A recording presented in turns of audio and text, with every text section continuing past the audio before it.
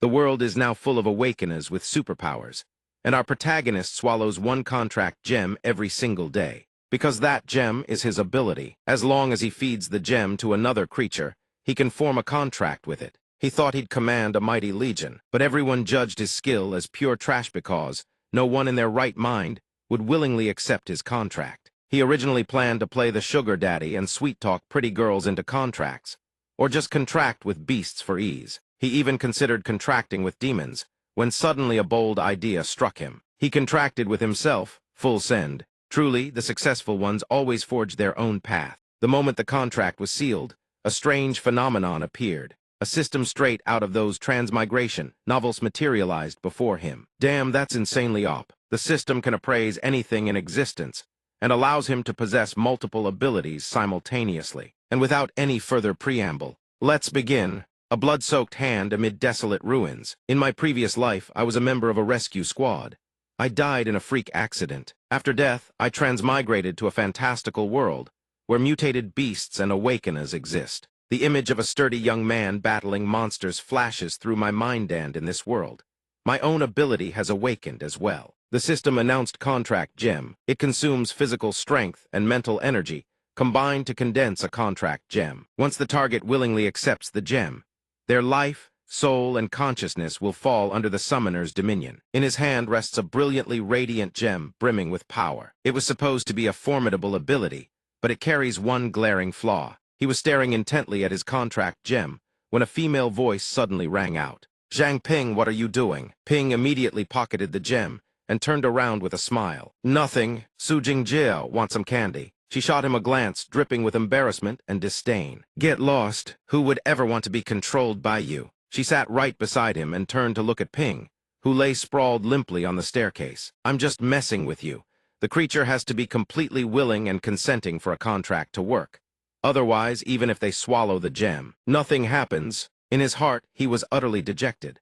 The main problem was that his ability was absolute trash. He nearly died of frustration. Fortunately, I transmigrated here, and with the mental fortitude from my previous life, kept this body going. Seeing Zhang Ping's dejected expression, Jingjiao grabbed him by the head and scolded, "Don't give up so easily. The world is vast. There's bound to be some creature willing to let you contract them. Easy for you to say. Other than you, who else would ever agree?" Suddenly, an incredibly bold idea sprang into his mind. "Wait, myself. That's it. Why didn't I think of this before?" Zhang Ping didn't hesitate. He immediately popped the gem into his mouth, shocking Jingjiao. "What are you doing?" Ping's body began reacting. A bizarre green energy radiated from within. But after a brief moment, it dissipated entirely. Jingjiao threw her arms around him in a panic. "Are you okay?" He blushed and stammered, I'm fine." She let out a sigh of relief. "Don't ever do that again. You scared me half to death." A few hours later, Jingjiao stood up and said to Ping, "It's getting late. Let's head back to the dorms." She turned back to him and added, "I have to report to the patrol team tomorrow morning. Don't wait up for me." Hearing this, Ping asked, "You're really going through with the graduation?" She turned away. "I've already mastered all the knowledge in the textbooks. From here on, I just need real combat experience to keep improving." She thought to herself, makes sense. Joining the patrol team to protect her hometown has always been her dream. Now she finally has the chance to make it real. Jingjiao turned around with a smile. "Don't be discouraged. Once you get stronger, who knows, we might even become partners someday." Zhang Ping scratched his head sheepishly. Please, I should just go back to the countryside and farm. Because his ability was deemed useless, the school assigned him the profession of farmer. He forced a smile. No matter how you put it, they probably wouldn't see each other again for a long time. Even though she was the original owner's childhood friend, parting like this still stung with a bittersweet reluctance. His body suddenly lurched forward on its own. His conscious mind, completely unaware, just desperately wanted to hug her. Unconsciously, he pulled her into a tight embrace. His mind raced in a panic. What was happening? Why was his body moving by itself? Jingjiao's head spun. She hastily pushed him away, her voice stammering. "I'm heading out first." He startled and stepped aside, watching her retreating figure, then called out, "Take care of yourself." Hearing this, Jingjiao felt a flutter in her chest. She turned back to look at him and said with a bright, cheerful smile, "You too." He smiled and waved goodbye. Zhang Ping seemed to have realized something about his ability. Just now, my body acted on its own and hugged her. My subconscious was commanding my own body. Wait, was that just a coincidence? He needed to confirm exactly to to what extent this control actually worked. With that thought, he immediately began testing his ability. He issued command after command: fly, shadow split, iron body, but each time the green shadow just knocked him flat, faintly glowing as it did. After a long and grueling testing session, he was utterly exhausted. No good. He'd worked himself to the point of total immobility. His face was haggard as he lay sprawled out, drenched in sweat, completely helpless. What he could confirm now: it seemed he could make his body perform any action, but he couldn't transcend normal human limitations, like flying or shapeshifting into other species. Additionally, some movements he had never physically performed before could be executed purely from memory. So in theory, as long as his physical fitness met the threshold, he could master any martial art at his fingertips. All he needed was a way to enhance his stamina, and he'd become stronger. He pushed himself up from the ground, but there was still one more issue that needed verification. The next day, his eyes slowly cracked open after a long sleep. He was startled to find himself somewhere unfamiliar: the cafeteria. His face was ashen, his legs ached horribly, his legs throbbed with relentless pain. I commanded myself to go jogging this morning before falling asleep. Did his body actually get up and go for a run while he was sleeping? Zhang Ping was absolutely thrilled. Excellent. Yesterday's hypothesis was spot on. His body could execute commands without his conscious mind being aware. He glanced left and right. Nobody noticed. Right. The cafeteria suddenly buzzed with excitement as a girl walked in. Luo Shiyu had arrived. Oh, it's Miss Luo Shiyu. Luo Shiyu stepped inside with effortless elegance, waving in greeting. Good morning. Murmurs about her erupted all around. Miss Luo Shiyu, it's the goddess Luo Shiyu. Good morning. Luo Shiyu, if he remembered correctly, she was the campus queen. Did she always wake up this early? Zhang Ping suddenly noticed something. What's that sound? The surrounding space warped into something eerie and sinister. What is this? Luo Shiyu had, at some unknown moment, transformed into a terrifyingly hideous monster. Cold sweat drenched his entire body, terror etched across his face. Could no one else see it? This was not Luo Shiyu. What Zhang Ping saw was a monster puppeteering Shiyu's body. She spoke in an utterly bone-chilling tone. Your complexion doesn't look so good. Noticing Zhang Ping standing frozen in place, Shiyu drew closer to check on him. Zhang Ping, your complexion doesn't look so good. Shiyu placed a hand on his shoulder. Are you sick? He realized this wasn't Shiyu acting of her own will. Calm down, calm down. Calm the hell down. Forcing himself to stammer a reply: no, it's nothing. I just had a nightmare last night and couldn't sleep well. Zhang Ping quickly dodged away. Right, I have class, I've got to go. This made the monster wonder: was the scent of fear just its own imagination? On the way to class, Ping kept turning it over in his mind. Why were there mutated beasts inside the school? Had no one noticed them? Was he just seeing things? He wiped the sweat from his brow and glanced through the doorway. He had to report this to a teacher immediately. His eyes filled with raw horror. Before him, a mutated beast gnawed on the corpse of a girl. He spun around and bolted. Ping collapsed onto a roadside bench, clutching his head and screaming. His face was a mask of sheer panic. This isn't normal. This isn't normal at all. Was this place a living hell? What the hell? He pulled out the gem and held it in his palm. So it was only after I swallowed this thing that I started seeing the mutated beasts. He popped it back into his mouth and bit down. No matter what, let me return to normal first. His body began to transform once more. A crimson streak materialized beneath his feet, seemingly from nowhere. What's happening? System display appraising. Appraisal successful. Replaying the scene, the image showed a mutated beast chewing on a man's skull, strangling him until he went limp. After the image faded, Ping shot upright, gasping for air. I've truly awakened the appraisal skill. He raised his hand and pointed it at himself to appraise his own body. Sure enough, another notification chimed. Appraising. A control panel of attributes materialized before his eyes. Summoned beast Zhang Ping Master Zhang Ping Race. Human level 1 growth value power 11 mental force energy 12 agility 11 average human baseline 10. Innate talent contract gem level 1. Items created by consuming physical and mental energy. Once the target willingly consumes the gemstone, its life, soul, and consciousness shall be dominated by the summoner. Level 1 effect activated. After reading through everything, Ping grew curious. The contract gem has levels 2. Effect activated. What did that mean? Absolute command. You possess absolute dominion over your summoned beast. Summoning. Your summoned beast cannot disobey your commands. Absolute obedience. The summoned beast will faithfully and absolutely obey all commands issued by its summoner. Appraisal skill elementary. Allows the user to view their own specific stats, and perform appraisals on targets. The success rate of appraisal is tied to the disparity in strength between both parties. Zhang Ping was somewhat stunned. This bizarre new talent, could it be related to swallowing the gem a second time? Back in the classroom, Ping twirled his pen and gazed out the window, lost in thought.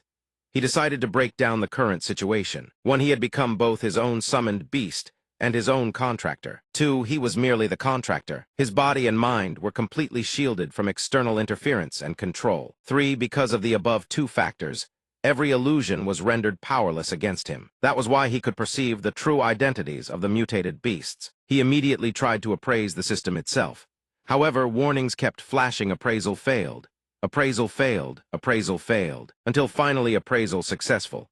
Mutated beast heavenly constant fox, race mutated fox, growth value unknown, level 26. Innate talent perception distortion alters the target's perception, forcibly preventing them from detecting anomalies. He continued mulling over the images of those mutated beasts. For every one of those mutated beasts was a heavenly constant fox. Their levels were astronomically high. He was only level 1 right now. He stood absolutely no chance against them. 5. Thanks to their perception distortion skill, even if a heavenly constant fox devoured someone right in front of others, all anyone would see were two students chatting normally. That was why no one else could detect the abnormality. He slumped forward in frustration, chin resting on his hand. It's some kind of mental control ability. I remember Su Jingjiao's power is also a mental type. Maybe she'd have a way. After class, he decided to go find Jingjiao. A shadow of worry crossed Ping's face. I can't believe the school has them too. He glanced toward a couple as he walked. Ping recognized the mutated beast and silently wondered, just how many of them are there? Patrol team headquarters. He arrived before a nondescript building. The receptionist greeted him with a bright smile. Hello, how may I help you? Zhang Ping answered stiffly, I'm here to see someone. Su Jingjiao today was her first day reporting in. The mental image of her as a mutated beast grew even more terrifying. All right, please wait a moment, have a seat in the guest area. Ping sank into deep thought. Even the patrol team has heavenly constant foxes inside it. Not even high-level awakeners can see through their illusions. A voice called out as someone approached. Zhang Ping, what are you doing here? Ping scrambled to his feet and scratched his head. I was a little worried about whether you'd fit in, so I came to check on you. She introduced them cheerfully. It's fine, let me introduce you, these are all my teammates. Everyone's been really great to me. Zhang Ping's eyes now carried a faint melancholy. Is that so? That's wonderful then. Jingjiao showed her determination as she spoke. From now on, I'm going to train harder, get stronger. Someday I'll go out there and fight those mutated beasts myself, to avenge my parents. He could only nod silently in agreement. Her boundless cheerfulness left him feeling a bit awkward. By the way, we're still short on manpower. Want me to put in a good word and get you into the patrol team? He politely declined. No need, my abilities wouldn't be of any help. I'm better suited to farming, honestly. She pouted in disappointment. That's a real pity. He turned to leave. As long as you fit in here, that's all that matters. I won't keep you any longer. The smile on Zhang Ping's face gradually faded. He clenched his jaw, lowered his head, and hurried away. Behind him loomed the phantom images of those terrifying mutated beasts, and that was why he steeled himself. Farewell, Su Jingjiao. He walked out of the patrol team headquarters, his heart still churning. What kind of sick joke is this? Isn't the patrol team supposed to be the strongest force in all of Mingzhu City? How could they have been completely overrun? He lowered his head, fists clenched until his knuckles cracked. Su Jingjiao had only just arrived today, and yet an eerie mist was already coiling beneath her feet. This realization made him stop dead in his tracks. He could sense it throughout the entire city. Those monsters were everywhere. The heavenly constant foxes hadn't just infiltrated the school. They had infiltrated the entire city. Every last person in Mingzhu City was livestock penned and fattened by them. Ping kept moving, deep in thought. Let me try running the appraisal skill and investigate. A large portion of the heavenly constant fox's levels fell in the mid to high range. Levels 19 elementary. Levels 10-19 intermediate. Levels 20-29 advanced. Levels 30-39 peak. And yet the patrol team with its large number of high-level awakeners couldn't even defeat them. Those two overwhelmingly powerful heavenly constant foxes that had killed the real Luo Shiyu. His instincts screamed that the moment he used appraisal on them, his position would be locked on. He feared they were peak level, or even king class. The other heavenly constant foxes capable of defeating higher-level awakeners must also be its doing. He turns back to look. Unlike ordinary mutated beasts, the heavenly constant foxes possess extraordinarily high intelligence. Their specialty is disguising the surface. They coexist peacefully with humans. He envisions several mutated beasts, cheerfully blending into everyday life around them. But that is only a facade, for their primary targets are mostly those with formidable strength, or those who hold prominent social standing. Zhang Ping walks on calmly. Everyone else is nothing more than livestock they fatten up for later consumption. Confronting the heavenly constant foxes head-on would be courting death. His eyes darken, but he cannot simply stand by and watch countless innocent people perish not if he can grow stronger. 1 week later, 3:54 a.m. Moonlight spills through the small window. Ping yawns and wakes up for his routine workout. Lately, he has been waking earlier and earlier. It seems the more his physical fitness improves, the less rest his body requires. He feels a surge of pride at his own effort. After days of relentless training, his physical stats have risen by an entire level. He recalls everything that has happened since that day beyond training. He has been creating and swallowing contract gems daily, hoping to trigger a double ability or awaken a new talent like before. The contract gem suddenly turns purple, but ever since he awakened the appraisal skill, every gem he produced has been colorless and, swallowing them, yielded no effect. The gem suddenly turning purple catches him completely off guard. Today it actually has color. Ping pops it into his mouth, chews, and swallows. The color does nothing for one's appetite. Still, he hopes this time it actually works. His body reacts almost immediately. This feeling immediately opens his attribute panel. Attribute panel summoned. Owner Zhang Ping, race human, class 2. Growth value 4 stars, strength 13, spirit, energy 13, agility 15. Average for ordinary humans 10. Contract gem talent level 2. Enhanced supplement effect level 2. New talent awakened absolute command activated. Absolute submission activated. Appraisal skill basic. Night Walker basic grants night vision. Presence detection at night is drastically reduced. Movement speed increases significantly. Body weight is reduced. The user becomes completely invisible in darkness. He skims through the notifications has awakened yet another new talent. From now on, he can conduct investigations under cover of night. He analyzes the situation. Moreover, the contract gem itself has leveled up. Could it be tied to his own class advancement? His eyes brighten, and a hint of elation spreads across his face. Could it be that every time he advances a class, he awakens a new talent? Then wouldn't that make him invincible? His body emits a faint purple glow. There is no time to waste, needs to train immediately and test the effects of his new talent. Night Walker effect activated. Zhang Ping runs while deep in thought.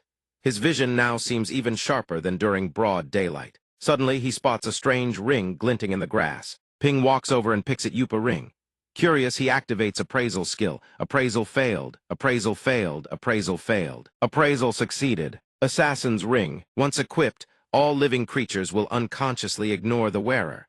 Awakeners of mid-tier rank and above are immune to this effect. At that moment, a vision of the ring's previous owner begins replaying before his eyes. The scene replays. He watches in silence as heavenly constant foxes again, Luo Shiyu, and one other person. The image shows a man wearing a mask, his aura radiating with violent menace. Is he the ring's owner? But in his eyes, Luo Shiyu must have appeared human, right? An enemy of Luo Shiyu. Before the man can even react, the fox murders him in an instant. He witnesses this and recoils in shock. Impossible. Her true face furl and grotesque twists with vicious malice. Luo Shiyu is a fox.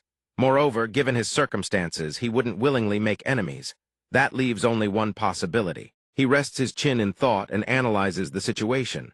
Apart from himself, there are others in Mingzhu City fighting these creatures from the shadows. While Ping is mid-investigation, a voice echoes from the distance. Who's there? He startles. This is bad. The fox rushes over in a panic and roars. The ring is gone. Someone must have taken it. It sniffs the air with flared nostrils, scanning for any trace of nearby life. Nothing, not a single wisp of aura. How could anyone possibly hide from me? It has to be a mid-tier awakener at the very least. It turns and leaves, muttering under its breath.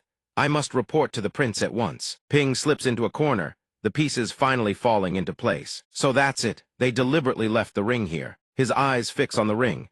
Placing it back now would only raise more suspicion. He has no choice but to keep it. Early morning, 5:36 a.m. Dawn breaks over the horizon. Ping examines the ring. Just now, with darkness still lingering, Night Walker and the assassin's ring had completely erased his presence. It seems true strength is not limited to one's own energy. It can also be augmented through equipment. Outside the dormitory, the sound of footsteps Foxes draws closer. From somewhere, an unfamiliar voice rings out. Zhang Ping, hide. Ping hears it and is seized with panic. Haoho's speaking. The silent soul materializes, wrapping around his spine and delivers a warning. There here a pack of heavenly constant foxes has arrived. A gust of wind sweeps the window curtain aside as they storm into his room. One of them grins dangerously. Is it him? It lunges forward, unleashing a vicious strike with a savage roar. Die! Its claw is inches from Ping's face. It thinks to itself there isn't the slightest fluctuation of emotion. This good-for-nothing if he had the ring, he would have fought desperately by now. Besides, I can't detect even a trace of the ring's aura on him. A subordinate reports from behind. Your Highness, why not just kill him? This one jogs early every single morning, yet today he hasn't gone out. Something is definitely off. Forget it, it's not him. It turns back and speaks. He's nothing but livestock with no exploitable value, though his entire body radiates an aura of considerable power. Do not waste food carelessly. The subordinate responds obediently. Yes. A few hours later, Zhang Ping opens his eyes, trembling with lingering fear. He sits up and spits out the ring. That was too close. It nearly scared him to death. Spitting it out was the right call. He had completely forgotten that he jogs early every single morning. Ping stares at the ring. Good thing he forced his body into compelled sleep, just no otherwise he would have been exposed. He suddenly recalls what happened earlier.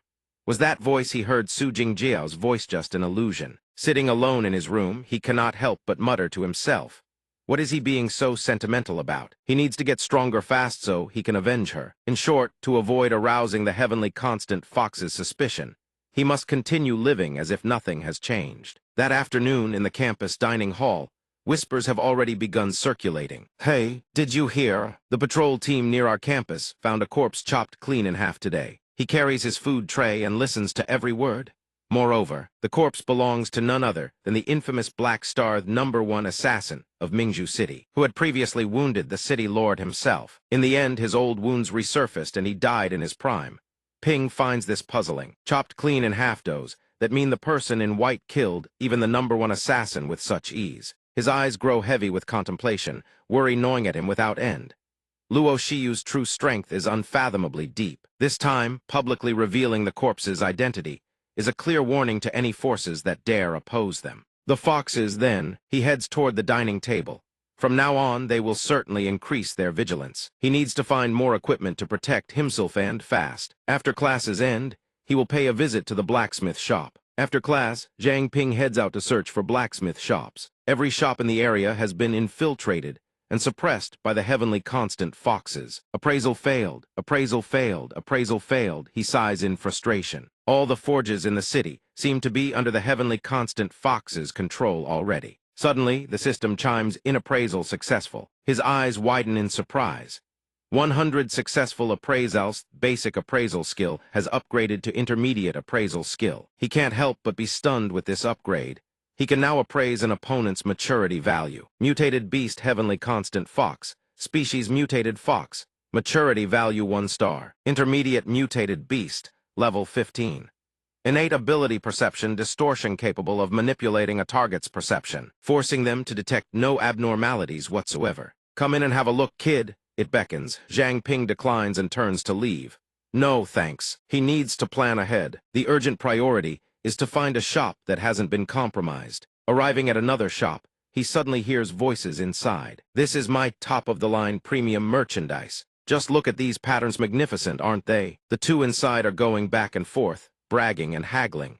The old man doesn't seem like an easy mark either. If you agree to buy, I'll reluctantly give you the lowest price. The old man asks, what did you say? The old man blows a puff of cigarette smoke right in his face. My daughter is waiting for me to have dinner, he says, clearly annoyed. This old man, he shouts in fury. Are you deaf? Zhang Ping has just stepped into the shop and picked up his sword when the man immediately bristles with irritation. Hey! He begins the appraisal. The man charges forward in a rage. You little brat, how dare you snatch my goods? The system panel flickers to life ornamental sword. Quality common. A seemingly useless weapon previously damaged and poorly repaired. He shouts in alarm, wait. This sword'll snap in two before you can even finish your sentence. This enrages the man beyond reason. He unleashes his power and bellows at the top of his lungs. Damn you, daring to ruin my deal. Energy ripples through the surrounding air. He snarls with rage. Do you have any idea who I am? A terrifying power erupts from his body. I am the personal disciple of Master Ma from the Xingyi Martial Hall. With his internal energy fully unleashed, he moves at lightning speed, circling Zhang Ping so fast that countless afterimages form 5-layer internal palace strike. These afterimages are like clones of himself. Zhang Ping's expression doesn't change one bit, slaps the man squarely across the face. King Hung lies sprawled on the ground. A young man who relies on strength to bully the weak hand, yet you stay this calm. Had enough. Appraisal panel name Liu Beiguo. Species human. Maturity value 1 star. Class awaken. Initial stage. Level 1. Innate ability earth-shaking. Heaven-crushing. Invincible supreme primal chaos dominator chi. Any technique used produces powerful special effects, but only the user can see them. Excessive use causes the user to become immersed in their own world, unable to break free. He declares, next time you step outside, watch your own back. Zhang Ping thinks to himself in exasperation, is this guy here to be a clown? While Zhang Ping's guard is down, the man lunges to attack, a perfect opportunity for a sneak strike. Zhang Ping punches him into oblivion, leaving him sprawled on the ground. You still wanted to sneak attack me, so who's really the one bullying the weak here? Suddenly a female voice rings out. I step out for just a moment, and the shop's already this noisy. Her expression is fierce and terrifying. Will you see yourself out, or shall I show you the way? He flees in absolute terror. Sorry, Zhang Ping thinks to himself.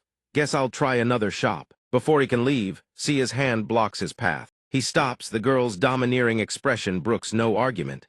Let's talk. Her sudden closeness makes him flustered. Talk about what? She presses up against him, radiating a seductive aura. I'm a helpless, single woman who hustles every day just to get by. And I have to take care of my uncle on top of that. My uncle's troubled because his daughter has gone missing. But I've noticed you have a fine physique and a decent character. Or are you just shy? Before he can react, she clamps him under her arm and drags him into the shop. Stay here and be a blacksmith. Take care of old Liu Taifeng, help watch the shop too. Room and board included plus salary. Her considerable assets press right up against him. His face flushes red as the gears turn. If he learns forging skills, he'll save a fortune on equipment. Plus, this shop doesn't seem to be under the heavenly constant Fox's control. Zhang Ping's spirits soar instantly. Deal. I'll become the king of blacksmiths. The girl grins and gives him a light pat on the back, which still makes him wince in pain. Not bad, every bit the person I pegged you for. He thinks miserably to himself first. He has to survive under her thumb. A few days later, suggestive sounds continuously echo from inside the blacksmith shop. Use more force. Young Zhang Ping pants heavily as he speaks. Sister QC, are you sure this is okay? She replies, it's fine. No one will come. C continues to encourage him. Very good. That doesn't feel bad at all. C is teaching Zhang Ping how to forge. This is our signature technique. The harmonious meld-weave forging technique. Think of it like kneading dough. You have to make all the ingredients meld together completely. With that, she turns and walks away. Wait here a moment. I'll grab the casting molds from the storeroom. As she leaves, she reminds him, keep feeding fuel into the container beside you. Whatever you do, don't let the fire go out. He answers while working hard, huffing and puffing. After she leaves, he's utterly bewildered. All of this is fuel. Oh nah, the fire's about to die. Zhang Ping dumps both containers in. Whatever, just throw it all in. He hurls everything down without hesitation, finally tossing it all into the furnace below to keep the heat going. The moment he dumps all the materials in, the furnace begins to react violently from within. A terrifying inferno erupts from inside, followed by a dense wave of black smoke pouring out. Zhang Ping can't react in time.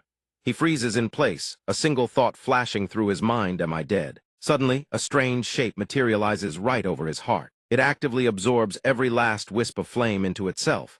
The searing heat causes him agony. Moments later, every last lick of flame has been completely devoured. He stares wide-eyed in shock.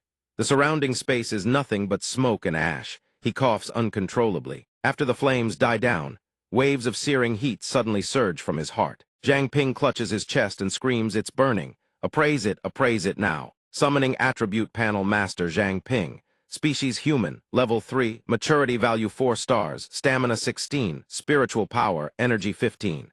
Agility 18, Average Value Normal Human 10. Innate Ability Contract Gem Level 3. Creates an item by consuming physical and spiritual energy. Once the target willingly consumes the gem, Their life, soul, and consciousness become permanently dominated by the summoner. Tier 3 bonus effect activated. Night Walker basic. How was this obtained? Night vision greatly enhanced. Presence detection at night drastically reduced. Movement speed significantly increased. Weight decreased. The user becomes completely invisible when shrouded in darkness. Intermediate appraisal skill. In addition to viewing its own specific numerical values, the user can identify targets. The success rate correlates to the power gap between both parties. Fire Eater Basic. How was this obtained? Convert fire elemental energy by consuming flames and storing them within the body. The stored energy can be released at any time until the fire elemental reserve is fully depleted. Current fire elemental energy, 100,100. He deduces that his growth value has increased yet again. Based on the earlier situation, if he's not mistaken, awakening a new talent adds to the growth value. Old talents level up. The appraisal skill consumes growth value. As long as he keeps awakening new talents, the growth value becomes limitless. But he recalls that everyone else's growth value is finite. Could it be that only he can awaken multiple talents? His gaze shifts between worry and focus as he calculates. That was the Fire Eater early writ absorbed the fire, didn't it? Ping folds his arms in thought. Regardless, he had already advanced to level 3 and swallowed a level 3 contract gem. Why does the contract gem's effect only activate at night? Could there be some necessary trigger? Suddenly, a young woman bursts through the door. What happened? Why is the room like this? She grabs Ping's hand in a panic. Thank goodness you didn't throw the red-tempered serpent scale into the furnace, did you? That thing would have exploded. I forgot to warn you about that. He stammers in reply. Big sis S-letter 1 EAFC about the damage to the room? What are you talking about? As long as you're okay, that's all that matters. But how did you put out the fire? The flames from red-tempered serpent scale aren't easy to extinguish. He scratches his head. That's a long story. S-letter 1 EAFC glances toward the materials and freezes in astonishment. The materials fused this well, but this requires the highest possible temperature to achieve such results. She picks up the piece and praises him. Kid, you've really got talent. The school truly misjudged you. With your current performance, you could easily get into any of the 3 major organizations. S-letter 1 EAFC strikes hard with her hammer. He calmly asks Big Sis S-letter 1 EAFC. Everyone always talks about the patrol team and the investigation team is one of the 3 major organizations. So what's the third one? She dips the blade into water, inspecting it as she speaks. Mingju City does have a third organization, but what it's called and what it does, no one knows. She turns to him. Oh right, little brother Zhang Ping, you wanted to buy equipment before, didn't you? If you don't mind, take this. Upon receiving the dagger, he immediately activates appraisal. A dagger this fine must be incredibly expensive, right? Beautiful edge quality good. Material cold iron. Capable of inflicting damage on mutated beasts of intermediate rank levels 10-19 and below. Based on the market price of its materials, I'd estimate it's worth around 100,000. Hearing this, his eyes go wide. He stammers, my salary. With only 3,000 a month, can I really accept this? S-letter 1 EAFC laughs heartily. Consider it a reward for your progress. She waves goodbye and turns to leave. I've got a mission to get to. But are you really okay with not going back to school? Ping replies, don't worry about me. I already completed the graduation procedures ahead of time. She nods, relieved. Take care of the old man. He's been getting a bit absent-minded. Don't let him open for business. He watches her silhouette disappear, thinking, even though the forge isn't open for business, and shouldn't attract the heavenly constant Fox's attention. The commotion earlier was too loud, it's hard to avoid catching their notice. While darkness covers the city, he activates his Night Walker ability to patrol the surroundings and see what he can find. In a nearby park, a little girl plays happily on the swings, but in truth, she is a mutated beast. Heavenly Constant Fox species mutated fox. Level 3, growth value 4 stars. Rank low-tier mutated beast. Talent perception distortion alters a target's cognition and compels them to overlook all abnormalities. He's surprised this is the first time he's seen such a low-level Heavenly Constant Fox. Ping watches from behind, thinking, it's level 3, same as him. With his enhanced equipment, he can probably take it down. Although the patrol teams within the city have been completely compromised, the patrol units in the outer districts probably haven't been affected yet. His gaze sharpens. If he hands over the Heavenly Constant Fox's corpse to them, it might just draw the attention of the higher-ups. Suddenly his arm freezes solid. A voice rings out from behind. Are you about to strike at a child? Something terrifying materializes from the shadows.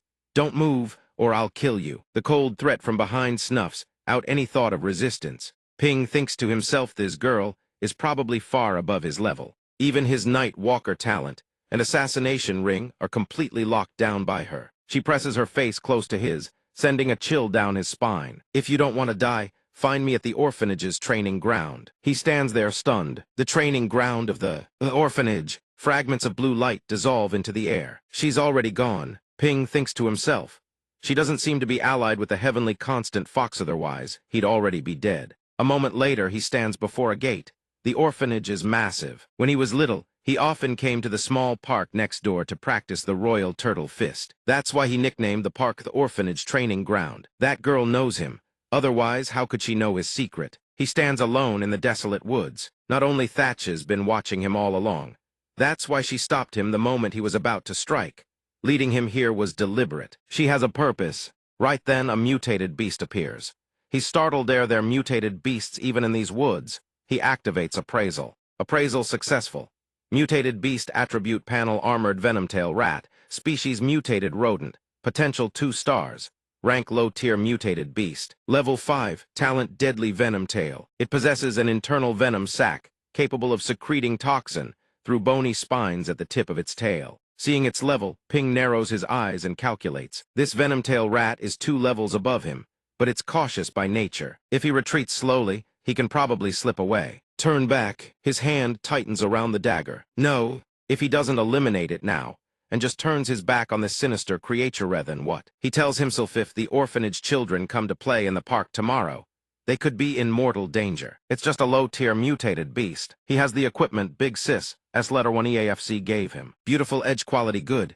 Material cold iron. It can easily wound mutated beasts up to mid-rank, levels 10-19. His eyes harden with resolve as he charges forward.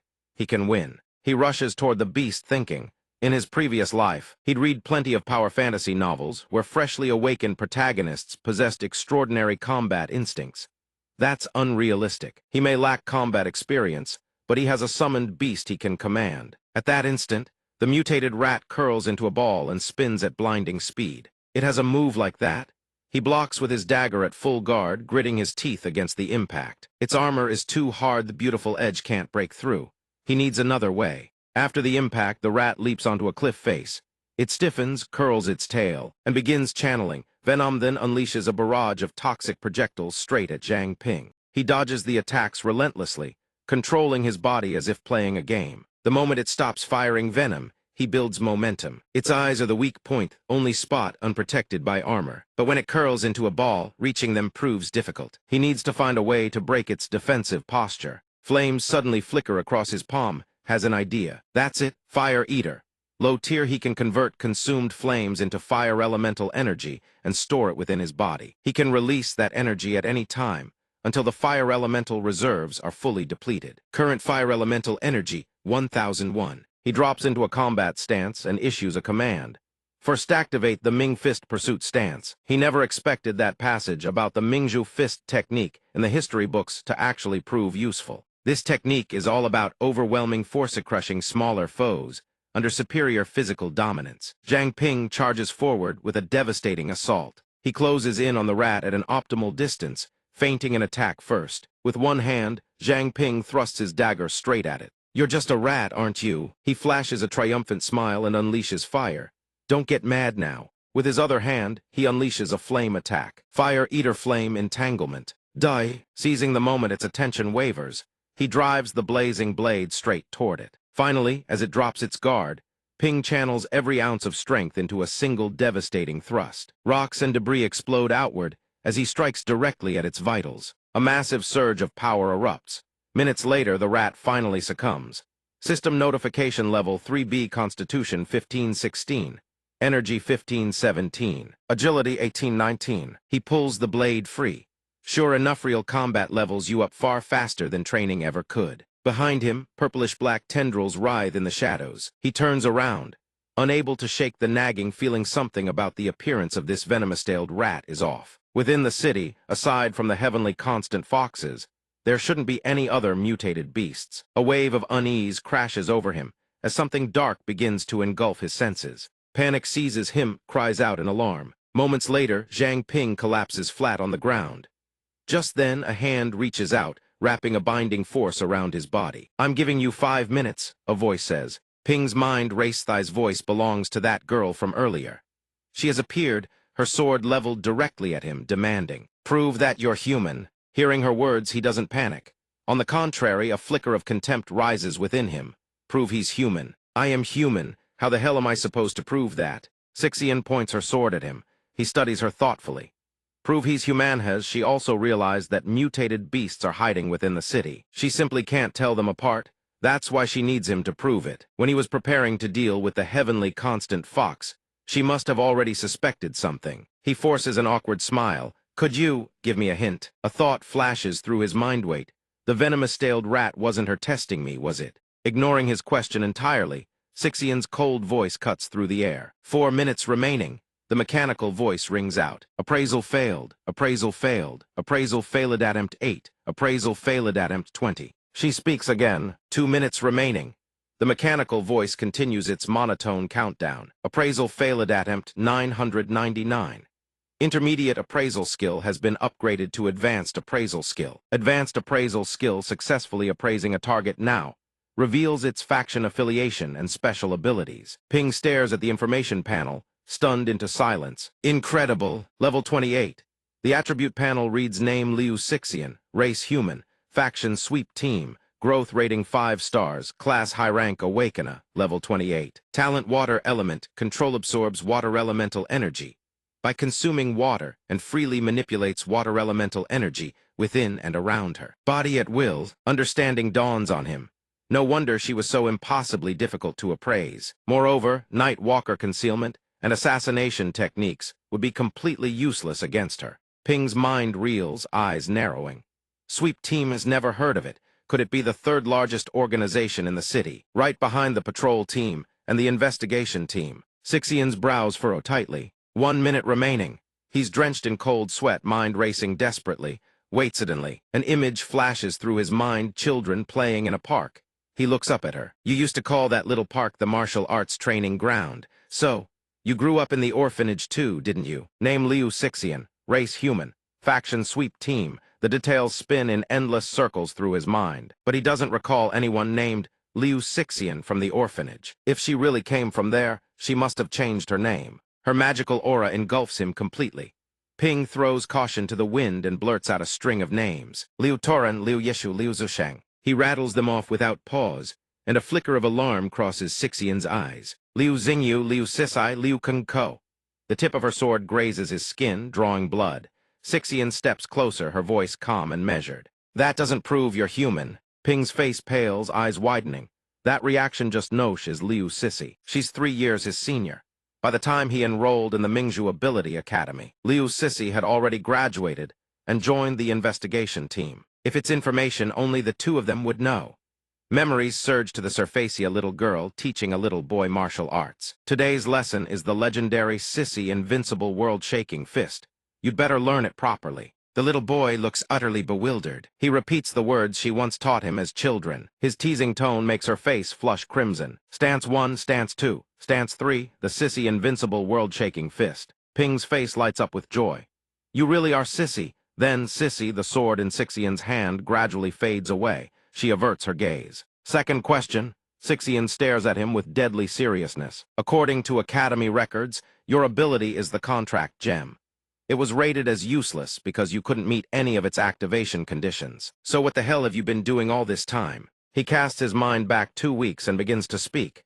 2 weeks ago, I swallowed the contract gem and became my own summoned beast bound only to my own will. That means I'm immune to the mutated beast's illusion techniques and can see through their disguises. Plus, based on my recent investigations, he continues, and what he says next stuns Sixian. Right now, there are numerous heavenly constant foxes hiding throughout the city. I suspect an entire colony has infiltrated Mingzhu City. He presses on. Their race possesses the ability to warp perception. She grabs him. Everything you've said, it's all true. Ping lists off every person he's uncovered, one by one. Tang Loya, the owner of Wancheng Breakfast Shop, the boss of Jian Home Appliances, Tang Longzhu, and 3 blacksmiths from the Longcheng Weapon Shop. He looks at her, And there's also that little heavenly constant fox you just stopped me from killing. They're all low-level heavenly constant foxes. You can go verify it yourself. She turns, takes a step forward, then freezes. You, stay put, don't move, I'll be back soon. Sixian speaks into the device in her hand. Jinbo, do you think this intel is reliable? Jinbo receives her transmission and responds promptly. First, I can confirm that no heavenly constant fox-type mutated beasts have been officially detected in Mingzhu City recently. However, perception warping abilities have been surfacing which matches Zhang Ping's description. He stares ahead, still speaking into the device. I've already sent a team to covertly apprehend the 2 nearest suspects. They should be heading back now. An explosion erupts behind Jinbo, jolting him upright. People are fleeing from the direction of the blast. What happened? He demands. A girl comes sprinting up from behind, breathless. Team leader. It's the owner of the breakfast shop. The moment we got her outside the city, she went berserk, broke free, and attacked us. The very woman who had been chasing that young man has already materialized in front of Jinbo, poised to strike. He clenches his fist, magical energy surging into his hand. You're courting death. His fist slams straight into her. Jinbo gazes down at the one who dared attack him, now crumpled on the ground. You have eyes but fail to see MT. Tai. Dark, sinister magic envelops her body. Moments later, she transforms into a monstrous creature. He realizes the intel is genuine. At last they have identified the enemy. Jinbo raises his hand and orders his squad to relay the message to all other teams. Engage all targets on sight. Yes, sir. Shiyu lounges on the balcony of Mingzhu Academy, basking in leisure. Something catches her attention. Her eyes snap open. Her attendant, a young woman, looks flustered. Me, lady, but Shiyu says nothing. She launches herself off the balcony and into the air. Shiyu hangs suspended in the void, her voice dark and chilling. Yue Jiu is dead. Someone killed Yue Jiu. Outside the city, another one has fallen. Tang Lui. Her face twists with murderous fury, dark and powerful magic radiating from her entire being. Whoever did this struck fast, killed clean, and immediately concealed there, or evading her detection entirely. A colossal phantom creature materializes behind Shiyu. Her eyes blaze with furious amber light. Who the hell is it? In the shadowed space of the dark room, Zhang Ping's gaze locks straight onto her. Verified, Liu Sixian answers softly, yet a note of uncertainty lingers in her voice. But we can't fully confirm it. You suddenly possessed the ability to see through the illusions of the heavenly constant fox. Was that a deliberate trap you set for them? The swirling magic condenses around her palm as Liu Sixian speaks in a calm, steady tone. Then, you'll serve as our eyes and ears. From now on, I'll be protecting you from the shadows. If you discover anything at night, you can contact me. Zhang Ping shakes off the residual magic clinging to him and reaches up to squeeze his own shoulder. He furrows his brow, puzzled. Protect. Monitor. Fine. As long as it helps deal with the heavenly constant fox, I'll take whatever you've got. She tosses something at him. Zhang Ping snatches it out of the air with a quick hand. Liu Sixian turns on her heel and says, take this. These jade pendants come in a pair. One is called the cold jade, the other the warm jade. He examines it. A smooth piece of jade rests in his palm. She continues, if you ever run into danger, simply channel fire into the cold jade. The warm jade in my possession will instantly heat up. I'll know you're in danger and can come to your aid immediately. Liu Sixian folds her arms, her tone turning serious. That said, I still recommend you strengthen yourself on your own. At the end of the day, no one can guarantee your safety 100%. The jade in his hand pulses with faint warmth.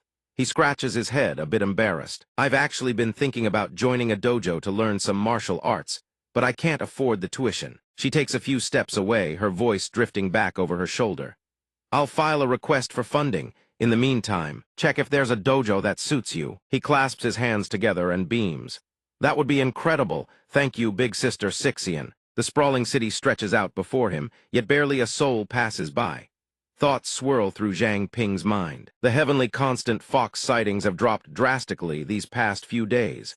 The sweep team must have taken care of them. Sixian didn't reveal her identity to me. Looks like she still doesn't fully trust me. If my appraisal skill hadn't leveled up enough to identify a target's faction alignment tide, still have no idea she was part of the sweep team. He lowers his head, arms crossed in thought. But how did they know Mingzhu City had been infiltrated by mutated beasts from the very start? Forget it. As long as it helps wipe out the heavenly constant fox, that's all that matters. Zhang Ping stretches his arms wide as if shaking off every ounce of exhaustion. Besides, the 10,000 Mingzhu notes their offering is pretty generous. Wang Jimin rushes over with a man, a thick stack of flyers clutched in her hand. The sight startles him a little. She calls out, looking to learn martial arts. Anyone interested in learning the Beast King Fist? He glances at her. Hand me a flyer. She obliges. He takes the sheet and reads it intently, muttering under his breath. The tuition isn't exactly cheap, and I'm not even sure it'll suit me. Wang Jimin flashes a radiant grin, her excitement palpable. Worth every single coin, guaranteed. Our Beast King Fist martial technique is actually quite well known across Mingzhu City. Zhang Ping looks slightly skeptical.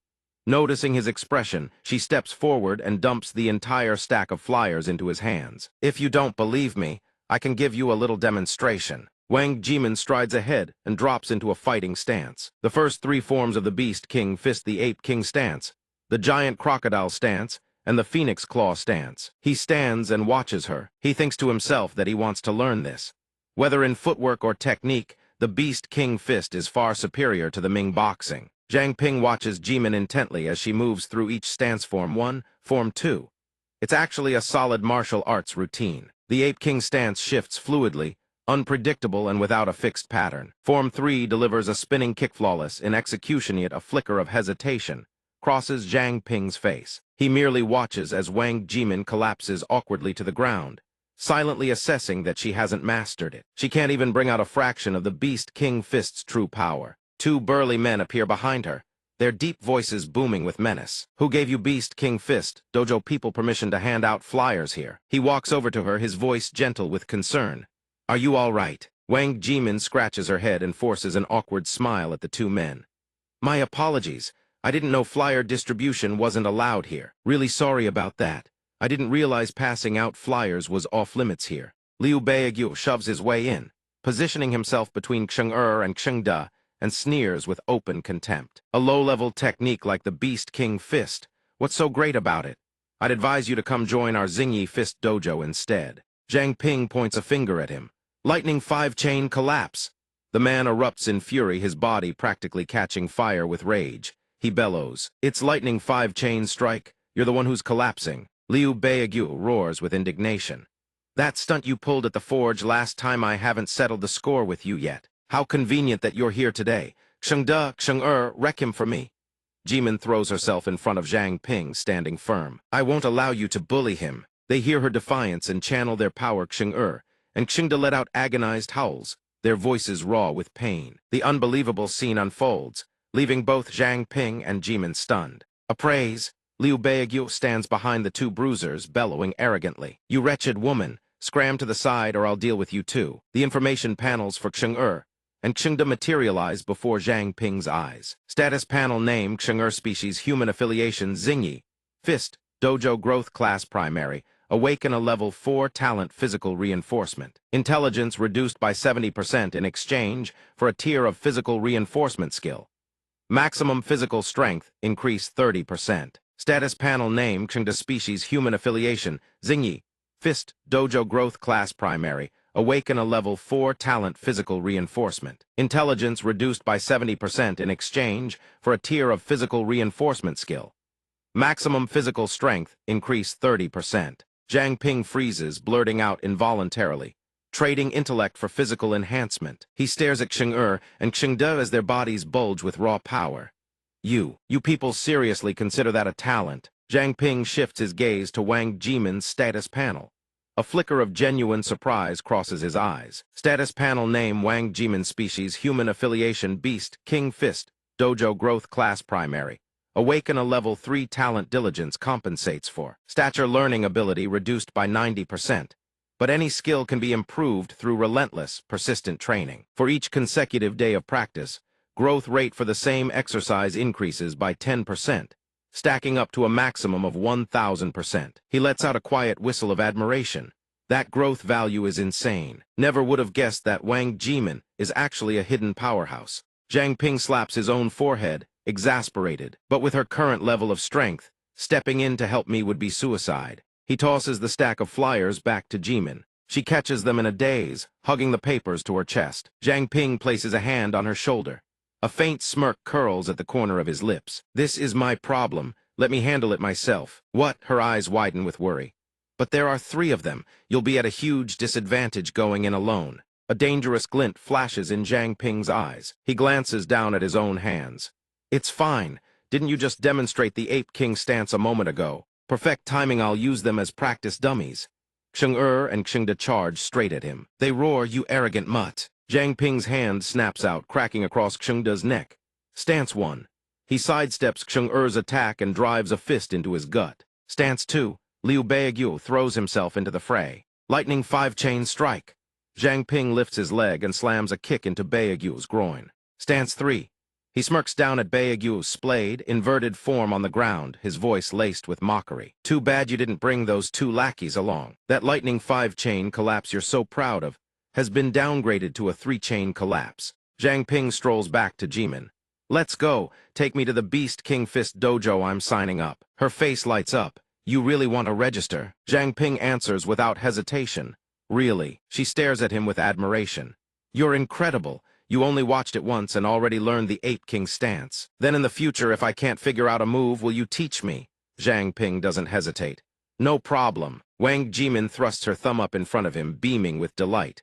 Awesome. With your help, I'll definitely get stronger in no time. Looking at her like that, a thought flickers through his mind 7-star growth potential, At worst, she'll become a high-tier awakener.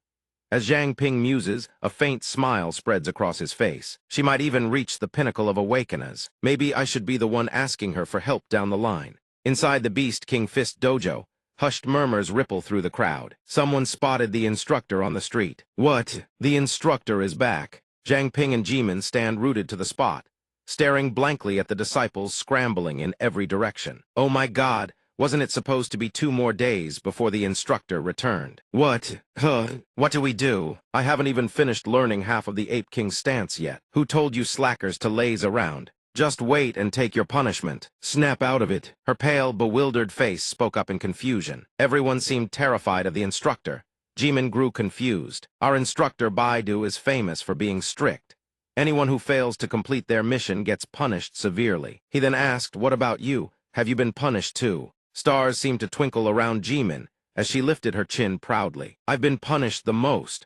Over a month in, and I still haven't met the standard for introductory fist techniques. Ping stared at her, utterly helpless. Was that seriously something to be proud of? The doors of the Beast King Fist Hall burst open. All the disciples snapped to attention. They greeted the instructor in unison. She hurriedly shot a glance toward him. The instructor's here. Get in line quick. Bide crossed his arms, radiating an imposing aura. He barked. All of you attention, your posture is slop a 50 laps as punishment. The system hummed to life, initiating a scan on Bide. A series of system chimes echoed. Appraisal successful. Bide's information materialized before his eyes. Attribute panel name Bide, race human. Physique Beast King Fist Hall, growth value class initial awakener, level 25. Talent morph body alter one's physique by consuming food. The number of storable forms scales with level. To date, the Swift Wolf form and the Berserker Lion form have been stored. The disciples answered in unison. Yes, sir. Staring at the data, Ping swallowed hard. Incredible. By level alone, Bide might even rival Big Sis C. Bide's eyes swept the room and locked onto him. He strode toward Ping. So you're the brat who gave the Xingyi Fist Hall a beating yesterday. Ping spoke up. So what if I am? Bide raised his fist before Ping's face.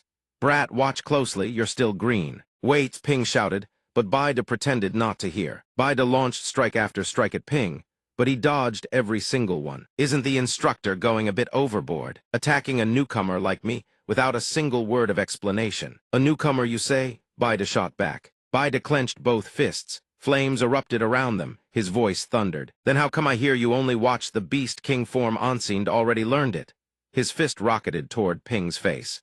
It's over. Ping's mind screamed, I can't dodge this. Bide withdrew his mana and lightly rapped him on the head. He burst into hearty laughter, his entire being radiating excitement. I didn't believe it at first, but now I do. Your comprehension isn't half bad, kid. He glanced at Jimin, who was pretending to be clueless. Pity the one who demonstrated the Beast King form for you was a total amateur. The footwork is off by 1,000 miles. Bide placed a hand on his shoulder, his voice brimming with expectation. Later, I'll personally correct your form. How about it? Ping cupped his fists respectfully. Thank you, instructor. After that, a dangerous glint flashed across Bide's face, as he slowly turned to the disciples behind him. "Next, let's see which of you has been slacking off." Baide clasped his hands behind his back, his sharp eyes scrutinizing every movement. "Line up. Each of you will spar with me one at a time. Anyone who doesn't meet the standard does 500 push-ups and runs with weights. Over 10 kilometers." Ping forced a wry smile. No wonder he's a body enhancement awakener, brutal training regimen. Jimin poked him from the side. Ping turned to look at her. "What is it?" "Well," this caught her off guard. Jimin covered her mouth shyly. "The instructor doesn't really teach me much, so after he's done correcting you, could you teach me what you learn?" He agreed without hesitation. "No problem. Once we're done, follow me back to the Iron Soul Forge. I'll practice with you." Jimin's face lit up. "Really? I was worried you'd refuse." At that moment, her information panel popped up. Attribute panel name Wang Jimin. Race human. Physique beast King Fist Hall. Growth value 7 stars. Class initial awakener. Level 3. Talent diligence compensates for mediocrity learning ability reduced by 90%. But any skill can be improved through persistent training. For each consecutive day of persistence, the growth rate for the same exercise increases by 10%, up to a maximum of 1,000%. Ping furrowed his brow. Diligence compensates for mediocrity, but learning ability is reduced by 90%. He forced a bitter smile. So this talent is basically built to torment whoever teaches her. No wonder instructor Baide doesn't want to teach her much. Jimin bowed at a full 90 degrees. "I humbly ask for your guidance from now on." Several days later at the Iron Soul Forge. "Wrong. Again," Ping said, his voice dead serious. Jimin fumbled. Sorry." Watching her movements, he spoke again. "Wrong again, do it over." Jimin crashed flat onto the ground. Ping pressed a hand to his forehead in exasperation. "I had to break down the entire Beast King form into individual micro-movements just for her, so she could practice them one at a time. Only then did she show even the slightest progress." Ping clenched his fist.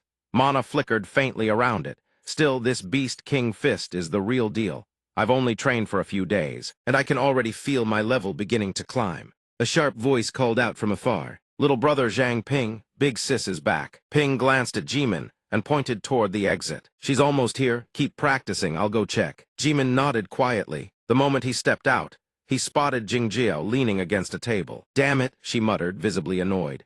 "We almost failed this time. Something strange is going on out there. The number of mutated beast kings out there has dropped significantly." She turned, placing both hands on the table, and locked eyes with him. "We had no choice but to push deeper into the northern forest. We ran straight into a wolf pack stormwolves, every last one of them." Ping let out a soft gasp, worry etched across his face. "Sis Jingjiao, are you okay?" Jingjiao smiled faintly and pulled a gemstone from her bag. "I'm fine. We used an Earth escape talisman to get away. The wolves couldn't find us, so they turned on the surrounding forest beasts instead." Jingjiao held it up for him to see, grinning.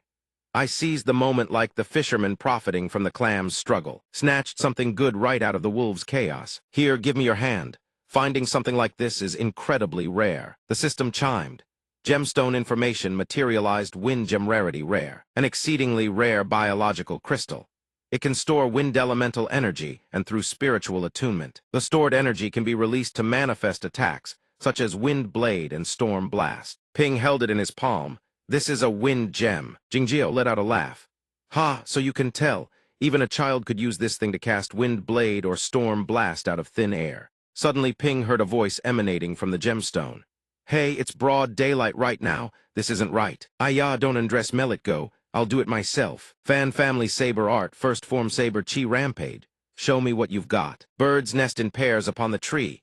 Green waters and blue mountains bring a smile. What was that sound? Yue Shir is dead. Damnable humans, today I shall devour 2 more. Ping stood frozen, bewildered. What are these voices? The system continued feeding detailed information about the gem. Summoning panel master Zhang Ping. Race human.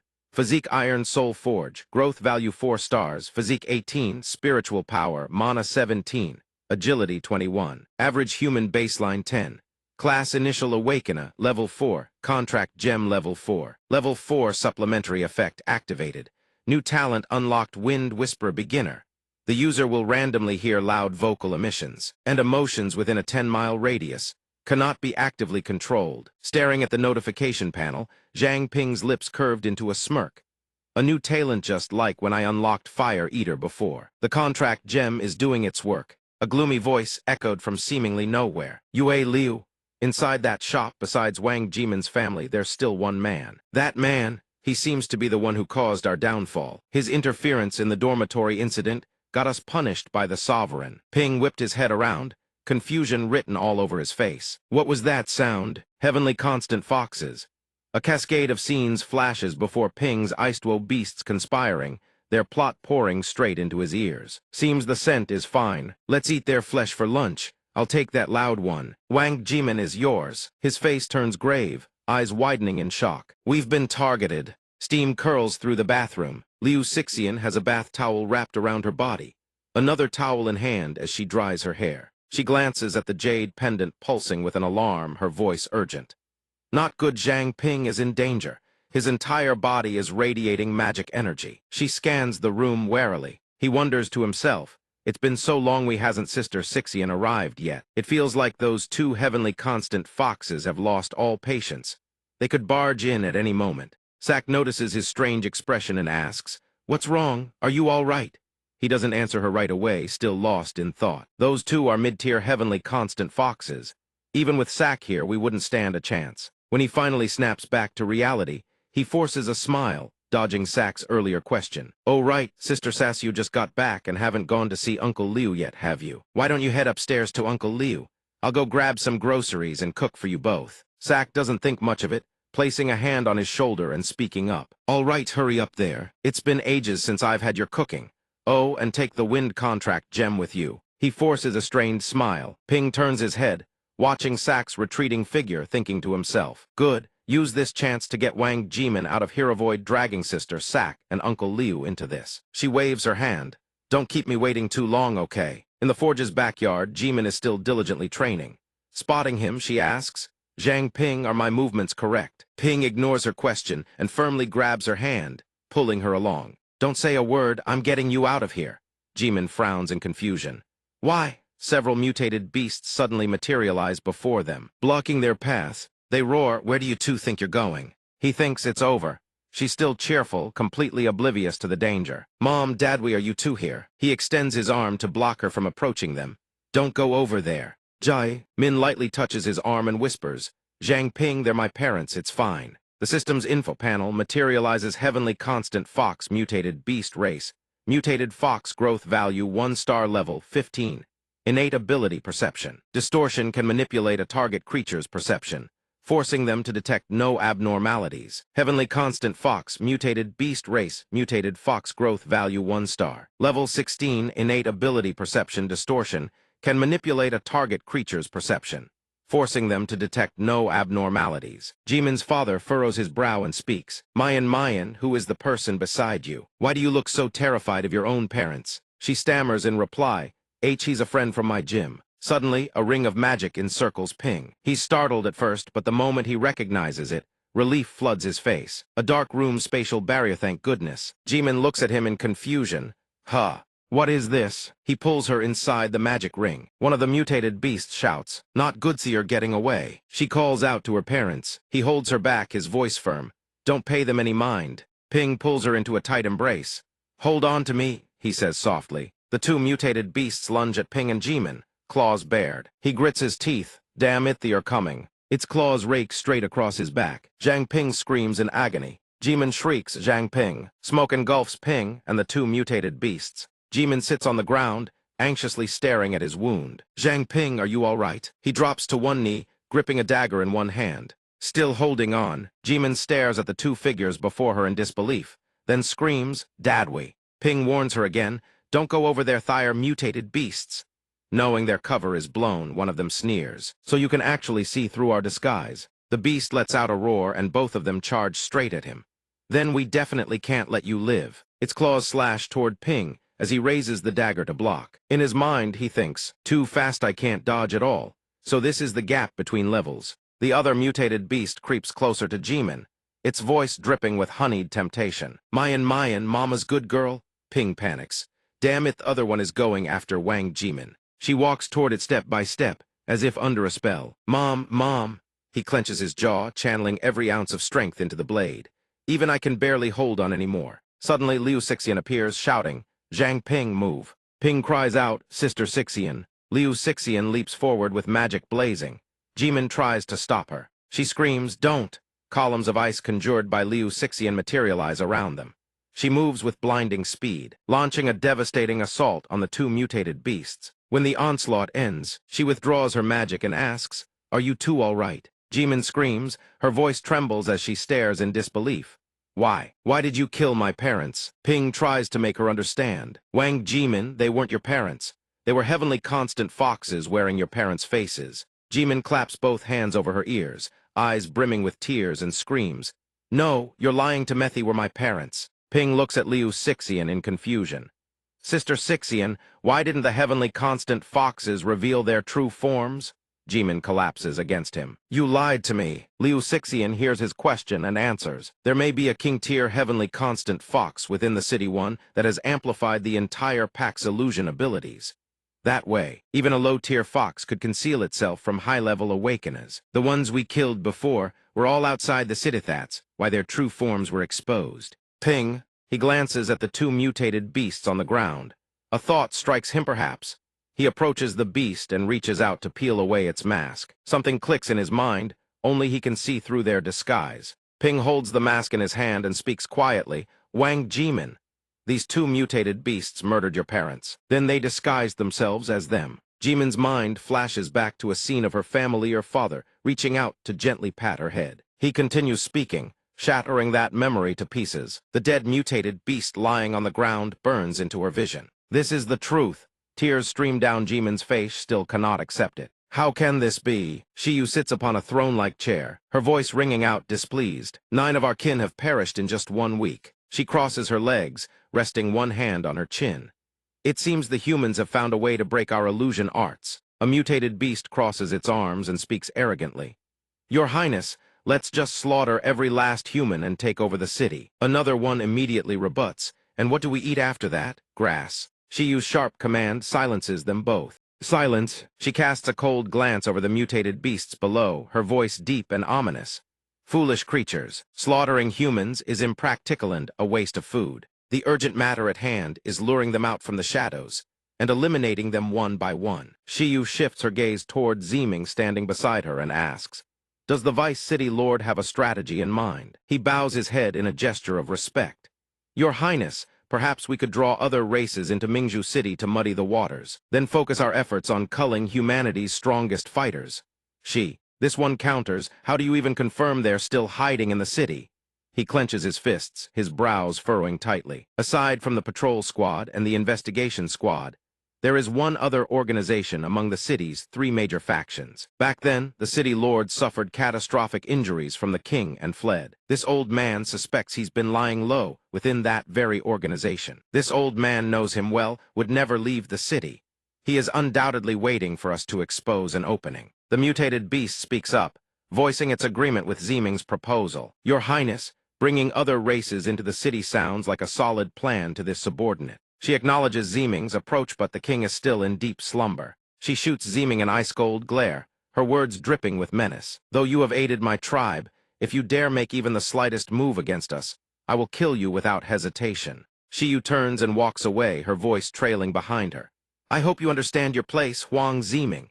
Zeeming's entire body trembles. He drops to his knees, then slowly rises. But behind that facade of fearful trembling, a calculating cunning surfaces on his face like a schemer waiting for the right moment to be seized by a greater power. Over on Jimin's side, her entire body shakes, as though every last drop of strength has been drained from her. Tears cascade down her face as she chokes out her words. "Mom, Dad," Jimin weeps, blaming herself over and over. I'm sorry. If only I had realized sooner." Xixian remains cold, not a single trace of emotion on her face. Even if she had discovered the truth earlier, what could she have done? Sensing her words have cut too deep, Ping interjects. "That's enough, Sister Xixian." Suddenly, Jimin screams. "Enough," she wails, her voice raw. "At the end of the day, this is all my fault. I'm too weak. Someone like me can't even master the most basic fist techniques. Why did something like this have to happen to my parents?" Ping stares at her in silence. She looks utterly hopeless. "Why wasn't it me who died?" He sits down and wraps Jimin in a tight embrace. She freezes in surprise. Ping holds her firmly, a silent comfort, and whispers into her ear. "Listen to me. This is not your fault." Xixian turns away. Ping continues in a heavy tone. I'm the same as you. There was someone incredibly important to Mesomion, who was killed by a heavenly constant fox from the patrol squad. I can't help but think if I had stopped him from joining the patrol squad that day, maybe none of this would have happened. Jimin lies still in Ping's arms, listening quietly. But deep down, I know the truth of it. If I could go back in time, the ending would never change. Joining the patrol squad was her dream. No one could have stopped her. Ping speaks again. No one can change fate, so the death of your family is not your fault. But you can change the future. Ryo can grow stronger and protect the other important people in your life. He looks at Jimin, his words laced with encouragement. I'm sure your parents, watching from the heavens, would be proud of you. The moment his words end, tears erupt from her eyes like a dam breaking. Thank you, Zhang Ping. He recalls those mutated beasts, then speaks with renewed confidence about the monsters lurking in the city. Trust me, I will hunt down every last one of them. Zhang Ping. Without warning, he coughs up a mouthful of blood, splattering it across Jimin's face. She cries out in shock. What? Sixian jolts, whipping around. Her voice rings out in alarm. Zhang Ping. She can scarcely believe Ithai's injuries are this severe. A single thought flashes through his mind before he collapses unconscious. Earlier, he had forced his body to hold on through sheer willpower. He never expected it would only last that long. After the blackout, Ping slowly regains consciousness. Through blurred vision, he sees Jimin and Sixian standing before him. Sixian offers a faint smile, while Jimin beams with relief. Thank goodness he's finally awake. Ping bolts upright, one hand clutching his head. His voice comes out hoarse and dry. How long was I out? Don't move, Sixian says quickly. Be careful, your wounds might reopen. Jimin grabs his arm, her expression resolute. Zhang Ping, I've made my decision. I want to become stronger. She strikes a confident pose, holding up 2 fingers before Ping's eyes, burning with determination. Together we'll wipe out the heavenly constant foxes, he smiles. I believe in you, I know you can do it. Sixian crosses her arms and regards Jimin seriously. Miss Wang, your home is no longer safe. I suggest you stay here for now. If the 2 of you are together, I can keep you both safe. That eerily familiar, sinister voice echoes through his mind once more. The king is still in deep slumber. Confirm Huang Ziming's position. The voice continues. This subordinate would not dare. Ping narrows his eyes, recognizing that voice. It belongs to Luo Xiu. Ping urgently relays what he has heard to Sixian. Sister Sixian, I've intercepted intelligence from the heavenly constant foxes. She stares at him, startled. What did you just say? Moments later, he recounts the entire conversation to Sixian in full. He speaks. Huang Ziming is the vice city lord of Mingzhu City. She plants both hands on her hips, every gesture deliberate. Her tone is measured and calm. He appeared in the heavenly constant fox's dialogue and even addressed himself as a subordinate. That strongly suggests he's already defected. As for the Kingit's illusion arts are powerful enough to reinforce its disguise, rendering even top-tier awakeners unable to see through it. So the king must be the apex among the heavenly constant foxes. Ping sits on the bed. He listens intently to every word from Sixian. If their king is in deep slumber, then right now is our best window to launch a counterattack. Zhang Ping, we need you to help identify and separate the heavenly constant foxes. Ping answers without hesitation. No problem. Meanwhile, Uncle Liu takes a drag from his cigarette and exhales a plume of smoke. I'm starving. Taifeng stands across from him, speaking casually. Hang tight. Zhang Ping went to buy food, should be back any minute now. At the sweep team's base, Manny stretches her arms wide, shaking off every ounce of fatigue. She lets out a groan. First you tell me to activate the sealed chamber, and now you want the celestial veil opened too. Luo Vai glances sideways at Manny, one eye half closed in lazy resignation. Sis CC really knows how to boss people around, doesn't she? The door swings open. Jimin notices Manny isn't drinking coffee to keep herself awake, so she asks, Manny, you're not having coffee. This one's going to take a long while. Manny grins with confidence, jabbing her thumb at herself. Nah, I already had some. Jimin steps into the outer ring of the magic circle. All right, then let's begin. She stands with both arms spread wide, beginning to chant the incantation. Solar radiance charging complete. Jimin, Manny, and Luo Vai stand at 3 points of the circle. A pulse of dark light surges to life at the circle's center. Manny shouts, Dark veil complete. Luo Vai follows suit. Phantasmal light shifting complete. The entire city becomes enveloped in an invisible luminescence. Phantasmal celestial veil activated, blanketing the whole city. Thoughts swirl through Ping's mind in a relentless cascade. After a period of cooperation, The sweep team has finally agreed to share some of their secrets with him. The sweep team is Mingju City's most classified organization. Their purpose to emerge from the shadows whenever Mingju City faces catastrophe, and to purge every last impurity from its streets. He reflects further on the sweep team. Each member flashes through his mind, ace cards hidden up Mingju City's sleeve. The sweep team regularly conducts covert operations, and the unit providing tactical support for those missions is a squad with a uniquely specialized structure. The Barrier Formation Squad recalls what Sixian told him about each member's abilities. According to Sister Sixian, the Barrier Squad has 3 core members. The squad leader is me. Her ability is called Dark Veil. The sealed dark space chambers he has visited countless times were constructed by her own hands. He ponders each person's ability in turn. Suji, her ability is Solar Radiance Charging. By absorbing light, she generates energy to sustain her allies' combat strength. Isn't that basically a walking power bank? Then he thinks of the last member, Luo Vi. Chen Luovi's ability is Phantasmal Light Shifting. She achieves invisibility by altering the spectrum of light and shadow on the surface of objects. A combined magical barrier conjured by Mani Nai and Luo Wei forms a wall encircling the city. When the 3 combine their power, they can deploy the Phantom Light Sky Veil, a technique capable of dragging any creature at King Tier or below into a sealed dark space. The inner world's scenery can be adjusted at will to bewilder opponents. This is the Barrier Formation's most devastating technique. If the heavenly constant foxes use distorted perception to silently kill, then we shall repay them in kind, turning their own methods against them. Yue walks through the bustling city, scanning her surroundings as she goes. Yue speaks up. Yue, why don't we grab a few people from here and bring them back? There's some kind of magic behind those 2. Yet nobody's noticed a thing. Yue, be on your guard. The city hasn't been safe lately. Shouldn't we exercise more caution? Yue taunts, what, scared already? Yue glances at Yue. Something feels off, as if an invisible source of magic lurks nearby. Yue speaks up. Yue, don't you sense something is wrong? Yue immediately brushes aside her suspicion. What could possibly be wrong? You're starting to sound as paranoid as Cao Cao. His eyes turn sharp and cold. He continues, look around those 2. Where did all the passers-by go? Yue's face fills with confusion.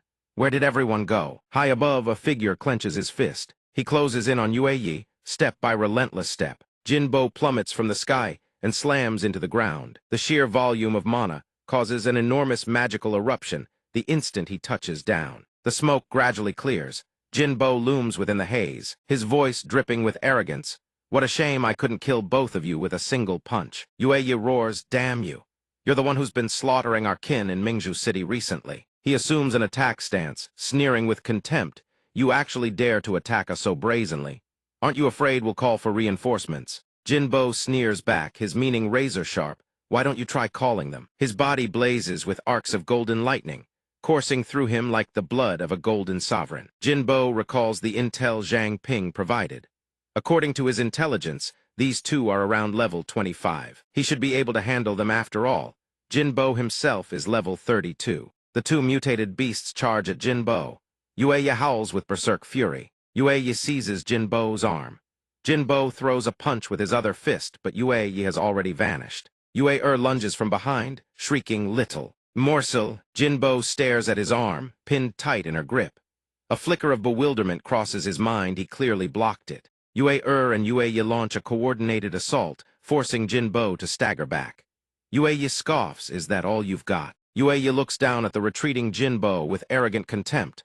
That's it. I truly cannot fathom how our kin were killed by someone so pathetic. Jinbo suddenly drives his fist straight into Yue's face, catching him completely off guard. The blow sends Yue flying. Jinbo speaks, now you know. Yue screams in panic. Yue loses all composure. She raises her arm high behind her. The silhouette of a massive mutated beast manifests. She snarls, damn you. I'll take your life. Jinbo realizes something, so that's how it works. He grabs the arm of the mutated beast, instead of her stunning her completely. Jinbo speaks with calm composure. I may not be able to see it, but I've got a solid grasp of your shape now. Jinbo squeezes the mutated beast's arm tight, wringing a pained shriek from it. He ignores her struggles and only increases the force. Jinbo continues, that kind of ability is devastating for ambushes, but in a direct confrontation, it's nothing special. At that moment, Yue charges in. Yue wails, Yue, save me. Jinbo glances at Yue, his lips curling into a smirk. Hello! He hurls Yue straight into Yue. Bon voyage. Jinbo launches into the air and drives his kick directly into Yue. She lets out another agonized scream. For the finishing blow, he gathers momentum and stomps down on both mutated beasts. See you never. The beasts absorb the full force of his stomp and crash to the ground. Jinbo looks down at Yue and Yue lying crumpled on the ground. She struggles to speak. Why? Why can't I sense our kin? He seems to have realized something and gasps, we've fallen into a trap. Jinbo doesn't give them the chance to say another word. Jinbo channels all his strength into his arm and strikes them once more. The two mutated beasts howl, I curse you. Once more, Jinbo cuts in farewell, watching the chaotic scene below. Zhang Ping exclaims, so powerful. Liu Xixian's expression betrays little emotion, yet her voice rings with pride. After all, Jinbo is the team leader of our combat squad. Zhang Ping crosses his arms, imagining Jinbo's battle silhouette, and bursts out laughing. But that form, it's practically impossible to take seriously. She asks in puzzlement, what is that? From the outside world, Shibai's voice crackles through, transmitted into Liu Xixian's earpiece. Liu Xixian, this is Shibai. The mutated beasts outside the city have begun gathering and causing unrest for no discernible reason. If they breach the city now, it will add tremendous strain to the phantom light sky veil. Head outside the city and investigate the situation. She hesitates for a moment, but the voice on the other end continues. If you're worried about Zhang Ping, bring him along. It'll be a good opportunity to hone his real combat abilities. Xixian acknowledges the order. Liu Xixian listens attentively to Shibai's briefing on the heavenly constant foxes. The patterns he identified before have all been documented. I'll arrange for the combat squad to handle it. She acknowledges. Zhang Ping suddenly recalls when Sister C ran into that pack of storm wolves gathering in numbers. Could that have been connected to all this? She strides forward, calling back, let's go, Zhang Ping. Follow me outside the city. I'll send someone to guard the forge. He asks about the person who just gave the orders. Who was that just now? Some kind of big shot. Liu Xixian answers calmly, unhurried, that's our leader. Once the mission is over, you'll get to meet him. Zhang Ping nods in agreement. Knowledge briefing elementary tier spans levels 1 through 10. Zhang Ping is currently level 4. Intermediate tier covers levels 11 to 20. Most heavenly constant foxes fall within the intermediate tier. Advanced tier runs from level 21 to 30. Liu Xixian is level 28. Some elite heavenly constant foxes also qualify as advanced. Peak tier spans levels 31 to 40. The human limit is level 40. Jinbo is level 32. Transcendent tier begins at level 40 and above. Mutated beasts have no level cap, and the heavenly constant fox tribe possesses beings at the king tier. The scene shifts to a distant forest. Xixian and Zhang Ping enter the woods together. Zhang Ping glances back at her. I've lived this long, yet this is my first time leaving the city. These things, they're plants. He moves to examine the cluster of crimson trees ahead. Just as he's about to step forward, Liu Xixian yanks him back from behind. Don't go there. Zhang Ping stares at her, bewildered. Without warning, a flash of light erupts from the cluster of trees. A green seed-like projectile shoots out from within. The projectile arcs high into the air and detonates in a massive explosion. The green substance that sprays outward looks like acid. Zhang Ping stumbles back in shock. As Liu Xixian explains, those bushes suddenly sprout these plants known as acid grass. They're saturated with corrosive acid, their eroding power extraordinarily potent. She tells him that those green droplets sizzle fiercely wherever they land. Right now is the season when the fruit matures and once ripe. The fruit explodes like fireworks. Behind Liu Xixian, another bush begins to tremble and writhe. Acid grass scatters its seeds through these violent bursts. One must remain ever vigilant. There are also mutated beasts that feed on acid grass. She turns and points at a white creature canine in shape, yet bearing a rodent-like appearance. That is your first opponent. I need to go investigate the mutated beast disturbance. Stay here and don't wander too far. Zhang Ping turns to face the creature. He activates appraisal. The system projects its full information. Mutated beast acidic bullet rabbit. Species mutated rabbit. Potential 3 stars. Class mutated beast elementary, level 9. Talent, it can fire highly corrosive fluid from the moist sweat glands within its ears. He draws his flame dagger. The rabbit appears utterly harmless, yet its level actually surpasses that of the venomous-tailed rat. Seizing the moment while it remains oblivious, Zhang Ping hurls the dagger straight at the beast and bellows, first strike. But the creature is no easy prey. The beast dodges to the side with ease. Zhang Ping cuts off its escape route and charges in with a flaming fist. Bright Fist, the mutated rabbit is no pushover. It sprays venom from its paws. Zhang Ping has no time to defend. He throws up his arms to block.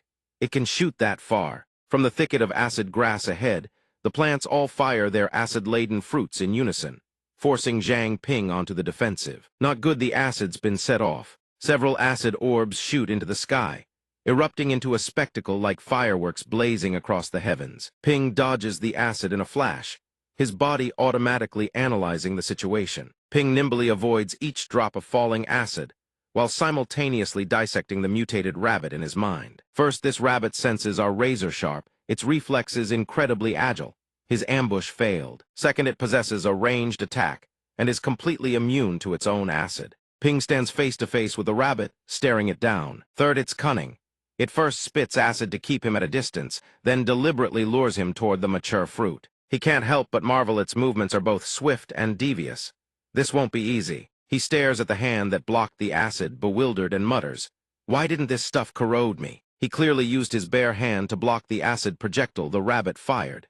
Growing curious, Ping recreates the move, the one that set his hand ablaze. Could it be because of the fire? The mutated rabbit launches a barrage of acid straight at him. "Come at me." Ping swings his arm, fire erupting from his hand and neutralizing the acid attack. The blazing flames surge through each stream of incoming acid. One hand grips his blade while the other gathers fire, poised for the next exchange. As expected, the acid fears fire and evaporates on contact. No wonder Sixian could feel at ease letting him fight an opponent that outclassed him. The monster sees Ping completely unscathed and glares at him with furious red eyes. Damn it all, it just wasted every last drop of its acid. It charges straight at him. Why won't it corrode? Ping has no time to dodge. He raises his arm to block. That familiar sensation, even the little monster has two tiers of attack. The rabbit assaults him from all directions, its strikes raining down chaotically. Ping looks at his wounds, the burning pain making his expression darken. Its claw strikes carry corrosive properties too. You damn thing. It too suffers a slash wound across its back, baring its teeth and glaring at him through gritted fangs. So it knows ranged attacks are useless against me. And now it wants to go blow for blow, does it? Ping's expression darkens as he goes all out.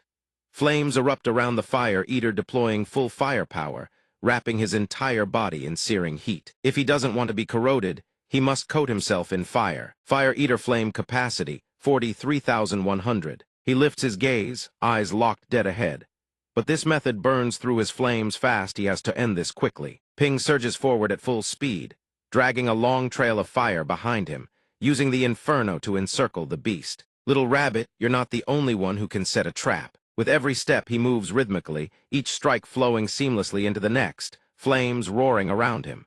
Ping charges straight at the monster. Blade in hand, nowhere left to run now, is there? A ring of fire encircles them both. Prepare to die. Fire eater flame capacity, 3,100. Ping brings his blade down. The inferno surges outward. It dodged. It's also the moment his flame capacity runs dry. Fire eater flame capacity, 100. Ping watches its escape trajectory with a roguish grin, but it just so happens to play right into his hands. The ring of fire gradually shrinks inward. Ping immediately activates Fire Eater to absorb the surrounding flames. Fire Eater flame capacity 4,100, flame capacity 9,100, flame capacity 13,100. He stares dangerously ahead. Let me see how you escape midair now. The mutated rabbit is engulfed by the inferno, howling in agony. Ping surveys the results and lets out a sigh. That was exhausting. My stats didn't even increase. That rabbit's probably still alive, needs a few more stabs. He swiftly finishes off the rabbit. The system flashes a notification, all attributes upgraded by 2 levels. Current stats, stamina 20, mental power, energy 19, agility 23. Average baseline for an ordinary human 10. Ping happily collects his spoils.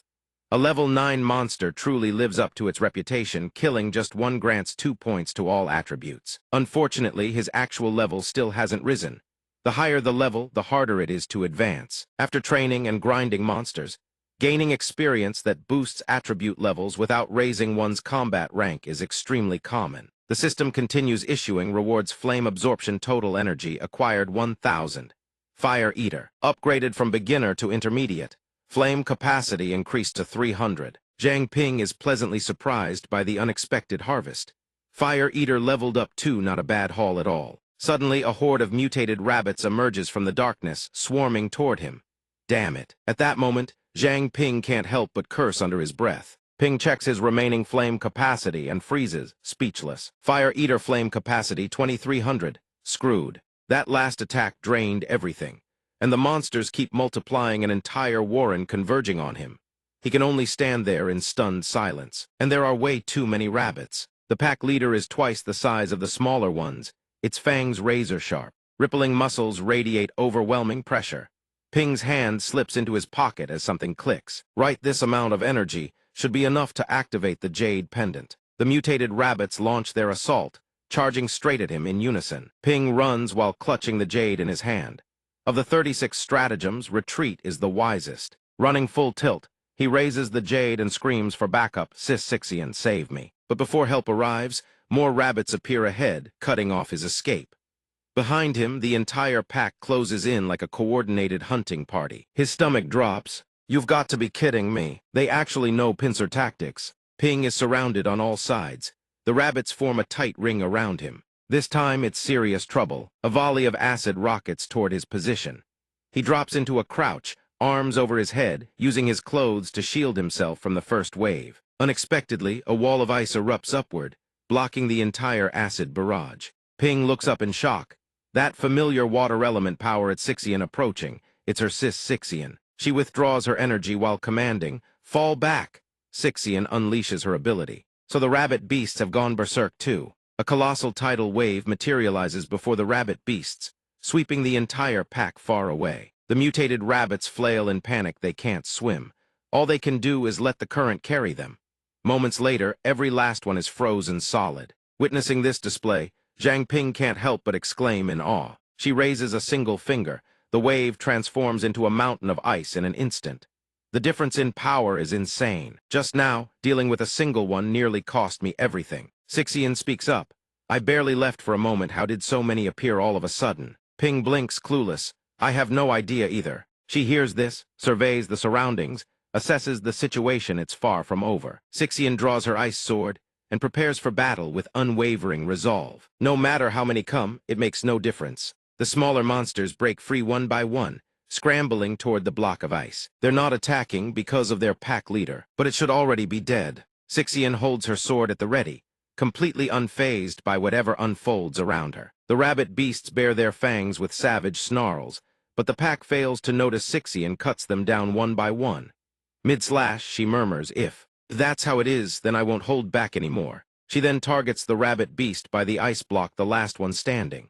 She arrives at her conclusion. The pack leader is frozen inside. If her guess is correct, the answer lies within that lead rabbit's body. Sixian places her hand on the surface of the ice. She taps it lightly. The ice shatters instantly. Sixian kneels and examines the fragments. Found it. She picks up a green gemstone. It really is a soul-luring pill. Zhang Ping steps forward in confusion. Soul or gem, what is this? It smells so fragrant. Liu Sixian examines the gem and replies, this was manufactured by some organization, a tool designed to control mutated beasts. The image etched into the gem depicts one human and one beast. She realizes it knows so the Chu clan's beast-taming methods have truly surfaced. Rumor has it that the soul lure gem emits a special fragrance, one that only low-level mutated beasts can detect. A horde of mutated rabbits has already encircled the soul lure pearl since when. She warns him the fragrance lures mutated beasts, and devouring it is nothing like controlling them with his contract gem. The mutated rabbit leader breaks free from its icy prison, blazing with vengeful fury. When a mutated beast consumes the soul lure gem, she continues, it loses all its intelligence and is forcibly tamed. But how the Chu clan actually controls these tamed beasts until we know, we can't be careless. Liu Sixian clenches her fist, crushing the green gem to dust. This thing won't be digested. Ignore it, and there will absolutely be mutated beasts falling under their control. Liu Sixian holds no fondness for these pearls. She flicks the fragments to the ground. In short, the mutated beast frenzy is definitely connected to the soul lore gems. I'll report to headquarters, whether it's the Chu clan's doing or not. Until the investigation is complete, you train seriously with me outside the city. Zhang Ping snaps to attention, hand pressed to his brow in salute. Yes, ma'am. But neither of them notices the figure lurking behind a tree, watching in silence. Right after, Liu Sixian senses something. She says nothing. A strike launches straight ahead, hurtling into the forest. She cleaves through the tree trunk effortlessly. Zhang Ping stands beside her, utterly bewildered. What the hell just happened? On the withered branch, a snowflake-shaped flower blooms into existence. Liu Xixian channels power into her palm and replies, "It's nothing." She thinks to herself, "Was I just imagining things?" 1 week later, the atmosphere shifts completely. In a certain castle, a subordinate drops to one knee. "Your Highness, all heavenly constant foxes residing on Statue Avenue have been summoned here." Luo Shiyu sits upon her throne and lets out a soft hum.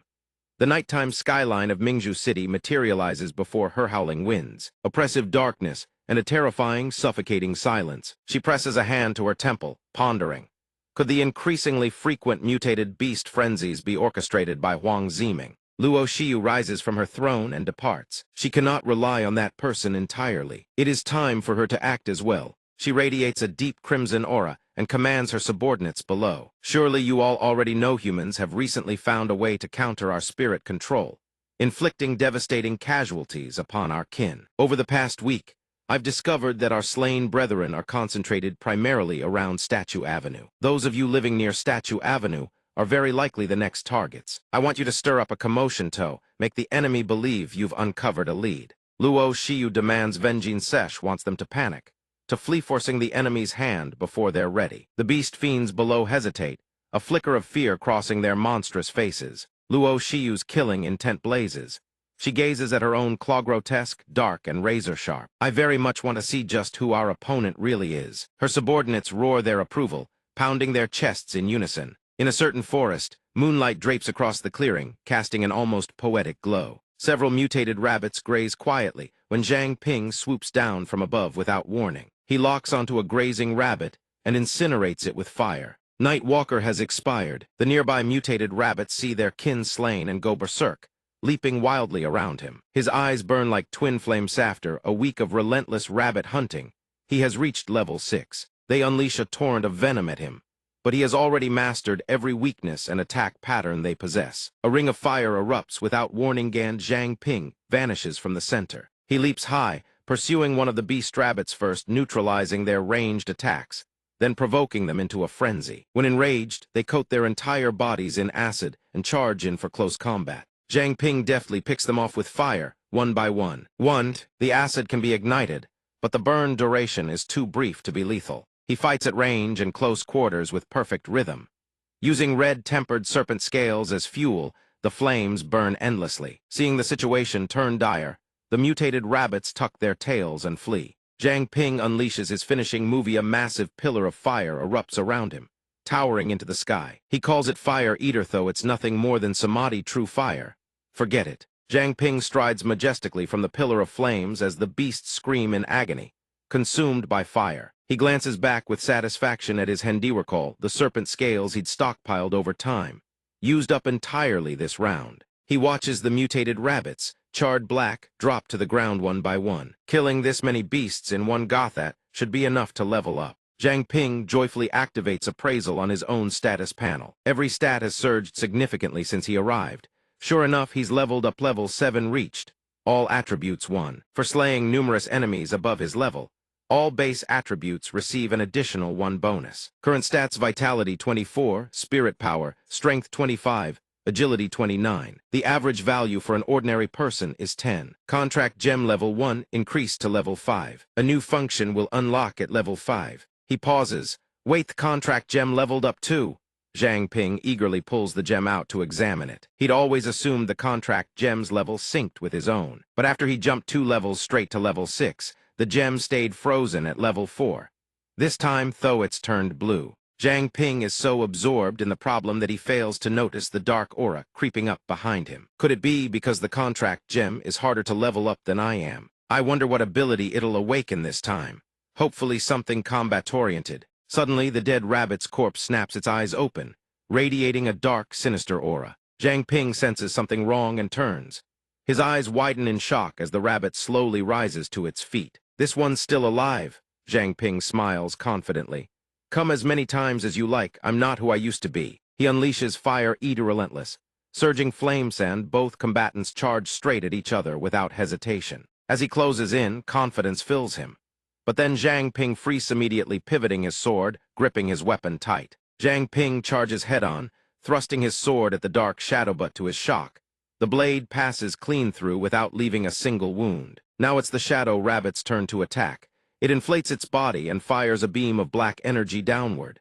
Zhang Ping's mind races with questions. What the hell is this? Could it be I killed too many rabbits and spawned a vengeful spirit? Zhang Ping tries again. Vengeful spirit or ghost, it doesn't matter. His blindingly fast sword slash finds its mark, cleaving clean through the shadow's host body. Die! The possessed rabbit returns to normal. It goes rigid and collapses to the ground. Zhang Ping stares at the rabbit beast's corpse, wondering, since when did rabbits have a skill like that? He searches the rabbit's body. Could it have been controlled by a soul or gem too? He pulls out something purplish from the carcass. There is indeed something inside, but it doesn't appear to be a soul or gem. Zhang Ping activates appraisal skill. Appraisal failed, appraisal failed, appraisal failed, appraisal failed. He stubbornly appraises it again and again, but the result remains the same every time. Appraisal failed. It's been a long time since he encountered something so resistant to appraisal. Appraisal failed. Then suddenly a notification chimes. Mist essence quality mysterious.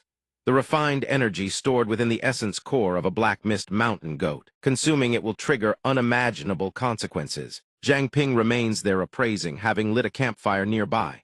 Appraisal failed, appraisal failed, appraisal failed, appraisal failed. After countless attempts, he finally succeeds.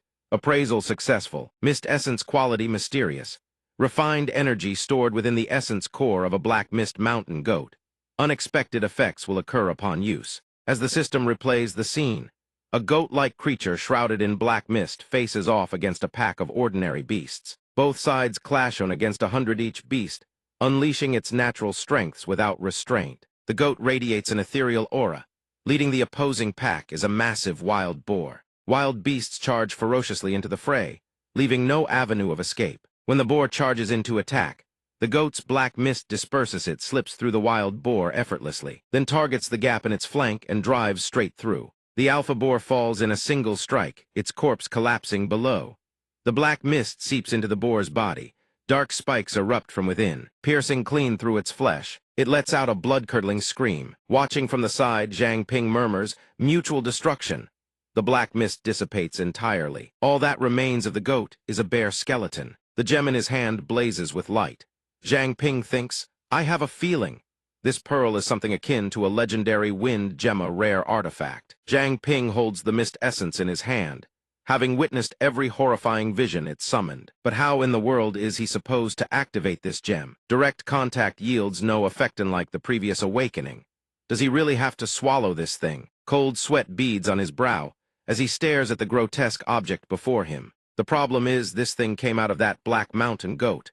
It's genuinely nauseating. He recalls every battle he has endured, each one ending in defeat, mockery, and utter helplessness. He is weaker than an ant. Does he even have the right to be picky? The more he thinks, the deeper Zhang Ping sinks into contemplation. Going all in, he squeezes his eyes shut and swallows the mist essence whole. Zhang Ping's eyes suddenly chain. A crimson glow ignites within them. He clutches his head and screams, a torrent of dark, sinister energy erupting from his body. Zhang Ping cradles his head and collapses, enduring the searing agony. Memories of his childhood friend flood his mind.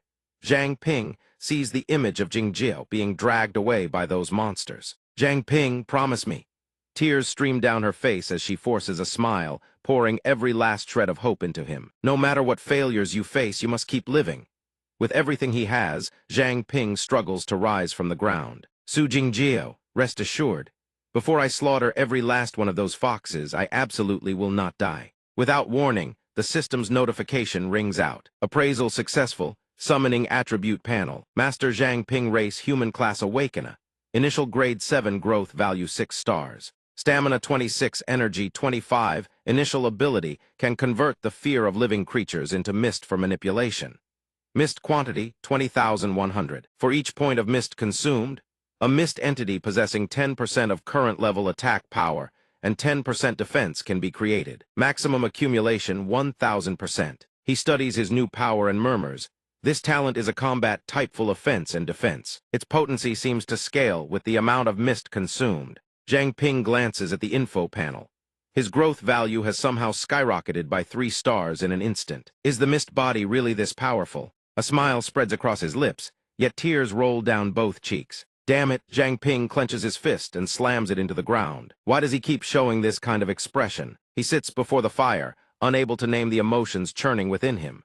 Confusion, defiance, joy, tension, anguish, who can say? One thing is certain: very soon, he will avenge Su Jingjiao. From behind, a group of people approaches.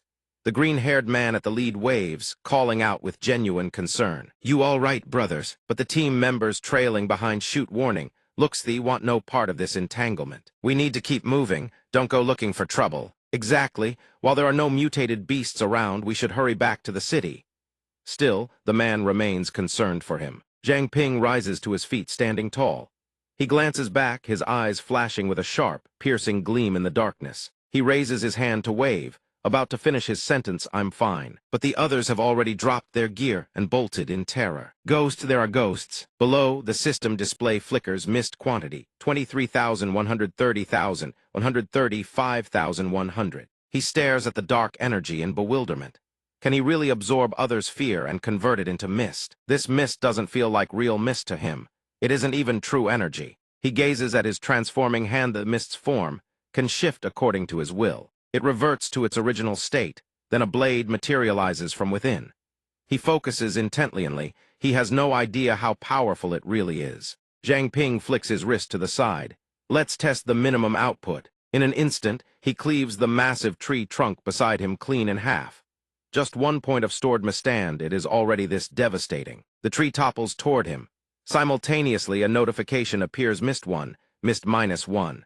The enormous trunk hurtling toward Zhang Ping shatters into a cascade of splinters raining from above. Interesting, Zhang Ping forms a small shield from the mist, delighting in his new ability. It can slice, and it can block attacks. The applications of this mist are far from few. He eyes the pile of wood at his feet with a dangerous glint as he retracts the ability.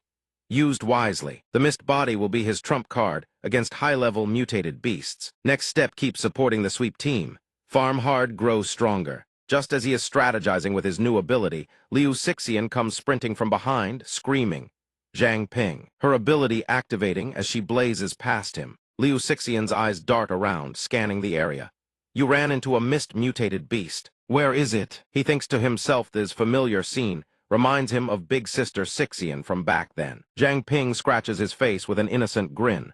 Sis Xixian, actually it's like this.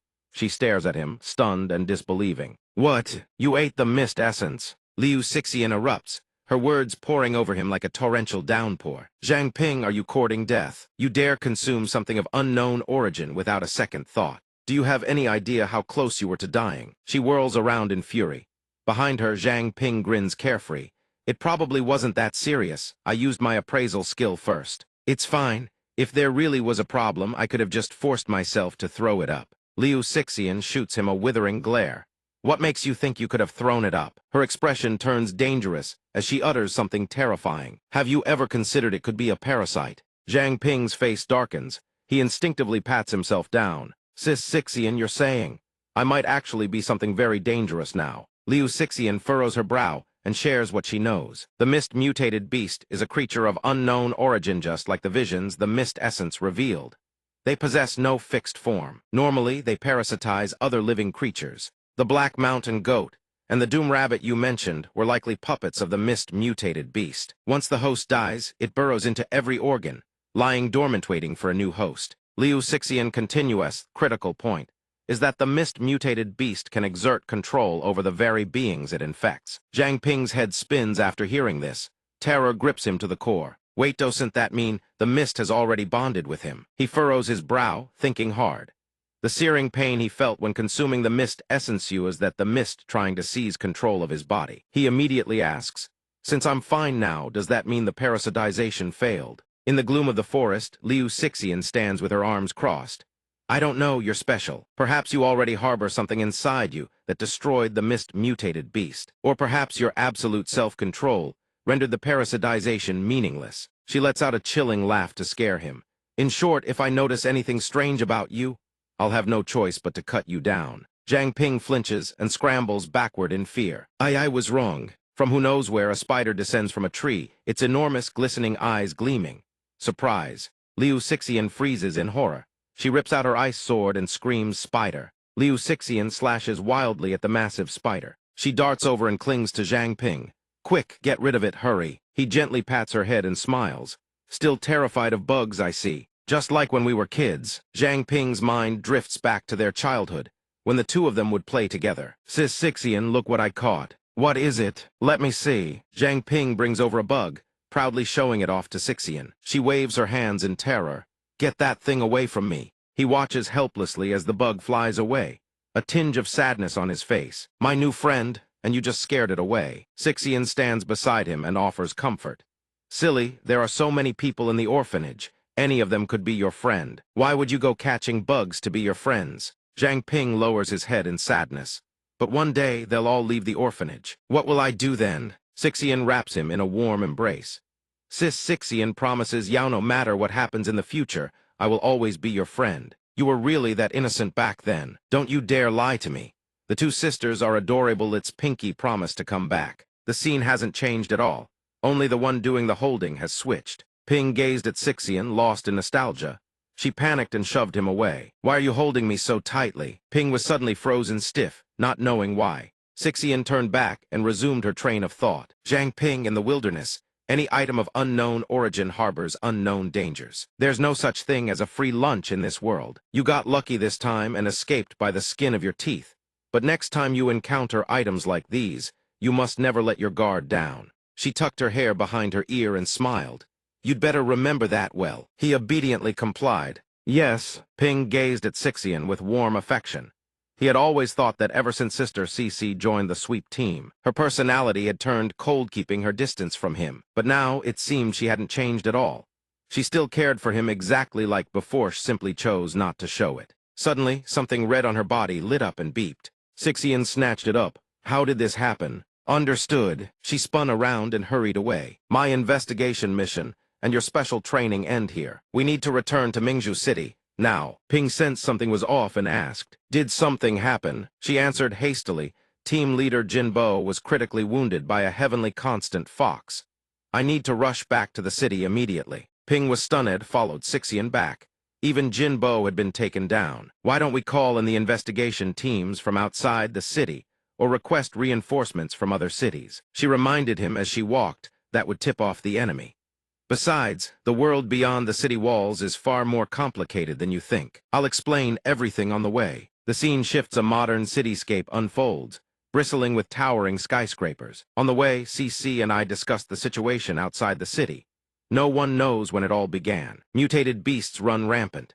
To survive, humanity had no choice but to erect massive walls to protect itself. With transportation severed, those inside the city can only rely on investigation teams and awakeners to venture out. Who made this map? An image of a map appeared. Currently, according to intelligence from the investigation team, the areas surrounding Mingzhu City with villages and wilderness have fewer mutated beasts.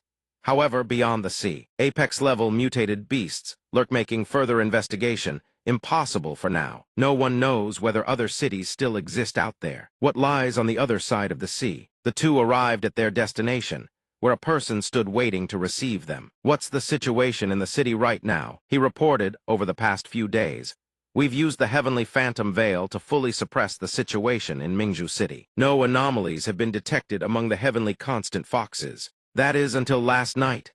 He spoke while briefing them on the situation. A mid-tier Heavenly Constant Fox pack emerged from the Artisan District.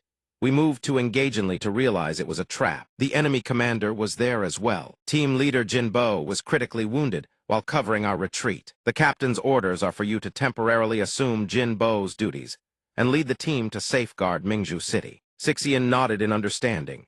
Understood.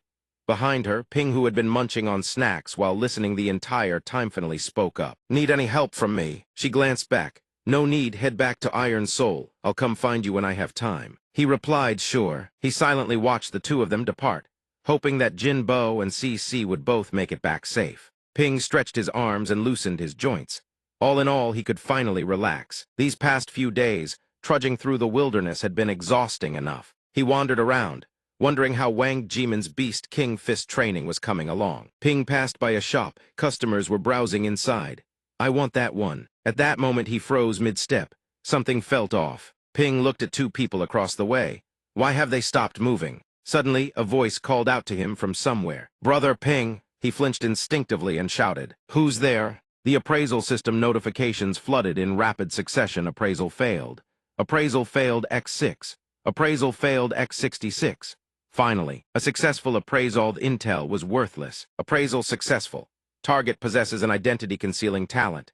Name unknown, race human, physical condition unknown, growth stage unknown, class unknown, level unknown, talent unknown. He stared in disbelief. What kind of stats are these? The figure had white hair and radiated an aura of danger. Couldn't see through me, and you even tried to probe my abilities. I'll give you some credit, though. Even an awakener with an advanced appraisal skill can use it no more than 10 times a day. Yet you can use it without limit. Ping broke into a cold sweat, staring at the figure before him. I forced the appraisal through a self-command. Of course, it's unlimited. Wait, how does he know that? Old man, what do you want with me? He shifted into a combat stance, bracing for a fierce battle. The old man looked ordinary on the surface, but the aura he exuded sent chills down one's spine. This visitor bore no goodwill. Sidubai's power surged. Play with me. He smirked in challenge. Well, still not making a move. Ping wasn't baited by the provocation. He kept his composure. I have no reason to fight you. Sidubai's challenge sharpened. Do you even need a reason to grow stronger? Ping shot forward like an arrow. The old man taunted. So all that talk about avenging Su Jingjia was just empty words. Ping's expression twisted with fury. Say that again? A sudden cracking sound. Ping whipped around in shock. A spatial rift. Not that wasn't spatial power. A speed-type ability. He'd blinked behind him. Ping lunged and threw a punch.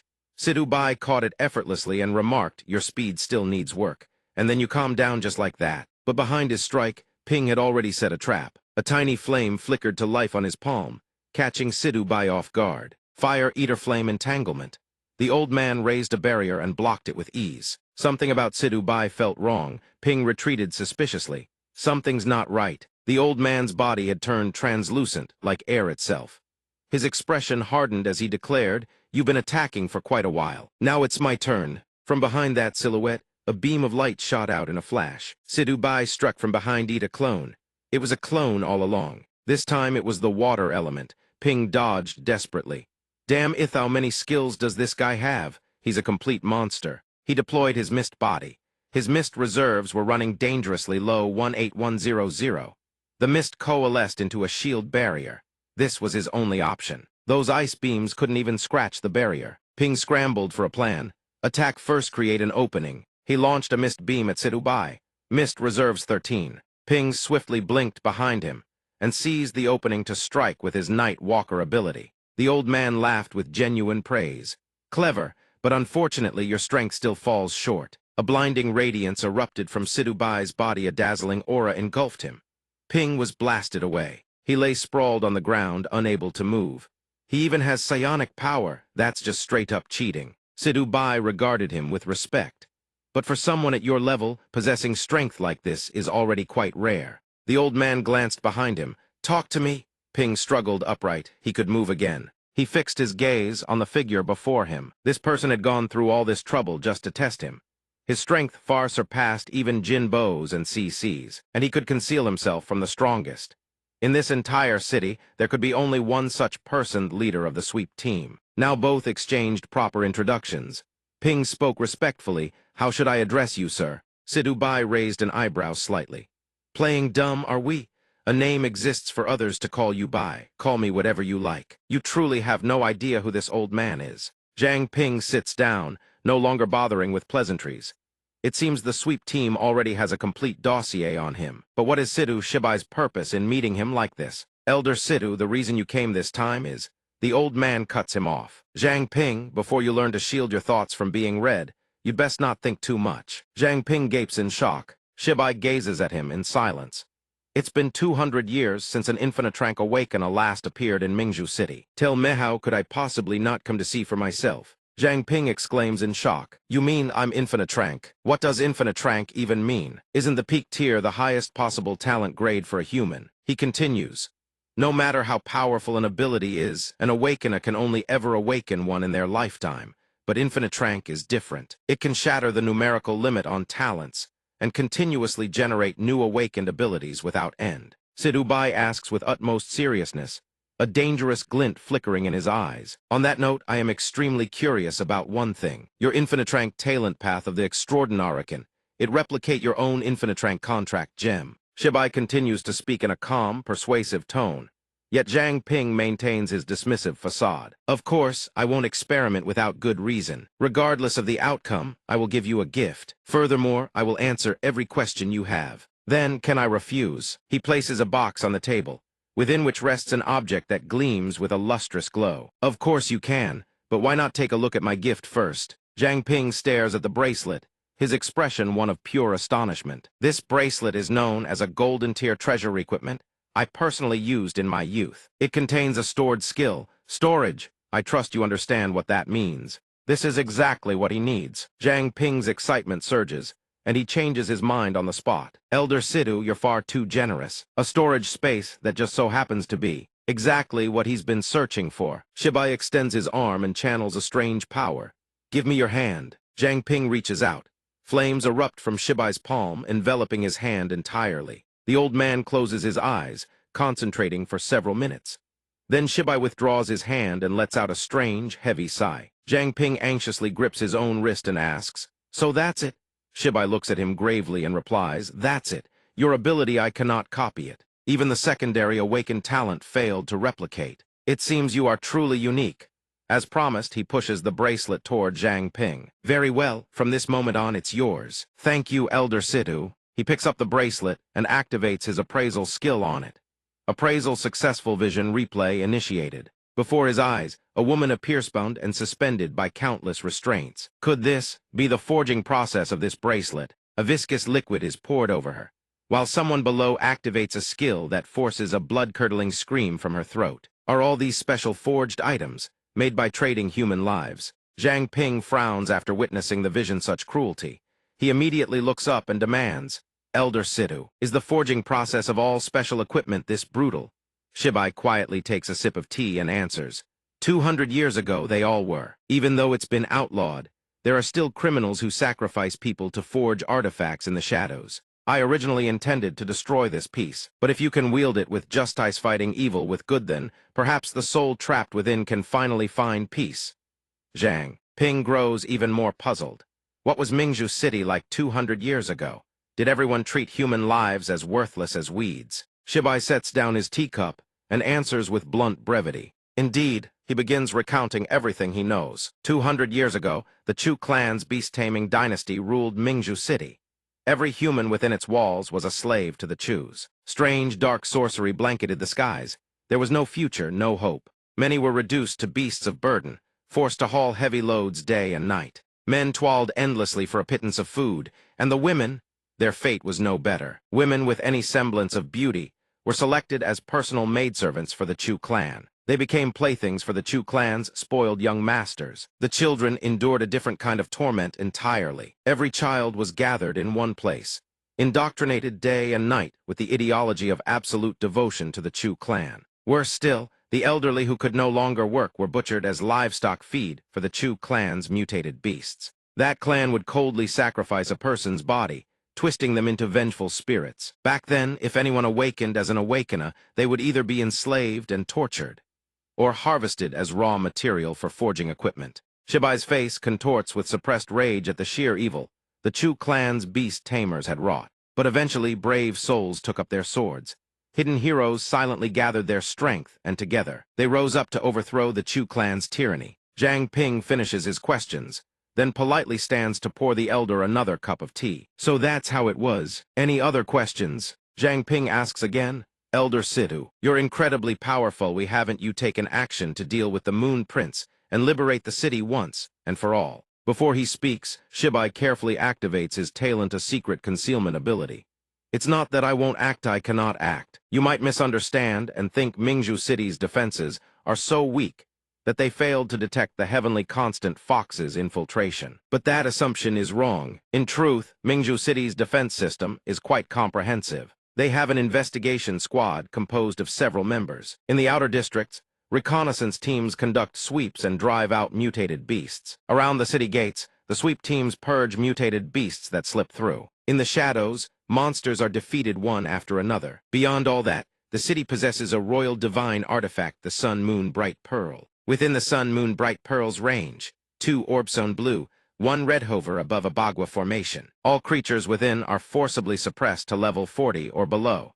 This means even if a king-rank mutated beast breaches the city, it will be suppressed to peak tier at most. Shibai turns away, a smile on his lips.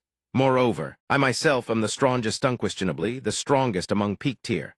Yet after those words leave his mouth, a mysterious undertone lingers in his tone, but without him needing to spell it out, Zhang Ping catches on immediately.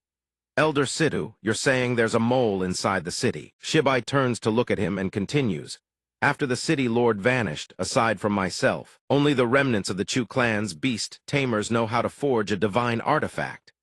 Zhang Ping recalls the harrowing visions he witnessed, and fury surges through him. The Chu clan's beast tamers sealed the Sun Moon Bright Pearl, then unleashed the heavenly constant fox into the city. The recent mutated beast uprisings are connected to them as well. Why weren't those people eradicated completely back then? Shibai sighs and explains. After overthrowing the Chu clan's rule, we spent years trying to exterminate every last remnant. But how do you uproot weeds that refuse to die? They had embedded themselves in Mingzhu City for 100 years.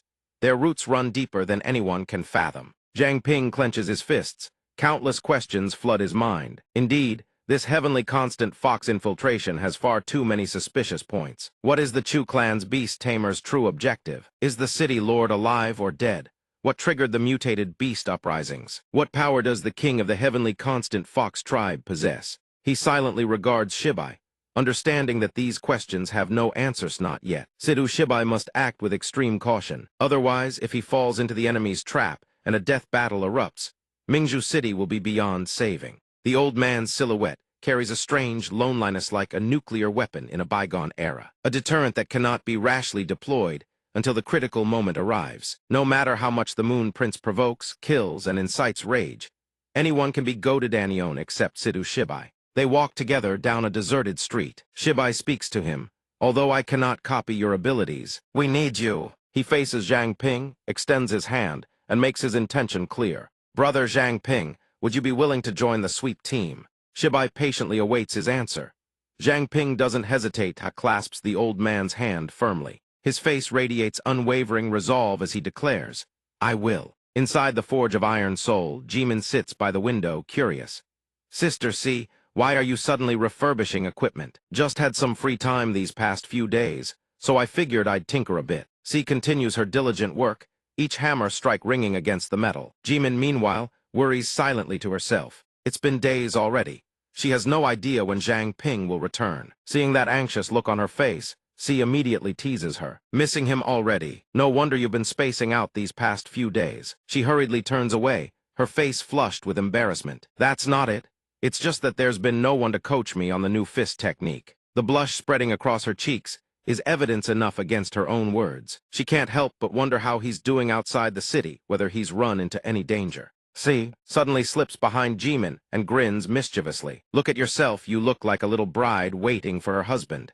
And you still say you don't miss him. She clutches her head and protests frantically. I don't. Having had her fill of fun, C quickly returns to her weapon forging work. All right, I'll stop teasing you. The blade is dipped into a basin of hot water to cool it down. In truth, all the villages outside the city and areas without dangerous mutated beasts have already been mapped and marked. As long as Zhang Ping doesn't wander into those places, he should be perfectly safe. Jimin stares at her senior with wide eyes. There are villages outside Mingzhu City. C wipes a bead of sweat from her forehead and answers with a smile. Of course there are. Those villages tend to keep their gates shut backward and xenophobic. The people there prostrate themselves before bizarre fire-burning rituals. There are even mutated beasts that worship their own gods. If you ever venture into the wilderness and come across a village, your best bet is to give it a wide berth and keep moving. If they catch you, there's a very real chance you'll end up a slave or a sacrifice. Jimin's innocent mind fails to grasp the full meaning behind those words. But everyone's human, right? Surely they could just talk things out. C lets out a sly laugh and puts on a terrifying face to scare the young girl. Honestly, they can't even be called human anymore. In the wilderness, the most dangerous thing isn't the mutated beasts, it's those savages. While she's happily teasing her little junior, a dark shadow appears behind them. They always wear grotesque masks, and they move in silence, standing right behind you before you even notice. The shadow rears up to its full height and flashes a row of teeth and a grin, sending Jimin into a terrified shriek. Sis, see, the thing you just described, is it something like that? She glances over her shoulder at the junior's words, answering absent-mindedly. Yeah, something like that. Then Sia's eyes lock onto the mask behind her. A sharp glint flashes between them. Situation update from inside the mist. Zhang Ping is controlling it, and had just scared Jimin into screaming her lungs out, tears brimming in her eyes. Si doesn't flinch. She drives a vicious kick straight into the masked intruder's groin. Ping's body locks up stiff. As stone, he can't move a single inch. A moment later, the chaos in the forge room settles. Zhang Ping is drenched in sweat, desperately trying to compose himself and pretend nothing happened. Sis, Si, that move of yours is way too ruthless, isn't it? Sia's sister, or rather, Si herself, still hasn't recognized him. She barks out a hostile demand. Who are you? His mask dissolves. His body trembles violently, as if he's about to collapse to the ground. It's you, Zhang Ping. Both Jimin and Si wear matching expressions of sheer disappointment when they see his wretched state. But Sia's expression quickly shifts to delight as she seizes him by the head and starts grinding her knuckles into his skull. You brat, you come back without saying a word, then sneak around playing ghost to scare us. Ping coughs up a mouthful of blood and tries to explain. I only just got back and heard you two talking about those wilderness savages, so I wanted to add a little atmosphere for you both. I didn't expect you to spin around and kick me like that. Si picks up her red coat and turns to him. Does this count as your training being complete? He answers, yes. Next, I'll stay in the city and consolidate my strength. She throws her coat on and beams at them. Perfect timing then. Just today we found a new lead related to Sanson. Then Si hurries off without another word. I'm also heading outside the city for a bit. I'm counting on you to look after Uncle Liu, okay? Zhang Ping is somewhat taken aback. You're leaving that quickly. She waves a hand and tosses out a parting jab. Not everyone has the luxury of haunting a place, like some ghost waiting for a certain someone day after day. I won't intrude any longer. Jimin, at this point, also scrambles to make her escape. It's getting late. I'll head back to my room and rest too. She reaches the door, but her footsteps freeze. Something holds her back. Then she calls out softly, Zhang Ping. The young man behind her answers. Jimin turns around and gives him the warmest smile. You made it back safe. That's all that matters. Ping smiles and waves at her. A warm feeling surges up in his chest. After all this time in this world, this is the first time he's ever felt what it means to come home. Uncle Liu suddenly materializes and speaks up, nearly scaring the life out of him. She's already gone back to her room. What are you still standing there grinning like an idiot for? Uncle Liu stands with his arms crossed as usual and calmly instructs him. First thing tomorrow morning, go find Zio-si. Tell her I've fallen gravely ill and that she shouldn't leave the city. Uncle Liu, those words of yours hit hard. Knowing full well how that sounded, Uncle Liu raps him on the head. Don't look at me like that. I'm not sick and I'm not senile. It's just an act. Ping rubs his head and hesitates, wanting to speak. But Uncle Liu cuts him off first. Sanson has been missing for this long. Most likely she's already met with misfortune. He lowers himself onto a wooden stool to rest his legs. My own daughter's strength, no one knows it better than me. Zio-si wants to investigate Sanson's disappearance, but I'm afraid she'll end up in danger too. So I have no choice but to fake being sick to keep her too busy to go looking for trouble. He sits down and lights a cigarette. Zhang Ping still stands there with his head drooping. Uncle Liu sees his father exhales a long puff of smoke and reassures him. That girl is loyal to a fault. Once something weighs on her heart, she'll overthink it to no end. She won't take unnecessary risks. Zhang Ping feels somewhat more at ease. Uncle Liu, thank you for everything. The old man taps out the ash from his pipe. You have real talent in forging, but Zio-si, she's never been good at teaching anyone. And she doesn't put much stock in the forging arts either. So there are quite a few gaps in what she's shown you. Over the next few days, I'll teach you the harmonized face forging technique myself. Uncle Liu turns to look at the young man brimming with potential and speaks with full seriousness. Our craft may not be some grand secret art, but it is the exclusive trade of the Liu family. You'd better learn it with everything you've got. Ping clenches his fist with fierce determination. Yes, I will not let you down, Uncle Liu. At that moment, a faint wisp of ethereal mist coils around his body, startling him. Zhang Ping, a beautiful girl's silhouette grows increasingly distinct from the smoke. She cheers him on brightly. It's me. Keep going, I'm waiting for you. Zhang Ping's face freezes the moment he recognizes who it is. The name tears through his mind. Su Jingyao stands outside the Soul Forge. A glinting leaf drifts down onto the empty street in the dead of night. Everything carries on as before. After that, Sister C follows Uncle Liu Kong's instructions and leaves the city. Uncle Liu also secretly teaches me the fragment forging technique. See his father sighs in front of her. I sense the looming threat of lung cancer. She says with irritation, then stop smoking. A hand conjures a tiny spider. I apply the fragment forging technique onto the mist. The mist transforms into a more refined form. In a sense, it grows stronger, which keeps Min diligently training. Wang Jimin has successfully mastered the three-dimensional decapitation sequence of the Ape King Fist. Level 1. But what weighs heaviest on his mind is the wind carrying that girl's silhouette. That night, I confirm it, I definitely heard Su Jingjiao's voice. Curiosity leads Zhang Ping to dig deeper. The feeling is like something he has encountered somewhere before. So that night, I have the sweep team search for evidence. He uses the communication device to report in. Captain, are you near the forge, where the heavenly constant fox was disguised? I just heard something very strange. Sidu Bai holds an egg in his hand and answers solemnly. Zhang Ping, we've already cleared the area where you live. There's no way a heavenly constant fox could be there. From that information, he arrives at a conclusion. If it isn't a wind whisperer who can hear it, then what is it? I begin to consider another possibility. Could it be that Su Jingjiao isn't dead, that she's surviving by some other means? For revenge, and to find the answer, I must personally tear off the heavenly constant fox's mask. Su Jingjiao, 3 days fly by.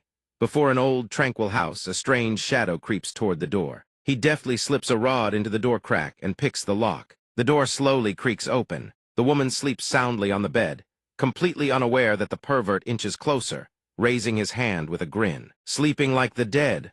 Looks like the drug worked perfectly tonight. He yanks the blanket away, revealing the woman's pale, beautiful legs. He stares, mesmerized, and speaks. I've long heard the young lady of the Su family has a voluptuous, figuresquely smooth skin and a gorgeous face. His rough, calloused hand traces across the girl's delicate skin. Today, old master is going to taste the real thing. Let's see if the rumors are true. Suddenly, a familiar stream of dark energy floods into the room. The intruder's name rings out, Zhang Xiaofan. He startles and whips around.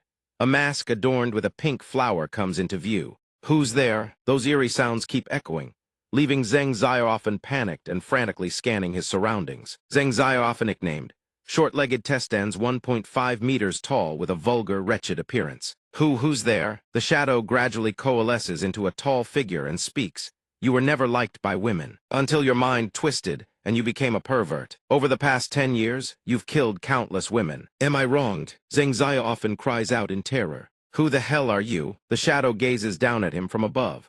A red flash gleams as it answers his question. I come on orders to take your life. Zhang Xiaofan bolts in sheer terror. His mind screams everyone in the Su household should have been drugged unconscious by now. The shadows give chase.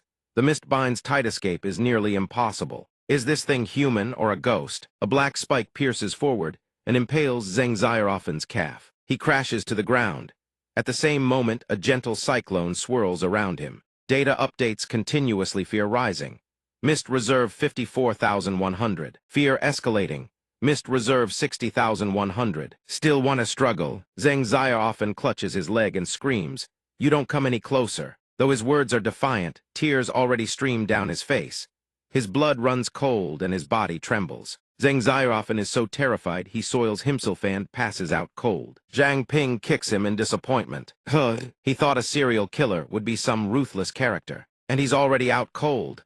He removes the pervert's mask and begins his inspection. Consider this first mission after joining the team officially complete. Once done, I suppose I just hand him over for processing, right? Appraisal successful. His eyes have rolled completely white. The attribute panel materializes. Name Zhang Xiaofan. Race human. Faction none. Growth value 2 stars. Class mid-level awakener. Level 13. Talent pharmaceutical expertiseable to analyze whether items possess medicinal properties and use them to compound drugs. Peach blossom face quality common, a mask worn by Zhang Xiaofan while committing crimes. Zhang Ping exclaims in fury. Such a strong awakener ability, and he squanders it on evil. What a worthless piece of trash. The system auto-replays a scene. A helpless woman reaches out and begs, please, please, let my daughter go. But Zhang Xiaofan replies nonchalantly, you've already taken my drug, and you still haven't gone numb. If you want to blame someone, blame that husband of yours. If he hadn't died early, I never would have set my sights on the two of you. He kicks the woman, sending her flying backward with a scream. Just a lowly clerk in the patrol team, always yapping about living and dying to protect Mingzhu City. Well, he's dead for real now, isn't he? How laughable. He unleashes his perverted voice on them once more.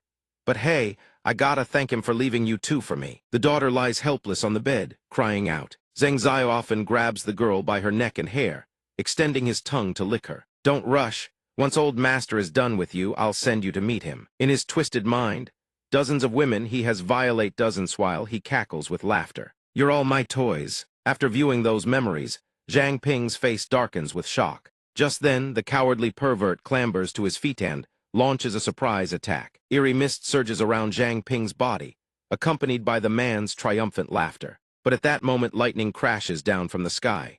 Zhang Ziao often roars in fury. Where the hell did this brat come from? You ruined my plans. That dose was strong enough to bring down a large mutated beast. Once you're asleep, old master will make you pay properly. But his boasting is short-lived.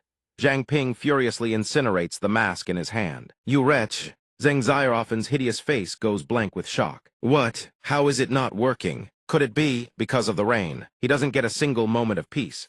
A cold, merciless slash sends the criminal's hand sailing through the air. His agonized scream tears through the sky as lightning crashes down once more. Zhang Ping's arm surges with another current of power. Mist, he speaks to the man. This one is for every mother who gave her life to protect her daughter. Next, he conjures 3 more blades. His words are calm, but he is barely restraining the fury within. The blades follow his command and pierce into Zhang Ziaofen's body.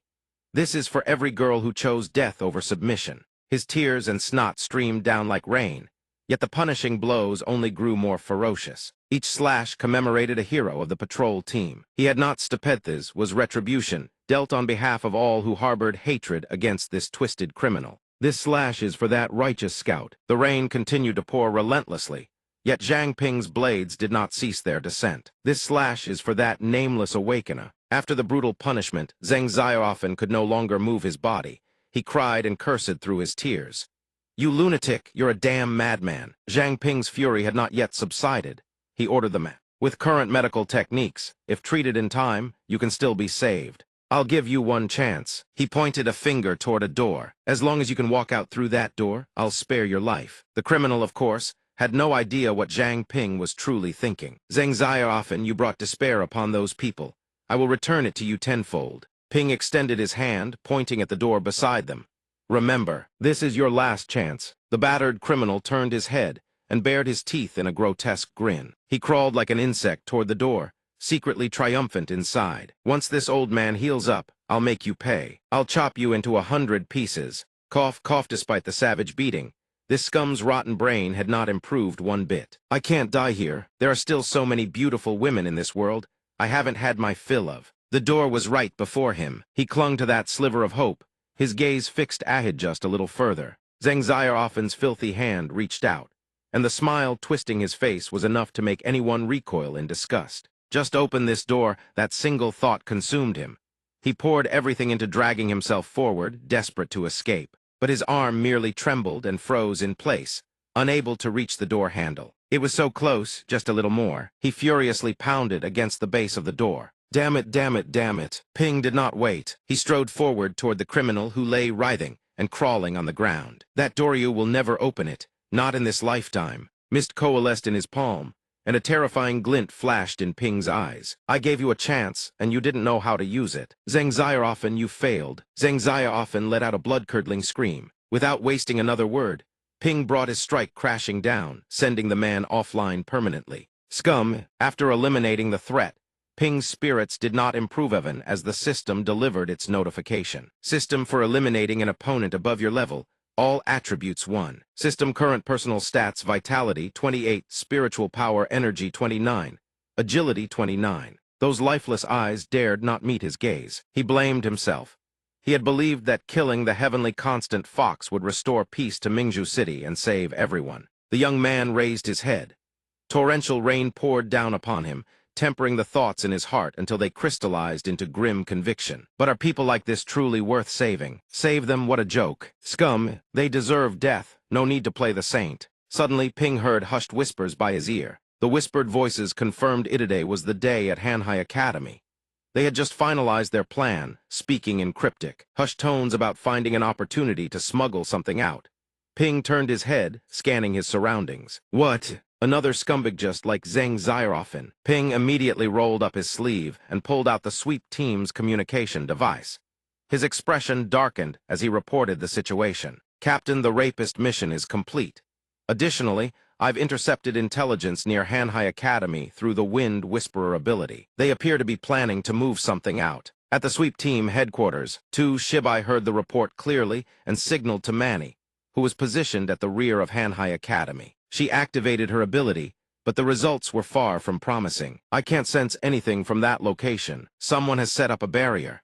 If even you can't probe it, then these are clearly no ordinary people. The situation was roughly understood. Tu Shibai continued issuing orders. Zhang Ping, head over there and report the situation on the ground. I'll contact Liu Sixian immediately. He carefully reminded him, don't act rashly until reinforcements arrive. Ping was already sprinting at full speed. Yes, sir. Beneath Manhua Academy, a red barrier enveloped the structure, generated by a strange artifact coiled around a pillar. 3 figures, their faces hidden beneath deep hoods, walked through the school grounds carrying lanterns. They appeared to be searching for something. Zijun clicked his tongue in frustration. Damn it, we've been searching for 15 minutes already. Where the hell did Chen Zuli hide her? Huang who was with them, suddenly jolted. Boss, something's wrong. Somion's breached the barrier. The portly Huang San panicked. What? Could our operation have been exposed? But Zijun refused to believe it. Nonsense. With the dragon suppression stones and double-layered concealment protecting this place, there's no way anyone could detect us. Still, that warning raised his vigilance another notch. That said, whoever breached the barrier, if they alert Chen Zuli, we're in deep trouble. Even if we conceal our presence, we can't abduct someone right under his nose. The 3 urged each other on and hurried up to a higher floor. Hurry, time is running out. No matter what, we must find her. Meanwhile, outside the academy, Ping had arrived.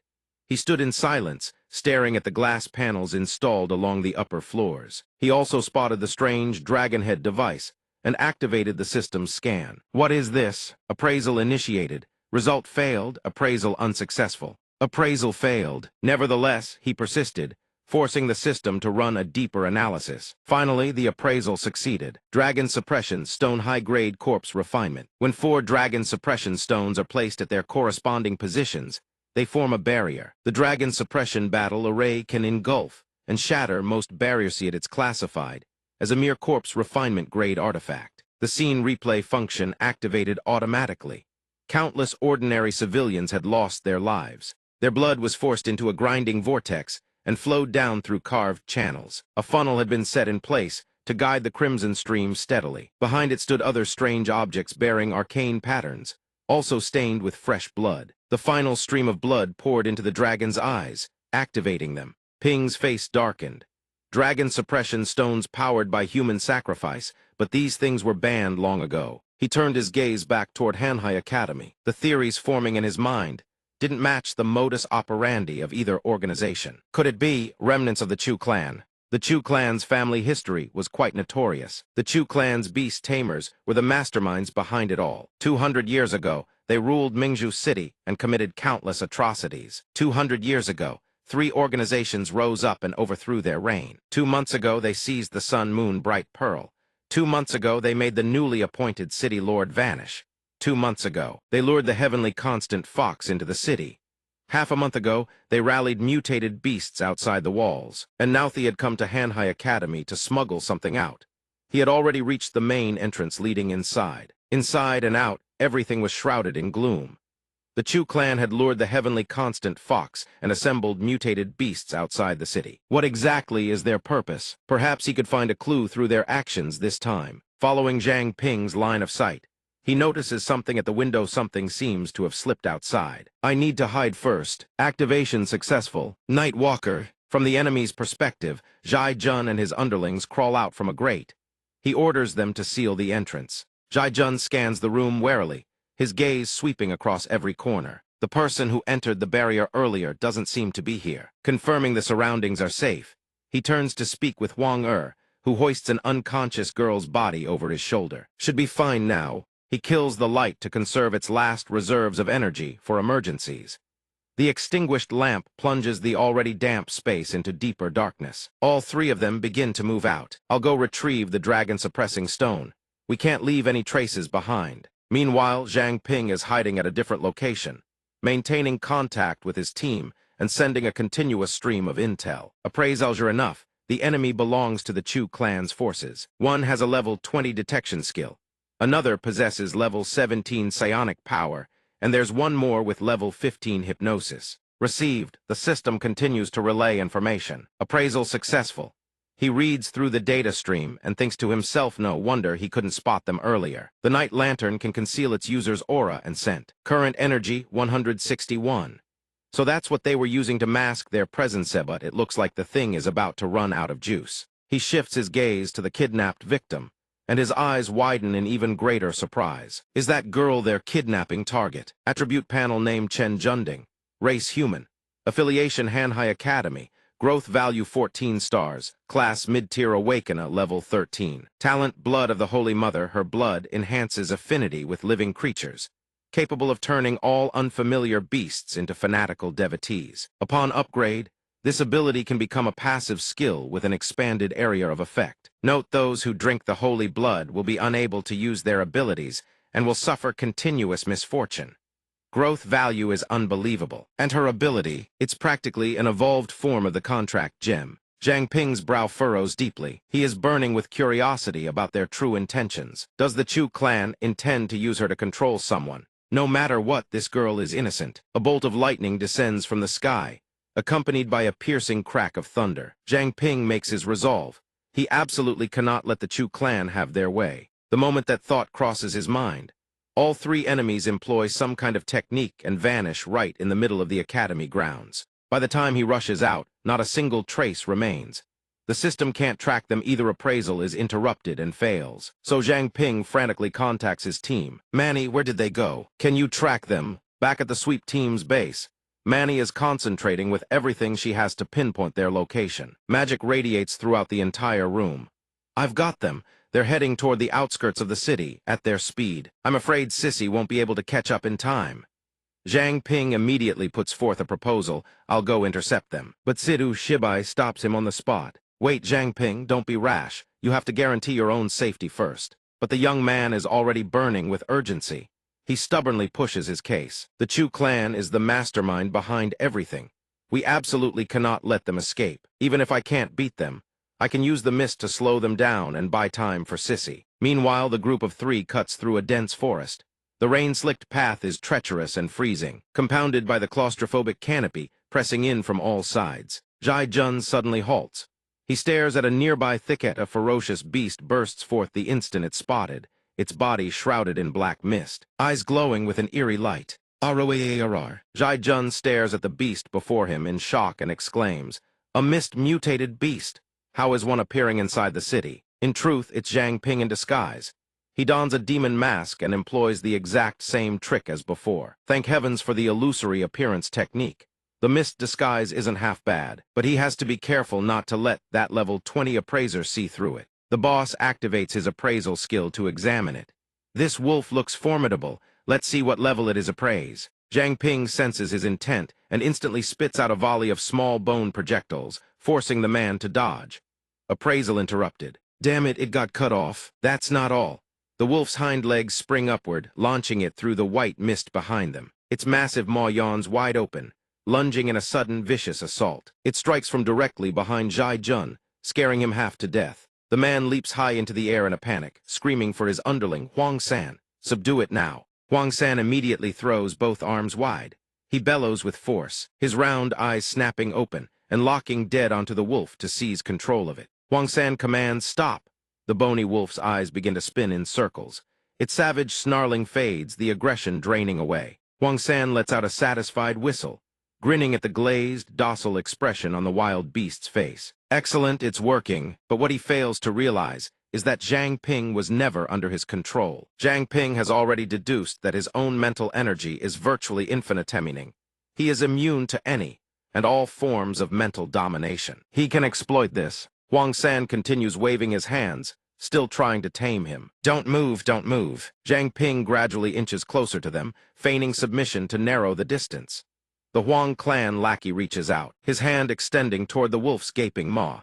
"Don't move." The young man seizes the moment instantly, his claw lashes out, and delivers a vicious, devastating strike. Right now, ambush.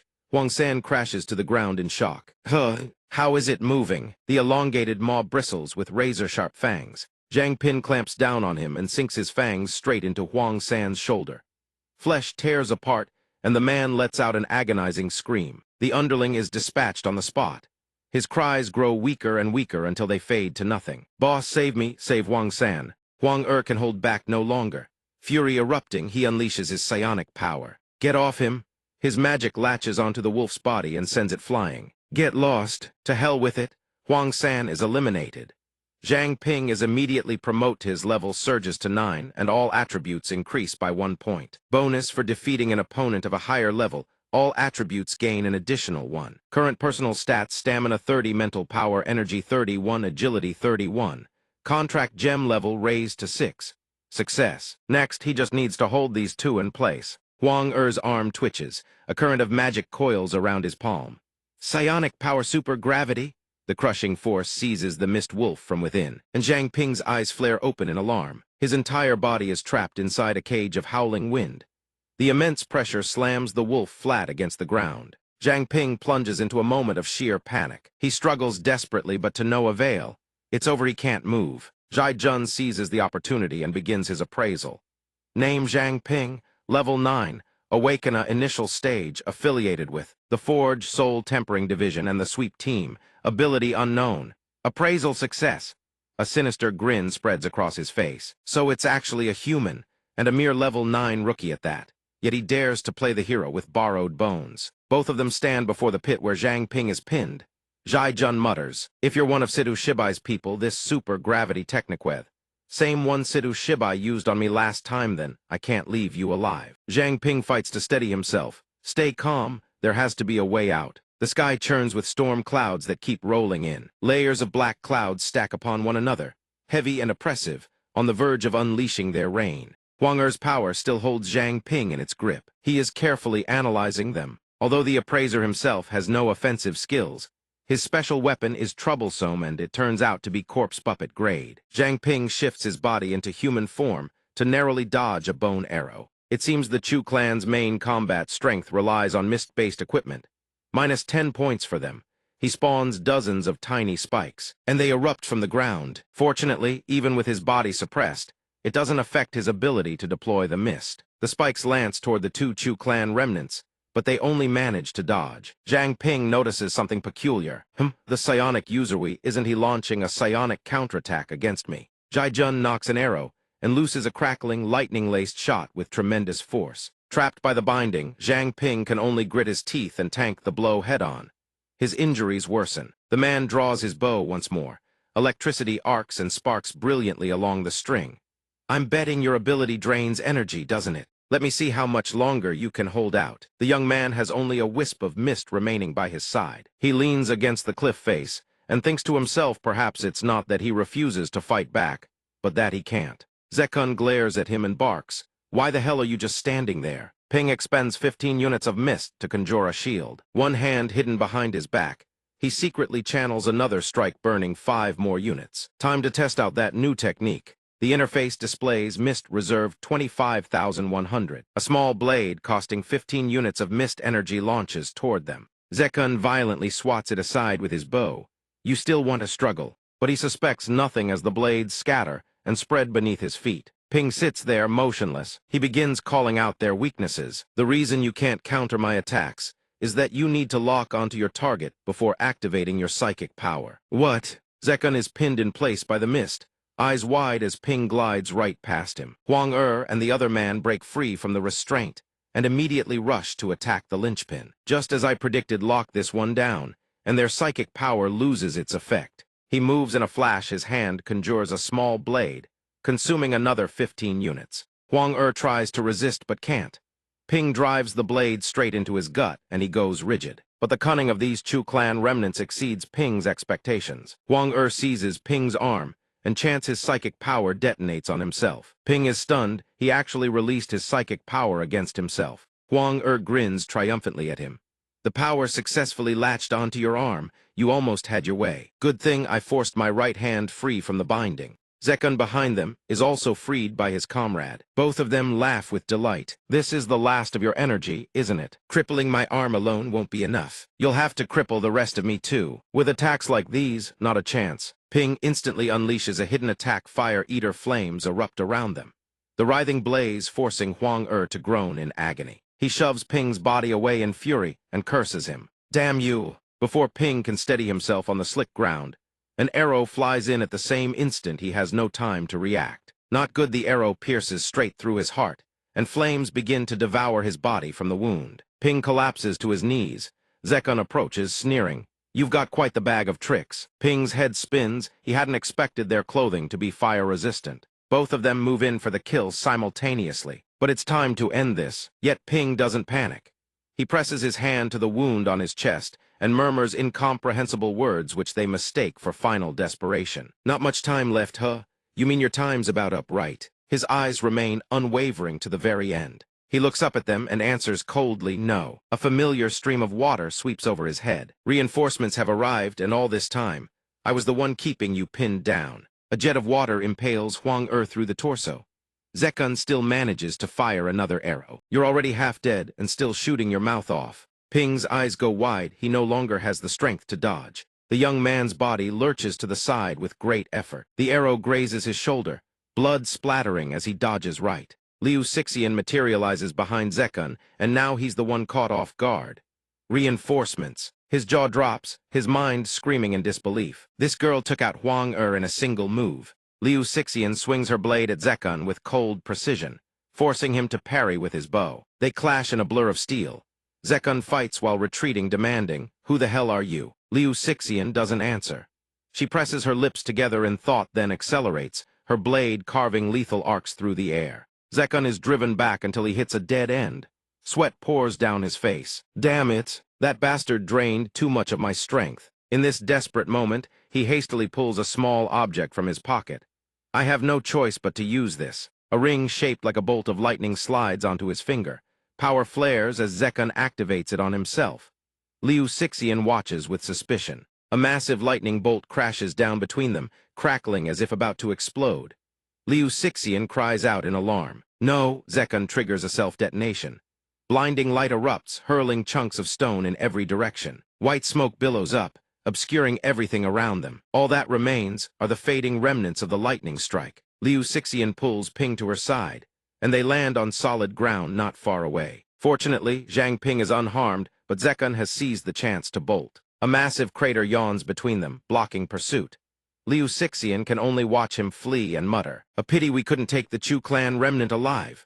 She glances at Ping sprawled beside her, utterly spent, tongue lolled out, looking half dead. Then her communication device suddenly vibrates. Manny's voice crackles through the calm. "See, get Zhang Ping back here now." Sixian asks, "What happened?" Manny's shout hits like a thunderclap. The heavenly veil illusion has been breached. Liu Yu stands in the rain, a black umbrella in hand, silently gazing down at the city below. Zeming approaches hesitantly. "Your Highness, may I ask why you summoned me back?" Liu Yu turns her gaze back to the world beyond. She asks coldly, "What is the status of the mutated beasts gathering outside the city?" Zeming bows his head low and reports, "Your Majesty, everything is prepared." Suddenly, a bolt of lightning cleaves the sky in two, crashing down with a deafening roar that startles everyone. Liu Yu's eyes lock onto that direction. She asks the one behind her, "What was that sound?" Zeming stammers out a flimsy answer. "That's the myriad lightning conduit. Chu Zekun has gotten himself into trouble way to draw the fox's attention." Perhaps it was just thunder. Liu Yu's face turns toward him.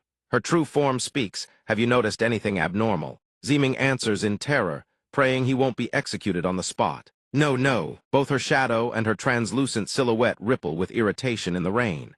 Lightning strikes again, and the air turns suffocating. "Then why are you so tense?" Zeming drops to his knees at once, clasping his hands together.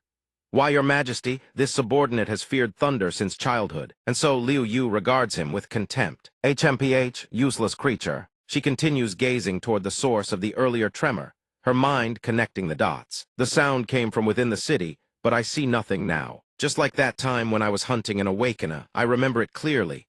That one was gravely wounded. There was no doubt he would die. When I stepped past the wall, there was no one there. It made no sense. But at a single turn, he vanished without a trace. To openly slip beyond my gaze like that. This is the perfect opportunity to uncover the truth. Liu Yu leaps from the balcony. It seems this is merely an advanced concealment technique. Her body floats in midair, eyes flashing crimson. Human illusions cannot affect my clan, but one could use something else to indirectly obstruct my vision. Perhaps all of Mingzhu City is nothing but an illusion. Both eyes blaze a furious blood red. She speaks aloud, exactly as I predicted. From behind Liu Yu, a torrent of dark energy cascades down into the streets below. Her power continues to expand. Meanwhile, Liu Xixian gazes up at the sky, wondering where did the girl from Hanhai Academy disappear to. The sword-shaped earring on Liu Xixian's ear sways as she grows anxious. Although she doesn't know what's happening, the heavenly veil is indeed disappearing. Zhang Ping gradually regains his clarity. He slowly shifts his battered body and says, "Easy." Pointing at the cage dropped by Huang San, he tells her to use it. The night lantern activated now. Luo Shiyu's bizarre powers continue to grow, sprouting outward like gnarled tree trunks. Two crimson eyes snap open, sweeping their gaze across the surroundings. From Luo Shiyu's tendrils, countless eyes sprout searching every corner of the city. Luo Shiyu peers through them into every inch of her domain. Something suddenly startles her. Those cold eyes lock onto one direction. She's found the rat. Someone is hauling the cage and fleeing in a panic. In his rush to escape, he nearly forgot to bring the Holy Maiden. A voice suddenly rings out behind him, sending a jolt of terror through his body. So late at night, someone dares to leave the city courting debt hand. It's already been spotted. Zhejian can only watch helplessly as Luo Shiyu rockets away without a shred of hesitation. "Why, Your Majesty, W8, he clenches his fists, panic seizing him. "It's over, I can't stop her." Zhejian immediately contacts the others in the team. Emergency intel. Emergency intel. There is a hidden agent of the sweep team still lurking in the city. His name is Zhang Ping. The group nearest to him listens in silence. Tonight's operation has been compromised by him. Huang San and Huang Er are dead. Zhejian's words come out in a frantic rush. In the end, the sweep team's reinforcements arrived. I had no choice but to deploy the myriad thunder lead. His older brother speaks up. "Little brother, you are saying that Zhang Ping is still alive." Yes, his tone is absolute, but I've already dug into his background. Other than the sweep team, he's also connected to a forge called Soul of Iron. They nod, absorbing the information. "Understood, but the immediate priority is for you to get the Holy Maiden out of the city. Now, everything seems to end there until Zhejian's panicked scream tears through the connection. Luo Shiyu, why are you here?" His brother demands an answer. "What did you just say?" Zhejian lets out an agonized scream and then his voice cuts to nothing. His brother's face darkens as he desperately tries to reestablish contact. "What happened? Answer me." Chu Zhejian, Huang Ziming arrives at their location and bellows, "You fool, stop calling, the plan has failed." His expression is grim. Chu Zhejian was killed by the fox. Zhejian's brother furiously hurls the communicator to the ground, shattering it. "Damn it! Are you telling me all our years of effort have gone to waste?" Ziming steadies them with another piece of intelligence. "No, the Holy Maiden is still alive. She is the lodestar of the heavenly constant fox tribe. The moon prince has realized she cannot kill the Holy Maiden. She will definitely bring her back to the city lord's manor." The hatted man rounds on him. "Then tell us, what the hell do we do? Without the Holy Maiden, how are we supposed to control those foxes?" Ziming remains calm. "The city lord's manor has a secret passage leading straight out of the city. I can confirm that right now, only I know of its existence." He then lays out his plan to the creatures. "Have your mutated beasts enter the city lord's manor through that secret passage. It will sow chaos among the foxes. As for me, I'll seize the cage and make my exit. I'll use the confusion to smuggle the Holy Maiden out." The one seated above shrugs. "HMPH, easy for you to say. The Moon Prince is guarding the city lord's manor. With just the mutated beasts we've scraped together, what can we possibly accomplish?" Ziming fixes them with a hard stare. "Because we need to exploit the sweep team's hidden agent, Zhang Ping. Right now, the Moon Prince is monitoring the entire city. The moment any disturbance appears, she will personally intervene." A near-perfect plan, devised by the old serpent. They listen in stunned silence as he continues. "We send our elite forces to the forge to ambush Zhang Ping. That alone will draw the Moon Prince and the sweep team to the scene. While both sides are locked in combat, we command the mutated beasts to storm the city lord's manor, catching them completely off guard." The one seated above grasps the logic, but doing this means completely turning their backs on the heavenly constant fox tribe. So success is the only option, Failure is not permitted. Ziming adds one final reminder, also when you move, do not expose my identity. The others nod in agreement. All right, truly worthy of being the Chu clan's inheritor. The one seated above reveals a single eye, glinting ominously in the dim silence. Deputy City Lord's little play will help you keep the performance going. The Holy Maiden is entirely in your hands then.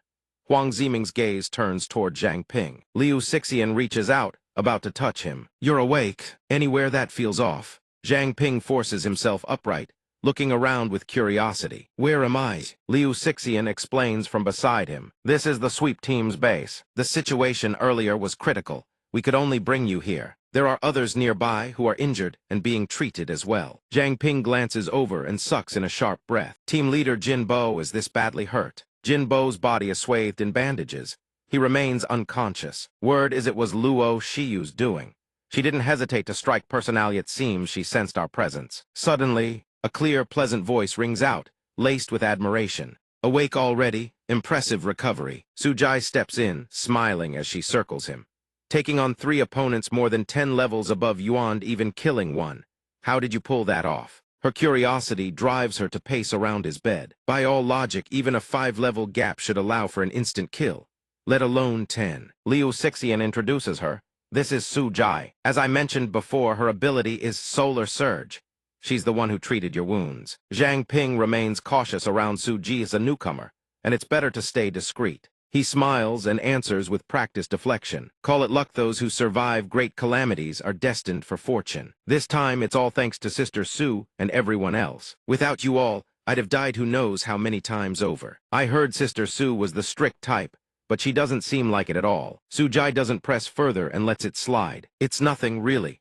Besides, I don't need to maintain the celestial veil anymore anyway. However, her expression hardens into immediate seriousness. All right, enough pleasantries. Now that you're awake, let's go meet the others. Regarding tonight's incident, we need more comprehensive intel. Zhang Ping silently retracts every nice thing he just said about her. Manny groans at her desk in the office. Why is there always endless work? She slams her face onto the desk and wails, Captain, I'm submitting my resignation. Loi raises a hand in solemn agreement. Manny's eyes instantly light up as she seizes the moment.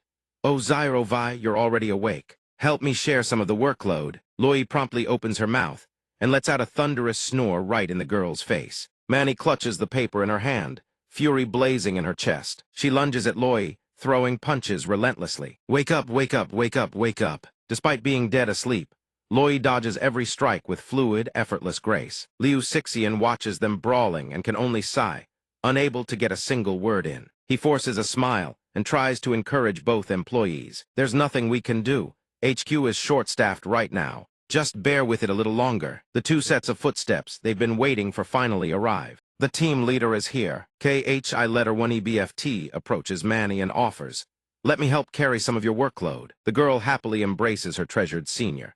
As always, you care about me the most, Sister H letter 1 E9. See Shibai gathers everyone and begins.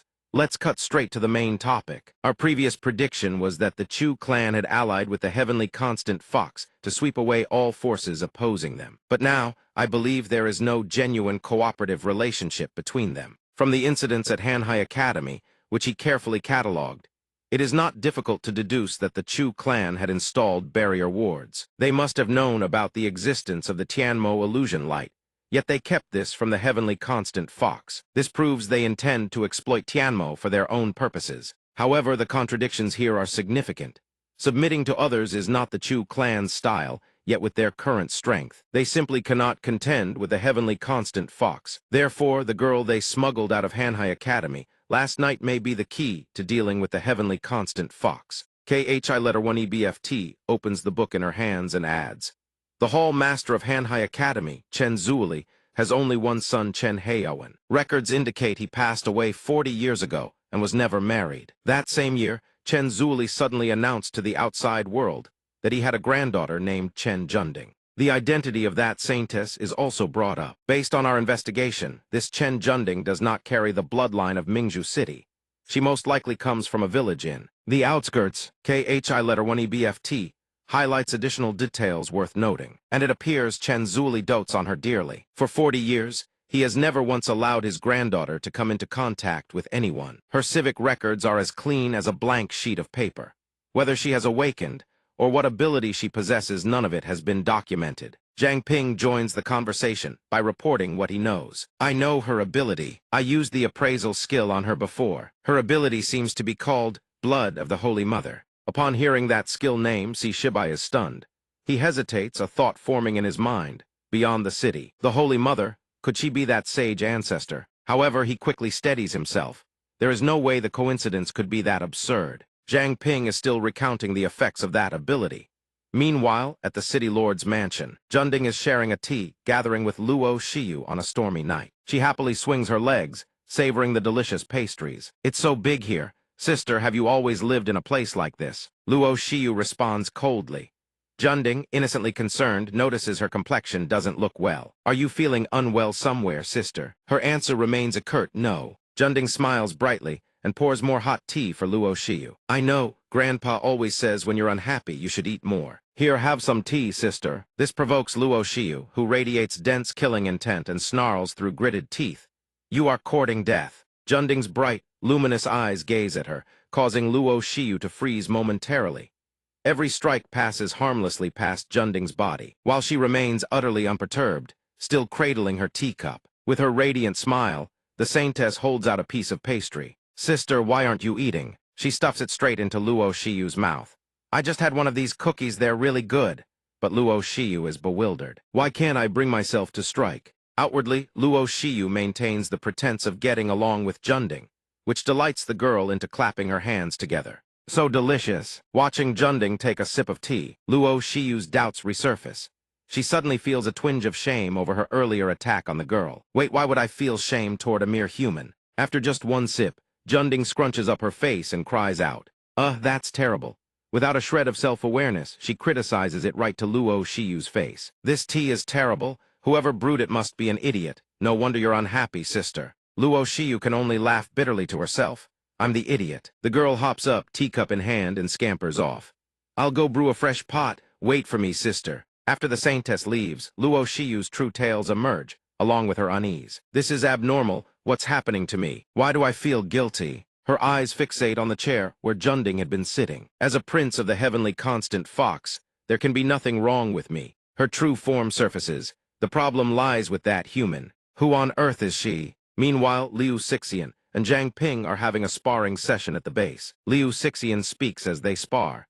Your mist is very similar to my water element. For example, controlling it through intent or reshaping it at will, and so on. But the fundamental difference lies in their origins.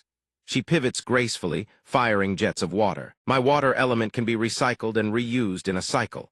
Your mist, on the other hand, is a consumable once spent. It's gone. Zhang Ping swiftly raises his sword to block. Neither gains the upper hand. That's because you can't revert your solidified mist back into its ethereal state. If your mist were like water, it would be far more practical, able to freely convert between its three states: gas, liquid, and solid. He sighs, his mind conjuring some supreme existence. Well, the mist not being a physical substance does have its perks, for instance. I don't need to store it in a gourd and lug it around. Liu Sixian seizes the moment his mind wanders, appearing before him with her palm thrusting forward. Focus, she shoves him backward, sending Zhang Ping's body stumbling. He expends 5 portions of mist to cushion his body and prevent a fall. Lucky I can still use the mist to soften the landing. Liu Sixian soars high into the air.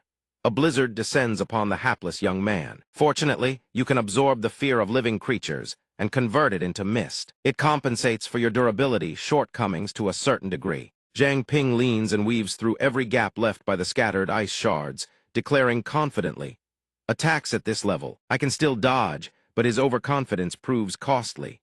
He fails to notice the floor has been thoroughly soaked by those very ice chunks. By the time he realizes it, tendrils of water have already coiled around his arms and legs. Not good, they're ice blocks that reverted from water. His attention had been completely fixated on the icicle barrage from above.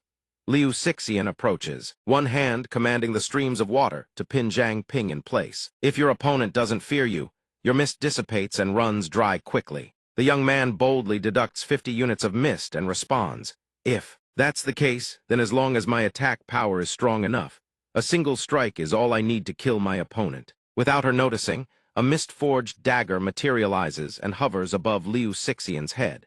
She immediately raises a water prison barrier. Then let me see just how powerful your attack really is. The mist-forged blade surges downward with tremendous force. Liu Xixian watches in shock. As the razor-sharp blade pierces through, it actually shatters the water prison and advances. Despite all four limbs being restrained, Zhang Ping confidently declares to her, "As Sister Liu, you lose." Liu Xixian praises him with a hint of admiration. "Your mist can breach defenses above its weight class. That's truly impressive." She retracts the water prison and rises to her feet. "Perhaps your mist mutated beast is the descendant of a king-tier mutated beast. Inheriting such traits, the mist possesses tier-transcending lethality."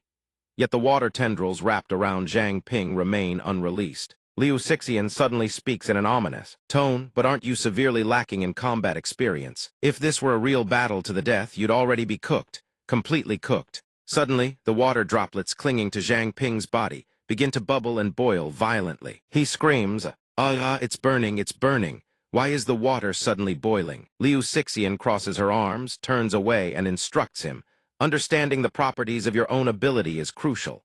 When you have nothing to do, polish your skills." She remains absorbed in her lecture, unaware that Zhang Ping has already hatched a mischievous plan, shaping the mist in his hand, experimenting with how, just like water, it can transform into ice, scalding water, or back into mist. Any of those could produce unforeseeable consequences during combat. He pulls out a toy spider, and Xixian nearly jumps out of her skin. "Like this, right, Sis 6. Immediately after, Xixian blasts a stream of water right into his face, letting out a terrified shriek. This time, Ping goes even bolder, opens his mouth, and gulps the stream right down. Xixian stares in shock, turning to look at him with an entirely different expression. Terrified, she immediately blasts another stream of water into his face. "Spider, get far away from me," she screams, then lunges forward, grabs his neck, and shakes him violently. "Spit it out, my water element is pure water." Ping gasps weakly, "Even if the poison doesn't kill me, you'll still shake me to death." Realizing she's gone overboard, she quickly releases him. "Sorry." Still dazed, Ping murmurs, "But my current form feels kind of strange. My body's gone completely soft. I can't control it." Suddenly his lower half dissolves into water. His pants drop to the floor, soaking wet. His entire body gradually liquefies, leaving both of them mortified. She immediately activates appraisal on him. "Could it be? I've awakened a new skill." Appraisal successful, attribute panel retrieved. Summon Zhang Ping owner, Zhang Ping species, human faction, sweep team location, Iron Soul Forge, potential 6 stars, rank 9th state. Low level, awaken a strength, 30 spiritual power, immeasurable energy, 31 agility, 31 talent contract, gem level 6, supplementary effect level 6 activated. Command absolute obedience skills, advanced appraisal skill, Night Walker, fire. Eater, intermediate mist body, low-level wind speaker, low-level anomalous. Consumer, when swallowing special items, there is a 10% chance of acquiring a corresponding special physique. Pure water body, low level, the body can transform into pure water to resist various physical attacks. This time, the level 6 contract gems effect actually awakens 2 talents. The pure water body is easy enough to understand. More than half his body has already turned into water. Ping ponders inwardly. But anomalous consumer, what kind of ability is that? Xixian looks at him strangely and asks, "Zhang Ping, what's wrong with you? Don't tell me you've been corrupted by corpse poison." He turns to reassure her. "It's fine. I should be able to change back. I just need some time to get used to it." Only then does he truly focus on controlling the water flow within his body. If the mist body and the pure water body share similarities, then the transformation ability should work much like the mist. He just needs to sense his body carefully. First, he dissolves into a puddle of water on the ground. Good, then he reforms into a rough humanoid shape, standing with his hands on his hips, looking quite pleased with himself. Good, on the third attempt, he turns into a massive blob of water, sending him into a brief panic. Good, after much effort, he finally returns to human form without a second thought. He shows off to Xixian, whose face is flushed bright red. "Sis 6, look, I changed back." She quickly turns her face away and reminds him, "Why, you should put some clothes on first." Turning her back to wait, Xixian wants to ask exactly what just happened. Ping pulls his pants back on and explains, "Looks like I accidentally swallowed the water you created. I've awakened the pure water body." Astonishment washes over Xixian's face. The pure water body. She stares at him in disbelief, countless thoughts racing through her mind. Zhang Ping's growth rate is far too fast, especially the pure water body, which is practically a dream ability for any water element user. He awakened it just like that, Is this the infinite level? Ping finally gets his pants on, while Sixian shyly averts her gaze. Sis Six, are you all right? And no, I'm fine. Right then, Sixian's communication device flashes red. She grabs it and asks, what's going on? The voice on the other end shouts, report to Team Leader Iron Soul Forge is under attack, requesting reinforcements. Sixian instructs them, contact the nearest teammates for backup first. I'll be there right away. Yes, ma'am, they respond. The moment Ping hears this, he immediately resolves to go along. Wang Jimin and the others are in danger. I'm going too. Sixian reaches out to block him. You can't go. This could very well be a trap, but Ping, brimming with confidence from his newly awakened ability, says assuredly, don't worry, I just awakened the pure water body today. If things go south, I can turn into water and escape. Knowing she can't stop him, Sixian gives in and dashes forward. I really can't do anything about you, stay close to me. At the Iron Soul Forge, when Zhang Ping's group arrives, countless bodies lie scattered across the floor.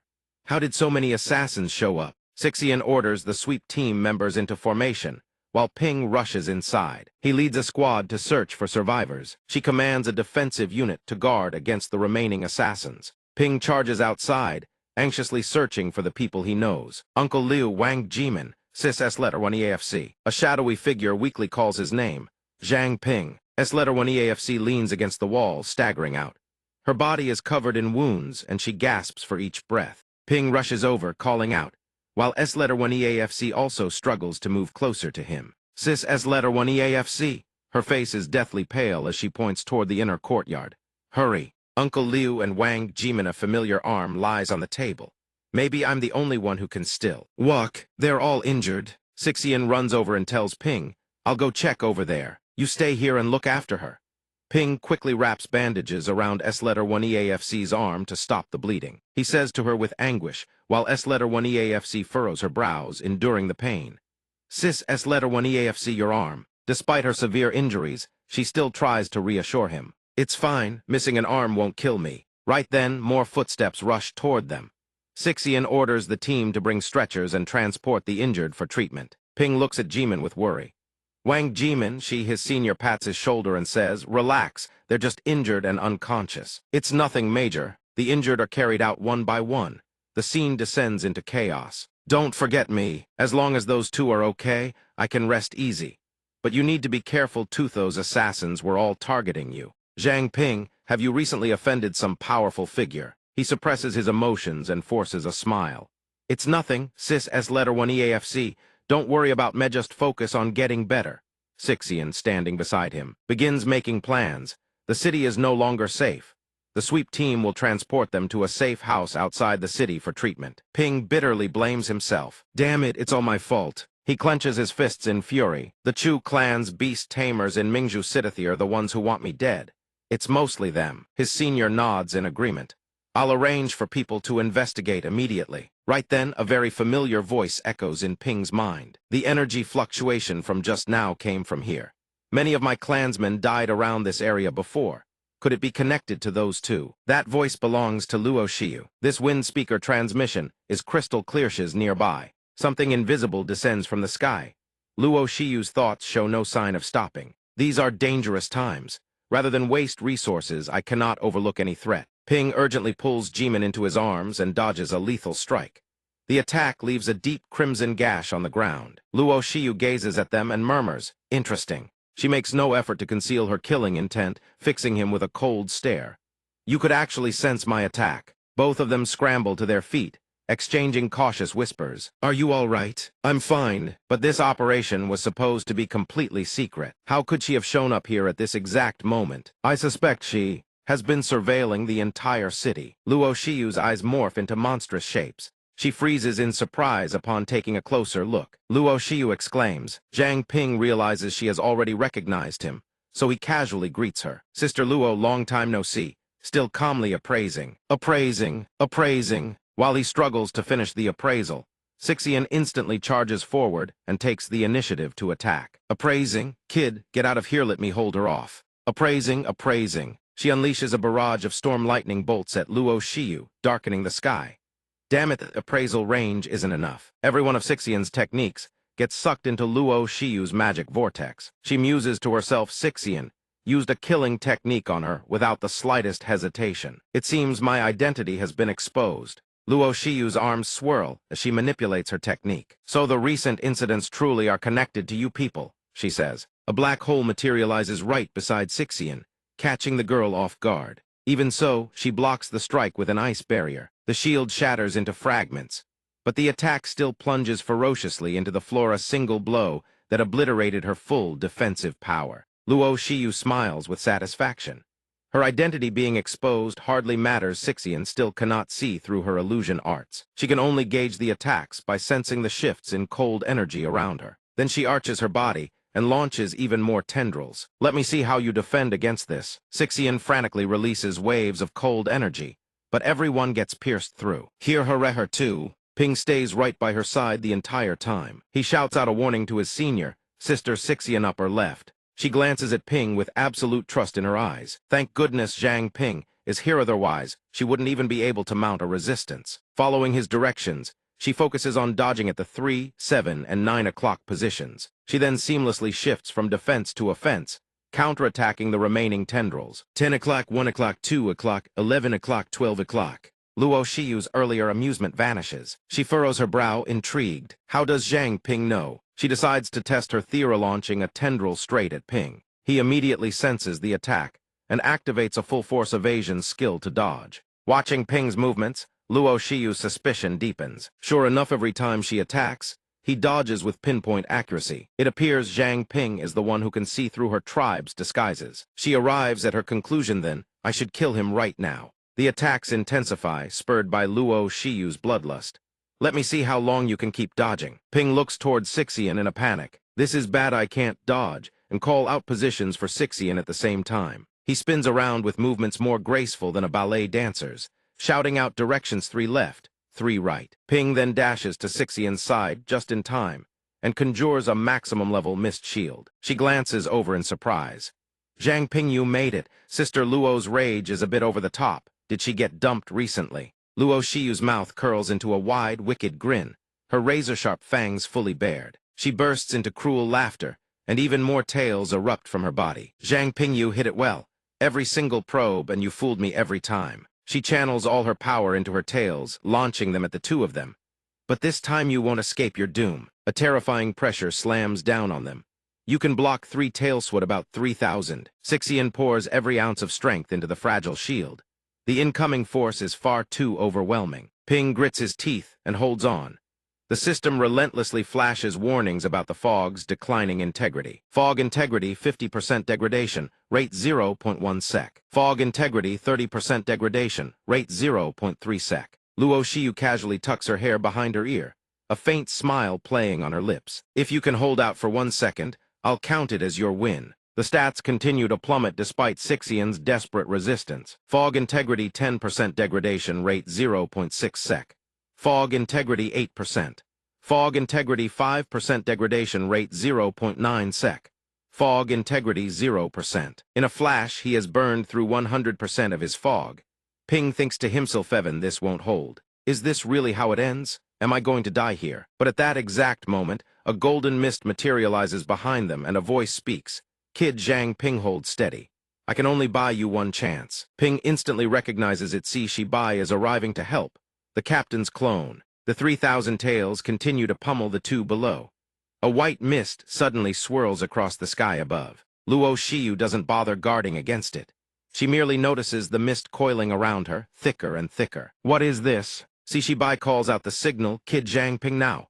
Ping instantly roars, unleashing every ounce of his power. Roger, he lets out a battle cry and detonates the shield, sending all the tails flying. Without a moment's hesitation, he grabs Sixian's hand.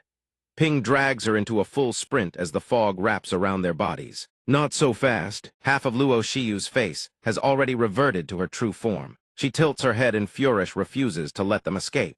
With a single sweep of her arm, she shatters the containment Shi Bai had created. Break for me, but those few precious seconds are more than enough for Ping to vanish. She roars in frustration. All of you here hunt down Zhang Ping at all costs. Every resident in the district hears her thundering command from above. After a brutal battle, Ping and Sixian manage to return to the sweep team and take shelter in the safe room outside the city. Jingjiao is being treated for her wounds here.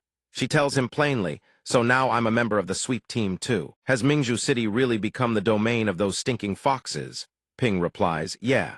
Although they don't dare act recklessly, the city still isn't safe. The young man looks dejected, blaming himself. I'm sorry. It's because I was about to find out why you were upset, and I wanted to offer some words of encouragement too. Come on, it's just an arm. It's not like I'll die. Besides, you should be thanking me for saving Uncle Liu and the others. Sixian walks in just as Ping is making his bold declaration. I swear I'll find a way to reclaim the forge. Before that, all I can ask is for everyone to bear with the hardship and stay outside the city for a while. She suddenly recalls the moment he saved her and gently rubs her own hand. He's already grown so much without me realizing it. Jingjiao notices Sixian standing at the doorway. She gently tells him that girl is still waiting for you. Go take care of things first. Ping steps out of the room with Sixian. He asks curiously, Sixian Jai, did you need me for something? Sixian suddenly asks in a huff, Kid, what did you just call me? Ping realizes his mistake and quickly looks away. Sister Sixian, it's all your fault for calling that girl weird things. That's what made me slip up. He squeezes his eyes shut in embarrassment. But honestly, back when we were just acquaintances, calling you Sister Sixian was fine. Now that we're closer, it feels kind of awkward. Good or bad, I've already lived 2 lifetimes. I'm not exactly younger than you. Sixian doesn't argue with him. Instead, she continues speaking, catching Ping completely off guard. Forget it. It's just a form of address anyway. Whatever you prefer. Call me however you want. Come with me. They head to another room together. Liu Sixian, true to her cautious nature, gives him a few reminders. Your identity has been exposed. I'm afraid you won't be able to enter Mingzhu City for the time being. Wait for the captain to arrange things, she says, pulling out a vial of medicine with a smile. The intel you provided on the Saintess was incredibly useful. Plus, you handled the rapist mission flawlessly. So this is the sweep team's reward for you. Zhang Ping takes it, visibly surprised. It's golden blood. He holds it up close to his face and mutters, this can't be that golden blood, right? Liu Sixian nods. Yep, Jinbo's golden blood. Every so often, he has to have blood drawn and stored. It's normally used to heal teammates or to extend the lifespans of elderly contributors. Try it out in the training room. See if you can extract any energy from it. They step into a vast training yard. All the while, Liu Sixian continues to remind him. Oh, right. This golden blood is an energy-type bloodline, so it can potentially be passed down to the next generation. You'd best brace yourself, careful you don't catch the eye of some lawless woman. Zhang Ping holds the golden blood in his hand, pondering for a moment. It's only a chance of inheritance and not 100%. Besides, whether he'll even have a wife someday is far from certain. Why think so far ahead? He downs the entire vial in one gulp, focusing his mind on the ability he desires. He prays the mutation devourer power activates. The mist body and the pure water body from before were both obtained through it. Liu Sixian stands at a distance and asks, how is it? Any new abilities? Zhang Ping stares at his own hands. Seems like nothing's changed. The moment the words leave his mouth, a stream of crimson liquid trickles down from his fingertip. He immediately triggers the system's appraisal. His heart sources acquired a new skill. It worked. Mutation consumption has activated. Pure blood body, the body can transform into a pure blood state. It can merge into a target's body, rapidly healing all wounds. Mutation devourer also, a skill of limitless potential. The liquid looks exactly like blood, melting and flowing across his hand. Liu Sixian grows worried. It seems the pure blood body can accurately perceive a target's condition. What's wrong with your hand? From Zhang Ping's perspective, his gaze drifts to the crack on her glasses. Sissy, there's a wound on your face. She hurriedly covers her face and turns away. It's nothing, don't worry about it. But Zhang Ping clearly does. It seems her wound hides something deeper. Liu Sixian redirects the conversation. So besides this, did anything else change? Zhang Ping closes his eyes and describes what he sees. In this state, I can sense the vital signs of all nearby allies. I can also merge with their bodies and heal every wound on them. Of course, even those scars can be erased. Liu Sixian's face brightens at the news. Then you might be able to restore Jius's severed arm. Zhang Ping clenches his fist and adds, as long as there's enough blood. Theoretically, even if a person is reduced to nothing, but a layer of skin eye can regenerate their entire body. The pure water body lets me dodge. The pure blood body lets me heal others. Liu Sixian grabs him by the shoulders and shoves him forward. Then hurry up and go heal Jius. Zhang Ping is more than willing to go. All right, I'm heading out then. But before he leaves, He makes a promise with Liu Sixian. "Sissy, when this is all over, can we talk? Not as teammates, as old friends." Her cheeks flush crimson, and she agrees in a soft voice. "Okay." Outside, the sky remains pitch black. In the wilderness, animals drink calmly from the lake. A deer raises its head, gazing up at the sky. High above, flocks of birds scatter in a panic. Countless monsters of grotesque form sweep through the forest. Their eyes burn crimson with savage fury. Herd after herd converges through a brutal battle looms on the horizon. Inside the room, Manny stares at Sidubai with confusion. She asks Sidubai, "The files on Sage Ancestor Village, Captain, are you looking at those?" "I wonder if you still remember," he replies. "Although the Chu clan committed countless inhuman atrocities when they held power, from the very beginning, the Chu Beast Tamers were a clan of heroes." He recalls the fiery spectacle from when they stood against the Eastern Frost catastrophe. Back then, the Chu clan patriarch, Chu Qiang, fused with the solar deity and soared into the sky without rest each day, bringing light and warmth to all of humanity. He endured like that for 10 years, until his body finally gave out and he perished from sheer exhaustion. Manny listens, sipping her water. "I know.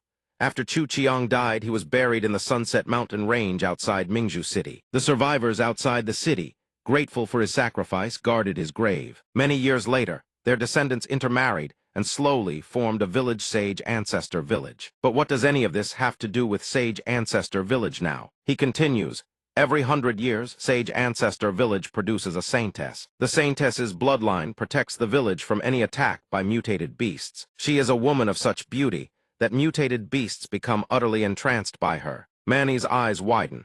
"Didi, does that mean Chen Junding is the Saintess from Sage Ancestor Village?" Sidubai furrows his brow, his expression darkening with sorrow.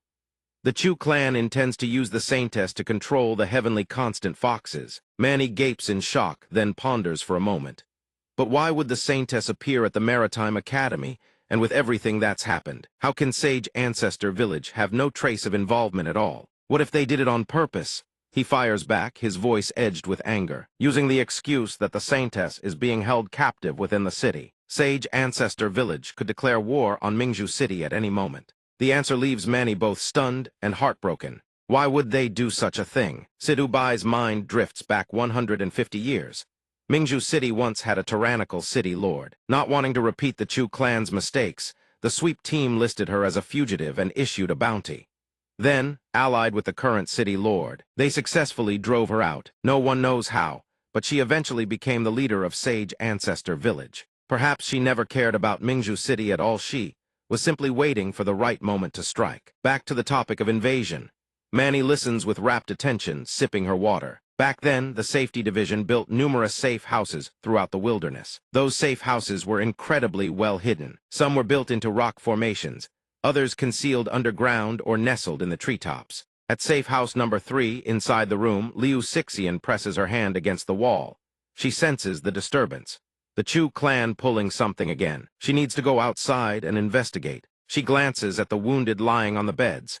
But if this place is discovered, the injured will all be in danger. Leaving Zhang Ping here alone, can he handle it by himself? She looks toward Zhang Ping. Will it be enough? But Zhang Ping doesn't notice her presence behind him. He's completely absorbed in his work. Then he shouts with joy, "It worked." The lantern in his hand now glows with a purple light. Seeing his elation, Liu Sixian doesn't understand what happened.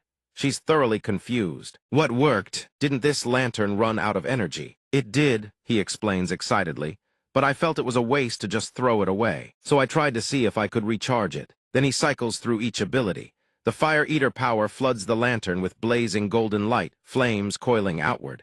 Next, the Pure Water body channels a stream of azure radiance. Then the Pure Blood body, emitting an energy as red as fresh blood.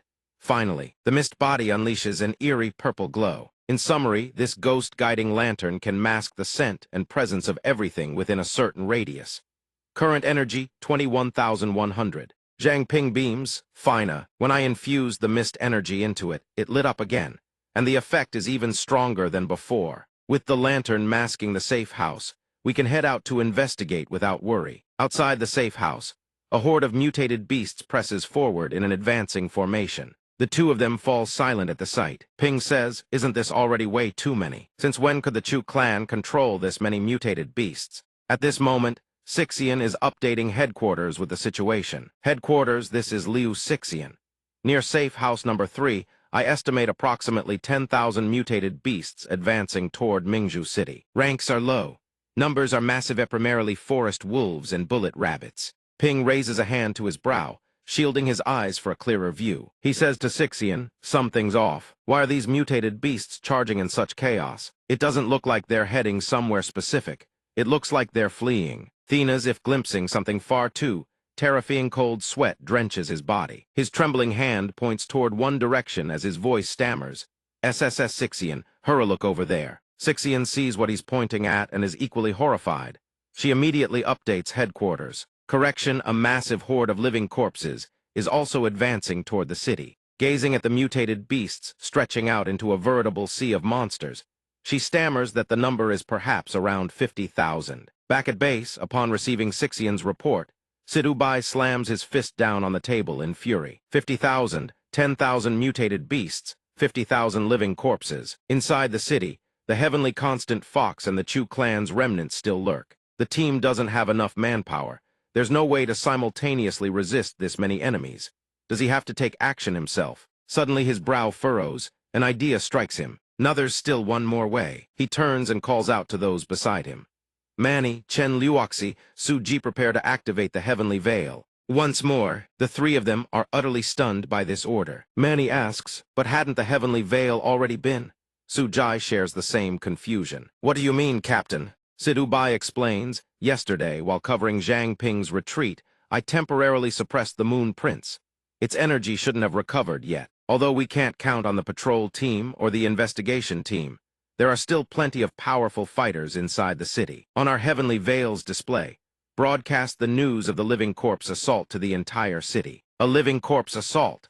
Once the awakeners in the city regroup, we'll slip inside to defend Mingzhu City and at the same time avoid the Heavenly Constant Fox's surveillance.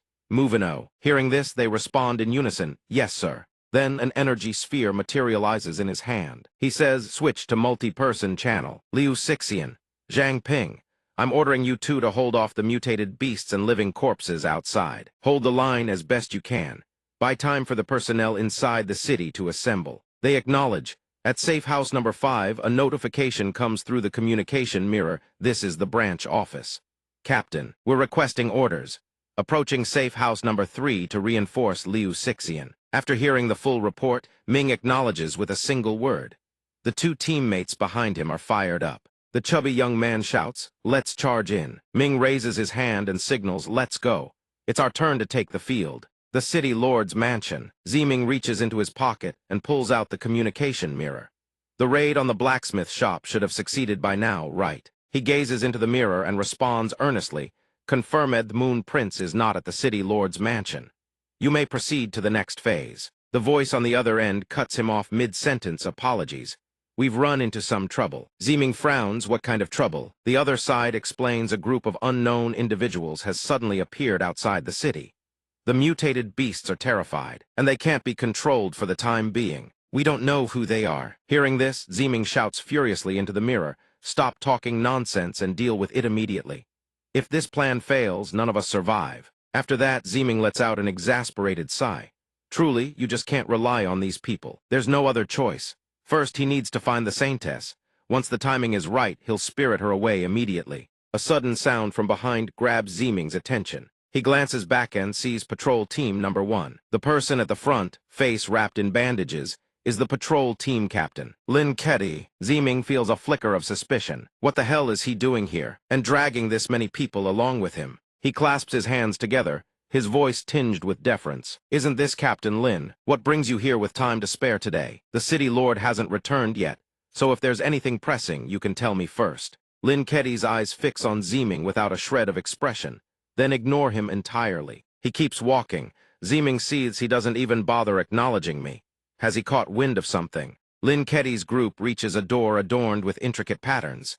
He shoves it open, and light from within spills outward. Ming stares, his mind churning with questions. What the hell is this? Inside is the scene of a lavish banquet. Couples twirl together across the dance floor. The beautiful girl Chen Junding lets out a cheerful cry and beckons them over. More friends have joined us. Come, let's have fun together. Seeing newcomers arrive, she cheerfully introduces herself and extends her hand in greeting. Meanwhile, Lin Keddy is savoring a glass of wine in his hand. He suddenly freezes, staring at the glass in shock. Why am I even here? His Highness the Prince? He gave me some sort of instruction, didn't he? Just then, he remembers the laughter. Ping's laughter. He spits the wine from his mouth.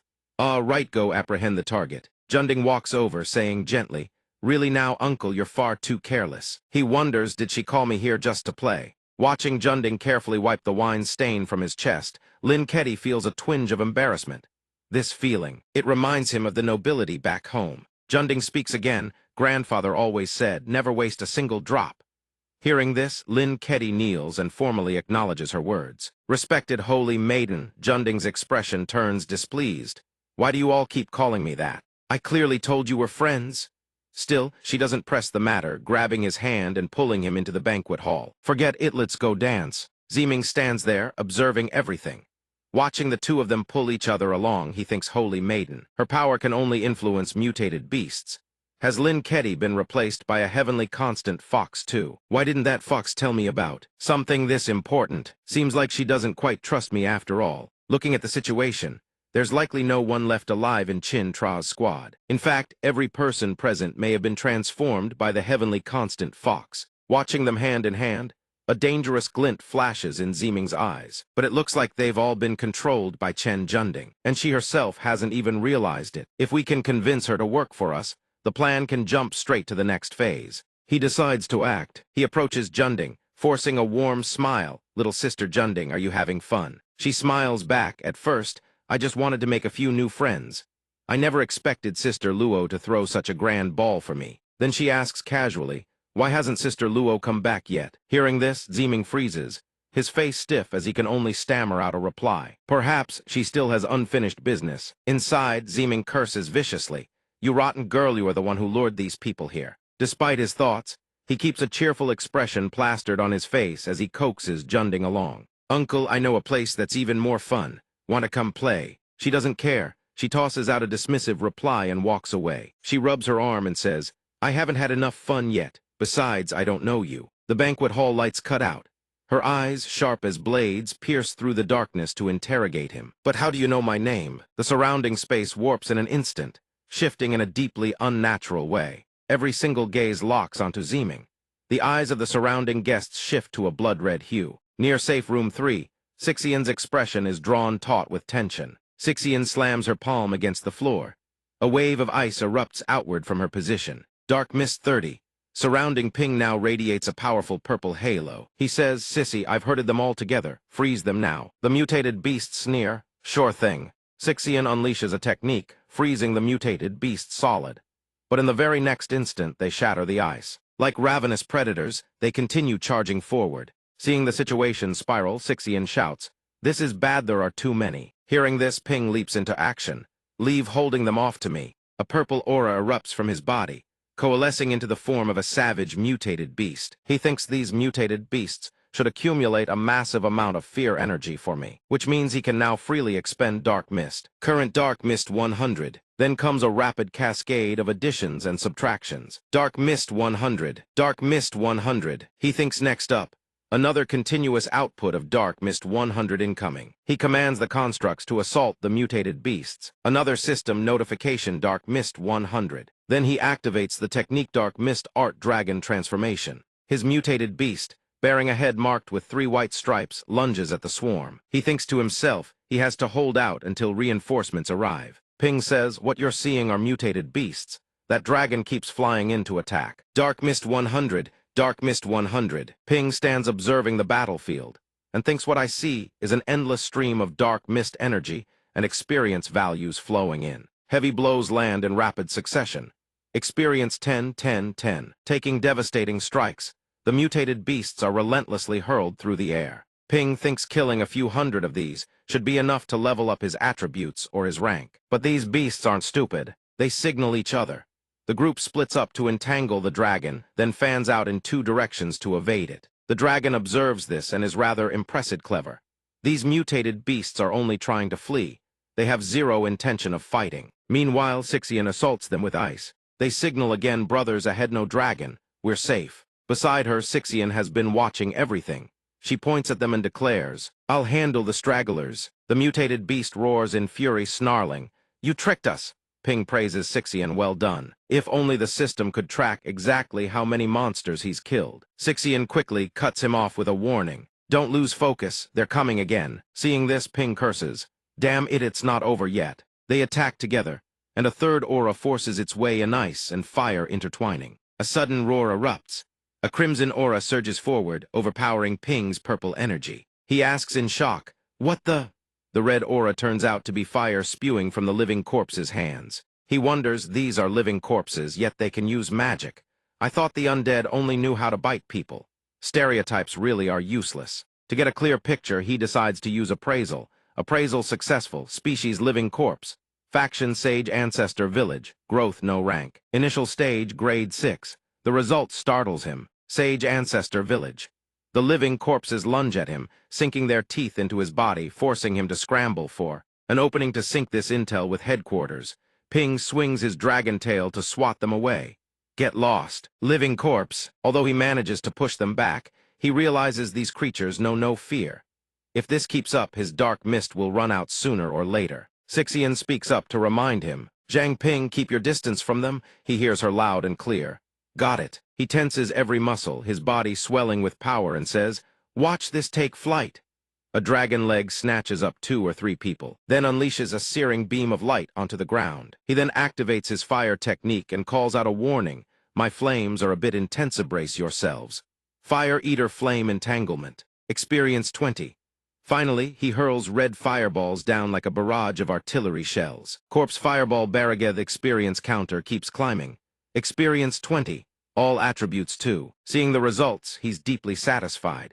His attributes are now nearly double those of same-level awakeners. At the same moment, a streak of power as fast as lightning slams straight into the living corpses' heads. Sixian is also locked in a fierce battle against the living corpses. She unleashes her sword Technoquest blades flashing like blooming flowers, each strike precise and masterful, cutting them down with ease. The living corpses howl and counterattack Sixian, but Ping rushes in to support. He yells, "Eat this, Heaven-Earth Shatter Invincible Kick." Sixian asks, bewildered, "What did you just say?" But Ping just plays dumb. "Nothing." Ping surveys the entire battlefield and assesses the situation. The first wave of beasts and living corpses is dealt with, ruly 1,000 in number. The second wave still has about half remaining. He reverts to human form and continues his conversation with Sixian. "Speaking of which, how can living corpses even use abilities?" She answers, "I'm afraid they were all awakeners when they were alive." Ping considers such despicable methods. Could this be the Chu clan's work? However, my earlier appraisal identified the living corpse as belonging to Sage Ancestor Village. The scene shifts to another space. A voice rings out in response, "Correct." Sidubai speaks through a communication mirror. "The Chu clan may be ruthless, but beast taming is a matter of sacred faith to them. They would never stoop to using underhanded methods like controlling living corpses. Based on my preliminary deduction, this incident is very likely connected to Sage Ancestor Village." Zhang Ping's appraisal only further confirms this. Sixian suddenly shouts, "Sage Ancestor Village?" She continues, "In other words, that person is the one behind this." A figure flickers past, shifting the situation.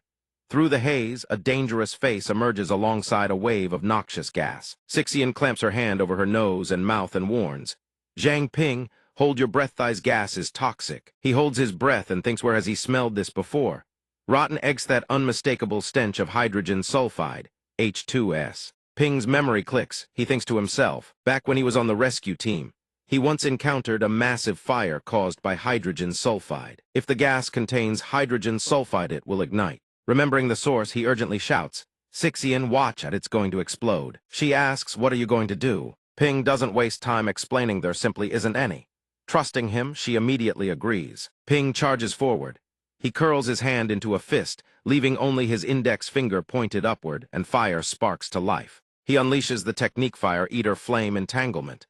In a single move, Ping detonates the entire area. Surrounding Ping and Sixian are intertwined streams of fire and ice. Fire Eater Flame Capacity, 163,300. Fire Eater Flame Capacity, 213,300. Fire Eater Flame Capacity, 263,300. Ping suddenly realized the second wave is about to hit. Sixian asks, "Didn't you just say we still had half an hour?"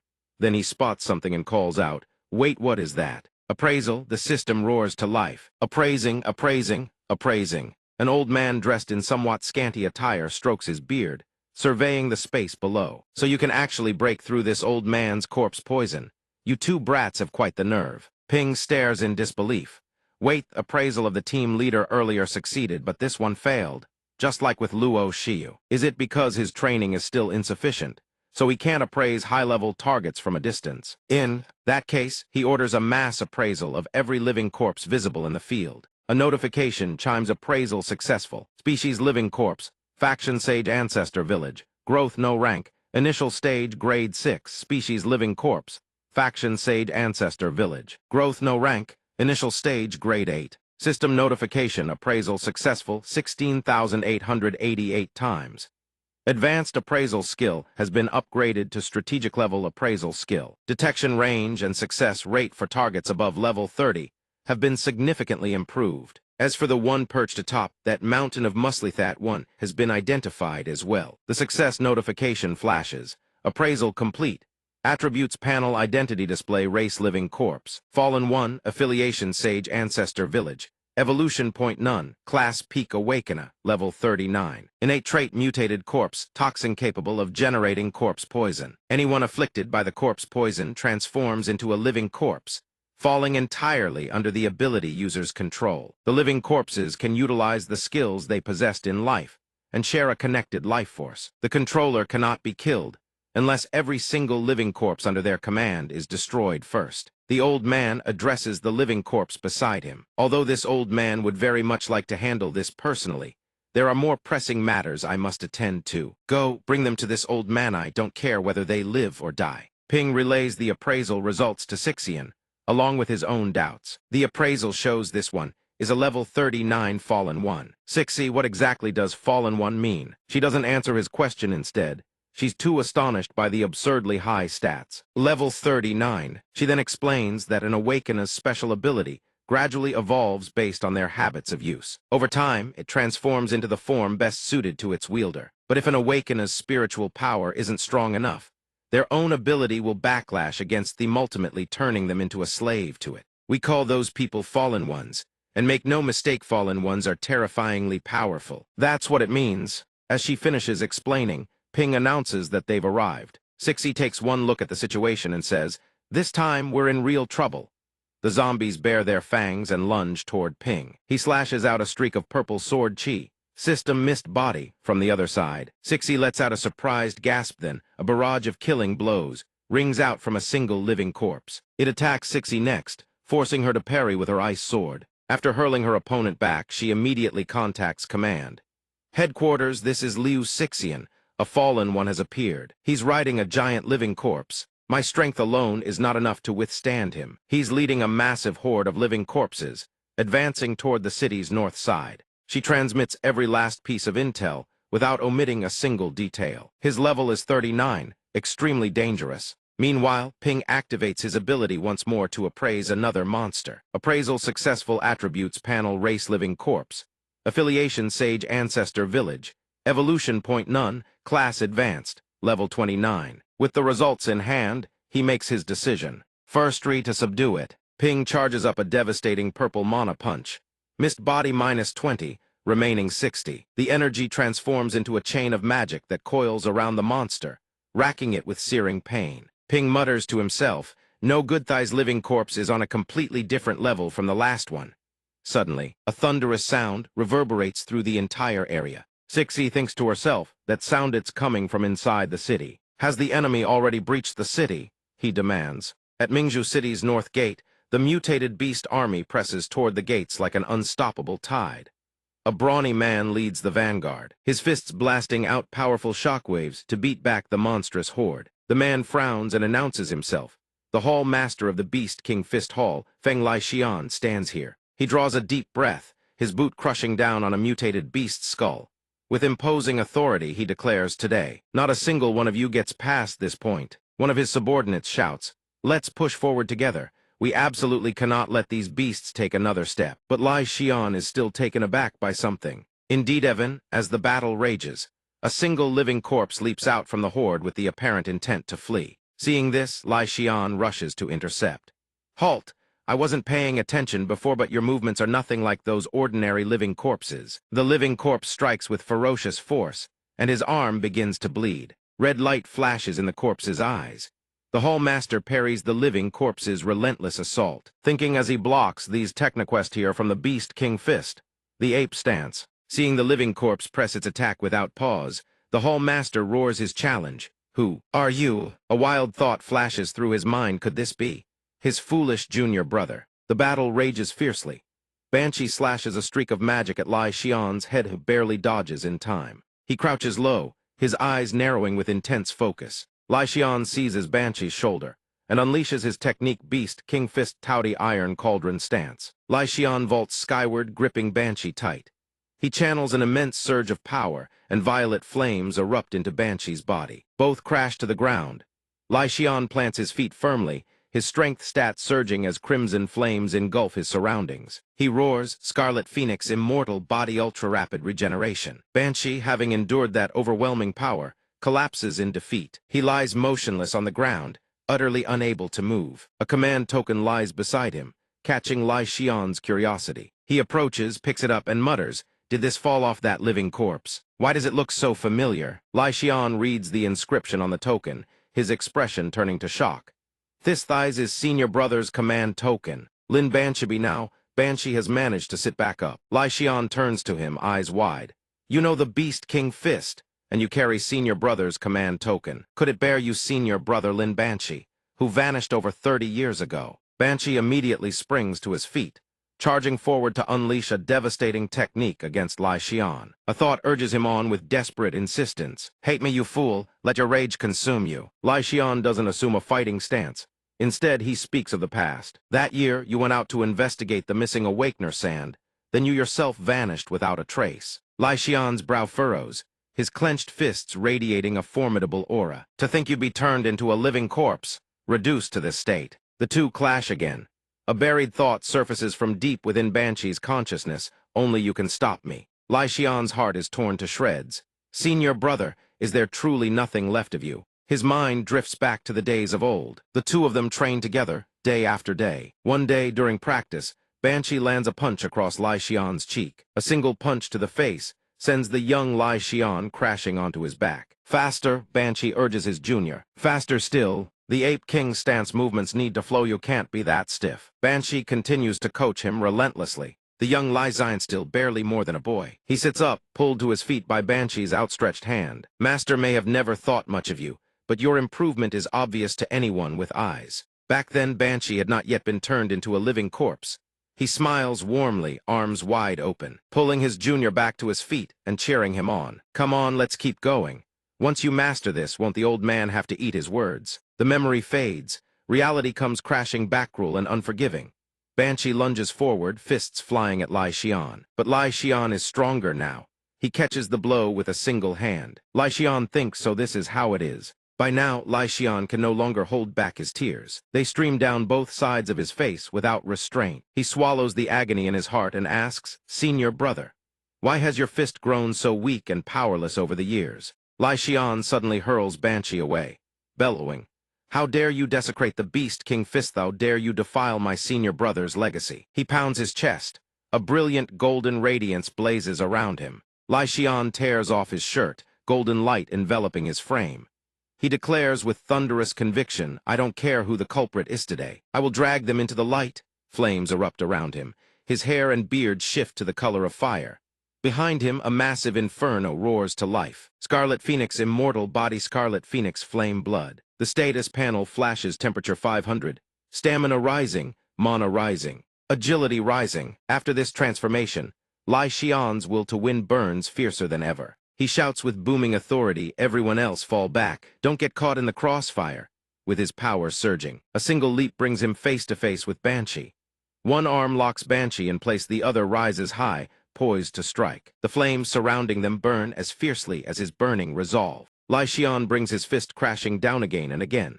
Each time his arm rises, his eyes grow wetter. He pours everything into this final blow.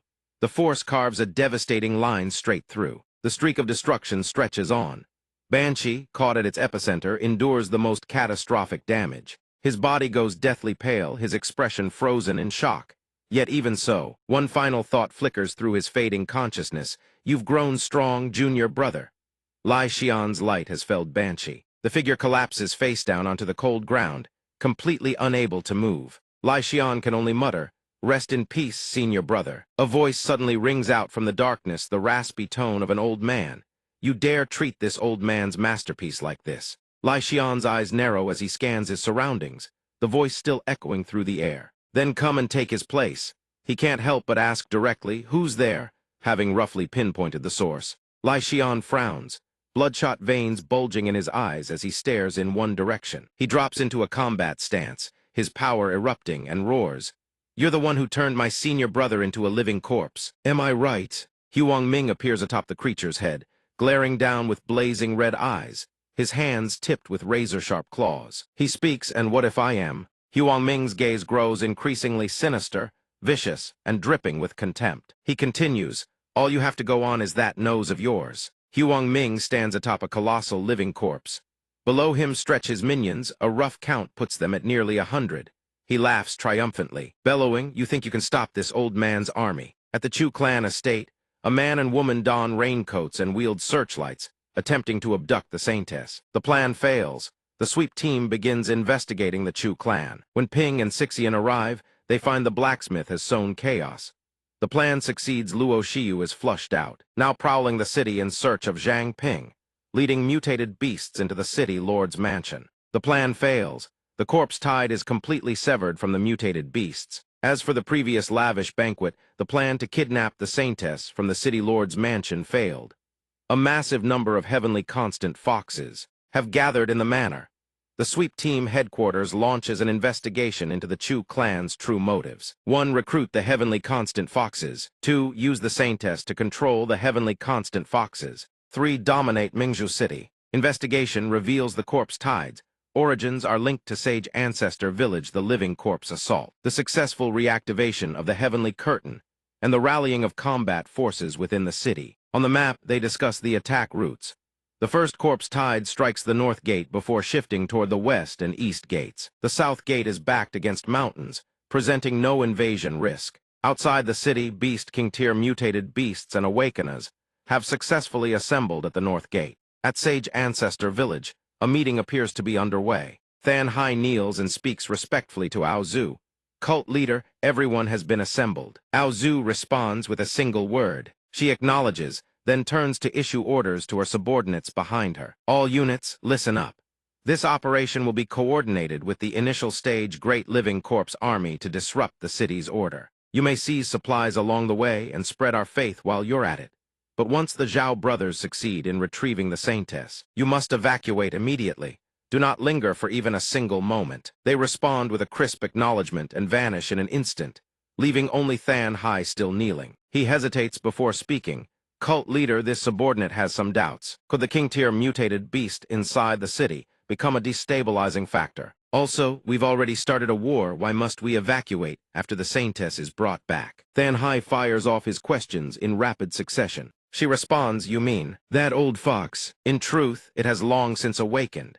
It's merely biding its time, waiting for us to fail so it can make its move personally." Upon hearing this, Than Hai grows slightly confused. "Then if we attack now, won't the army be in danger?" Hearing this, she smirks and replies, "Rest assured.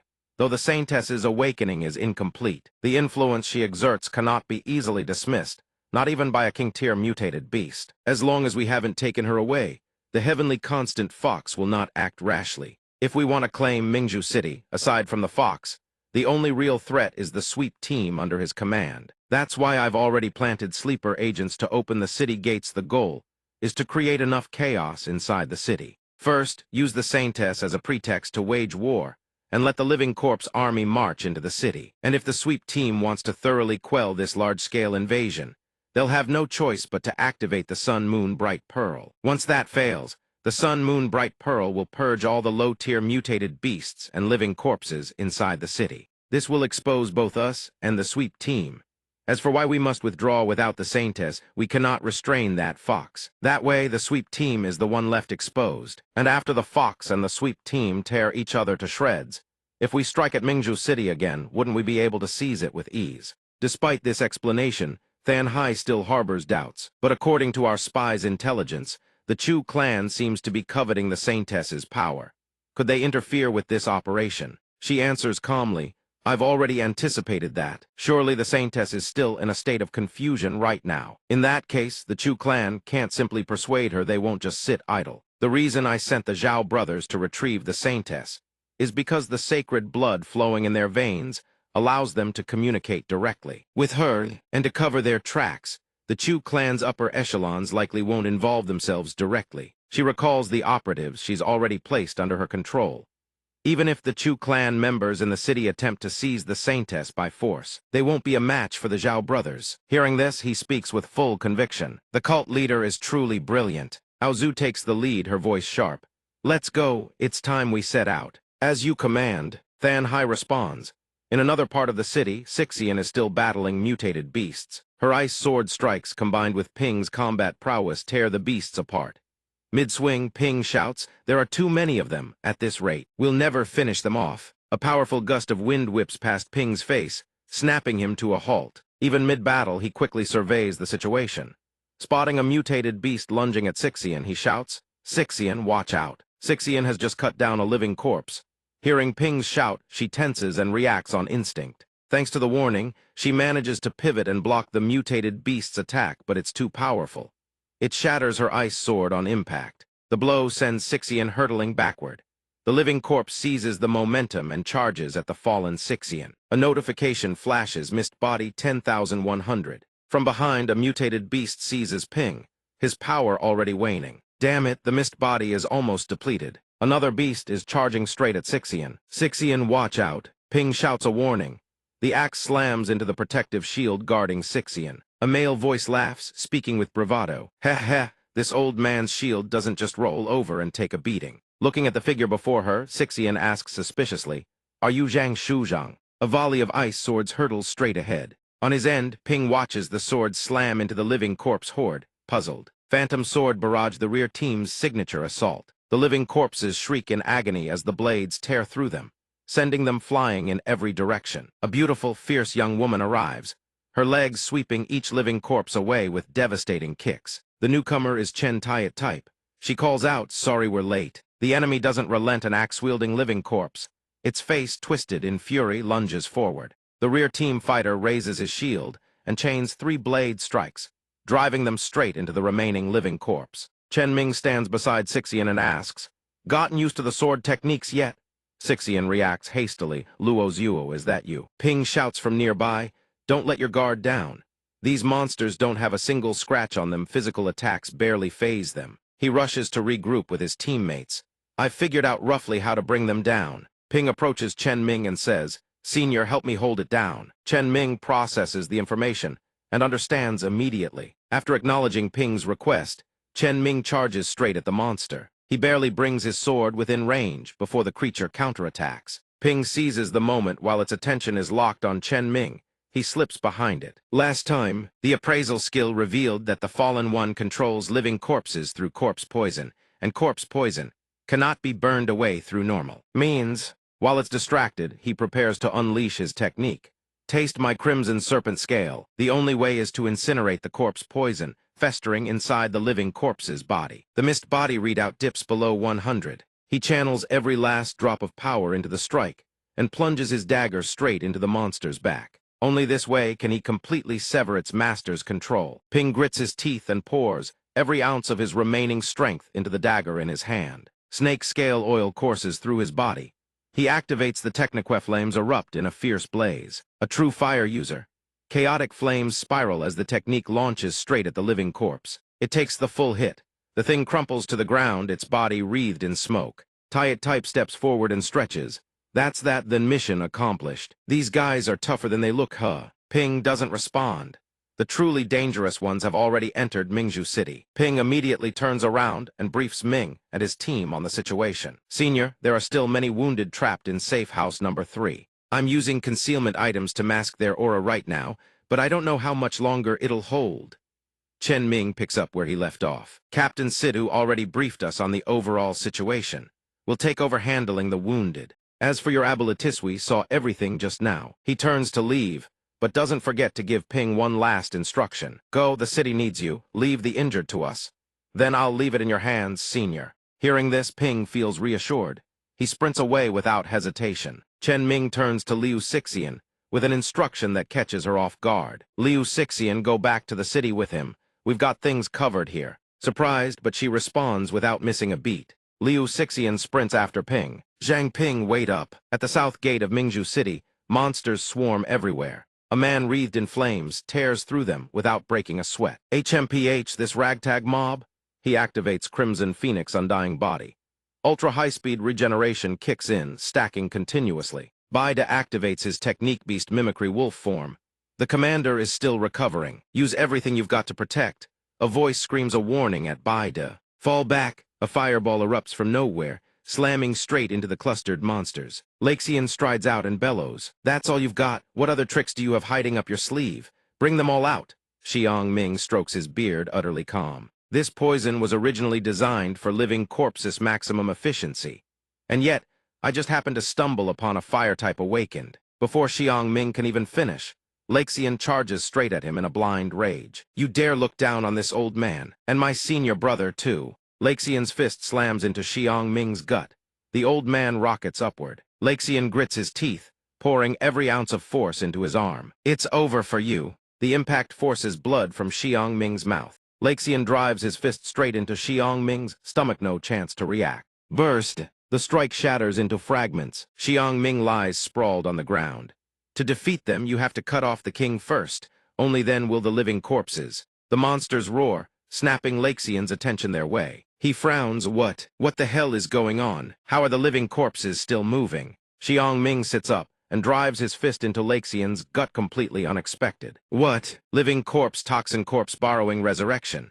Did you really think you could kill this old man? System target Xiang Ming has activated undead toxin corpse borrowing resurrection, sacrificing life force to submit to zombie control in exchange for revival.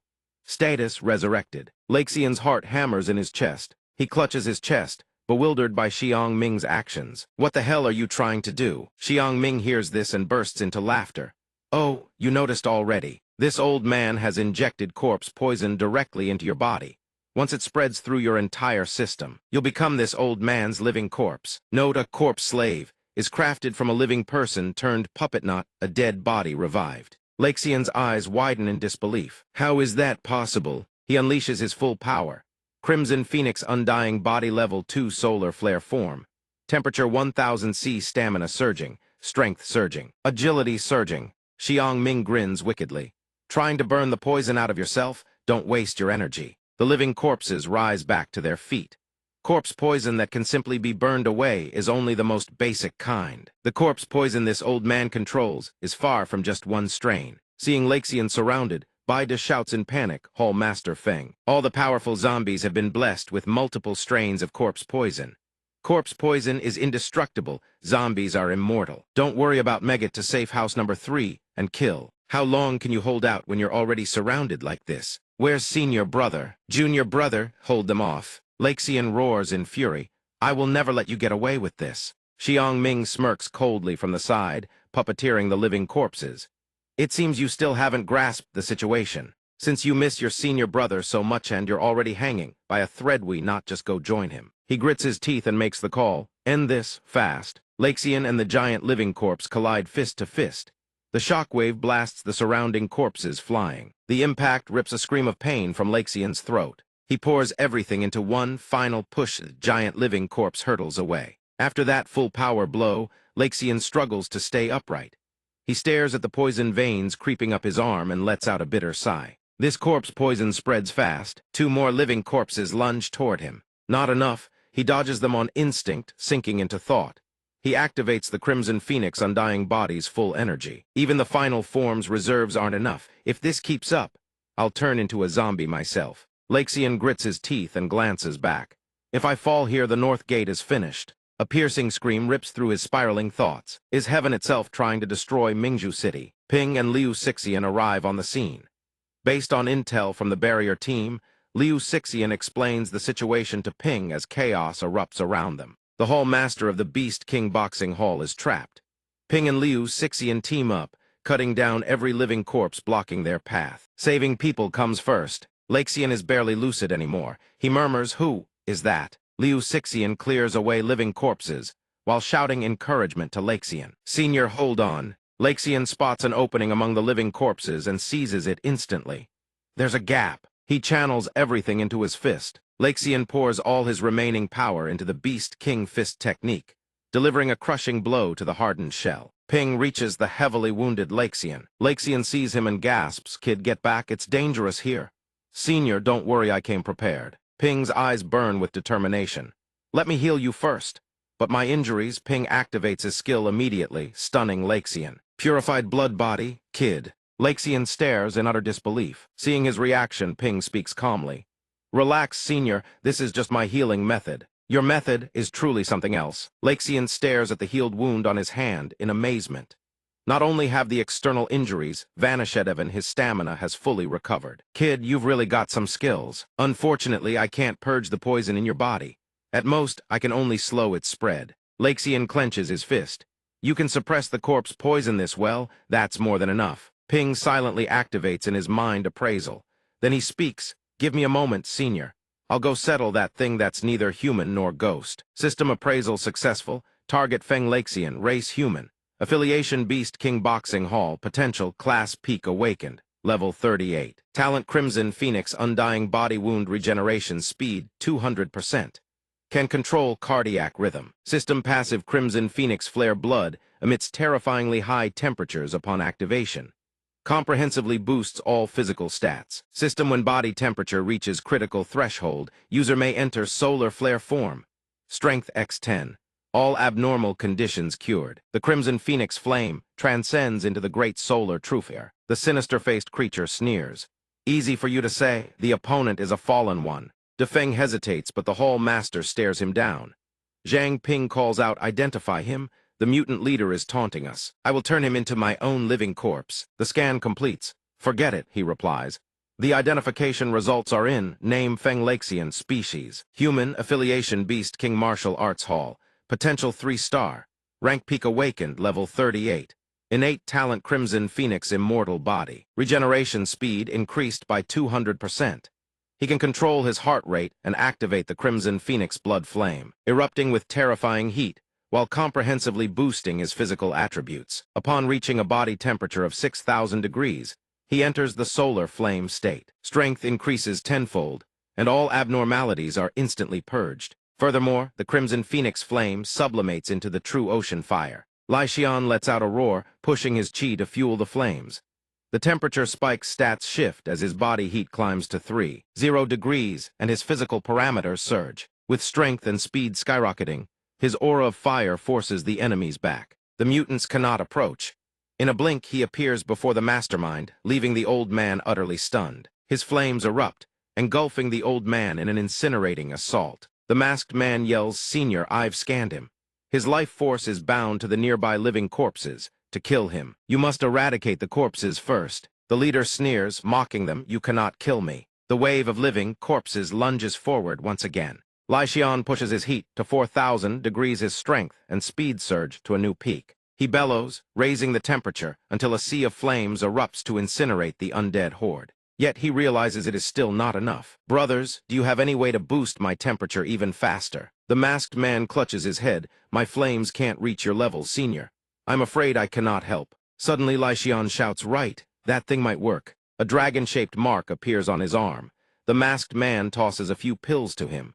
"With such treasures as the Crimson Training Snake, why didn't you bring them out earlier?" The man replies, "You never asked." Lai Xian swallows them down. The masked man laughs, "Excellent. Now that is the true fire user." Lai Xian's power ripples violently. Nearby, a blast of glacial chi shatters another horde. Seeing the mutated beasts frozen solid, Liu Cixin asks, "What happened? I never expected to see this form of the Hall Master while still alive." Sidu Bai grinds his teeth. The battle is concluding. Crimson Phoenix Immortal Body, solar flame state, 6,000 degrees. All toxins are purged. Witnessing the sight, the masked man exclaims, "What a tyrannical form! Even a true fire user would struggle under this heat." Lai Xian warns him, "Brother, this ultimate form places a massive burden on my body. Leave the recovery to you, leave the rest to me." He orders, "Fall back. Don't get caught in the crossfire. Hearing this, someone shouts, "Run!" Did you all hear him? Retreat to the city. The living corpse leader is shocked. How is this possible? The corpse poison I planted in his body, it's gone. He commands his army, kill him, capture him for me. Ice cold chi flows from Lai Xian's body as he exhales a frigid breath. Beast King's secret technique, chaotic primal chi. The frozen currents blast the charging zombies away. The undead scream in agony as the relentless icy assault continues. After a short while, the battlefield falls silent. He gazes at the void before him. Those 20,000 living corpses have been reduced to ash. Liu Cixin sighs, terrifying power. Among those I know, his strength is easily top 3. Suddenly, a youth rushes over. This is bad. The masters of the other 2 martial arts halls have betrayed us. The west and east gates have fallen. Lai Xian is startled. What? Why would Ao Donghai and Wu Ruoyu betray us? Laughter echoes. Mingzhu City has fallen.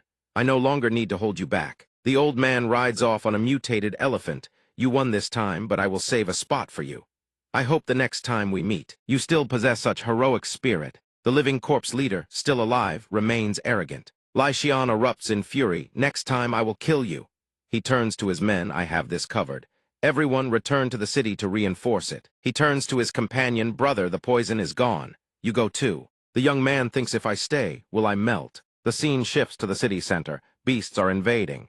Mutated beasts, run, save the defense organization. Zhang Ping stands on high ground, observing. Enjoy the show. He laughs triumphantly. This is the chaos Mingzhu City deserves for losing the Chu clan. Zhang Ping asks his subordinates, how is it going? Zhai Jun reports, about 1,000 mutated beasts have entered Mingzhu City. They are all under our control. Zhai Ping smiles wickedly. Good. Drive the beasts to attack the city lord's mansion immediately. Chen Quinting is inside the city lord's mansion. Zhai Jun adds. Huang San continues. Zhai Ping frowns, analyzing the situation. He recalls Quinting's state.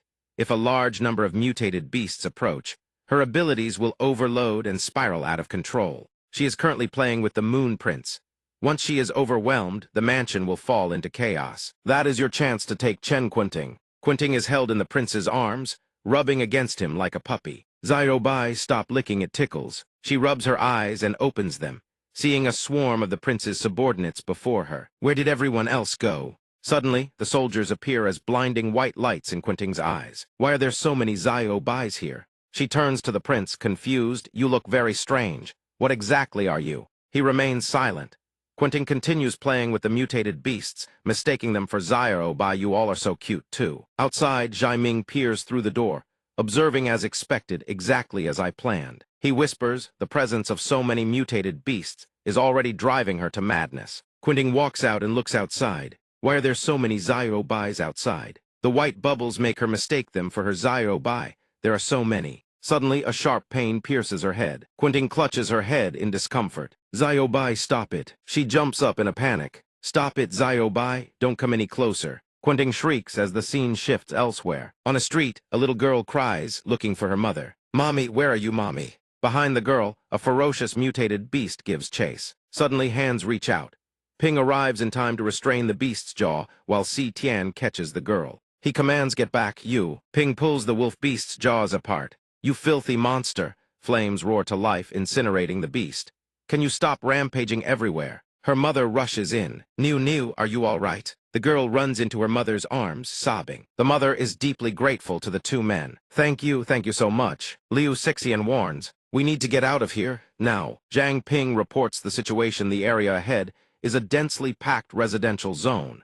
They can't let those things advance any further. She gives a quiet hum of acknowledgement. Liu Cixin relays the intel via radio to all members.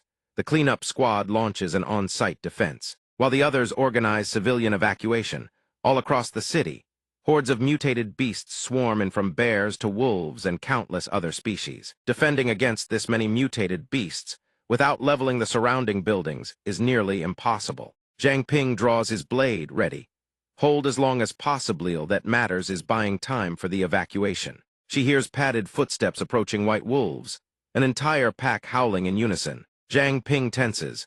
What's wrong with these mutated beasts? A report crackles through the radio from the other side. Captain, the mutated beasts on our end have all stopped. Liu Cixin asks, puzzled, what's going on? Scene shift. Inside the shrine, Chu Jiming watches in disbelief as the saintess Chen Junding uses her power to control the beasts. What is this? He suddenly understands. As she opens her eyes, a wave of power radiates outward. The Sourceth Cathedral emanates the saintess's energy. Chu Jiming's team, lurking in the shadows, is hit by an urgent report. All mutated beasts in our sector have broken free from control. What? Chu Jiming grits his teeth, cold sweat beating on his forehead. Damn it, could the saintess blood inside her have fully awakened? What terrible luck. A 1% activation, Reitan she actually triggered it. Junding leaps out, chasing after the white blurs she calls Little White. There really are many Little Whites over there. He senses something is wrong. Damn it, Chu Jiming and his subordinates sprint after her. Move it. Suddenly, he loses his balance and stumbles. Chu Jiming feels an immense pressure crushing down on him. This aura. Only a king-rank mutated beast could project suppressive force like this. From high above, a pair of enormous eyes stares down at them. Could it be? Has the Moon King awakened? Chu Jiming's face darkens. He stands frozen. Did Chen Junding cause the Moon King to awaken prematurely? If that's the case, footsteps and voices of his subordinates rush up from behind. What are you doing standing around? What's wrong? Chu Jiming remains rooted to the spot. Contact the rest of the team that infiltrated Mingzhu City. Move to capture Chen Junding. I still have something to deal with here. They acknowledge the order and move out. Chu Jiming watches their retreating figures and thinks to himself, the Moon King's awakening means Tianteng Lake now has a king-tier combatant. Revealing himself at this point would be suicide. Behind him, a massive dark shadow looms unnoticed by Chu Jiming. Better to observe how things unfold. Safer that way. Scene shift to the city. The damage is extensive. A group of trainees gathers as the drill instructor barks Order Sevrione teams up in threes and clears out the remaining living corpses. The group shouts in unison, loud and clear. Uncle Liao asks Feng Laxian, how's the boss holding up? He pats his own body a few times. I'm fine. Zhang Ping healed most of my wounds. Just a bit tired, a little rest, and I'll be good. Uncle Liu clenches his fists beside a large boulder, grinding his teeth in fury. Those traitorous bastards, Thier, not even worth the dirt beneath our feet. Feng Laxian places a hand on his shoulder. Things are what they are now. All we can do is clear the living corpses at the south gate as fast as possible. Then head back to the city for reinforcements. Uncle Liu is deeply moved. Boss, over there smoke is rising in thick plumes. This isn't the time for chit-chat. Feng Laxian gestures at the surrounding wreckage. Look at the state of this place. Every life we save is one more person who makes it through. In the distance, two young men on of them points ahead. Look, a group of awakened is approaching from the north. The one beside him ventures a guess. Could it be reinforcements? Before them, a column of people advances. Restrain them for me. Not a single one gets into the city. The two are confused. The Blazing Sun Dojo. This just got complicated. Ryu Wu leads the marching column. Their battle cries ring out sharp and clear. Feng Laxian grits his teeth. Wu Ryuo, you still have the nerve to show your face here. This side doesn't back down a line of muscular, battle-hardened fighters. Everyone braces for combat. Uncle Liao joins the ranks. The Blazing Sun Dojo abandoned the West Gate and it cost Mingzhu City its defenses. What? You bastard! The two sides face off. Both squads ready themselves. Uncle Liu roars. Dojo Master, why did you betray Mingzhu City? He just smirks. Ryu Wu radiates menace. Dojo Master Feng, have you ever thought about changing the way you live? Feng Laxian doesn't know his intentions yet. What are you getting at? Ryu Wu gestures with a sly grin. Look at this Mingzhu City, a sprawling metropolis. Monsters attack, civilians panic, thousands of lights. Bright but fragile. Every year, hundreds die from mutated beast attacks. It seems like we can only protect a third of this territory. Have you ever considered what would happen if we gave everything to create a king among humanity? What that would look like? A better world. If a king were born in Shengzhou village, forget this tiny Mingzhu city even to the ends of the earth, humanity would no longer be playthings for mutated beasts. Feng Laxian understands. So that's what this is. The students spreading theories about human supremacy in our dojathos were your people. Ryu spreads his arms proudly. That's right. Too bad you kicked them all out. Ha ha ha. Otherwise, you could have been one of us. He drops the pleasantries. Join you. Then the whole of Mingzhu City would have to be buried along with it, wouldn't it? Ryu Wu's side brims with fighting spirit, staking their claim. Both sides are evenly matched. Relax. This time, we only want to capture one key individual so the king of Shengzhou village can be born. We have no intention of wiping out Mingzhu City entirely. Of course, if you stand down, don't enter the city, don't report, then Feng Laxian, I won't lay a hand on you. Say no more, you understand. And if we refuse, Ryu Wu throws the first punch. Then the only option left is to take you down hard. Scene shift. In the forest park of the northern district, Chen Junding hovers in midair. Below, a pack of beasts worships her like a deity. Zhang Ping and Liu Sixian witness the spectacle. You're telling me that's Chen Junding? Zhang Ping stares up. The mutated beast suddenly freezing up. That's because of her. System appraisal Chen Junding. Mental state dazed, resembling Little White. You guys are so adorable. System appraisal complete status panel name Chen Junding race human affiliation. The Fallen Shadow faction classified potential 12 stars class. High rank awaken level 20 talent saintess blood. The blood coursing through her body. Possesses the ability to influence all living creatures. System affect all living creatures in proximity. Receive a significant enhancement. System secondary affect all living creatures in range. Have a probability of being charmed. Converting into devout followers. System warning those who ingest saintess blood will be unable to use this ability and will suffer repeated misfortune. System affiliation, the Fallen Shadow faction classified. Zhang Ping stares at Junding in disbelief. She's become one of the Fallen too. Liu Sixian is equally stunned. What? How is that possible? Two figures suddenly appear from the distance, both quickly ducking behind the bushes. Someone's coming. In the distance are two of Jiming's subordinates, Zhejian and Huang San. Huang San asks, so what do we do now? Maybe we should head back first. Zhejian reminds him of the plan. What kind of nonsense are you spouting? Our mission is to bring that girl back to the Chu clan at all costs. Huang San still looks hesitant. But you saw what happened on the way here. Behind the bushes, the two sisters deduce that these men are from the Chu clan. Huang San is terrified. Right now, living dead are everywhere in Mingzhu City. And all our mutated beasts have been taken over by that girl, haven't they? Plus, we can't even reach the others. He's panicking. With just the two of us, there's no way we can complete this mission. Zhejian stands beside him, his conviction unwavering, undaunted by any challenge. Don't say things like that, even if it kills us. We fight to the bitter end. A voice suddenly rings out from somewhere unseen. I can't believe the Chu clan is the type to do dirty work behind people's backs. And they even have scum like this. Zhejian shouts, who's there? Two figures step forward. You two actually have more backbone than the Chu clan lackeys we've been running into. Might be worth considering. Ping seizes the opportunity and appraises the two newcomers. Appraisal system display panel activated. Appraisal successful. Stats panel name Zhao Yanlong race human faction holy ancestor village potential class. High grade awaken a level 25 talent holy disciple. The blood contains extremely potent stimulants that continuously enhance physical strength.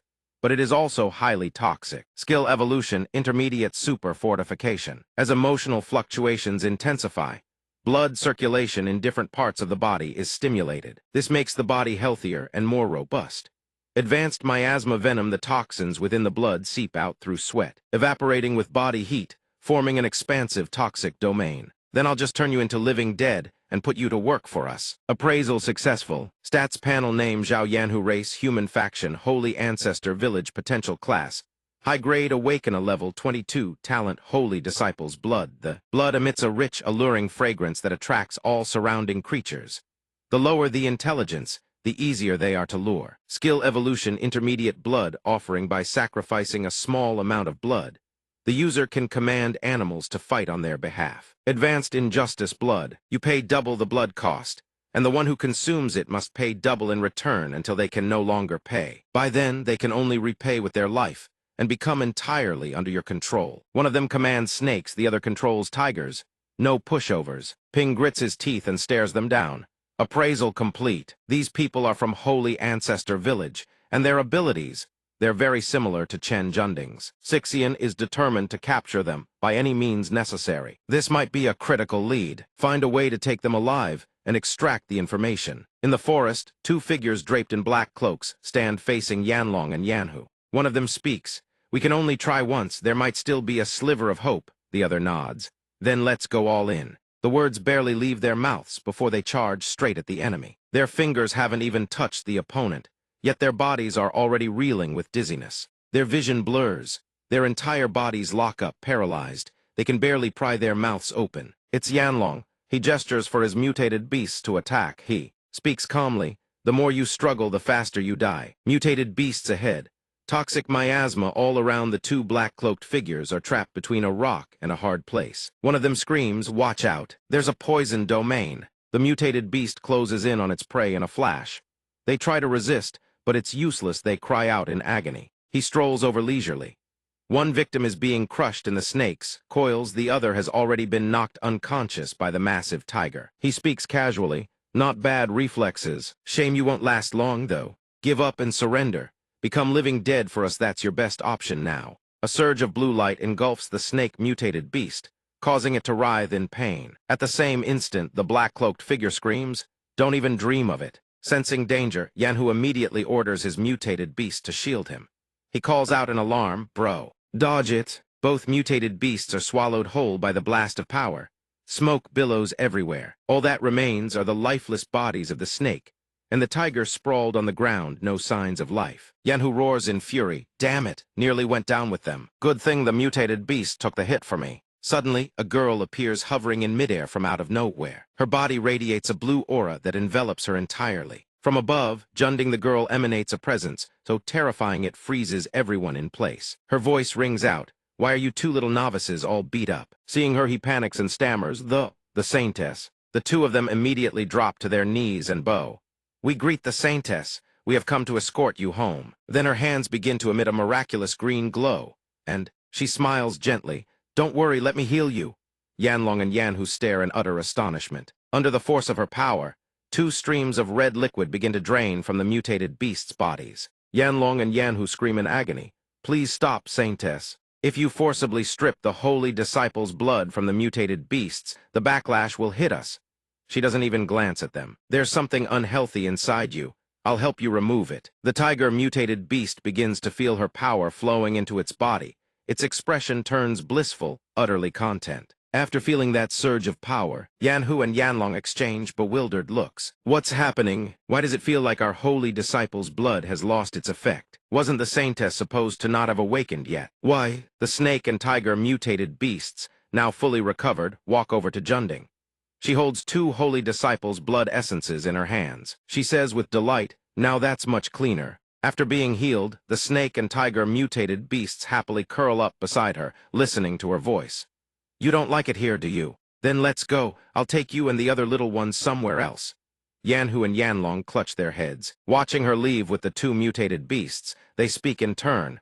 That was bloodline suppression. Could the Saintess already be in a state of full awakening? That must be it.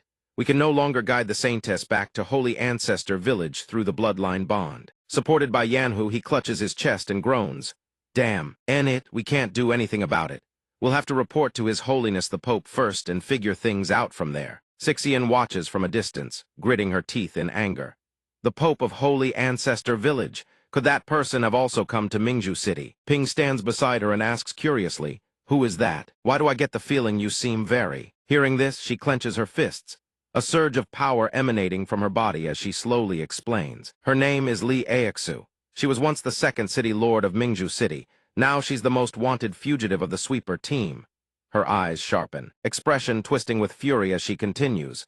"She killed my master. The scar on my face, she caused that too. She's incredibly powerful, not one bit weaker than our team leader. We need to find out whether that monster has come to Mingju City. Before, we had no way to control Chen Junding, but we can control these two." The site of the brutal battle moments ago is now shrouded in nothing but wisps of white smoke. Sensing the time is right, she and Ping begin to unleash their power.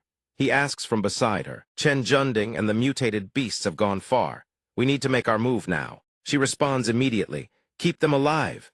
A massive block of ice crystal hurtles toward Yanlong and Manhua from behind. They sense the anomaly at once. Ice element arrows rain down, splitting the two apart. Yanlong says sharply, "There's still someone hiding in the dark." Holding a sword crystallized from ice, she points it at him and orders, "Stay still." Seeing his brother in danger, Manhua rushes over, shouting, "Bro!" He quickly binds him with black-purple mana, making him scream in agony. His eyes shift to a deep, ominous purple. His voice carries a chilling threat. "If you dare release the toxic miasma, I guarantee he'll die a gruesome death." After subduing the opponent, she raises her voice and demands, "What is your purpose in coming to Mingju City?" She presses on. "Has Li Aixu arrived? Where is she?" Confronted by the lethal edge of her sword, he answers calmly, "Nothing to say." The instant those words leave his mouth, A slash tears across his body. He screams, the sound echoing through the trees. A demonic face looms before him. The boy's hands rest on his shoulders. With a sinister grin, he speaks.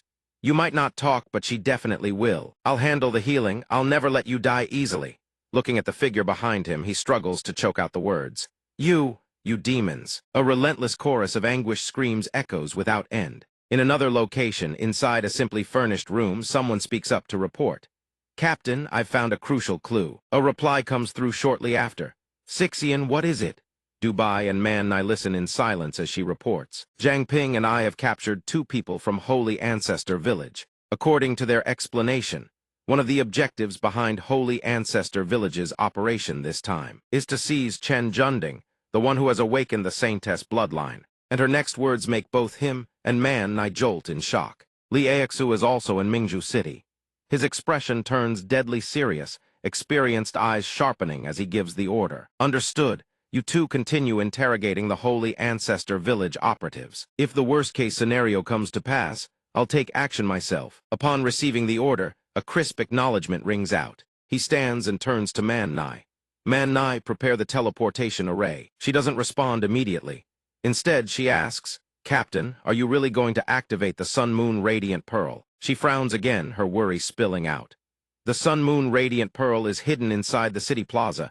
Once you activate it, your identity will be exposed. If the Heavenly Fox King doesn't show himself, revealing your true identity right now would be extremely dangerous. Regardless of the danger to himself, he clenches his fist and responds with iron resolve. The original plan was to lure the Heavenly Fox King out first, then have you all pin him down. That way, there would be no obstacles during the activation of the Sun-Moon Radiant Pearl. But now that Li Aixu has arrived, with her unpredictable behavior, she's guaranteed to throw countless variables into the mix. Golden light surges, enveloping Dubai's entire body as it merges with the twilight sky. He turns around and speaks with unwavering determination. All I can do now is make one final gamblictivate the Sun-Moon Radiant Pearl before they can react. This is the only way to save Mingju City now. We cannot afford to delay. At the Monument Plaza, a magical gateway tears open. Moments later, Dubai leads a group stepping through. Once everyone has arrived, he speaks. All of Mingju City has descended into chaos. At this rate, the people's hearts will waver, forming an unstoppable tide of panic. He turns to face everyone and continues. I can hold back the Zhou clan, I can hold back the beasts, but how do I hold back the storm raging inside people's hearts? At that moment, a voice suddenly rings out, seizing everyone's attention, planning to rely on the Sun-Moon Radiant Pearl for one last desperate gamble. Seeing the newcomer, he sighs in resignation. It's over. Looks like the plan won't go smoothly after all. Manhwa panics. Why are you here? I clearly checked the plaza was supposed to be empty. She immediately snaps into command mode. Everyone, prepare for combat. Aixu approaches with confident strides, surveying everyone before declaring clearly. By failing to stop me from the very beginning, from the moment you showed up here to deal with the living corpse crisis, I had already won. He frowns, lets out a deep sigh, and fires back. Why are you so obsessed with winning or losing? Have you ever considered that your path to becoming king of humanity goes against the natural order of the world? Forcing a change in the rules will provoke every mutated beast king on the entire planet. And besides, if you can't break through to the king tier, what happens to humanity then? Hearing this barrage of lectures, she remains stubbornly defiant. I cannot afford to fail. Dubai's fury boils over, his eyes turning bloodshot as he roars. Before you even swung your blade at the innocent, you colluded with that traitor Xiang Ning, stopping at nothing, resorting to every dirty scheme imaginable. That means you've already lost. You're walking the path of a demon, not the path of a king. The path she's chosen is one paved by trampling over mountains of bleached bones. An unrepentant voice rings out in response. As the ancient saying goes, one general's triumph is built upon 10,000 bleached bones. Since I seek the king's path, how could there be no bloodshed? Whether it's the path of deception or the path of kings, in the end, the one who wins is the one who wears the crown. She laughs in the face of his relentless criticism. The greater her ambition, the more people she'll slaughter, dragging all of humanity toward eternal extinction. Aixu pays no heed to his words, giving a hand signal accompanied by an announcement. I knew I couldn't convince you, so I brought some extra company. Behind her, rows upon rows of living corpses lurch into motion. At the same time, her mind races with calculations. Once the Sun-Moon Radiant Pearl activates, it will quickly attract the heavenly Fox King. That can't happen at the very least. She needs to wait until she's taken the Saintess away. Then let the Fox King deal with Dubai. Having found her strategy, she shouts, "Today, no one activates the Sun Moon Radiant Pearl. Only now does Dubai notice another familiar face besides her." He demands in shock and fury, "You Chenghai? You're the city lord of Mingzhu City. How can you stand among these living corpses?" Chenghai answers calmly, "Dubai, big brother Heavenly Fox is incredibly powerful. Sister Aixu is right. Humanity needs a single leader. We should unite, not remain fragmented like this." No matter how either of them tries to justify it, he stands firm in his conviction. Li Aixu is no righteous sovereign. She will never succeed. His words fall on deaf ears, drifting away like wind through clouds. Weapon in hand, Chenghai replies coolly, "Perhaps, but Sister Aixu isn't wrong. Some things require someone to take action. Whether the outcome is good or bad, big brother, you're a man of principle. I know I can't change your mind, so let's skip the pleasantries." He and Aixu, along with the living corpses, charge forward in unison. He roars, "I beg big brother Dubai step aside." On Dubai's side, they refuse to yield, ready and braced for impact. He soars into the air, his voice booming in response. "Then so be it. Let this battle decide the fate of Mingzhu City." Far from the main battlefield lies the park forest in the southern residential district. Dark mist has already begun to spread. Junding and the mutated beasts survey the scene with wary eyes. She asks, "What's happening over there? Why are you all so terrified?" The trembling ground also catches the attention of Sixian and Ping. The two struggle to keep their balance. She says with suspicion, "This energy fluctuation before the two of them." Junding rises into the air alongside the mutated beasts and gives the order, "Let's go see what's happening." Watching her move, Ping says, "Chen Junding and the mutated beasts have been pulled over there." Sixian responds, "It's the captain. The captain has made his move." The two rush off. She commands urgently, "Let's head over and regroup." He quickly asks, "What about the Zhao brothers?" Being the thorough person she is, she had already sorted everything out. "I've already contacted Zhiking to escort them away." Back at the battlefield, powerhouses clash continuously against the living corpses, too many to count. Dubai's devastating strikes rain toward Aixu without pause. She dodges each one with ease, then taunts him. "Pathetic, is this truly all you've got?" Golden power surges, enveloping his entire body. Unshaken by her provocation, he responds, "Keeping you restrained like this is more than enough." A crystalline formation has swallowed Aixu before she even realizes it. She exclaims, "What?" Twin pearls radiate brilliant light on either side of him.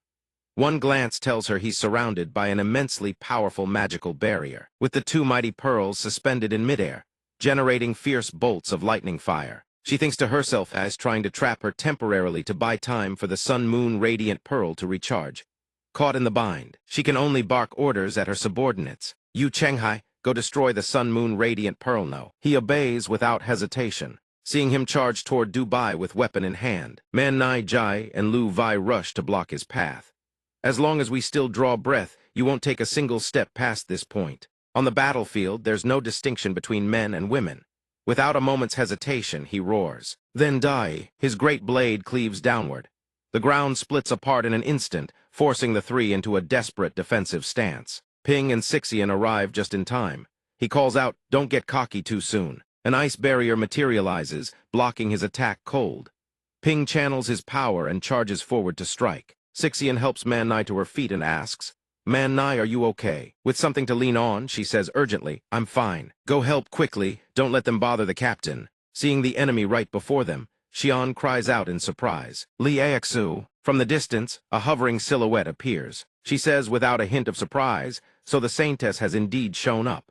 Standing motionless within the crystal, Aixu watches Junding slowly fly forward and thinks, "Chen Junding. So the Zhao brothers have already failed." Shibai remains silent the entire time, the two bright pearls still glowing beside him. She calmly flies toward him, while the other continues observing and calculating from within the crystal. Her energy is in a state of extreme instability. Could the Holy Mother blood have fully awakened and entered the metamorphosis phase? She pauses briefly before the two bright pearls, silent for a moment, then reaches toward the golden one. She asks in suspicion, "Is this the thing that made all of you feel threatened? But why does it feel so familiar to me?" She reaches out and touches it. The bright pearl suddenly blazes with divine brilliance. Its power washes over everyone present, forcing them to cry out in agony. The crystal restraining Aixu also shatters apart. She asks, full of doubt, How could it generate such a massive energy fluctuation? Worry flashes across Shibai's face. He shouts urgently, "It's bad. Chen Junding is absorbing the sun moon bright pearl's energy." Under Junding's influence, not only the living dead, but the mutated beasts as well are all affected. Ping's group fares no better. He clutches his head in pain and asks Xian CC, "Are you okay?" Ignoring the chaos below, she stares mesmerized at the golden bright pearl and murmurs, "I feel like Father is calling me." After a brief pause, she drifts onward at a great distance. Watching her state, Axu can't help but think with glee perfect. The sun moon bright pearl's energy has accelerated the Saintess's metamorphosis ahead of schedule. She doesn't stop her, merely watching from the side as Junding departs. Then she delivers her message, "Zayab and the rest of you come with me." Even though there were complications along the way, the outcome is still exactly as I calculated. She thinks with delight the Saintess, after completing her metamorphosis, must have sensed the calling from Chengju village. This way, she'll return to the village on her own without any need for our intervention. She secretly orders Chenghai to conceal their plan. I've hidden the Saintess in this city for over a decade. Now the final moment has come. Hurry, send our people to escort the Saintess home.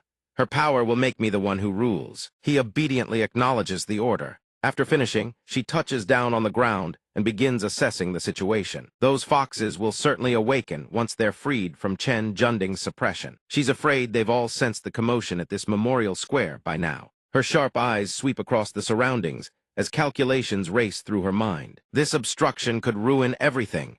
No, everything is still proceeding according to plan. I need to retreat before the Moon King appears. She turns her back, preparing to leave, and speaks disregarding Ping's group, who watch her warily. Failed, huh? I never expected you'd pour all that effort into charging the sun moon, bright pearlonly, to hand its power to me. Originally, the plan was for the Saintess to fall into the sunken state, metamorphose into the Holy Mother, and undergo the complex ritual at Chengju village. But now none of that is necessary. This is my destiny. Watching her stride away confidently, Xian gives Chasse's forged sword in hand, shouting, "Stop!"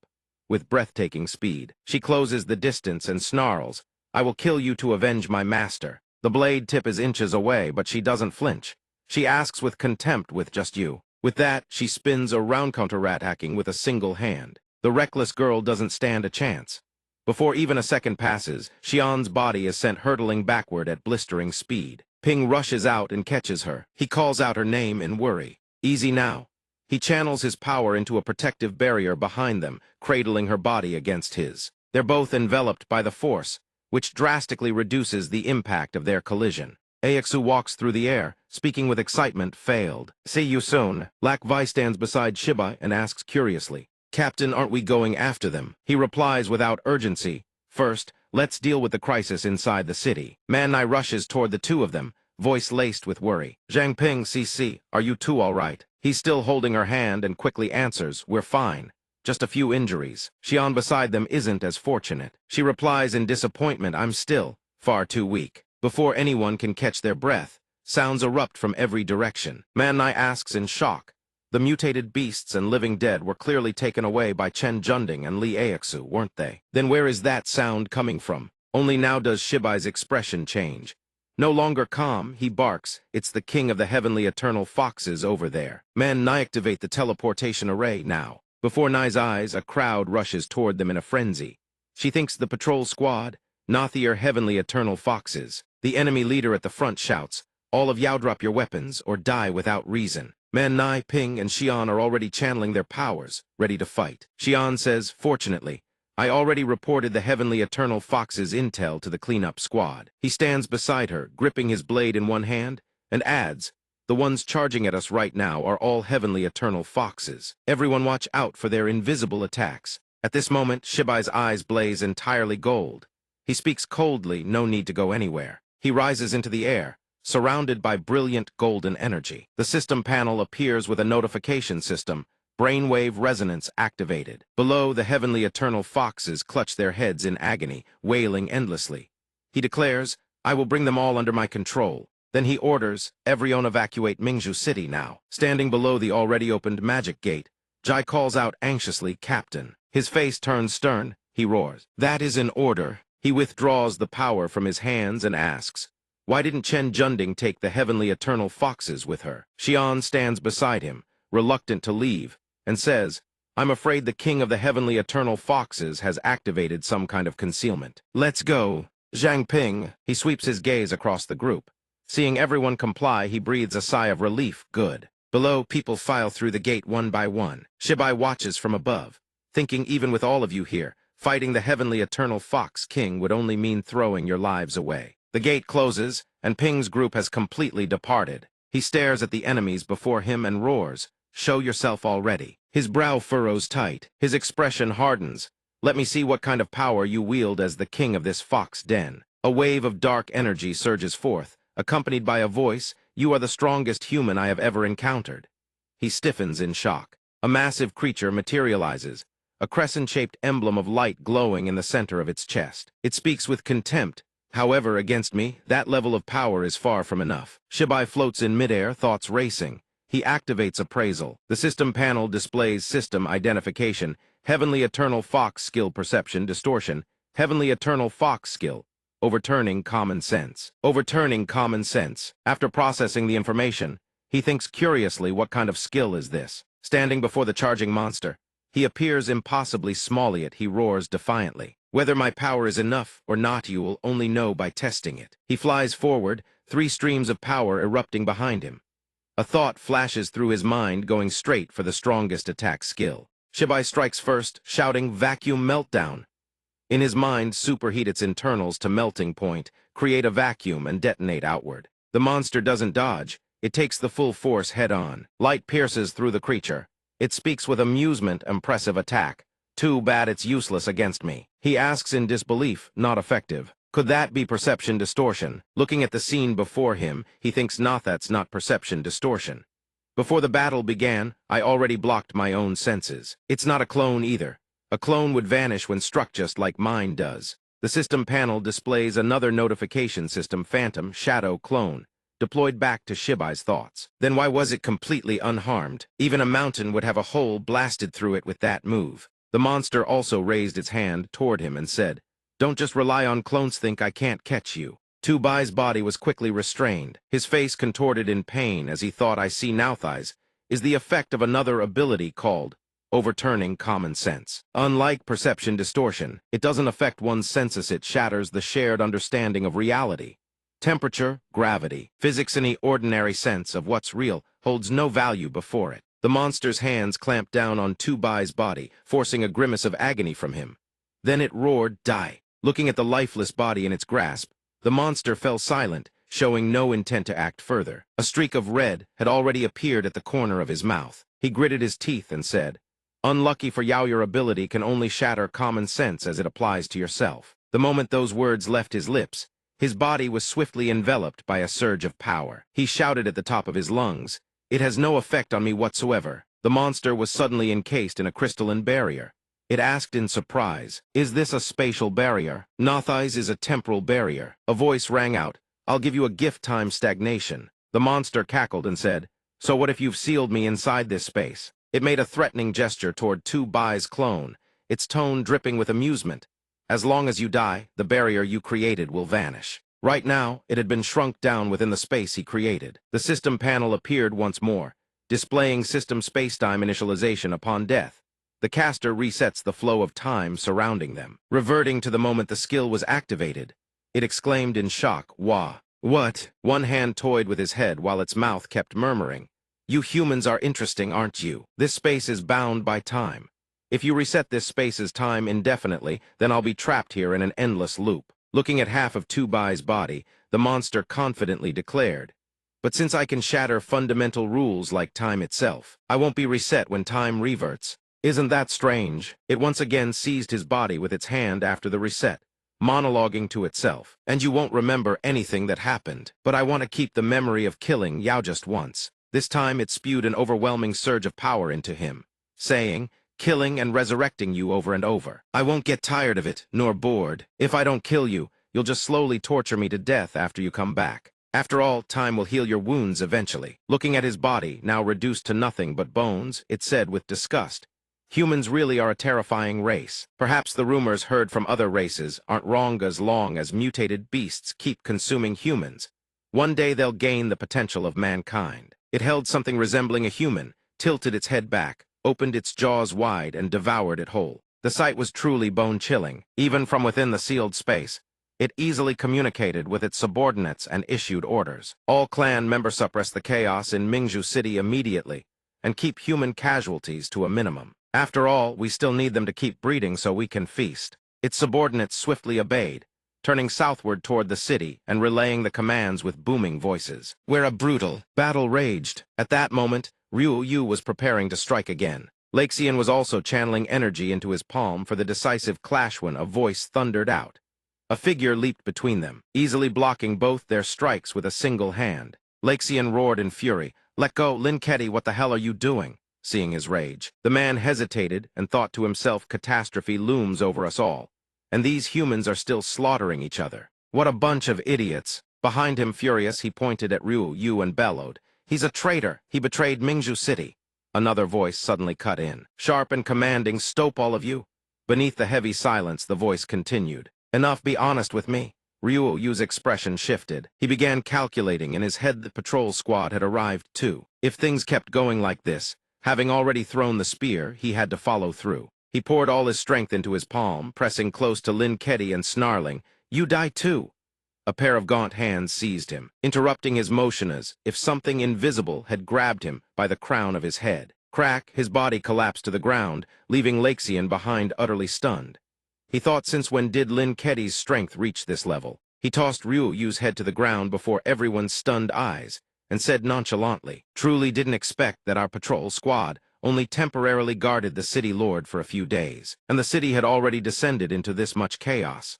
His killing intent-laden gaze swept across everyone as he declared, "Drop all weapons, otherwise kill on sight." He wiped the blood from his hands, looked at Laxian, and said, "Hall Master Feng, I'll need you to come with me. Everything that happened today, I need you to explain it to me."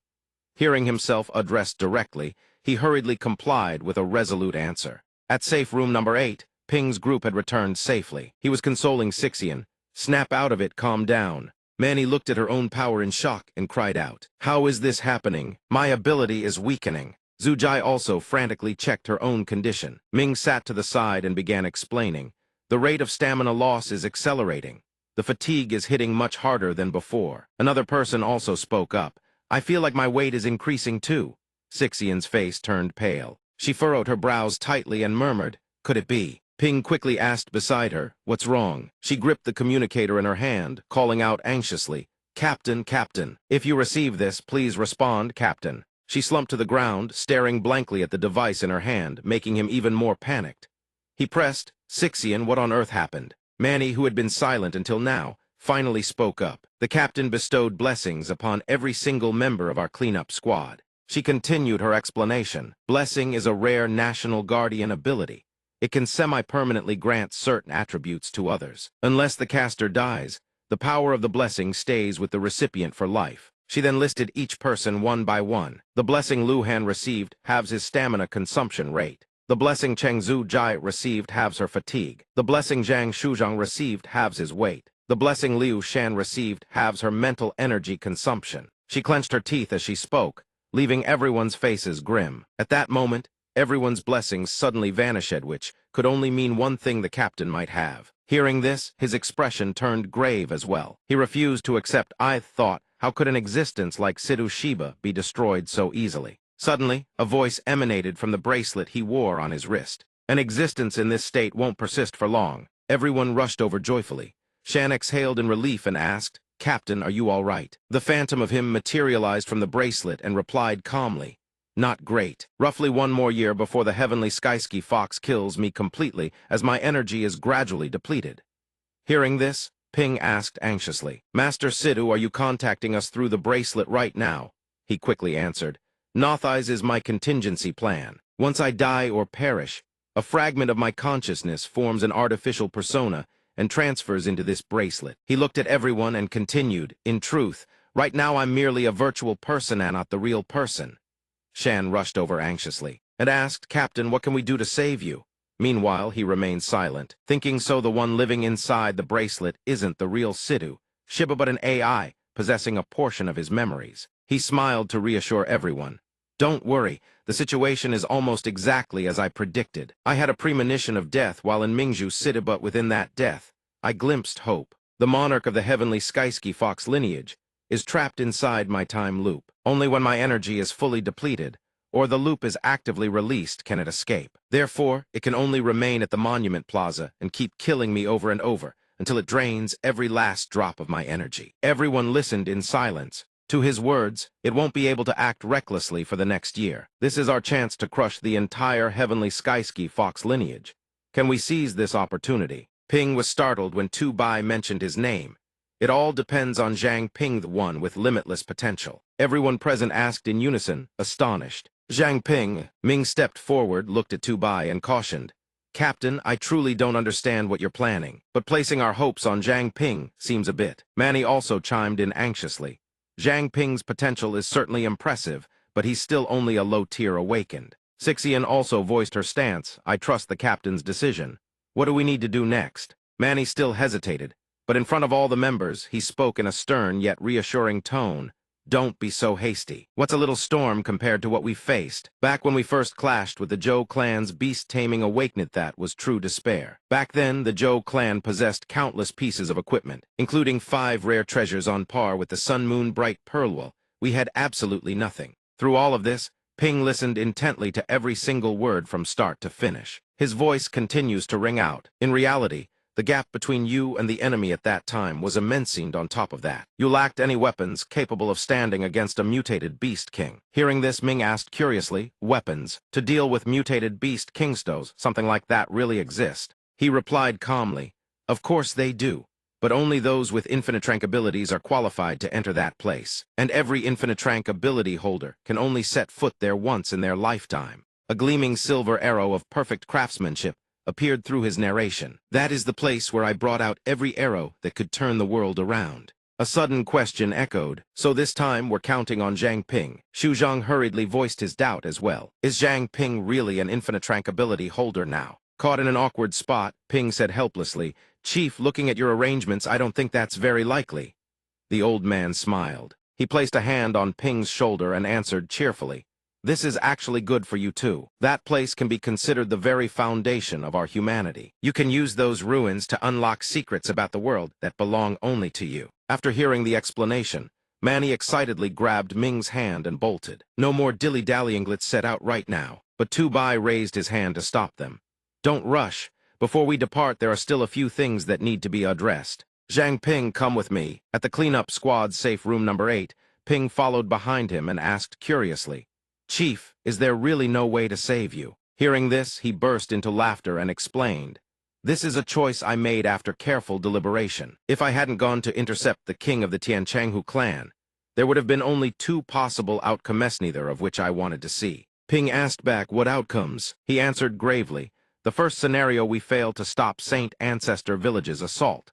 The result, Mingzhu City falls into Li Aixu's hands, and roughly 50% of all Awakeners perish in the ensuing civil war. The second scenario, we successfully repel Saint Ancestor Village's attack. But because of my death, the Tianchanghu king would personally target every high-level expert in the city whose strength has been revealed. In that case, at least 30% of the Awakeners would not escape alive. Now the Tianchanghu king has been lured into my trap. Inside, the strongest one left is only the Moon Prince. In a one-on-one, the higher-ranked experts might not be its match. But if multiple people gang up on it, even the Moon Prince probably won't hold out." He and Ping stopped before a door. Inside, the unconscious Yan Long was locked away. His voice came out steady. "So even if it wants to kill and replace every Awakener who has revealed their power, it would take at least 1 to 2 years. A thought flashed through Ping's mind. Thighs was indeed the best possible outcome given their current strength. The 2 of them remained standing outside, not yet stepping in. Not long after, he issued an order. "Go draw some of Zhao Yanlong's blood." After hearing his command, Ping felt curious and turned to ask, "What's the purpose of drawing Zhao Yanlong's blood?" The old man didn't answer right away. Instead, he asked back, "You've been stuck at level 9 for quite a while now, haven't you?" Ping nodded in confirmation. "That's right. During the last battle, there were signs of reaching mid-rank level M." He clenched his fist, tried to channel his energy, and continued. "But at the critical moment of the breakthrough, it was inexplicably blocked. Not only did I fail to level up, it felt like something was stuck in my throat." Tu Bai snapped his fingers, looked at him, and gave the answer. "Try drinking some of Zhao Yanlong's blood, then awaken your new skills first. After that, I'll show you the way to break through. Dark crimson liquid was drawn out as the explanation continued. There's no bottleneck between basic rank and mid-rank. The reason you couldn't break through is that you have too many abilities. He watched Ping focus on his training and said, most awakeners with only a single ability have no choice. They have to decide their path early on. Those who awaken with multiple abilities need to choose one from among them. Otherwise, it leads to a stagnation effect when leveling up. From all his understanding, he shared with Pingance you identify what you truly want and the path you wish to walk in the future. Breaking through to mid-rank will come naturally. System Abnormal Eater has taken effect. New talent awakened. Talent monarchs decree the body can draw power from its own pain. System, the more agonizing the experience, the greater the effect. System, note anything that fails to kill you will only make you stronger. In another dimension of space, Tu Bai's voice echoed once more in Ping's ears. Now you need to make use of your new talent. Sense the shifts between the other talents residing in your body. Carefully perceive each of your abilities. Keep them in a state of activation activated, yet not triggered. After that, you need to examine your own heart. Clarify the path you want to walk and understand your deepest, truest desire. Ping's eyes changed in an instant, and the old man continued. Your abilities will naturally respond to the thoughts within your heart. A cascade of lights in every color appeared. Contract Gem, Dark Mist Nightwalker, Gate Sealer, Abnormal Eater, Dark Mist Body, Devourer, Pure Water Body, Pure Blood Body. Ping hesitated. The old man stood to the side, observing. Seeing that Ping was ready, he asked, how do you feel? Have you made your choice? Ping asked back with a tinge of regret.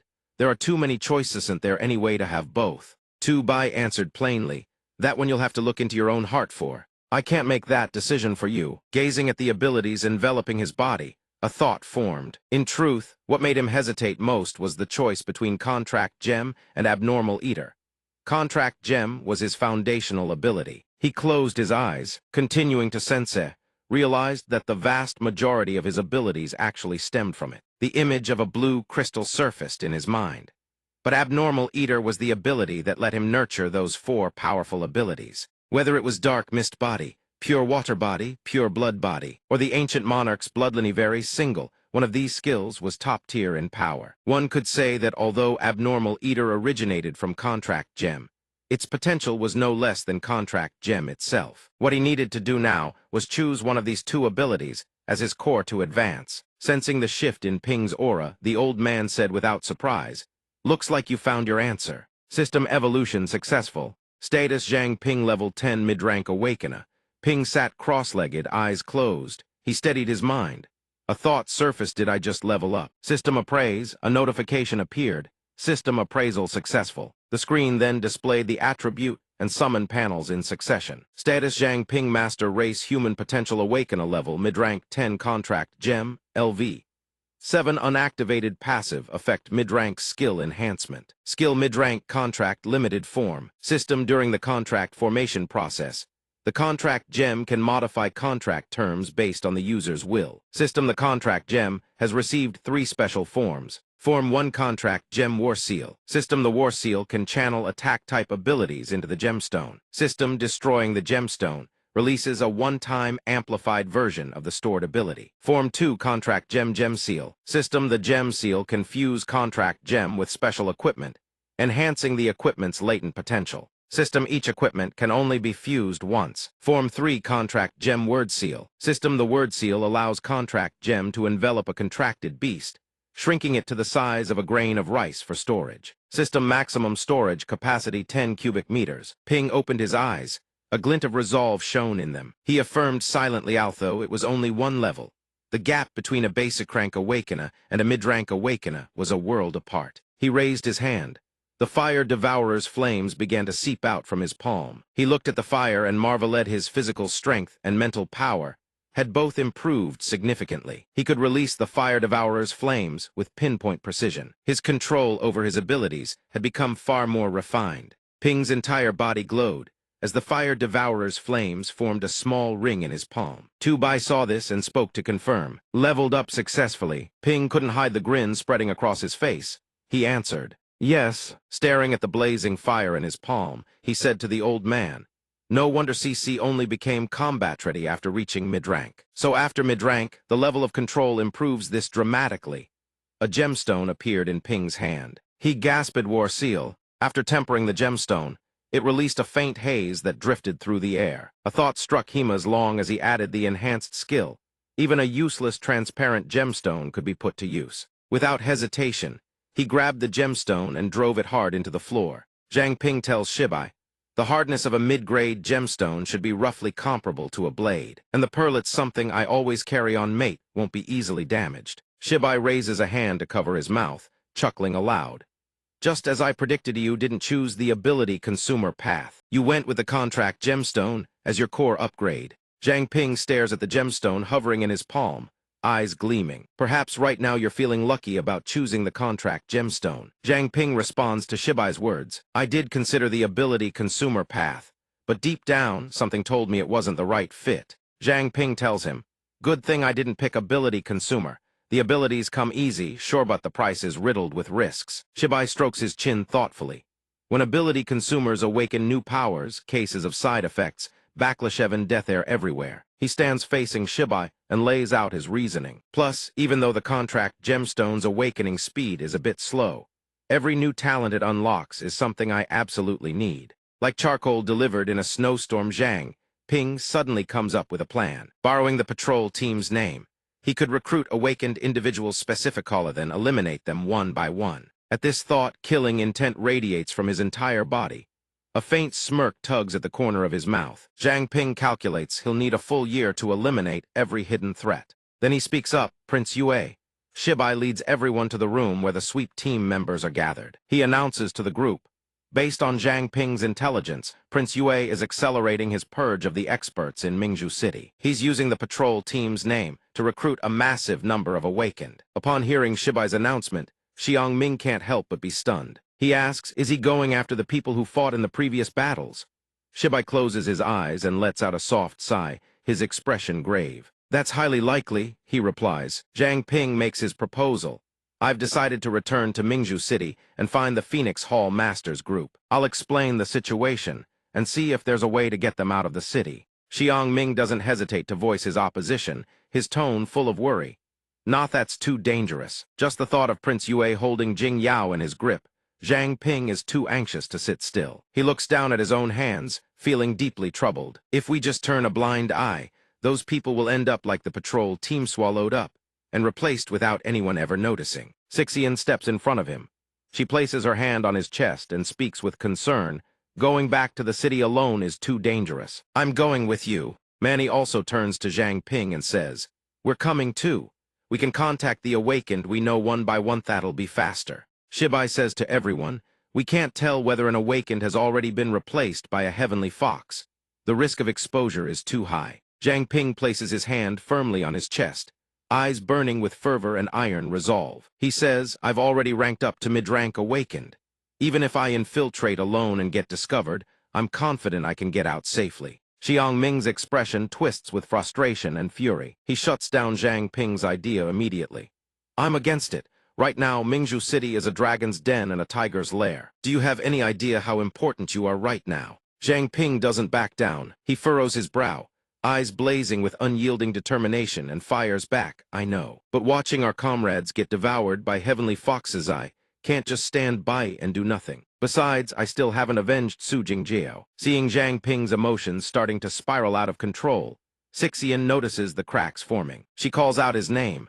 Zhang Ping quickly regains his composure. He reassures Sixian, don't worry, I've already prepared an escape route. Even if I run into Prince Yue, it won't be a problem. But the moment Zhang Ping finishes speaking, Xiang Ming unleashes his sword Qi, face deadly serious. He can't let Zhang Ping's safety hang in the balance like this. Xiang Ming shouts, if you really want to go at me first. Zhang Ping doesn't hold back either, his tone ironclad, fine. Give it your best shot. The instant the words leave his mouth, Zhang Ping's aura surges straight at Xiang Ming, a devastating strike aimed right at him. Xiang Ming is hit by a sudden force. He can't react in time and staggers backward. Xiang Ming grits his teeth, a question screaming in his mind, so fast when did he attack? He didn't even raise his hand. Spiritual energy surges through Zhang Ping's entire body, rich and powerful. He tells Xiang Ming, looks like I win. Xiang Ming's brow shoots up in shock. Ethereal mist. He has to admit Zhang Ping strengthens his rank up. The difference is night and day. Seeing him wield that power, Shibai speaks. his words laced with admiration and awe. Someone with limitless potential is no ordinary awakened. Back in my day, I could only kill mutated beasts after ranking up to mid-rank. But Zhang Ping was already slaying mid-rank, awakened while still at low rank. He surpasses even me. His potential is far greater. Shibai offers his opinion. That's why I don't oppose Zhang Ping returning to Mingzhu City. But before that, I have a treasure I'd like to entrust to you. Zhang Ping suddenly remembers something. Wait a moment, I also have a small favor to ask of Zhang Shuzhang. Shuzhang blinks in confusion. Pointing at himself, me. Shuzhang grins. A system screen materializes before him. He thinks for a moment, then says to Zhang Ping, "What can I help you with?" The system screen begins displaying relevant information. System appraisal successful. Body. Fat science converts body fat on the user's body into materialized energy. The user can then synthesize various crafted items within their knowledge range. Using that materialized energy, the user can reabsorb materialized energy and crafted items back into their original body. Zhang Ping quickly throws an arm around Shuzhang's shoulder and walks outside. As they walk, he tells Shuzhang, "You can help me with a huge favor, but it's not convenient here, just follow me." Everyone watches the two leave. Shuzhang's scream from outside makes them all grimace. "What? Zhang Ping, leave some for me? Don't be so stingy. Your flesh grows back anyway." Zhang Ping shouts back, "Easy for you to say it's not your flesh." A while later, Zhang Ping steps back inside. Manny asks curiously, "What did you have Zhang Shuzhang do?" Zhang Ping doesn't answer. Instead, he turns back toward Shuzhang and speaks with genuine sincerity. "Thanks." Shuzhang is trembling all over. His body now half its original size, gaunt and emaciated. Seeing Shuzhang's appearance, Manny lets out a horrified scream, words stuttering. "Zhang Shuzhang, what happened to you?" Inside the sweep team's secret chamber, Zhang Ping and Shibai stand facing a scythe. He stares, dumbfounded, at the treasure radiating powerful spiritual energy.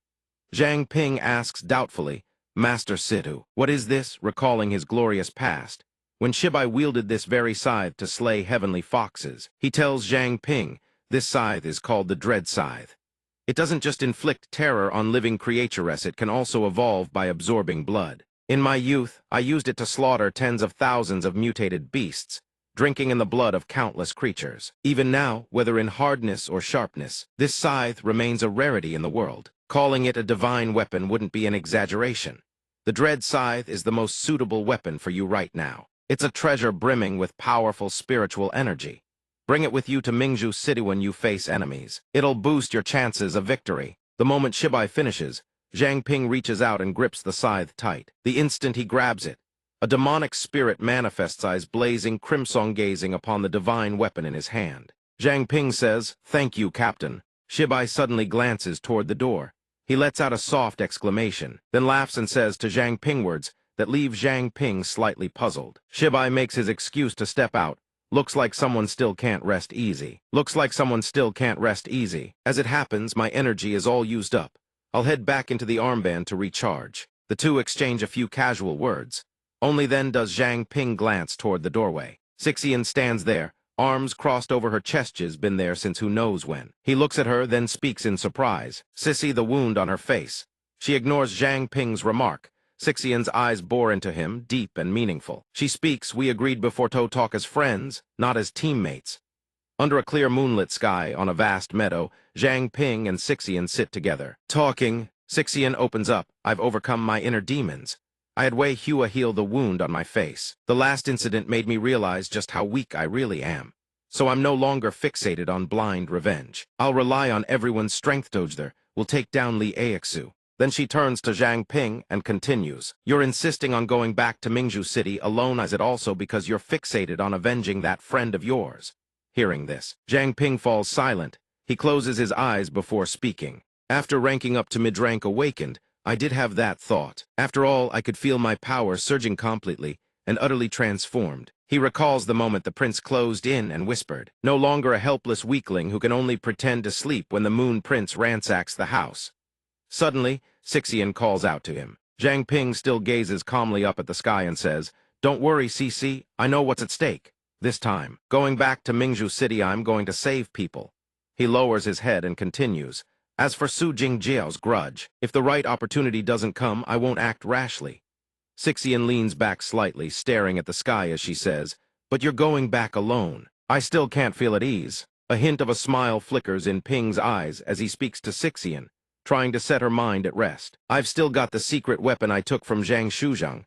I'll be fine. Inside Mingzhu City, countless sky foxes roam the streets. Ping wears a long overcoat, a mask covering nearly his entire face. He strolls leisurely through the streets, scanning the current situation. Already, he's grasped the general picture. Clearly, the sky foxes in the city have ramped up their patrols. He presses himself into a wall corner, peering out. Two sky foxes are speaking loudly, temporarily, sealing off Mingzhu Square. Unauthorized personnel are prohibited from entering. Tu Bai speaks from beside him. Don't worry about me. For a while yet, that old fox can't do anything to me. He asks Ping with concern. The question, Ishav, you figured out how to handle this. Ping's eyes flash with resolve as he answers Tu Bai. Already figured it out. In the study at the Beast King boxing gym, the room is arranged neatly and Spartanly. Laxian sits quietly inside. Suddenly, a streak of azure spiritual energy pierces through the door, spreading throughout the room. Ping materializes right before Laxian's eyes. He reaches forward, hastily pulling down his mask to reveal his face, and blurts out, "Master Feng, it's me."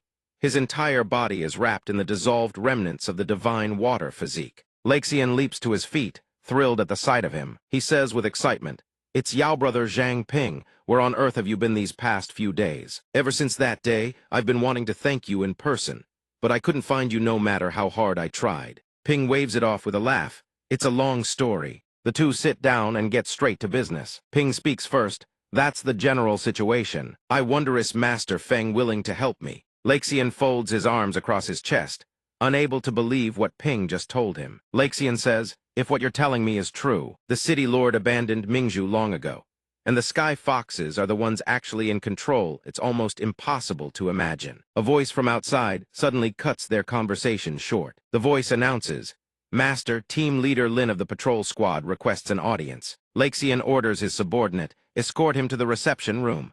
I'll be there shortly." The man accepts the order, then fades from sight into thin air. Ping says firmly, "The patrol squad has already been replaced by sky foxes.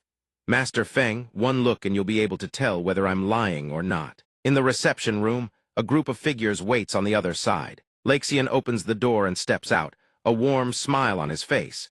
He raises his hand in greeting to those before him. "My apologies for the delay. I didn't expect Team Leader Lin to grace us with a visit." Ki Dai crosses his arms, then breaks into a grin.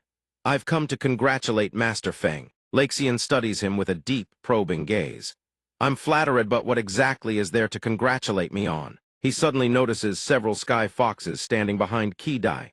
Ki Dai tells him, "The city lord has decided to appoint Master Feng as Vice City Lord of Mingzhu City. A formal announcement will be made to the entire city in a few days." He freezes, staring at the sight before him.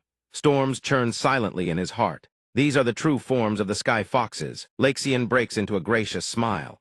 "I am truly grateful for the city lord's generous regard." Ki Dai rolls his blood-red eyes, casting one last glance at Laxian, not forgetting to leave a parting remark. Message delivered. "I shall return to report my mission complete." Laxian silently endures his blatant posturing, making sure to say, "Thank you for your trouble, Team Leader Lin. Please convey my gratitude to the city lord on my behalf." But inside, Laxian is cursing these damn beasts. How dare they, one by one? The sky foxes file out of the room. Ping activates his pure blood body's visual resonance and calls out to Master Feng. Laxian responds, "Relax. I won't make a move when the power gap between us and the enemy is this wide." He reaches back and closes the door, then turns to Ping.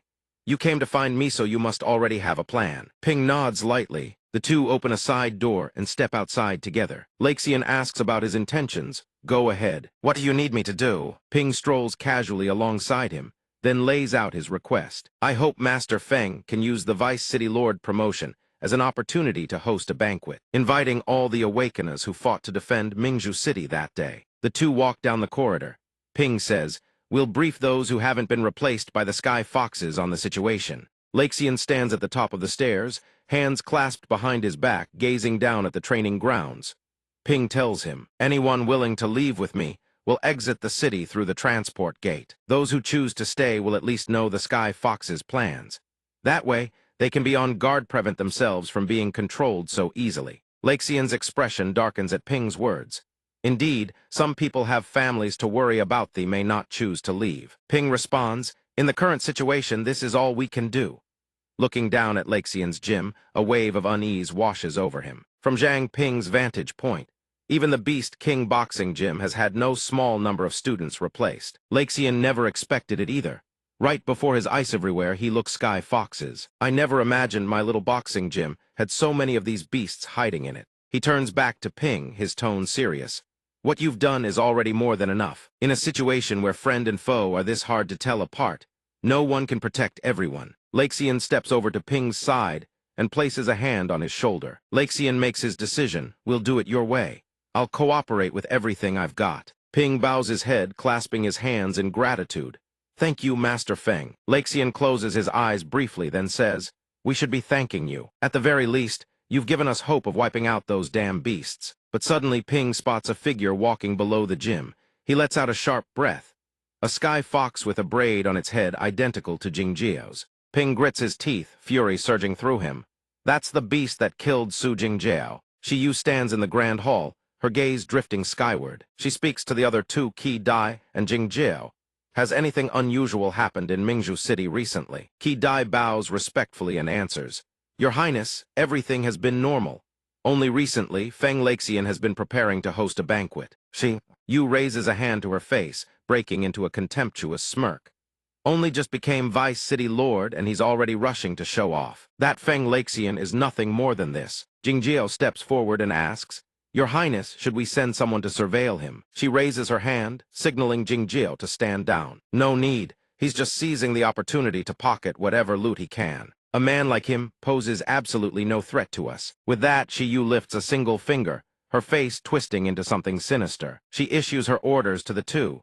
We should focus on investigating the movements of those rats in the sweep team instead. That takes priority. As Yu turns away, the true form of the prince manifests behind her. Its smile sends chills down the spine. Yu's eyes flare with a mutated red glow. She orders Qi Dai and Jingjiao, especially that Zhang Ping. Both of them respond in unison. Yes, Your Highness. At Lexian's banquet, guests arrive in droves. Bustling with excitement, voices ring out in congratulations. Congratulations, Master Feng. Oh, forgive me, should call you Vice City Lord Feng now. We hope Vice City Lord Feng will look after us from here on. Indeed, we humbly ask for Vice City Lord Feng's guidance. Lexian raises his hand toward the guests, smiling warmly.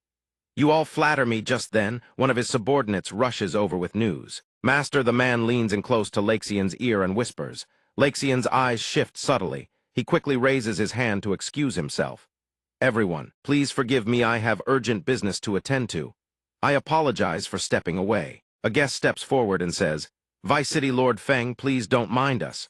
Go take care of what you need to. Lexian turns to the guest with a smile and says, I'm sorry for the poor hospitality. Please make yourselves at home. The enemy saw Lai Xian had business to attend to and spoke to Jingjiao. Let's go. That Feng Lai Xian is exactly as the prince predicted, as just seizing the opportunity to loot. Jingjiao looked toward Lai Xian's direction, her eyes heavy with suspicion. Murmurs and whispers rippled through the crowd as Chen Weihua appeared. Jingjiao clicked her tongue in admiration. That woman's looks were absolutely top tier. Kok Ditch asked, fancy her? While Jingjiao stood mesmerized by the beauty, Kok Ditch turned to Levenot, forgetting to remind her. Take your time then.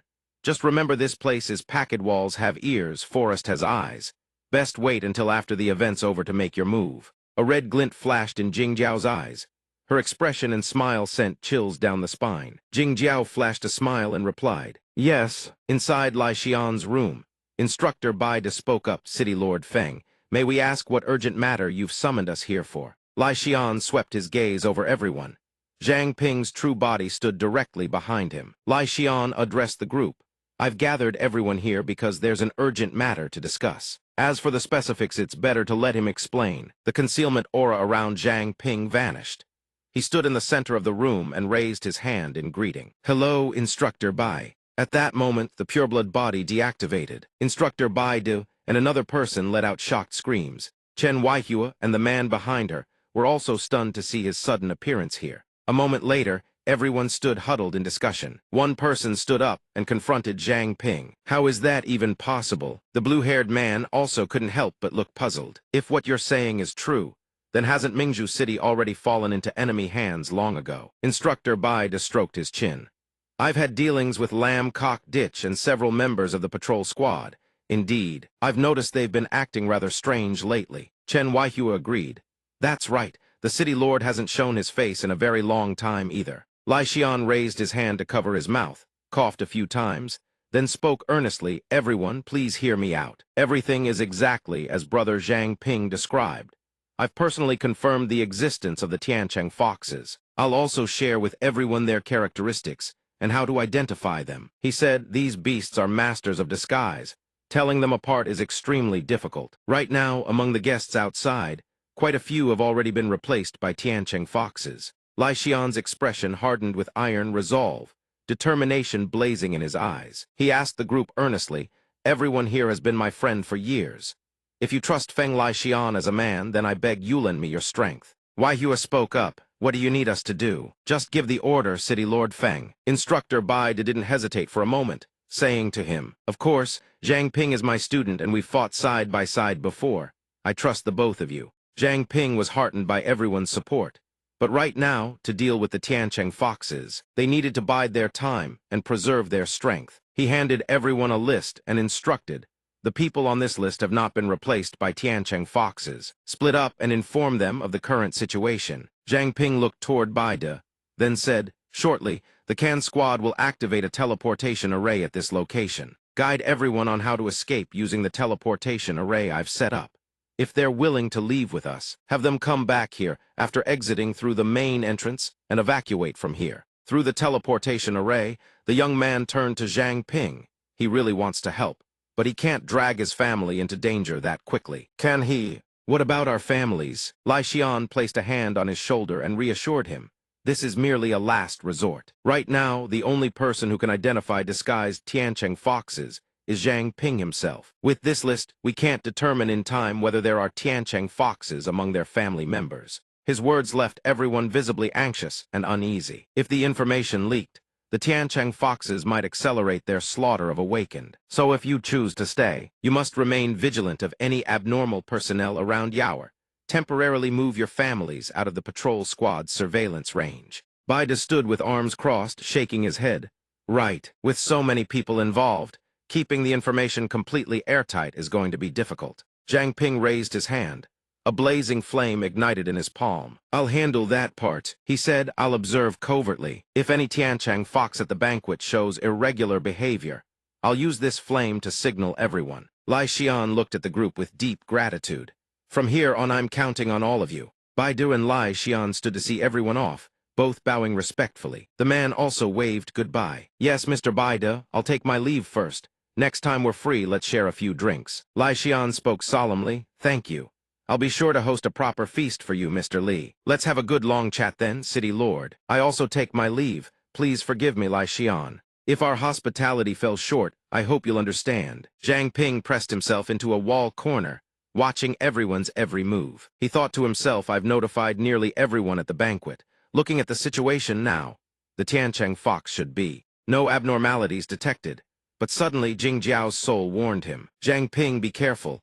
A sharp alert rang in his mind. Su Jingjie, what is she trying to warn me about? Zhang Ping suddenly spotted something suspicious. Jing Jiao was stalking Waihua. The prince's true form had appeared. Zhang Ping realized it instantly, so that beast has shown up. It had already set its sights on Chen Waihua. Zhang Ping pressed himself flat against the wall, fists clenched tight. He muttered to himself, "I need to lure it away. If it catches even a whiff of the plan, everything falls apart." A sudden voice made Waihua jump. "Sister Waihua heading back." Waihua turned around. The speaker was Jing Jiao. Seeing who it was, she asked, "Oh, it's Su Jingjie. Is something the matter?" Jing Jiao deliberately found an excuse to get close. "I happened to see you walking alone, so I thought we could take a stroll together. Is that all right?" "Of course." Zhang Ping watched from the shadows, a wicked grin forming in his mind. "You stinking Tiancheng fox showing up on your own. Perfect. This gives me the opening I need." A voice rang out. What a coincidence. The words cut through Jing Jiao and Waihua's conversation. Zhang Ping appeared out of nowhere. His stealth suit had been stored in the golden bracelet. Purple limbs coiled around his entire body. He spoke up casually. "Su Jingjie, long time no see." Zhang Ping walked up beside Waihua and said to her, "Go find Dean Feng. Tell him I'm in Troubleskim to come meet me at the West District." Jing Jiao was startled by his sudden appearance. She exclaimed, "Zhang Ping." Inside, she was bewildered. How is he inside the city? Jing Jiao's eyes lit up. a sinister smile hidden beneath. Looking at the two people before her, her heart surged with excitement. She had only planned to snag a light snack, never expected to hook a big fish. If she could bring him back, the prince would surely be delighted. Without warning, Zhang Ping bolted away, leaving Jing Jiao stunned. Jing Jiao called after him, "Zhang Ping, where do you think you're going?" Ignoring her calls, Zhang Ping surged forward at full speed. He immediately activated Ethereal Mist Night Walker.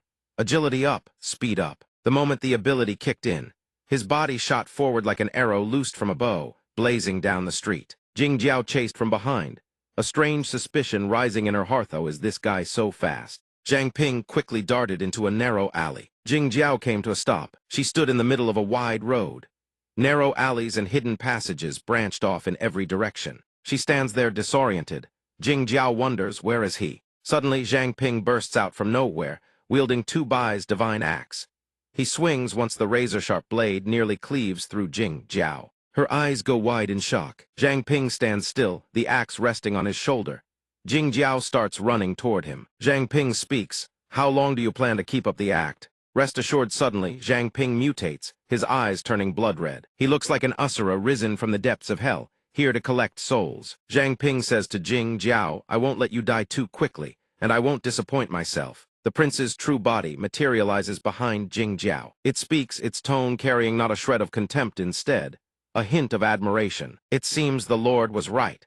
I don't know what method you used, but you can indeed see through my clan's illusions. I recall your ability isn't." Before the words finish, purple arrows imbued with tremendous force shoot from every direction straight at the prince. Shock floods its mind. This is Dark Mist Zhang Ping wielding his divine artifact, fighting the prince with everything he has. Electric sparks crackle from the gem fragments. It thinks to itself, has Dark Mist possessed him? Zhang Ping's divine artifact cleaves across the prince's torso. It lets out a piercing scream. Zhang Ping asks the prince, "Do you know? Do you know?" Before the words even fade, a spectral chain descends from the sky, wrapping around the moon prince. Zhang Ping leaps into the air, commanding the chains to tighten around the prince. Zhang Ping growls through gritted teeth. "Even though I haven't known her long, it's because of her that I accepted who I am now." At this point, Zhang Ping has fully transformed, his entire body radiating a wave of frigid spiritual energy. He tells it, "She's the one who calmed my heart, who silenced the anxiety within me." The prince's fully restrained chains binding its arms and legs, countless razor-sharp gemstones aimed directly at it. The prince stammers, "What are you talking about?" Before it finishes speaking, the gemstones rocket straight into the prince, piercing through its body. Blood sprays everywhere. It howls in fury, its face twisted, never imagining he could unleash such devastating combat power. Since when did Zhang Ping become this strong? The prince's body trembles uncontrollably. Zhang Ping responds, his voice ice cold. "To me, she's my childhood friend, and the most important person in my life." It hesitates, frozen in place. Before it can even finish its sentence, Zhang Ping drives a gemstone straight into the prince's chest. He roars with fury and grief. She only wanted to pursue her ideals. When Zhang Ping wrenches the gemstone free, a torrent of blood gushes from the prince's body. Zhang Ping screams, "Why did you want to hurt her?" Its blood pools into a dark crimson puddle on the ground. The prince throws its head back, laughing in broken, ragged bursts. It lets out a cold snort, then erupts into laughter. "So that's what this is about. Too bad you'll never be able to know the truth." It screams at Zhang Ping. You should have seen the look of despair on her face when she died. Zhang Ping commands his divine artifact, unleashing a barrage of slashes across the prince's body. Blood erupts from its mouth, wounds crisscrossing every inch of its flesh. It screams in agonizing pain. Finally, the prince stammers out a plea, "Kill me." Jing Jiao's body lies nearby. She looks at him through tear-filled eyes and calls out, "Zhang Ping." Zhang Ping reaches out and rips the disguise off the prince's face. It howls in despair. "Don't, System Dark Mist 70,100. Dark Mist 90,100. Dark Mist 100,100." Killing intent continues to build on Zhang Ping's divine weapon, growing denser by the second. Zhang Ping's gaze is resolute, yet unmistakably death incarnate. Zhang Ping grinds out each word, "I want to kill." Zhang Ping screams, "It's you, you damn fox." Then he channels every ounce of power into a single devastating blow, slashing at the prince, shattering its very soul. He holds Jing Jiao's face skin in his hands, staring at it, his eyes filled with unbearable grief. Suddenly, a woman's voice rings out from behind Zhang Ping. "To think you could defeat Moon 26 all on your own. Your strength has improved quite a bit." Zhang Ping stands in silence, He glances back at the person calling his name, Zhang Ping. Shiwu stands with arms crossed over her chest, her entire body radiating a surge of dark power. She sneers condescendingly, "I can't believe you actually dared to come back. Got a death wish." Zhang Ping looks up at Shiwu, fists clenched tight, and fires back. "What makes you so sure I don't have any tricks up my sleeve?" Zhang Ping thinks for a moment of praise, but the system's response comes instantly. System appraisal failed. Appraisal failed. Shiwu's true nature begins to surface. Shiwu sneers, "You're already dead, and you still want to struggle." The system keeps attempting to appraise her, but every attempt fails. System appraisal failed. Appraisal failed. The prince's true form manifests in all its colossal glory. It spreads its arms wide very well. Below, Shiwu's eyes blaze crimson. She hisses through clenched teeth, "Then I'll make sure you die with your eyes wide open." Suddenly, the system finally appraises successfully. The prince's info panel materializes. System appraisal successful. Name, Heavenly Skyski Fox, Moon Prince Race, Mutated Fox Faction, Moon Clan Potential Class, Mutated Beast Peak Tier, LV. 39 Talent Perception Distortion, capable of altering a target's perception and forcing them to perceive abnormalities as normal. Note, Phantom Fox Tail sovereign upon maturation. Tails can be freely reshaped and possess multiple special functions. Note, Scale of Transformation and Function, type scale with level. Shiwu rockets upward, whipping her tail to strike, but Zhang Ping reacts in time, using his dark mist body to conjure a barrier that blocks the blow. Shiwu's attack hits with such force that the barrier shatters. System Dark Mist Art enemy combat power reduced by 20%. Zhang Ping immediately summons his weapon to counterattack. He raises his weapon to block the incoming tail, and while blocking, screams its name, War Scythe. But the collision of two immense forces sends Zhang Ping flying backward. Panic grips Zhang Ping's heart. His dark mist couldn't even withstand a single hit. Watching Shiwu's massive tails writhing menacingly, he thinks to himself, just as I assessed, its main offensive method is the tails. He quickly shifts into liquid form to slip through the tails, while calculating his next move. Pure water body can evade physical damage, so its attacks shouldn't work on me. Shiwu retracts her drenched tails, gazing down at him with utter contempt. So it seems your abilities aren't limited to just one type, are they? She's no pushover, either immediately switching tactics to counter him. Her tails lunge at him. Zhang Ping shifts to blue. He yells, "Damn it!" She speaks with disdain. "Cute trick, but don't think for a second that'll be enough to get away. No matter how many abilities you have, you can never bridge the gap in our strength." Seeing Shiwu's tail plunge toward his arm, he quickly shifts to water form again. He's thrown into chaos. She's actually dropping her tail to sub-zero temperatures to freeze his pure water body. Then Shiwu speaks. "However, there's one thing that really piques my curiosity." Her face darkens as she advances, killing intent radiating off her in waves. Even Sidhu Shibai couldn't see through the king's illusions. "So, what method did you actually use?" Zhang Ping remains lost in his own thoughts. "Although I can't activate two talents simultaneously." Shiwu gradually stops, planting her feet, arms crossed, and asks calmly, "Red gemstone." The instant she asks, Zhang Ping immediately unleashes his technique. The combat contract can compensate for that. System martial contract, blazing fire forge. The contract gem can temporarily imbue attack-type abilities into the gemstone. All stored power can be released in a single burst by shattering the gem. Dust and smoke engulf the silhouette behind Shiwu. She speaks. "Mere parlor tricks." Shiwu turns her head. "That actually helped you slip outside my range. How come you don't keep going?" "Yeah." Zhang Ping spreads his arms and says, "Relying on my own strength alone, I probably can't break out of this encirclement." Then his eyes flash with sharp brilliance, his expression turning dangerous. "That's why I chose to ask for help." A booming voice suddenly rings out. Shiwu stands there utterly baffled.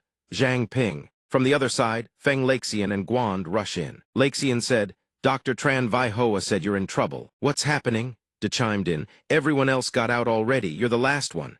Thai Vu eyed the three of them and thought, could it be that Feng Laxian got dragged here because of the explosion? So he's in the same group as Zhang Ping. She lowered her gaze to her own tail, calculating. If they won't let her use it, then they can die. With that thought, she immediately whipped her tail at Ping in a devastating blow. He quickly shoved Laxian out of the way. "Watch out," Laxian warned. "Kitty or back." Ahead, Thai Vu stood brimming with murderous intent and overwhelming pressure. Ping lay face down on the ground. His back was injured, but he still reassured everyone. "Don't worry about my wound. She's that fox. Lexian let out a sigh upon hearing that. So that's how it is. A real headache, this one. Bye, De, look after your student, will you? At that moment, Ping was slowly liquefying. De was slightly startled, the heavenly skyski fox, but clearly her form.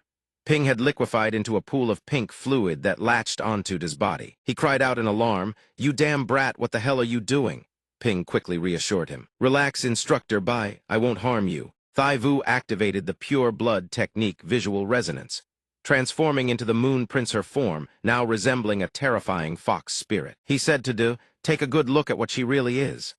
De stared at the monster before him and screamed, "Oh my God." Lexian immediately charged forward, placing himself between Thai Vu and the others, ready for battle. A voice warned him, "Phoenix Hall Masterwatch your abdomen." He leaped to dodge Thai Vu's strike while replying, "Already." Noted. Every wave of her attacks shattered the ground into massive chunks that hurled toward Lexian. He muttered, "Her attack power is that strong." Mid-battle, Lexian shouted to De, "Officer Bay, open your left hand, palm facing up. Try it." Like this, in his palm was a red liquid. It was Ping. He immediately ordered him, "Find a way to feed it to the Phoenix Hall Master." De heard this, and a plan instantly formed in his mind. "Got it, I've got a plan." He hurled the liquid toward Lexian and shouted, "Feng Lexian, catch, swallow it, know it's good stuff." Lexian turned his head and opened his mouth, letting the liquid slip in. He thought to himself it was a signal. Then he swallowed in one gulp.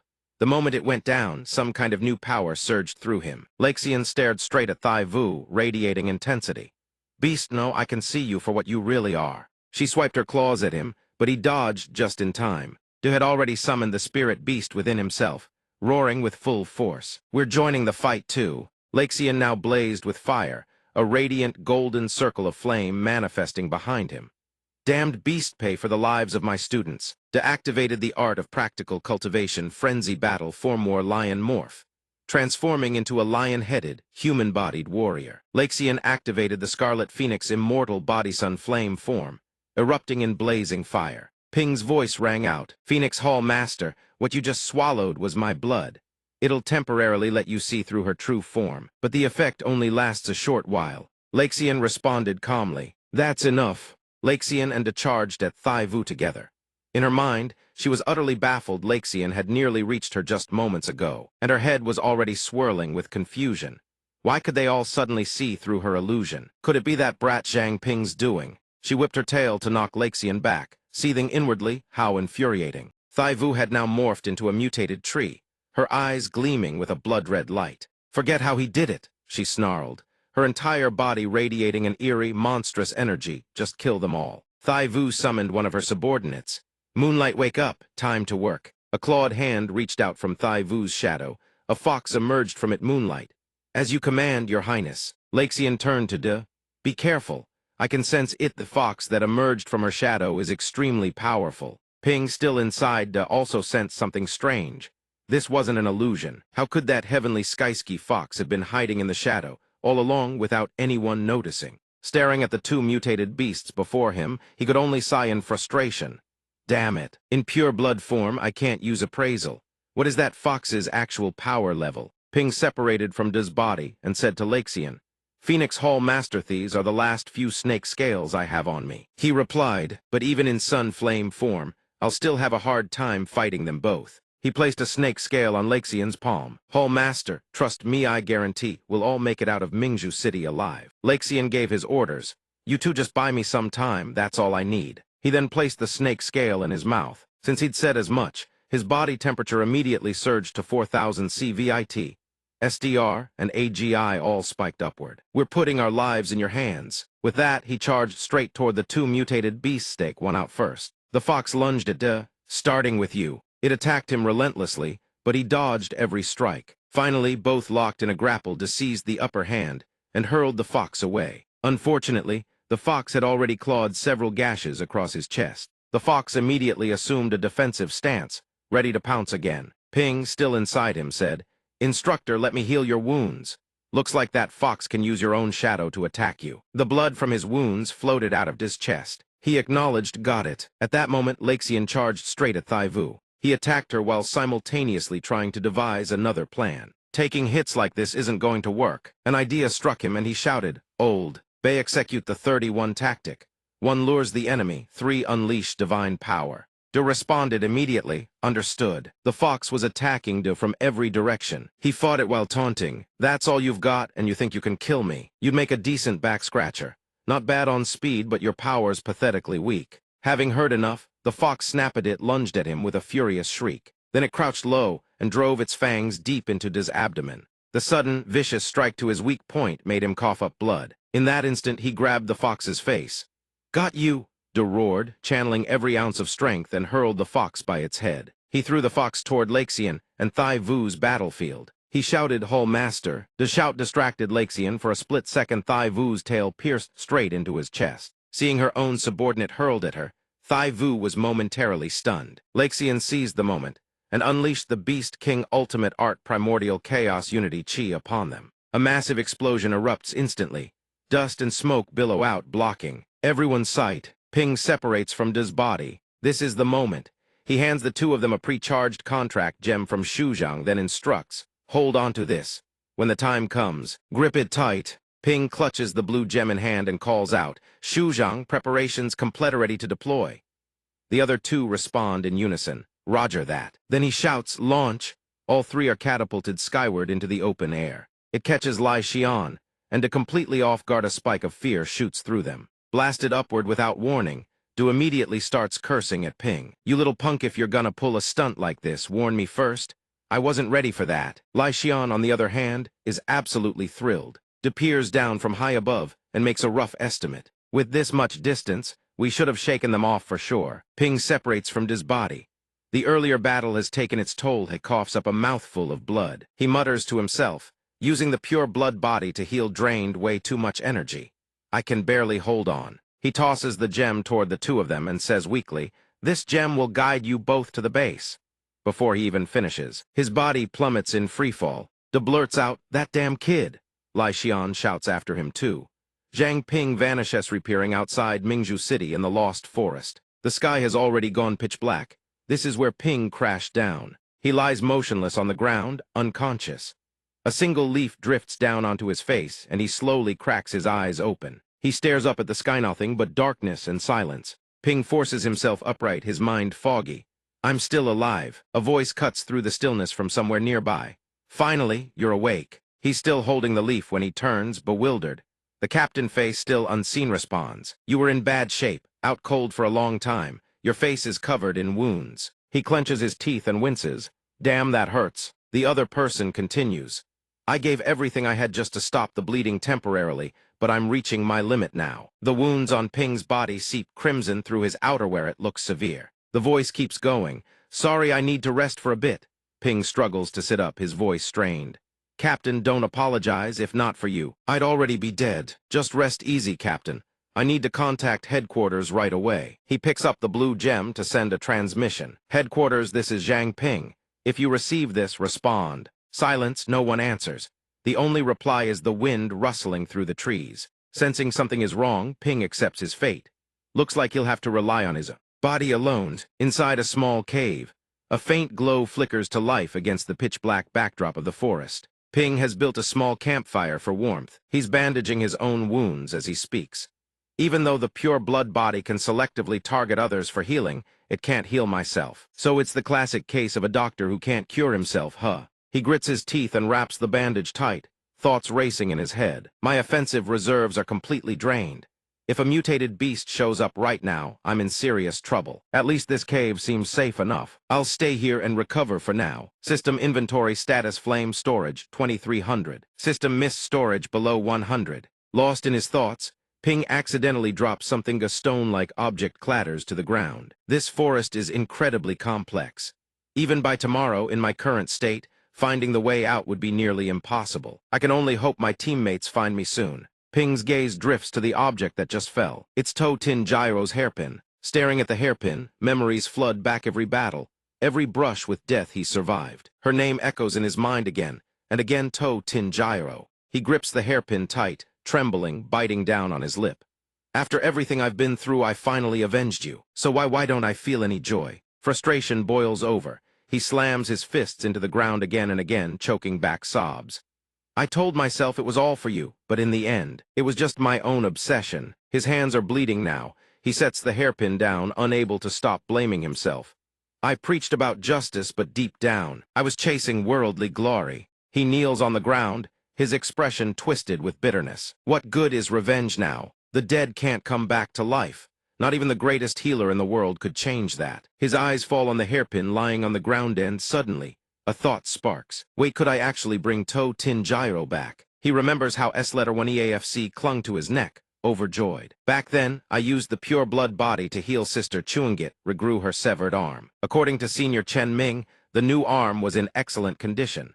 Sister Chuang showed no rejection response. It even looked virtually identical to the original. Ping recalls the time he inhabited Lai Xian's body, his mind racing through possibilities. And when I took over the Phoenix Pavilion Master's body, I discovered I could replace the vital organs inside to sustain his life. If my reasoning is correct, I might be able to resurrect To Tin Gyro. With that thought, he reaches out and touches Tin Gyro's skin lying on the ground, channeling internal energy into his fingertips. The pure blood body's healing is only limited to its designated targets. But right now, all that remains of To Tin Gyro is a single layer of skin. I don't know if it'll even work. System Pure Blood Body activated. His fingertips slowly begin dripping onto her skin. The liquid flows steadily, spreading into a pool of crimson that covers Tin Gyro's skin entirely. A grin breaks across his exhausted face. Exhausting, but it's working. He pours every last ounce of strength into the technique.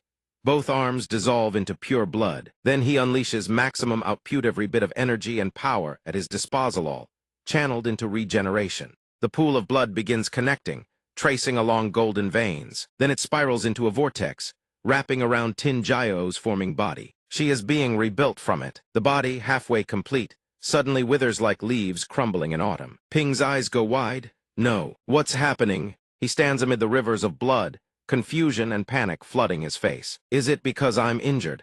Am I too damaged to reconstruct the full body? But he refuses to stop. No, I will not give up. He stares at the half-formed Tin Gyro. Only the upper half of her body exists, and resolve. No, sheer recklessness fills his eyes. Even if it drains every last drop of energy from me, I will not lose you again. Scene shift: Lai Xian and his current situation. The two are still soaring through the sky. The light has already faded to dusk. Lai Xian senses something off. Something's wrong with this trajectory. Prepare for landing. Du responds beside him. Roger. Lai Xian releases his grip and drops. De follows suit. Moments later, the two are fast approaching the ground. Their feet touch earth. They are safe. De brushes himself off, grumbling. That kid is absolutely unreliable, seriously. A group of people are already waiting there. Xiang Ming steps forward to greet them. You must be Senior Feng Laxian and Senior Bai De, correct? Xu Zhang sees the two and immediately triggers the recall technique, reverting the flight gear. Xiang Ming continues, we've been waiting here for quite some time. After recalling the flight mechanism, Xu Zhang returns to his stocky, well-fed frame. He introduces himself with an embarrassed grin. I honestly have no excuse for that. When I received Zhang Ping's signal just now, I recalled the gear immediately and didn't think about the landing situation for you too. His face flushes red as he bows awkwardly. I sincerely apologize for the rough welcome, seniors. Lai Xian throws an arm around his shoulder and laughs. A little turbulence like that, not enough to scare us. But if it were anyone else, hard to say. This kid still has a lot of room for improvement. Xu Zhang stammers, of course, absolutely. Sixian, who has been standing by silently, finally speaks up. Where's Zhang Ping? He didn't come back with you too. De finally speaks up. I was just about to tell everyone, here's what happened. Du explains how Zhang Ping fell into the forest. He then offers his analysis of the situation. The terrain in that area is extremely complex. Most people who enter never come back. That's why they call it the Lost Forest. The two of us have no sense of direction whatsoever. If we'd blindly charged into the jungle to find Zhang Ping back then, we probably wouldn't have made it out ourselves. Chen Ming ponders for a moment, then speaks up. The Pooh, RGE Squad's badge has a positioning function. Once we enter the forest, we can find our way back at any time. Liu Sixian responds immediately. I'll go. Feng Laxian chimes in as well. I'm going too. Zhang Ping's injuries can't be ignored. I bear responsibility for this too. I bear responsibility for this too. Then he turns to De. Bai De, go treat your wounds first. De lowers his head hesitant, but Laxian quickly reassures him. Don't worry, my wounds are already starting to recover here, just a bit slower than during the day. The mutated beasts in this forest can't hurt me. Ming speaks up. Then it settled Liu Sixi and Elder Feng, and I will go find Zhang Ping and Fatso. You lead Elder Bai back to base. Zhang hears this and blinks. Me. That's great. But the young man shakes his head vigorously. No, that's not right. He snaps to attention, raises his hand in a crisp military salute, and vows to complete the mission. Ming pushes up his glasses and smiles with satisfaction.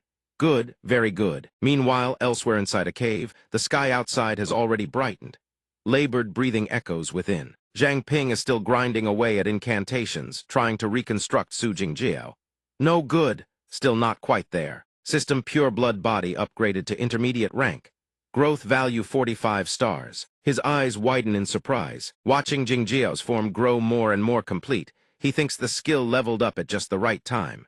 This time it has to work. A moment later something happens. Smoke billows everywhere. He covers his face, coughing through the haze, wondering, did it work? He forces his tear-streaked eyes wide open and freezes in absolute shock. He stammers, oh. After countless attempts, Su Jingjiao finally stands before him. She wears nothing but a thin sweater draped over her shoulders. She raises a hand and waves. Long time no see. Zhang Ping rises to his feet, utterly bewildered. Su Jingjiao. He can barely choke out the words. That's great, so great. Then his entire body collapses, every last drop of his strength completely drained. Jingjiao cries out his name and catches him before he hits the ground. She holds him close, her voice trembling with worry. Are you okay? He answers weakly. I'm fine, just a little tired. Jingjiao gently lays his head on her lap, then scolds him with a soft sigh. You're still as reckless as ever. Always throwing yourself in head first, just like before. Ping murmurs a quiet reply, his heart overflowing with contentment. If I hadn't been reckless, maybe none of this would have happened today. He's truly glad hate that gemstone back then. Jingjiao answers tenderly, I know. You've been working so hard this whole time. She recalls every time he visited her, every battle he fought. Even when the academy looked down on him. Even when they told him to go plant rice instead. Even when he faced enemies far beyond his level, through it all, he never stopped moving forward. Jingjiao gently strokes his hair and says softly, seeing how much you've grown today, and knowing you found so many incredible teammates. From the bottom of my heart, I'm truly happy for you. Promise me you'll cherish them even more. Ping has already drifted off to sleep on her lap. She notices and whispers, you're tired, aren't you? You've done more than enough today. Rest now. Then a few drops of water fall onto his face. Jingjiao is suddenly crying, tears streaming down her cheeks as she chokes out. I want to keep walking forward with you too. She gently wipes her tears and continues. But it's already too late. My soul energy is depleted. She raises her hand already, beginning to dissolve, and lightly touches him. But I believe, if it's you, you'll definitely find me somewhere out there someday. Right. Her entire body gradually fades away. She forces out her final words, I hope by then I'll still be able to remember you. In the end, she vanishes, completely leaving Ping lying there alone in the silence, with only her parting wish lingering in the air. Zhang Ping is still inside the cave. By now, the sky outside has gone pitch black. His eyes snap open. He bolts upright and screams her name. Sujingjio. He glances to the side and sees Jingjiao's body lying there. Relief washes over him and lets out a breath and shakes her shoulder. Wake up. You'll catch cold sleeping like this. Jingjiao's body rolls over from the force, revealing wide, hollow, lifeless eyes staring at nothing. Ping falls backward in horror, stammering, cold, she's so cold. He shakily raises his finger to her nose, checking for breath. No breathing. Ping completely snaps. A terrifying torrent of mana erupts from his body. He screams, what the hell? Staring at Jingjiao's emotionless body, he refuses to accept the truth. You were just talking to me, weren't you? But no matter how desperately he screams, Jingjiao's expression doesn't change. She's nothing but an empty shell now. After a while, Ping sits frozen before her body, his mind racing. Every time before this, I heard Su Jingjiao's voice. So this time can't be an illusion either. She said something about soul energy earlier. He wonders, could the revival have failed because there was no soul to anchor it? Lost in thought, he doesn't notice something creeping up behind him. Countless thoughts swirl through his mind. Enough, if reviving someone were really that simple, something would be seriously wrong. If she was forced into a false revival, would she really still be her? But as she sighed, as long as I find her soul, there's still a chance. A strange creature slowly approaches Ping. He glances over, a mutated beast. The creature still looks dazed. Outside, the world is silent under the pitch-black night. Only inside the cave does a faint fire flicker. Inside the cave, Ping and the creature stare at each other. Neither knows what to do. He finally speaks. "You're awake." It chirps back a few times in response. He offers it a small piece of food. "You look pretty weak. Must be hungry, right? When I was unconscious, you didn't attack me." The mutated beast takes the food, its expression radiating pure happiness. Ping continues. "Whatever your reason, I'm not just going to leave you to fend for yourself." Mid-bite, the creature suddenly turns and starts searching for something. Ping understands immediately. "You're wondering where she went." The mutated beast scurries around the cave, searching for Jingjiao. He says softly, "She's sleeping soundly right now. She's resting in a quiet place inside a bracelet space." He looks at the creature and adds, "Judging by your size, you must have just been born." The creature brings the small piece of food back to Ping. He mutters, "I guess you don't even have a concept of death yet, huh?" Ping points at himself. "You want me to have this?" He thinks this is the first time I've ever encountered a mutated beast this friendly. He remembers lying on Jingjiao's lap with his eyes closed, ears still catching every word she said. Was she telling me to cherish what I have now? She's right. Moping around won't change what's already happened. He snaps out of his thoughts and turns to the creature.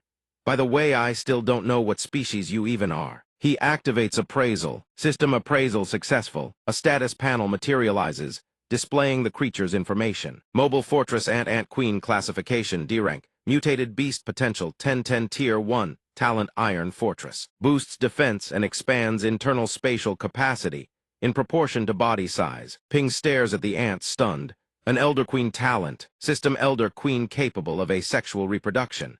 Commands swarm units within its subterranean hive network. Possesses a powerful intimidation aura against foreign ant species effectiveness scales with body mass. Ping reads the notifications and cannot help but sigh. Who would have thought this tiny brat had the potential to become a king, escape the Moon Prince, and now I encounter another one. I wonder if this can be called fate. Nearby, a pile of small, black creatures clusters into a dense bush. Ping is curious. What is that? He uses the appraisal technique. The notification panel flickers appraisal successful. Within the bushes is another type of ant, Black Mountain Carpenter ant, a level 5 mutated beast with 1-star potential. Black Mountain Legion spiky armor, high defense, potent corrosive acid. The swarm shares information and marches in unison. Ping exclaims, "Mutated ants!" He turns to the beast beside him. "Kid, your comrades are here to pick you up." Instead of joy, the mutated beast trembles in terror. Ping asks curiously, "What's wrong with you?" He holds the creature, glancing toward the cave entrance.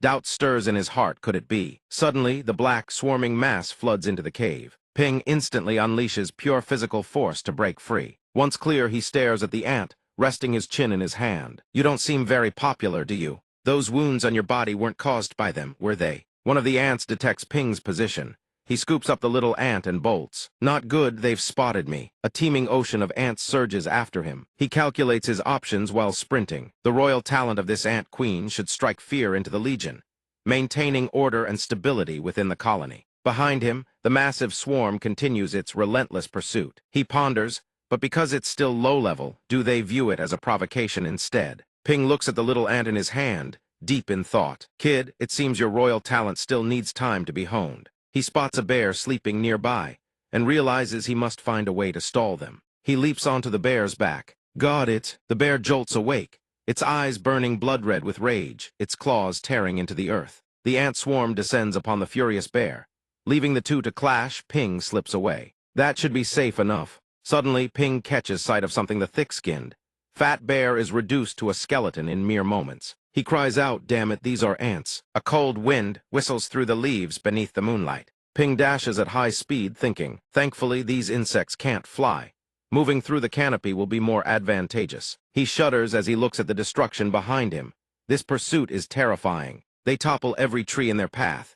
In a blur, Ping vaults into the branches. He sits still, wondering if there is more activity. Is this an earthquake? His expression changes abruptly. Damn it. Before him, an ancient tree with glowing red eyes appears. He asks, shocked, "What is this thing?" Changchun lifts a foot, the sound echoing through the entire forest. "Where do you insects come from?" A single step shakes the heavens and quakes the earth. Changchun roars, "How dare you disturb this seat's rest?" Countless creatures begin to swarm around the tree's base. Green, vine-like lights emerge, rapidly coiling around the ancient tree's roots, while a vortex manifests beneath. Ping observes silently from the branch. It can speak human tongue, so plants can also undergo mutations like beasts, but at least it has driven away the Black Mountain ants. Time to slip away. He unleashes his power, and the system notification activates Nightwalker. As he prepares to leave, vines snare his body, accompanied by a voice. "Wait, human." Changchun leans down, red eyes burning. "Don't be in such a hurry to leave." Ping worries his stealth has been compromised. He stands still, observing. Even his missed Nightwalker was detected. This tree man is clearly on a much higher level. Appraisal failed. The system keeps pinging. Appraisal failed. The ancient tree laughs kindly. "Little friend, do not worry." Now the system notifies appraisal successful. Name Yi Changchun, race human, silent, 1 status, awaken, level 35, peak talent, super plant mutation, body. Can transition into plant form, possessing various botanical abilities, and it will continue to evolve indefinitely with age. Changchun explains, "Only after being awakened by those ants did I notice you. It has been a long time since I met a living person, so I am a bit excited." Ping observes in silence. "Silent one, every fallen one I have met was a lunatic. Why does this one seem so dense?" This tree man seems quite friendly. He stammers in response. I'm just passing through." He thinks, regardless, I cannot leave now. Talking to him might not be harmful. Changchun sits down, one large, one small, as they converse. "Little friend, where are you from?" "I am from Mingzhu City." Hearing this, the tree man responds with delight. "Oh, what a coincidence. I'm also from Mingzhu City." He grows somber. "However, other than that, I cannot remember anything. Perhaps I have truly grown old." Ping asks curiously, "You don't remember Senior Yi?" The junior boldly asks, "Does your excellency know that you are a silent one?" He rolls his eyes. "So that is it. Silent one. What is a silent one?" Suddenly he looks surprised, pointing at Ping. "Wait, you know my name?" Ping doesn't hide it. "I dare not lie to you." This junior knows a bit of the appraisal technique. "After appraising you, your name, Yi Changchun, appeared." Just then, the bracelet on Ping's wrist glows, and a voice speaks. "Yi Changchun, your excellency is Uncle Yi." Ping wonders, surprised. "Captain, you are awake." He asks concernedly, "Captain, have you recovered?" The bracelet emits another sound. "I woke up while you two were talking." Changchun looks on in wonder, saying delightedly, "This friend of yours can actually dwell within a magical bracelet. How fascinating. From your tone, it seems you know me. Can you tell me about my past?" The light from the bracelet flickers rhythmically. Images of Tu Bai and Changchun fighting together appear through the narrative. "In the beginning, to overthrow the tyranny of the Chu clan, we established a resistance army, and you were a member of that force. You not only possessed immense strength, but also mastered the art of disguise. You infiltrated the Chu clan as a spy." The moment Changchun was gravely wounded flashes by as the story continues. "During a reconnaissance mission, you were discovered by the Chu clan and ambushed. You sacrificed yourself to save us. Never did I imagine I would meet you here." Hearing this, he beams with excitement at his own past. Resistance army. That sounds quite impressive. But I remember nothing of these events. The spectral image of Tu Bai appears and says to Ping, "Zhang Ping, I need a favor." The man and the phantom watch as Changchun plays with the birds. He says, "The so-called fallen state is actually a form of spiritual disorientation. Just like Mr. Yi here, lived in tree man form for far too many years. His consciousness gradually adapted to that abnormality and treated it as everyday life. His human memories faded away over time. This state even caused him to unconsciously forget who he used to be. Moreover, the fallen are no longer ordinary humans. Their spirits have long surpassed mortal limits." A bird casually relieves itself on Changchun's nose, but he merely stares in silence. The explanation, continuously conventional method of spiritual control, has zero effect on them. That's why there's no precedent for a fallen being cured. But Tu Bai speaks up, affirming to Ping that he, however, is different. He asks back suspiciously, "You're telling me to have Senior Yi eat the contract gem?" Hearing this, Changchun speaks with a hopeful tone. "You can free me from the fallen state." Looking at the level 7 contract gem in his hand, its effect, still unactivated, he answers without confidence. Theoretically, the method is to have him swallow this gem. But restoring a fallen being's spiritual power absolutely requires external guidance, which means the senior would need to hand over full control of his body to the junior. A cheerful voice rings out again. "I thought it was something serious." Next, vines quickly coil around the gem. Changchun swallows it without hesitation, answering, "What's so hard about that?" The contract gem begins vibrating as it merges into his body, drawing a panicked cry. He actually swallowed it. Changchun stands motionless before Ping, and the system panel chimes with a notification. "System contract successful. Contract beast established." Ping looks up at Yi Changchun. Stunned, did he really just go through with it that decisively? And the contract is already complete. Half believing, half doubting, He casts the magic while thinking, let me try issuing a command. A swirl of green energy surrounds him. He raises his hand and issues the command. Yi Changchun, I order you to cease your fallen state, now. Ping extends his hand toward the towering tree man standing before him. He thinks in disbelief, I was just testing on a whim, it actually worked. Changchun, still in tree man form, lets out a massive roar. After transforming from a towering tree back into human shape, an elderly man appears, long hair, long beard, and two thick branches sprouting from his head. He thinks in amazement, good heavens, the fallen state was actually dispelled that easily. Changchun stares at his own body in shock, it's a human body. He cries out in pure joy. Mingzhu City, the Chu clan's beast-taming arts, I remember now. I remember everything. Ping's info panel lights up. System level 7 contract gem supplementary effect activated. New summoned beast contract has been unlocked. Ping stares wide-eyed at Changchun, thinking to himself, so signing a contract is just like awakening an ability. You can get unexpected bonus effects from consuming a gem. This is the first time he's ever learned that. The more he thinks about it, the more unbelievable it seems. She's current expression looks exactly like the face in that famous painting. The scream. But in that case, could he also awaken new abilities through a level 7 contract gem? But then, seeing Changchun's beaming, overjoyed face, he thinks, forget it, consider it a good deed done. He'll just have to wait for the gem to upgrade to level 8. Just look how happy the old man is, overjoyed at returning to human form. Changchun turns to Ping, suddenly remembering, I still don't know your name, young friend. He answers, my name is Zhang Ping. Hearing this, Changchun rummages through his clothes and says, Zhang Ping, the one who can dispel the fallen state, and yet that name sounds rather modest. As he finishes speaking, Changchun pulls a seed from his robes, surrounded by black-purple flames. He says, this old man has lived in the wilderness for years. I have nothing on me worthy of repaying you. If you don't mind, please accept this. This thing seems to possess characteristics of both the living and the dead. I found it interesting back then, so I kept it. Changchun's weathered, sun-darkened, bony hand extends a strange object before Ping. The moment you see it, you're so shocked you break out in a cold sweat. This is an ethereal mist essence. System appraisal initiated. Almost instantly, another chime system appraisal successful. The speed of the appraisal catches Ping off guard, wonders if it's because of the previous appraisal. But this time the process went impossibly smooth. He holds the crystalline orb in his hand, eyes locked on it as the info panel appears. Item ethereal mist essence quality refined. An energy essence stored in the gallbladder of an ethereal mist black bear. Effect upon consumption.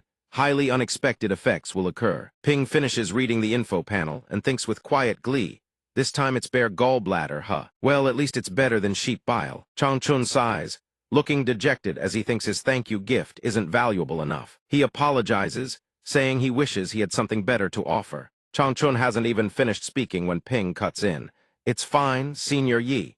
This is actually very useful to Metroli. Besides, I helped you willingly.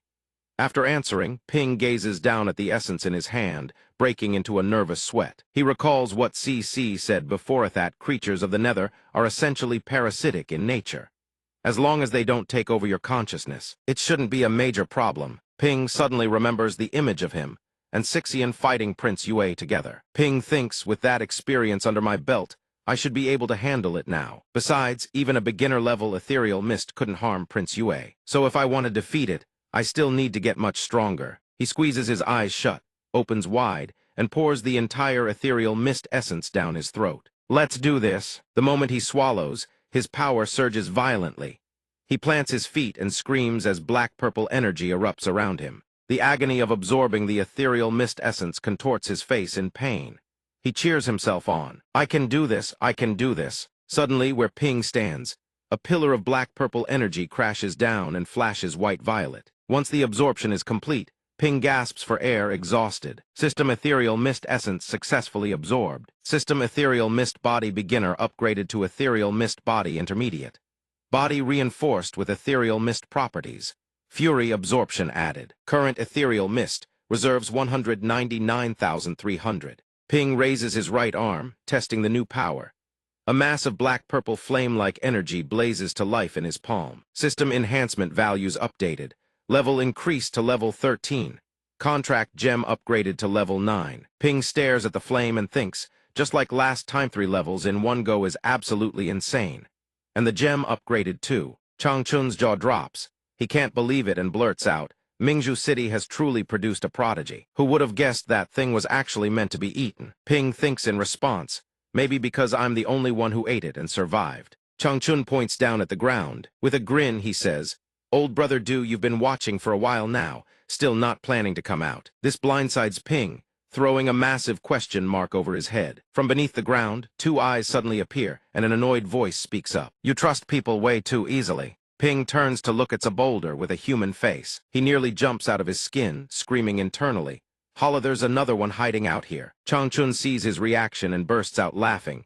"They're just a pile of old bones. What's there to be afraid of?" "But old brother Su, do you really intend to stay fallen forever?" The old brother replies with undisguised contempt. "Fallen or not, what does it matter? Our lives right now are perfectly carefree as they are." Hearing his old friend's words, Changchun falls into deep thought. He sighs heavily. "Seems like you've forgotten quite a few important things too, haven't you?" The old brother hears this, and his face freezes in shock. Changchun continued, "Do you truly never wish to see your family again?" Suddenly the stone stirred, and a question rang out. "My family." The stone stood up. The system immediately issued an appraisal notification. The stone rose to its full height, its voice tinged with sorrow as it spoke of family. Meanwhile, the system fired off 2 consecutive appraisal failure notifications. The appraisal failed twice in a row. Only on the 3rd attempt did a success notification finally appear. The stat panel materialized name Su Kingba, race human, status fallen, stamina none, growth value none, tier peak level awakener 3 years, talent super 8th variant, body capable of merging with inorganic matter in nature and absorbing inorganic substances, characteristic unable to merge with objects smaller than itself. Ping finished reading the stat panel, then turned to address Su Kingba. From below, Changchun shouted, jabbing a finger at Kingba, "You, look at yourself. What kind of human have you become?" He looked up from below and muttered, "I feel like I've heard that name somewhere before." The image of an old man materialized. Ping's bracelet chimed in, "It's no surprise you've heard of him. He was one of the founders of the investigation team and a legend in Mingzhu City. But he disappeared years ago. I never expected him to turn up out here in the wilderness." He furrowed his brow and questioned himself. 2 senior figures ending up in the same wilderness, could that really be just a coincidence? Changchun stroked his beard, gazed at the sky, recalled the events of the past, and began to tell Ping his story. "Back then, the Chu clan beat me half to death and threw me beyond the city walls. I had no choice but to turn myself into a tree to heal my wounds. Over time, I ended up looking like what you just saw. At the time, you were still just a kid, so I don't think the 2 events are related." Kingba Hef knelt to the ground, spreading his hands to lift Changchun up. He touched his old friend's face and said, "I never imagined that boy from back then would grow up and build a family. When I first met him in the wilderness, he used to tell me about his adorable granddaughter from time to time." Ping was stunned. His eyes widened as he muttered inwardly, "Granddaughter." He rested his chin on his hand. "Is that so? Oh, so that's how it is." Changchun noticed Ping's expression and asked, "Young friend, what's wrong with you?" Ping raised his right hand. A wisp of white smoke drifted out. He asked, "I wonder if the senior recognizes this." Kingba's eyes went wide. He looked down. It was the soul of his granddaughter Jingjiao. Ping continued to ask, "Is this person not?" Suddenly, a man appeared with a grin that looked rather sinister, his face darkening as he said, "Dad's here. Everyone's waiting inside." From somewhere, a thought surfaced. Was he calling out to me? He saw a girl sitting on a bed, cradling a chubby baby in her arms. She heard the voice from outside. The girl called out, "She just woke up." That stream of thoughts surfaced once more. The girl holding the baby leaned close to the infant's ear, pointed outside, and whispered, "Jayado, Grandpa's here to see you." The stream of thought continued. Perhaps it came from the baby's mind. A thought echoed through her head. "Who is that?" The questions kept spiraling. Inside the little one's head, frustration bubbled up, not knowing who she was. A deafening scream rang out. Kingba clutched his head and let out a terrifying roar, making Changchun freeze in fear and call out his old friend's name. Then he stood wide-eyed, pointing at the soul of Jayado standing there, and stammered, "How ho is this girl?" Kingba collapsed, his hand slamming into the ground as if dazed.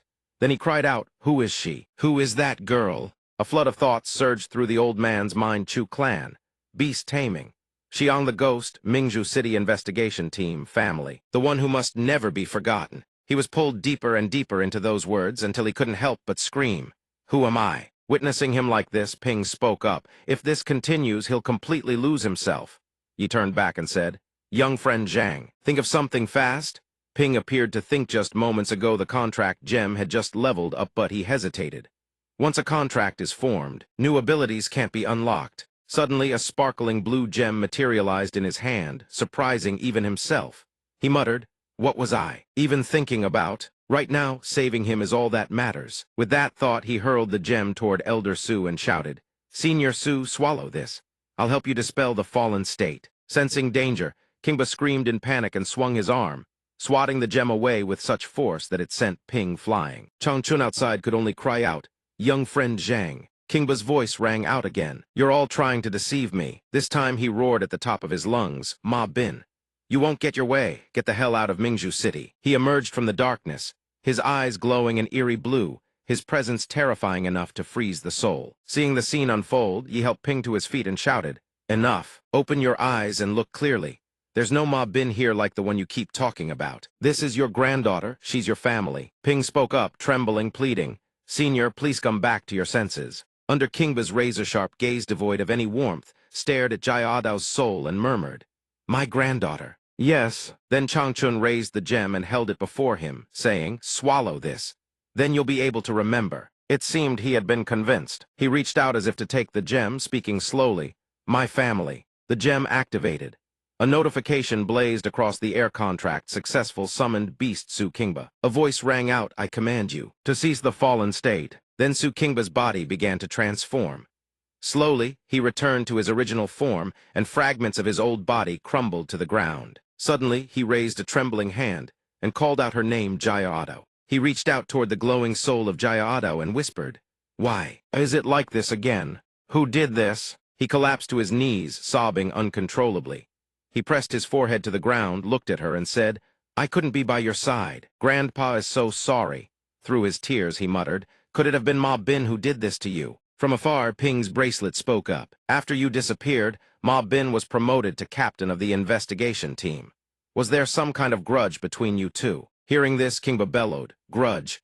That's putting it mildly. He's a man of the Chu clan. How could they let him become captain?" He slammed his fist into the ground in fury and roared, "Damn it!" He got his way. Not only Mingzhu City, Evan, the person most important to me, I couldn't protect. Faced with this, Ping spoke up. No wonder such a massive crisis hit the city, and the patrol squad did nothing. I had my suspicions, but I never expected the Chu clan to be behind it every single time. Hearing this, he could only stand there with wide eyes, completely lost. Then Ping continued, "Before they couldn't capture Chen Biding, could there be a next move?" Changchun spoke up. "Young friend Zhang, what are you two talking about? I can't make heads or tails of any of it." Ping explained, "Although you two have only just recovered your memories, I have to deliver some bad news. Mingzhu City is in dire straits right now." Then he slowly recounted everything to the two of them. "It went like this in the way to the rescue mission. I was gravely wounded. I had no choice but to hide in this forest to recover." Then he continued. Ping glanced down at the beast nestled in his arms, gently stroked its head, and said, "If not for Senior Yi's help, both me and this little guy would have lost our lives here long ago." Then, Changchun realized so many things had happened. Elder Su spoke up again. "Earlier, you said you'd heard Jayadao's voice more than once, and even saw visions of her." Ping answered, "Yeah, sometimes it's as if she's guiding me." He continued, "But I clearly saw her." Before he could finish, Elder Su told him that perhaps it wasn't an illusion. This caught him completely off guard. He couldn't help but exclaim, "What?" As Elder Su spoke, both a human figure and Jayadao's soul appeared in his mind. He explained Jayada was always sharp. She awakened her ability early. Her power was something like projecting her soul out of her body. Most astonishing of all, she could enter other people's dreams. Jayada materialized between them. Her eyes filled with an eerie light, her claws razor-sharp, blood dripping from her fingertips. From the apparition, his voice echoed, "I suspect that before she was killed, she detached her soul from her body. The visions you saw were caused by her ability." Whose voice was that? Since Jayada might still be alive, he continued, "It's just that her body was destroyed. So she was forced to maintain a soul state, but a soul existing for too long without a vessel.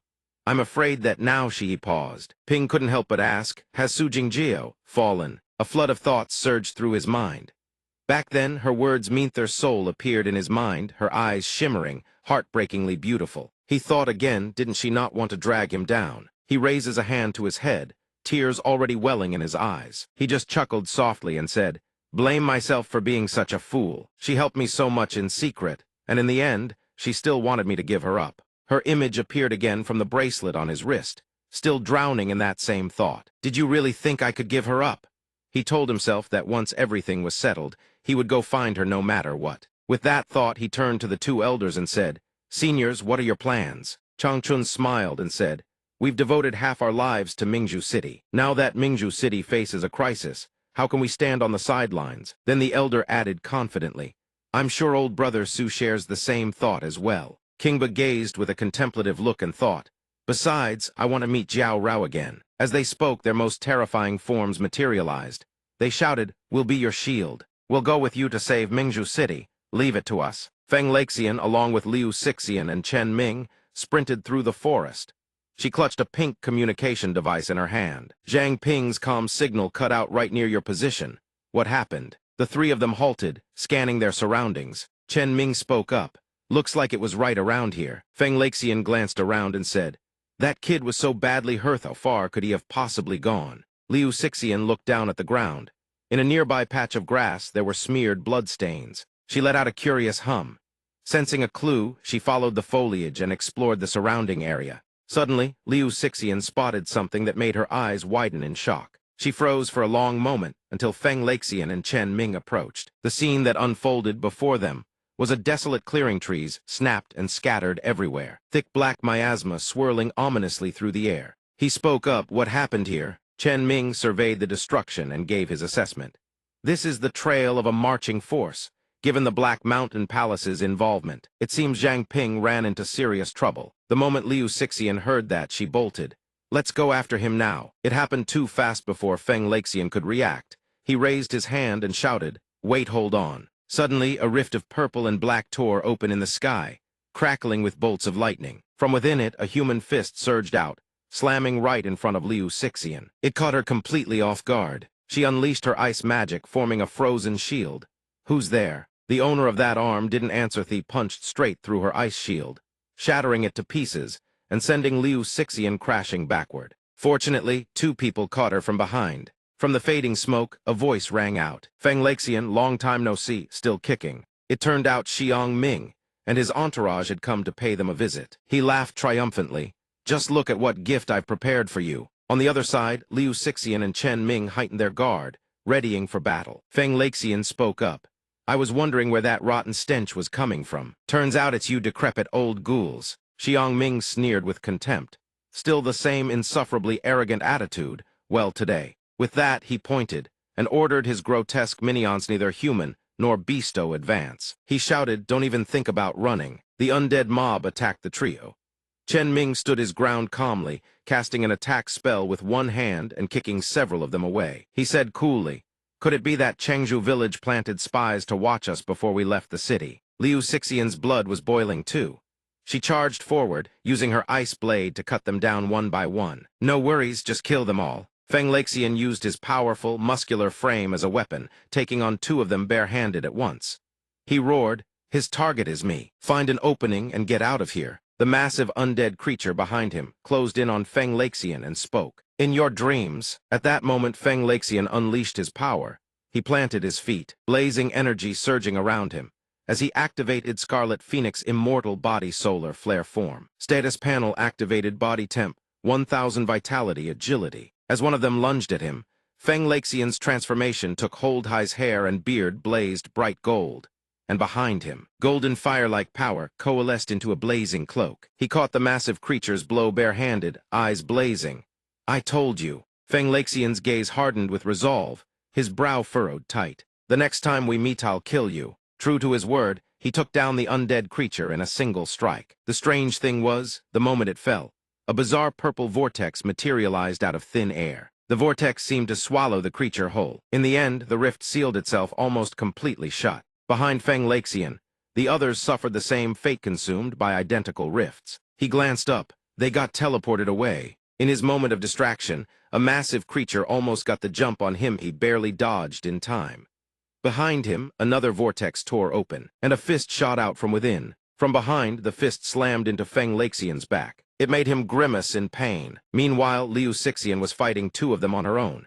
She turned and shouted, "Feng!" Dojo Master Feng Laxian was now surrounded by arms lunging from every direction. fists raining down on him from all sides. He endured the barrage in agony. His thoughts racing. These fists are as hard as blood iron, and they can pierce through space. This definitely isn't the power of a single person. Feng Laxian glanced behind. A tall woman with purple hair, wearing long earrings and a bared midriff, was watching him with a triumphant smirk. Beside her stood a young girl with long blue hair tied in a ponytail. Feng Laxian thought those two women haven't moved an inch from start to finish. Could they be controlling spatial teleportation? With that realization, Feng Laxian erupted with power. He unleashed his five-fold fist technique, striking with ferocious force to blast the undead creature away. Outside the towering column of fire, the two women watched with utter nonchalance. Suddenly he burst through the flames, catching them off guard, and roared, "Take this!" The purple-haired woman quickly regained her composure and cast her spell. A purple spatial rift opened, crackling with thunder on the outside. A sudden thought echoed through his mind. Figured it out. That's it. The purple-haired woman turned back in confusion, snapping at Zhang Ping. "What are you doing? He's already right in our faces." Zhang Ping stood with his hands clasped in a peculiar pose, speaking calmly. "Don't rush. Look more carefully." The scene before them, Feng Laxian, unleashing a continuous barrage of magical punches on the undead creature. Zhang Ping explained after their last battle.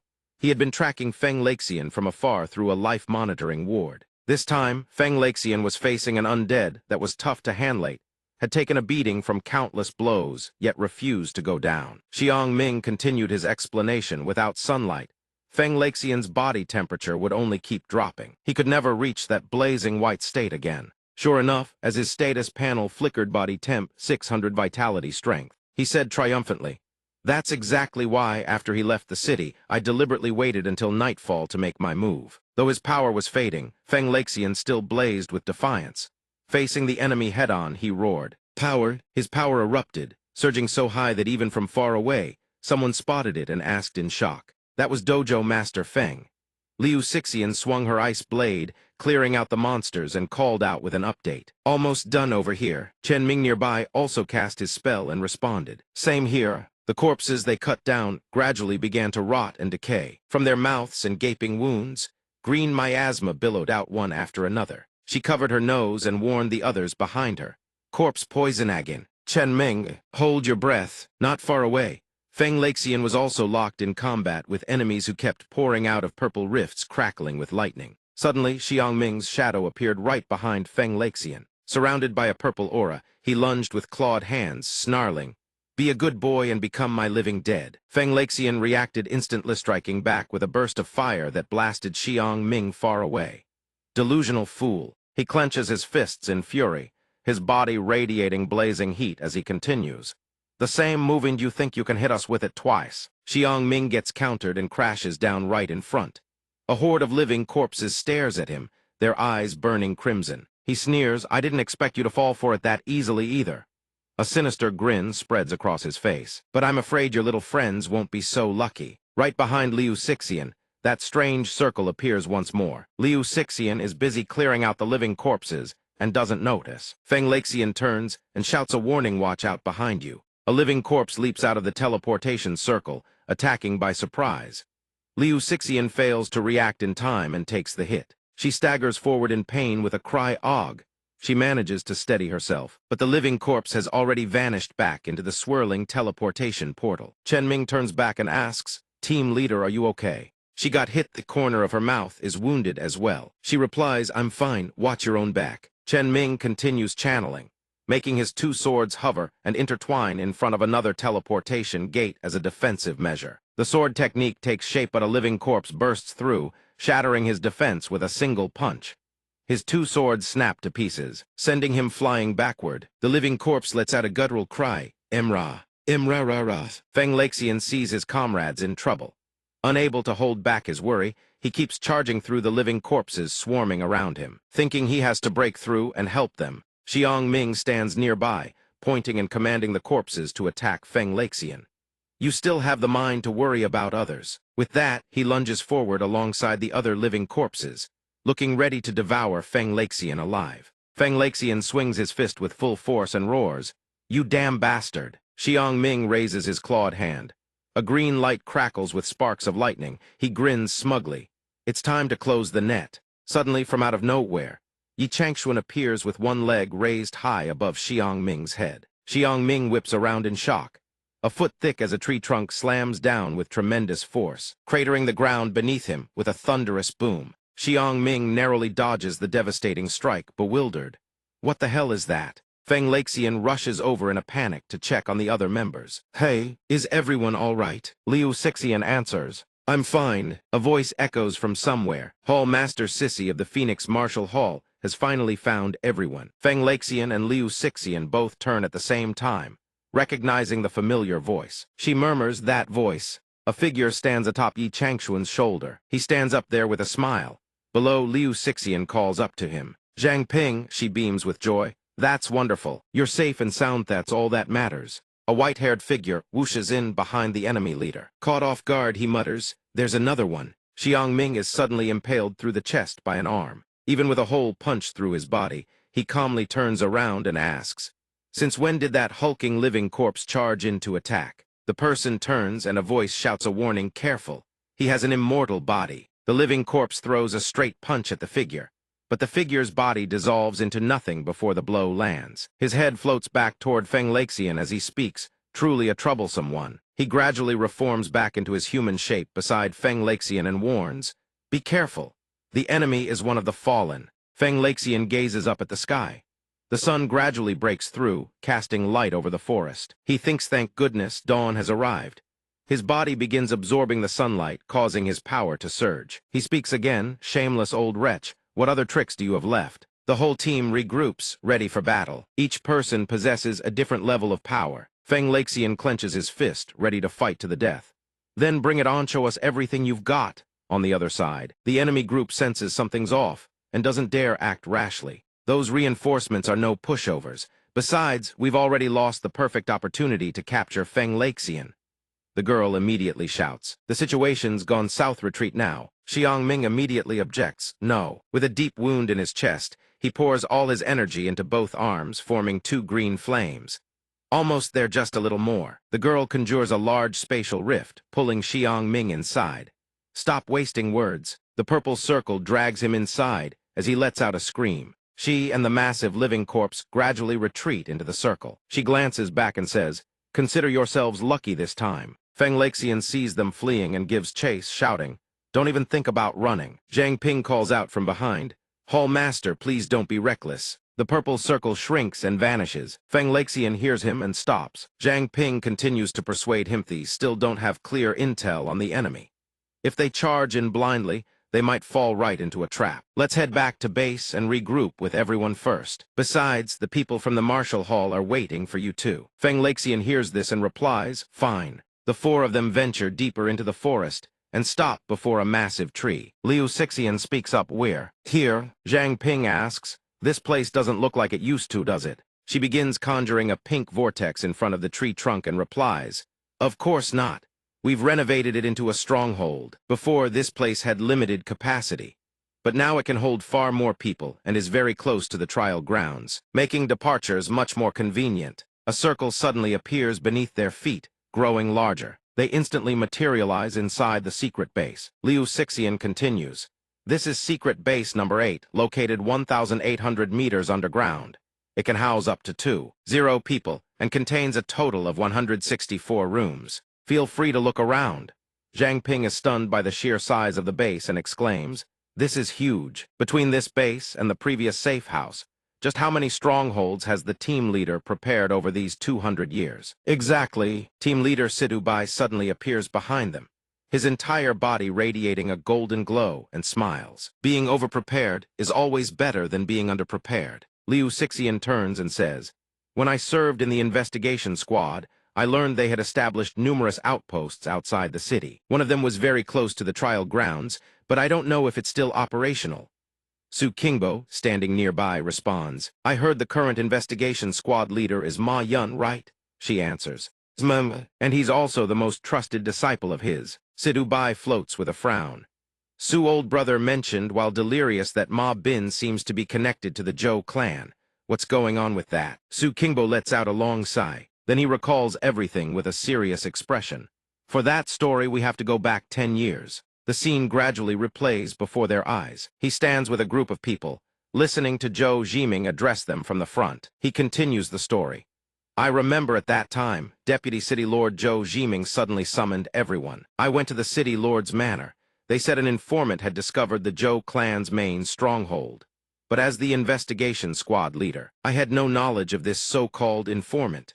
Doubts began to grow in my mind when I pressed about his identity. He replays the scene from 10 years ago. The city lord simply said this man was a member of the cleanup squad who rarely made appearances. At the time, I was eager to wipe out the Zhou clan's remnants, so I didn't press the matter further. Su Qingbo and the team members climb up to an area where boulders are stacked upon one another. He continues, after that I led the squad to follow the clues. We drove for an entire week before reaching that stronghold. Suddenly, a group of mysterious figures heads wrapped, armed with daggers and swords, ambushes them without warning. Just as we were discussing our plan to storm the enemy camp, the Zhou clan launched a surprise attack on us. At the time, I was still wondering how our position had been compromised. Now it's clear it was obviously a trap they had set all along. In the chaos, Ma Bin approaches with a dagger in hand. The surprise attack and exhaustion from the long journey have left the squad members drained, resulting in devastating casualties. Just as I sensed something was wrong and was about to order a retreat, Ma Bin lunges at him with the dagger, catching him completely off guard. He recounts, Ma Bin attacked me by surprise. I couldn't dodge in time. After being stabbed in the back, he collapses to the ground in agony, the dagger still embedded in his spine. It was a dagger of sinister, dark origin. Once it pierces the body, all abilities are rendered null and void. I endured a great deal under their torture. During that time, I also heard them address Ma Bin as Sir. He recalled that, fortunately, the dagger's lingering effect wasn't permanent. Once I realized that, I tricked them by playing dead only to be thrown into the river. I then escaped using my ability to conceal myself underwater, blending my body into the river current and slipping away for good. But the injuries were too severe. I lost consciousness quickly and drifted in the darkness for who knows how long. Those painful memories gradually faded into oblivion. Chang Chun listened to the story and responded with sympathy. No wonder you were so guarded the first time we met. Turns out you were hiding a secret like that all along. Every time I asked, you never had an answer. Perhaps your soul has already begun to sink into the fallen, hasn't it? Baida stroked his chin and assessed seriously. Huang Jiming again. From this angle, it's clear the investigation division was under their control as far back as 10 years ago. It seems the Chu clan's conspiracy runs even deeper than we thought. We've been kept in the dark for far too long. Sixian stood nearby, lost in thought. If the captain hadn't been on guard from the start, staying with the investigation division would have been more curse than blessing. Suddenly, 3 other members of the cleanup squad appeared from behind. Among them, the barrier team leader, Manny, waved and called out, "Why is everyone still hanging around here?" She looked toward Ping and said, "These 2 must be the seniors Zhang Ping met out in the wild, right? I've heard so much about you. It's an honor to finally meet you in person." Then she pointed at the small creature hiding inside Ping's jacket and asked, "Oh, and what's this little thing?" He replied, "This is something I ran into out in the wild. It's still small, but it has the potential to become a king-tier creature." He lifted the creature with both hands and continued, "Plus, it's very friendly, no hostility toward us at all. Down the road, it might just become one of our best partners." Seeing the creature, Jai also came closer, her face and eyes lighting up with excitement. Manny reached out curiously, touching the creature with her fingertip. "King-tier potential, seriously." She then put her hands on her hips, beaming a bright smile, and said, "Well, in any case, this whole mess is finally over. For now, everyone should stay at the base to recover and get some proper rest." Baida heard this and responded, "So that means the investigation division is our enemy now. We can't rely on their safe houses anymore, and we have to watch out for their schemes on top of that." The 3 girls stared at the captain in confusion. He turned on his heel and continued, "Before we set out, we need to resolve the next situation cleanly." They followed behind him one by one. The 3 girls hurried after them as well. Manny asked in confusion, "Since when did the investigation division become our enemy?" Zhang Ping turned back and explained, "It's a long story. Let's wait until everyone's gathered, then we'll explain together." Outside the walls of Shengzu village, both atop the ramparts and within, soldiers stood guard with spears in hand, alongside vicious red-eyed mutated beasts. Deep inside, a crowd of people stood in neat formation. Standing in command was Cheng Hai. He barked orders at the top of his lungs. "These are special times. The cult leader has issued a decree. Outsiders are strictly forbidden from approaching within 10 li. During patrols, inspect every last inch thoroughly." Right behind Cheng Hai, A swirling purple vortex opened Yupa teleportation portal. Xiang Ming was spat out right next to Cheng Hai. He crashed to the ground with a painful thud. He sat there fuming. That wretched woman! The soldiers noticed and rushed toward him. Cheng Hai raised his hand to stop them. Two more members stepped out of the vortex, one after another. Xiang Ming shot to his feet, shouting furiously, "Why the hell did you ruin my business? If I'd known earlier, I would have refined you first." A voice cut through the air, making him whip around. "I thought someone was making a racket around here." The cult leader of Shangzhou village. Li Aixu stepped forward calmly and said, "Calm yourself down, old man." The entire formation below, along with Cheng Hai, bowed before her and said in unison, "Welcome, cult leader." He continued his tirade, scowling. "This isn't what we agreed on in the beginning. I let you mobilize my troops to seize my living corpses. In return, you promised to help me obtain the materials for corpse refinement. And now you're going to burn the bridge after crossing it." Li Aixu cast a cold glance at him and said, "I, Li Aixu, always keep my word. I will never let you come out at a loss. Take a good look at the situation you're in." Two new assistants, Changchun and Qingba, flanked Feng Laxian, radiating an intense, blazing aura. She declared that these two new assistants were no weaker than Feng Laxian himself. If he wanted to break through them and capture Feng Laxian alone, his odds were slim at best. Moreover, the sun had already risen. Feng Laxian could shift into that white state at any moment. When that happened, his poison corpse techniques would be useless against him. Li Aixu stepped forward and reassured him, "Rest easy. Capturing Feng Laxian is only a matter of time. Now that the Saintess has returned to the village, if we harness her power."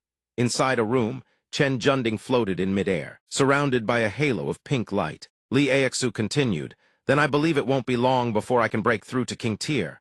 Junding's eyes flickered. She murmured under her breath, and instantly, 3 soldiers bowing at the front of the formation exploded. She told him, "Feel free to use these high-level awaken for your refining." Xiang Ming's face drained of color.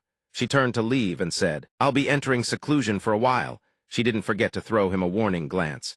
"So behave yourself, understood." He bowed low, submitting before her. Xiang Ming trembled with fear, drenched in cold sweat. "I understand." 1 week later, inside the training room at the base, Ping and Jai Min charged forward together, attacking in tandem with fierce battle cries. De blocked both their attacks simultaneously with both hands. Ping threw punch after punch relentlessly, while Min matched him blow for blow with rapid kicks. The instructor defended while taunting them, "Way too soft. Have you two even eaten today?" Ping leaped high, focusing his stance as he prepared to unleash his technique. Purple streams of power coiled around his arm. A massive vortex descended before the Beast King Fist Ox-sundering form. Jai Min coordinated by dodging to the side. De casually caught the attack with one hand, smirking, "Decorative nonsense." Min seized the moment, circling behind the instructor and locking his arms, leaving him no time to react. Beast King Fist. Jai Min combined her move with Ping's. She wrapped her arms tight around the instructor's body. With all her strength, she lifted him and drove him straight through the purple vortex. She shouted the name of the technique, Steel River Summit form. The vortex reversed direction, spiraling downward toward the ground. Jai Min and De slammed straight into the floor, the impact cratering the surface. After defeating De and injuring him badly enough to require medical attention, he snapped, "You two brats, do you even know the meaning of restraint? Are you two taking this chance to get revenge on me, or what? Old wounds haven't even healed, and now I've got new ones on top." Jai Min looked guilty. She clasped her hands together and stammered, "I'm sorry, instructor, I couldn't pull back in time." Ping muttered under his breath nearby, "Well, whose fault is it for telling us our power was too soft?" Of course, De heard every word. He shot to his feet, bellowing, "What did you just say? The little punk's grown some real feathers now, hasn't he?" The medic beside him steadied the instructor and warned, "Your injuries will only get worse if you keep moving like this, sir. Please don't make my job any harder." Ping casually grabbed the worried Jai Min and pulled her along. "Let's go eat. I'm starving." De sat there battered and bruised, yet a smile crept across his face. He thought with pride in just a few days. Both of their fist techniques have improved at an insane rate. Zhang Ping's strength goes without saying, and Wang Jai Min's fist work is steadily catching up from behind. Seems like I'd underestimated the girl's potential all along. The two of them then headed into the gym. Someone inside noticed them and called out, "Zhang Ping, training over already?" He asked team leader Jinbo, "Here for a workout today too?" Jinbo turned and replied, "Yeah, the hospital room gets boring. Came here to stretch my legs a bit." Beside him, Chen Ming also stood in the exercise line, looking bored out of his mind. Feng Laxian finished counting the reps and shouted, Good. Take a breather, then we go again. Everyone below erupted in enthusiastic cheers. The two then headed over to the cleanup squad's smithy. Inside, Uncle Liu and his daughter Sak were forging daggers with focused concentration. Ping scratched his head and called out to them, "Master Shuzhang, sorry to bother you today." Shuzhang smiled and replied, "Don't tell me you two broke the training room again." Shuzhang sighed helplessly and headed out toward the training room to make repairs. He muttered to himself, "Honestly, those two are beyond help." Min smiles and replies, "It is true. It is an apology." They pass the room where two assistants sit playing chess. Kayat Min steps forward and asks, "Where are you going? Aren't you going to eat?" Ping turns around and answers, "You go ahead. I still have some matters to attend to." She exclaims. Ping heads to the conference room alone, where everyone waits for him. Captain Bai sees him and speaks up, "Zhang Ping, you have arrived. Just in time." He continues, "I was about to brief you on a few things to note for the trial grounds." Ping walks in with a smile, understood. Inside the Chu clan headquarters, a shrill scream echoes. A group of mysterious figures in cloaks sits around a crescent-shaped table, interrogating a captive dragged into their midst.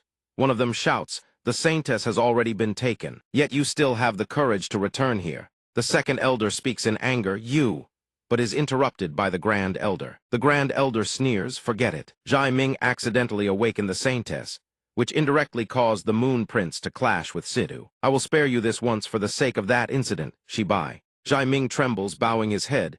"Many thanks, Grand Elder." One of them speaks up again. "If Zhang Ping is truly an awakened one of infinite potential, he will surely head to the trial grounds." "Zhao Yanlong, do you have any news from your side?" Yanlong sits with his legs propped on the table, smoking calmly. "Grand Elder, rest assured. Our investigative team never lets their guard down. Even if Zhang Ping possesses infinite talent, he remains low-level and far inferior to our strength. If he dares to show his face at the trial grounds, I shall ensure he never returns." The Grand Elder rests his chin on his hand, warning, "You are still young. Underestimating the enemy is a taboo." The truly terrifying aspect of infinite-level awakened ones is their potential to annihilate enemies at any tier. Back then, Sidhu Shibai pushed us back step by step. Do not look down on such an opponent. The second elder adds urgently, "The biggest headache right now is that the sacred ancestor village has already taken the Saintess. We lost significant manpower in Mingzhu City just to let her be taken. If the sacred ancestor village attains the power of a sovereign first," Zhai Ming trembles in fear again. Another figure stands up and says, "Two elders, have you forgotten our Chu clan's trump card?" Upon hearing this, the second elder yells angrily, "Don't speak of that wide-eyed wolf. We cultivated him with all our hearts, yet he remains stubbornly loyal to that ridiculous sense of justice." He stands up annoyed. "If he had simply obeyed the clan's arrangements, why would we be forced to lurk in this cavern?" The other figure advises the second elder, "There is no need for such anger. I mention him because I have devised a plan that will not only force him to serve the clan, but also greatly boost our Chu clan's strength." She approaches Jiu Yang, who is reading a book. She smiles deviously and leans against him, letting her chest press firmly against his shoulder. He glances at her with a sullen expression, and she continues, "However, it requires the cooperation of our little Jiu Yang." She reveals her pink hair and bright red lips, adding, "The key to entering the Forbidden Land." The second elder gasps, "The Forbidden Land, you mean?" The second elder smiles, looking silently at the Grand Elder. Understanding the signal, the Grand Elder opens his palm, revealing a red feather. He says, "Although I am reluctant, this is the only way for now." He hands the feather to her. "You go then." She catches it between two fingers. The cloak on her body gradually burns away, leaving only the dress beneath. She reveals herself as a seductive beauty with fluffy pink hair, the burning scraps of her cloak fluttering around her with a mystical aura. She holds the feather, smiling confidently. Chu Hongfeng will not fail the mission." Outside Mingzhu City, deep underground, Hongfeng and Yanlong enter a vault. She carries a torch, moving forward. Yanlong breaks the silence. "You can't even look after a child. With such carelessness, you talk about restoring the Chu clan." Hongfeng looks ahead, showing no reaction to his remark. She replies, "Do you still not understand little Jiu Yang's temperament?" Yanlong remains silent. He looks ahead and Hongfeng says, "Apart from an uncle like you who could control him." Hongfeng recounts the past, when little Jiu Yang sneaked into the armory and triggered a heavenly thunder, destroying a stash of gear. "If not for your protection, he would have been exiled from the Chu clan long ago. Perhaps that is why he is so close to you." After walking a distance, They arrive before a massive door. This is the forbidden ground of the Chu clan. Hongfeng holds the torch and speaks. "We have arrived." Yanlong crosses his arms, squinting as he sizes up the massive gate. He asks Hongfeng, "Is this the forbidden ground? It doesn't look like much." She turns to him, "Is this your first time? In my memory, you have never involved yourself in clan affairs." Saying this, Hongfeng throws the feather. The feather flies up, burning brightly in midair. Hongfeng says to him, "Don't compare me to you. Chu Yanlong is like the rest of you." The massive door opens before them. Yanlong speaks, "You treat the lives of the people like weeds. Do you really think this will lead to a good outcome?" Yanlong's face hardens. He says bluntly, "It is because of you that the Chu clan is declining. Good cannot defeat evil, that is an eternal truth." As he steps inside the door, Yanlong is struck with shock. Before his eyes lies the colossal white skeleton of the solar divine bird. Yanlong stutters, "The solar divine bird of the first clan leader." They walk toward the skeleton, and he feels a surge of anger seeing the divine bird here. Yanlong criticizes, "Those two old fools hid the divine bird's remains here. What are they plotting?" Hongfeng looks up, adding that they shouldn't worry about other things, for now finding little Ju Yang is the priority. Hongfeng takes a breath and yells, "Ju Yang, Chu Ju Yang, stop hiding, come out, Uncle Yanlong is here to see you." Yanlong takes a few steps, spots something on the ground, and kneels to pick it up. Hongfeng stands by and realizes it belongs to Chu Ju Yang. Where on earth did that kid run off to? Yanlong's face darkens. He finally sees through Hongfeng's words, his voice dropping low. He says, "Stop pretending. The moment I entered, I felt it. Chu Ju Yang was never here." Yanlong asks bluntly, "Tell me, Hongfeng, what exactly are you planning?" Hongfeng drops the act, clapping her hands, her gaze shifting. She applauds his sharpness. "Not for nothing are you one of the Chu clan's most outstanding awakened ones." Hongfeng gets to the point. "Since that is the case, I won't beat around the bush." She steps forward. Yanlong watches her silhouette and she says, "I want you." Hongfeng raises her hands, her face showing clear ambition. She shouts, "Spirit of the divine bird." A silhouette of the bird appears on the ground. Yanlong recoils, becoming the divine bird. "What nonsense are you spouting? This is nothing but a set of remains. Are you planning to abandon our beast-taming faith to control wild beasts instead?" Hongfeng touches the remains, then says to Yanlong, "Although the Chu family has different methods of beast taming, the core principle has never changed." She looks at Yanlong, raising her hand, finally getting to the point. "After years of diligent research, I finally found a way to transfer the power of the divine bird and its body. Life, essence. It is a pity that no one in the Chu clan can withstand this divine power, except for you.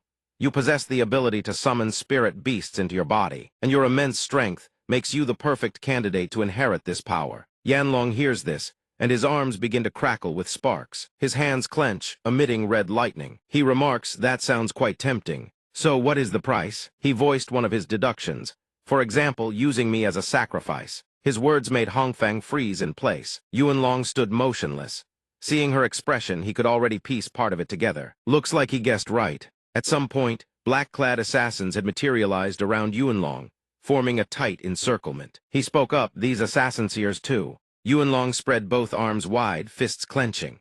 A roar ripped from his throat, and behind him, the spectral form of a white ape king materialized. The surge of power made Yuanlong look absolutely monstrous. He summoned his spirit beast, Avatar Lightning White Ape King. Yuanlong bellowed, "Then bring it! Send every last one of them." Electric arcs crackled across Yuanlong's entire body. The black-clad assassin swung his blade. Yuanlong's fighting spirit didn't waver one bit. The clash of combat echoed through the space. The assassin unleashed a vicious blade technique straight at Yuanlong. He answered with the full might of the White Ape King. In an instant, Yuanlong seized the assassin's weapon. He spoke with cold contempt. Yuanlong hurled a devastating punch that sent the assassin flying. The man screamed. Yuanlong barely held his composure, snarling at the chaotic rabble around him. Just as Yuanlong was about to throw another killing blow, two more assassins burst from the shadows, catching him off guard. The two assassins whipped chains toward Yuanlong, aiming to bind him. Lightning surged across his body, radiating an overwhelming aura of power. The chains quickly coiled tight around Yuanlong. His eyes widened in horror. He realized it instantly soul-bone shackles. The power of the Ape King was restrained. Above his head, his true form flickered and dimmed. Two assassins behind him charged forward, brandishing razor-sharp daggers. They were going for his blind spot. The moment they closed in on Yuanlong, the aura erupting from his body instantly crushed down on both of them. Yuanlong shot a glance behind him and said to them, One steel-cleaving blade, 2 soul-bone shackles, 2 demon-sealing sabers. You really spared no expense. He raised his hand and roared. A shockwave of chi blasted outward, sending the assassins flying. His roar was like thunder splitting a clear sky. Lightning exploded outward, blazing crimson across the darkness. Yuanlong slammed his fist into his own chest, then turned to Hongfeng. That all you've got? His taunt left her seething, speechless with rage. Then, a sinister laugh echoed through the air, making everyone present shudder. A grotesque, twisted demonic face surfaced on Yuanlong's chest. Chu Jiyang was puppeteering him like a marionette. The laughter rang on without end. Yuanlong froze. His mind raced thy sensation. It was Jiyang's ghost soul technique. Yuanlong let out a guttural howl, clutching his chest. He gasped for air, the spot on his chest right where he'd picked up that coin. Seeing Yuanlong faltering, Hongfeng barked orders at the assassins. Now, begin the ritual immediately, at her command. The assassins surged toward Yuanlong. A blinding light erupted around Yuanlong. The power of the White Ape King detonated. Lightning exploded outward. Yuanlong now sat at the center of the divine bird's skeletal remains. Why, Yuanlong's entire body blazed with light, his eyes flickering with crimson electrical arcs. Yuanlong roared with earth-shaking force. Why did you betray me? His fingers gouged into the ground, ripping chunks of earth and stone into the air. His scream tore through the silence like a blade. Following his cry, Chu Jiyang's lightning spread across a wider and wider radius, painting the entire sky blood-red. Elsewhere, Yuanlong's earth-shaking roar sent shockwaves through the ground. The entire structure shook violently. Inside, Ping, Sixian, and the others were jolted by the tremor. Ping yelped, "Earthquake?" But his mind immediately rejected the thought. Could it be a beast tide? The ground buckled and cracked, splitting open. Birds scattered from the trees in a panic. Massive fissures spiderwebbed across the base's walls, threatening to bring them crashing down. A man was being carried in on a stretcher by soldiers. Manhwa raised a hand, steadying the crowd. Wounded first, everyone stay calm. She pointed toward the gate, directing them, this way. The men filed in one after another. A normal earthquake shouldn't have been able to shake the base like this. Sensing that this was far from simple, a knot of unease formed in her gut. What the hell was going on? Zinbo walked in from outside to report. I just did a sweep. Looks like everyone's accounted for. He passed by Ping, waving everyone along. Let's move out. The bracelet on his wrist pulsed with a voice that caught his attention. Sidu Shibai, Wait, Zhao brothers. They know a ton of insider secrets about Saint Ancestor Village. They still have value. Hearing that, Jinbo's expression hardened. A beat of silence, then he said, Team leader has a point, but... He paused, thinking it over. If the other side was hostile, asking them for cooperation would be extremely dangerous. Ping thumped his chest. Charge, let me handle it. You know Jinbo can handle himself, has got survival tricks up his sleeve. Me. I've got the pure water body, lower risk for me. Sixian heard him and worry creased his brow. But before he could finish his objection, Pinghai's hand already morphing into water cut him off. Don't worry, I'll be careful. If things go south, I'll use the pure water body to slip away. She picked up the thread. They're both high-level awakeners, even if the pure water body can protect you. What if they decide to go for a mutual destruction? She raised a finger and waggled it, a pointed warning. Have you thought about that consequence? She continued. This place is 1,800 meters above ground level. If that teleportation gate disappears, you'll be stranded. Changchun stood behind Ping, leaning on his hand. I've got an idea. I'll go with Young Su here. Guarantee those two will sing like birds, he added. Besides, we've already signed a contract gem with Zhang Ping. If anything goes sideways, he can just revoke the gem back into his bag. All Sixian could do was sigh and accept it. Looked like that was the only play. All three dashed out. The man in yellow spoke up. There's no time to waste. Let's move no. Ping called back, Sidhu, you guys go ahead, I'll catch up fast. Jinbo watched the three disappear and wondered, does team leader Sidhu have some other agenda in rescuing the Zhao brothers? She stood beside him and whispered, be even more careful from here on. A kid sat sprawled in a chair, lazily reading a book and chuckling to himself. So that's why Uncle Yuanlong never comes to play with me. The kid stared at the book, a cunning grin spreading across his face. Turns out he's been having way too much fun out there. Am I really jealous of him? The pages of his book showed a crimson phoenix spreading its wings. Talking to myself here, but if he never bothers coming home, what am I supposed to do about that? With that, the kid swiveled around and asked the two figures behind him, well, am I right or not? He pressed the point. In Mother, the two people moved over and sat beside him. The kid's eyes glowed an eerie, burning red. After all, the Chu clan looked closely at the two people he called his parent-horrifying puppets. Nothing more. The kid puffed up with pride. Still the finest clan there is, though. He burst into laughter as the image in the book shifted to a man collapsing face first onto the ground. Elsewhere, the very man the kid had been watching in that book was on his knees beneath a phoenix-shaped blaze of fire, screaming. The pink-haired girl stood among masked figures. A cloaked boss type spoke, "Stop struggling. The ritual is complete." She addressed the man, "No matter how powerful you once were, you're nothing but a mortal now." The blazing phoenix unfurled its wings triumphantly as she declared, "Becoming part of the divine bird, what's so bad about that?" A masked figure stepped forward and asked, "If you could resurrect the divine bird this way, then why did you bother allying with the celestial fox in the first place?" He was bewildered. "Not to mention all the effort you spent kidnapping the saintess to Saint Ancestor Village." She cursed him for being an idiot. She gazed at the divine bird before her and said, "The alliance with the celestial fox was because only the Moon King could hold Sidhu Shibai at bay." She recalled, "The elders said Sidhu Shibai has been waging war against the Chu clan for over 100 years, deploying more than 10,000 types of abilities. Even though he's never broken through to king rank, his combat strength is enough to go toe-to-toe with one. And after all those years of fighting, we've managed to identify some of his weaknesses. Back in the early days, the Chu clan lacked strong mental control specialists. He had no idea. His resistance to psychic-type abilities is genuinely pathetic, so we spared no expense.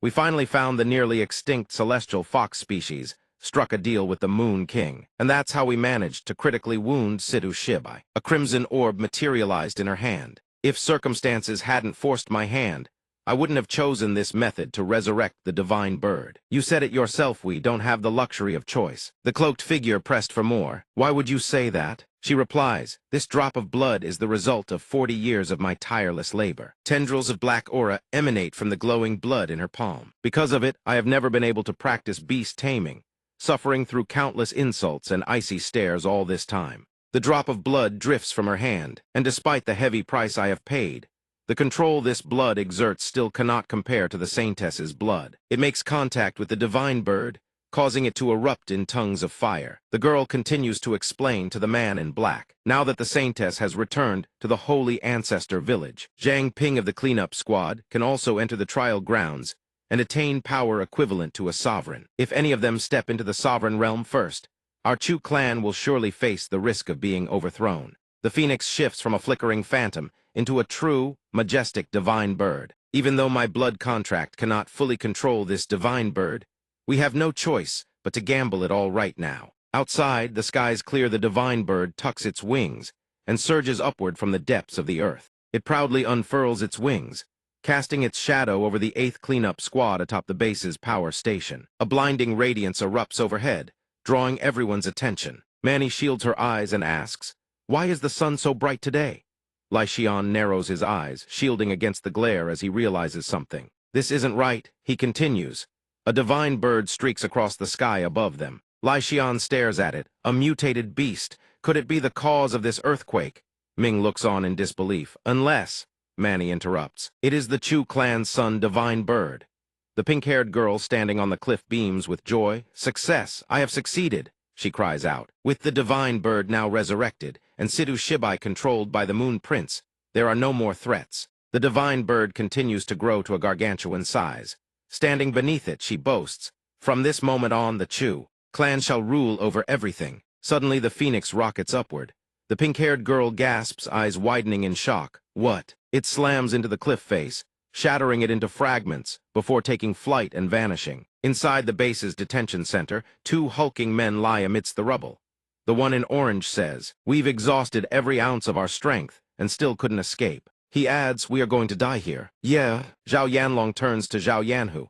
"When we were captured, we should have foreseen this day would come." He comforts him, "Don't be afraid, I am with you." A massive boulder falls from the ceiling, plummeting directly toward the brothers. Having accepted their fate, the two close their eyes, letting the rock draw ever nearer. An explosion of violet energy rushes in from nowhere, accompanied by the roar of the myriad martial body. Zhang Ping struggles, using his back to brace against the boulder. He utilizes the beast sovereign fist technique, Gluttonous Peak. Zhang Ping arrives at the perfect moment of crisis, occupied with holding up the stone while the other two have just. He carries and supports the pair of brothers as he runs out. The bearded man shouts, "What are you just standing there for? Go now." As they exit the door, he exclaims, "We've made it out." The other man calls out to him, "Zhang Ping, hurry up. You're still inside that room." "Understood," he replies. Zhang Ping bursts forward with incredible speed, and the boulder crashes down behind him. He moves so quickly, he leaves only a streak of violet light in his wake. Zhao Yanlong, supported by the man in yellow, gasps, Are we saved?" Zhang Ping stares into the detention chamber and replies, "Not yet. Let's move to the teleportation room." Suddenly, Zhang Ping senses something is wrong. Everything begins to tremble, another boulder crashes down, and visions of rescuers searching through the wreckage flash through his mind. This feeling is hauntingly familiar. Thoughts keep surfacing like being buried in ruins. This time, something flickers in his mind. Am I to die here again? Zhang Ping jolts awake. He wakes to voices calling, "Zhang Ping, Zhang Ping, can you hear us? Wake up." The two elders who accompanied him have transformed into tree men, bracing the falling debris to shield the three beneath them. One man speaks up, "We can't hold this much longer. You must think of something." Zhang Ping realizes, seniors. Zhao Yan, who leans against the ruined wall. "Who told you to be so meddlesome?" Zhao Yanlong sits beside him, unhappy with his brother's attitude. "Shut up. Can't you stay quiet for once?" Zhang Ping touches the walls. "The base has collapsed so completely, I fear the teleportation gate is beyond hope." Zhao Yanlong tells him, "Just find a way to escape, leave us behind." Zhao Yan, who holds up 3 fingers. "The third person." "Yes, if you stay any longer, you'll be the third person to die by our side." Zhang Ping points at them and barks, "Nonsense. You are hostages, you have no right to ask for an easy death." He suspects the 2 dead men are Chu clan members and urges the brothers to pull themselves together. Trunk Spring speaks up, "I can drill a path, but it will take several days." He adds, "Although little brother Su can merge with the stone, he cannot carry you both out." Hearing this, Zhang Ping's expression darkens. The air here will only last half a day at most. He worries for everyone. He thinks, I could transform into pure water to escape, but what about these 2? At this moment, a voice echoes, "Even Sidhu Shibai has no solution. I took a small blood sample from them earlier and discovered that the blood of these 2 holy disciples is completely different. Mixing them creates unique energy fluctuations. You once borrowed the elder brother's blood to awaken the blood of the 9 sovereigns. If you absorb the younger brother's blood now, you might trigger a new energy and find a way out." Zhang Ping speaks to the one in his bracelet, Captain Sidhu. "You told me to rescue them, so you already had this plan, didn't you?" Zhao Yanlong asks Zhang Ping, "Aren't you afraid of being controlled?" Zhang Ping answers, "I am not. If I were, I never would have made it this far." He continues, "In short, you two, do you want to die here, or are you willing to strike a deal with me?" "Done." Zhao Yanlong uses a knife to slit his wrist, "I understand." Blood drips out drop by drop. "Even though our stances differ, we Zhao brothers are not ungrateful." Zhao Yan, who extends his bleeding arm toward Zhang Ping. "Take as much blood as you need." Feeling something is off, Zhang Ping mutters, "Strange. Why is there no change at all?" Doubting himself, he says, "Could it be because I didn't drink enough?" Suddenly, he coughs up a mouthful of black blood. Zhang Ping collapses to the ground, his entire body emitting a bizarre crimson glow. An elder accompanying him shouts, "Zhang Ping." The other too is anxious. It was just a little blood. Why did he react like this? What kind of effect does this blood have? Zhao Yan, who watches Zhang Ping's reaction in a panic. Hey, are you all right?" Eyes. Zhang Ping begins to glow, and white mist swirls around him. The system notifies him the awakened aura is now active, awakening a new talent. Sovereign's Gem, the gem of the sovereign. The sovereign's gem acts like a command from a sovereign. It can significantly enhance the strength, skills, and base attributes of a contracted beast. In a brief flash, a phoenix, burning with crimson fire, appears. Manny says, "As long as that troublesome bird is here, the flames will never go out." She turns to her friend. "See, we must leave quickly." C uses his ice abilities to launch an attack. "No, Zhang Ping hasn't come out yet." Manny grabs her by the collar and barks. "Enough," she says angrily. "The teleportation gate is already sealed. And Zhang Ping has the power of pure water. The 2 seniors will find a way to escape this. You were always the most rational one in the group. So why are you acting so impulsively today? That bird just slaughtered the Chu clan members. It has clearly gone completely mad. If we don't leave, we will all be trapped and perish in this sea of fire." Hearing Manny's words, C finally agrees. "Then let us go." Suddenly someone shouts, "Fall back." A man with glowing wings sprouting from his back walks. Alongside a large group including the cleanup team leader Rand tells the 2 women, "We've come to stop it." The bird charges at them in a frenzy. They refuse to stand idle and rush forward. A blast of fire erupts from the bird, its power sending nearly everyone flying. Only the white-haired man from before remains standing, barely holding on. He says to his comrades behind him, "I can't hold on any longer." A tree branch surges up from the ground. It turns out the two men who came with Ping helped pull them out. Just as they escape, they see the scene unfolding. One speaks up, "Young friend, we've come to help." The two Zhao siblings have been locked inside a cage. Ping drags the cage while catching his breath. Panting heavily, he says to those standing far off, "Consider us out." Sixian looks at him and asks, "Zhang Ping, what happened to everyone?" He raises his hand to wipe the sweat from his forehead and answers, "Long story short, I drank Zhao Yanhu's blood." Then he extends his hand towards Sixian, and a gemstone materializes. As a result, the former king's blood evolved and formed a contract gem, linked to the king's gem talent. System King's gem built upon the original contract gem's foundation. Contract beast ability effect enhanced. Duration 10 minutes. Each contract beast can only be enhanced once per day. The bird has been wrapped tightly by several tree branches, restrained and unable to attack. Ping continues explaining about the gemstone. "So I used this talent to temporarily boost both predecessors' attributes by 5 levels, just enough to reach level 40 and break through to king rank. Even though the enhancement only lasts 10 minutes, it was enough for us to break free." Ping stares at the gemstone, lost in thought, thinking about the images he saw after drinking Zhao Yanhu's blood. A dark void filled with blazing red orbs. Inside each orb, a man floats, unknown whether alive or dead. He mulls it over and finds it deeply unsettling. What on earth were those things? Ping looks at the cage, holding the two siblings, and says, "Looks like there are still plenty of secrets in Saint Ancestor Village we haven't uncovered yet." He looks up and sees Changchun struck by the Phoenix's power. He cries out, "Senior Yi." He glances to the side. The bird has broken free at some point, and is now attacking everyone. Changchun is knocked flat by it. He groans in pain. "My ass is cracked wide open." The winged man also takes a hit, but manages to land on one foot. He says, "This is bad. My ability is fire-based too." He plants one hand on the ground to steady himself, but its flames carry the power of the sun. They surpass any ordinary fire. "I can't withstand it." The other two struggle to their feet. One says, "And Elder Yi's condition is being suppressed by it too." He looks somewhat despairing. Only Elder Su can barely hold his own against it. Manny thinks of something suppression. She says she has a plan. She shouts to everyone, "Where's the barrier team? Assemble immediately," she orders. "Everyone focus on restraining this divine bird. Buy me 30 minutes. She continues, "If you can't fight, go find Zhang Shuzhang and grab the signal emitters. Hurry." Manny turns to Sixian. "Sixian, come help Menno." Before Sixian can even process what's happening, Manny adds, "I'm doing this to buy everyone a chance to survive." Inside the golden bracelet's spatial dimension, Sidhu Bai smiles. "This little girl has grown up indeed." He looks genuinely happy.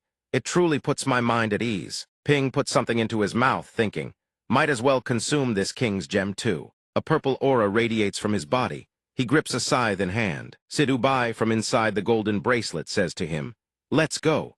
Time to help restrain this divine bird." System current stats displayed. Level temporarily increased by 5. Current level 24. The divine bird launches hundreds of fireballs. Below, the man who transformed into tree form uses his arms to block them, while the others scramble to dodge and evade. Ping's group charges straight in, countering the fireballs head-on. Shuzhang slumps on the ground, panting. He mutters to himself, "How much am I gonna have to eat to make up for this?" A person points at a map. Although Liu Sixian's ability isn't strong enough to directly restrain this sun god bird, she can suppress its solar energy for a short period. She continues, "The next step is for our barrier team to construct a trap capable of containing this divine bird." Manny stands among several other girls, map in hand, meticulously instructing. "These signal emitters can expand the range of our abilities. Once everyone has theirs, bury them at the designated kneeling points." Following the map diagram's instructions, meanwhile, the divine bird condenses a massive fireball above its head, but it dissipates instantly, leaving the creature bewildered. Ability super simulation gasification. The white-haired man's aura envelops the phoenix. He says, "I've temporarily cut off the air around it. In a vacuum, it can't generate flames." He urges them on. "Elder Yeha, strike now while you can." The one below responds. The senior's long tree branch arms extend outward. From those branches, smaller tendrils sprout and grip the bird tightly. He says, "Come down." He pulls with all his might. The phoenix is restrained, unable to move left completely at the mercy of others. It's hurled violently to the ground.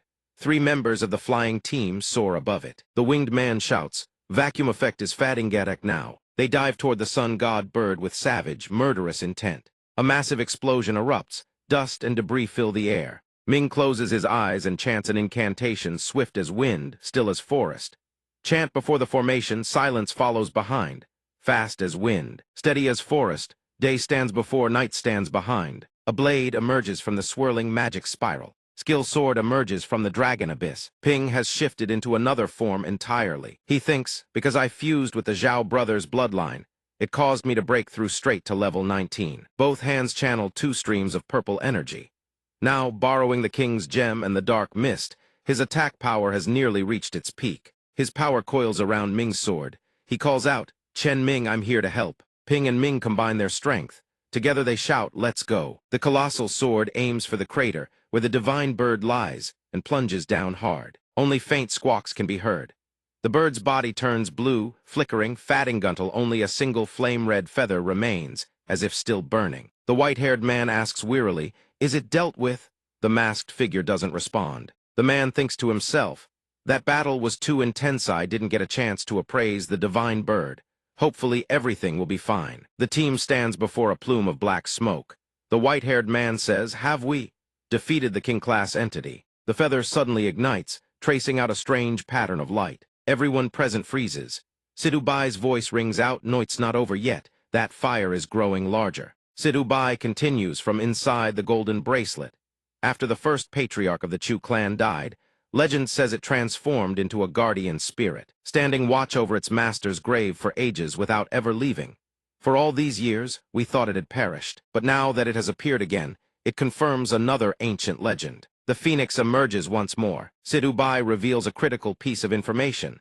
The sun god bird is an undying spirit. Fireballs rain down from the divine bird, once Aginba. They're even larger than before. A man charges straight toward the fireball. He transforms into vaporability super simulation, gasify vacuum. One of Changchun's tree branch arms extends outward, but the moment it touches the bird, it immediately disintegrates. Staring at the burning spot, he says, "The flames were supposed to be out. Why is it still this hot?"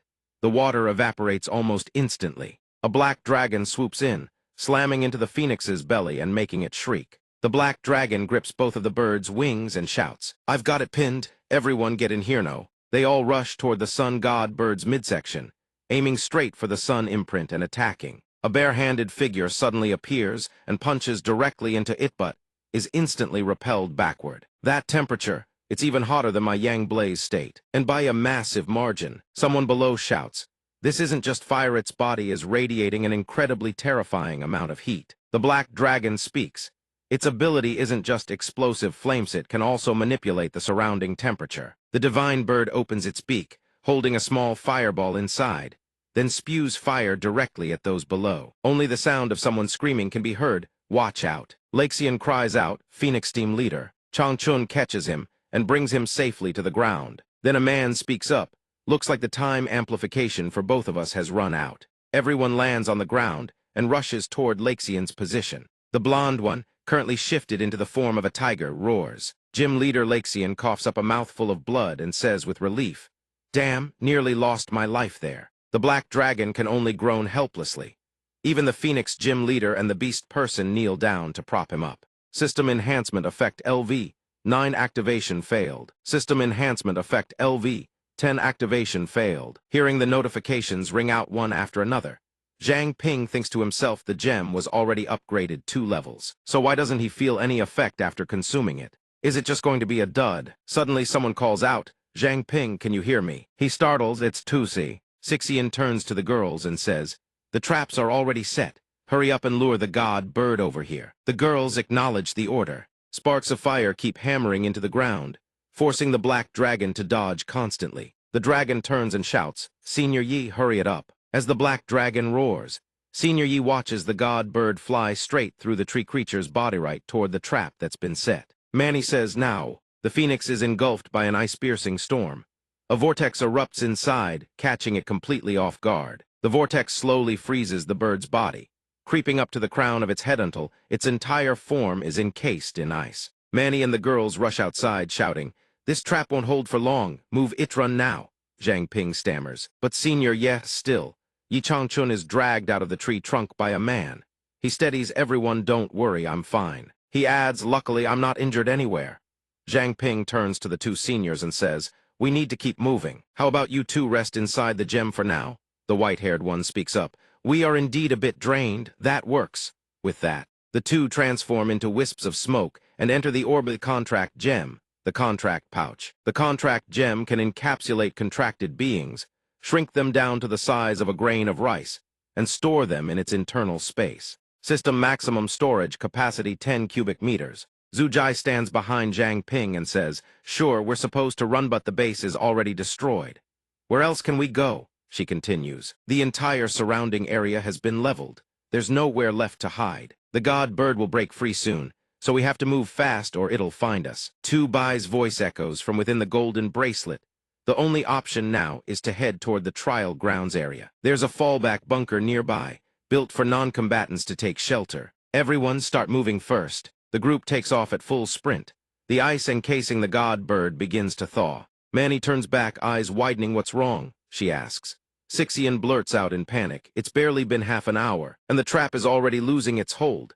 She turns to Tusi. "We have to find somewhere to hide. Now." Zhang Ping tells Manny, "I have an idea." Before he even finishes, the bracelet on his wrist starts to glow. Golden bracelet deploying equipment. In Zhang Ping's hand materializes a lamp, radiating an ethereal purple glow, dark mist lamp. This lamp can conceal our presence within a certain radius. Zhang Ping tells the team, "Everyone follow me, don't get separated."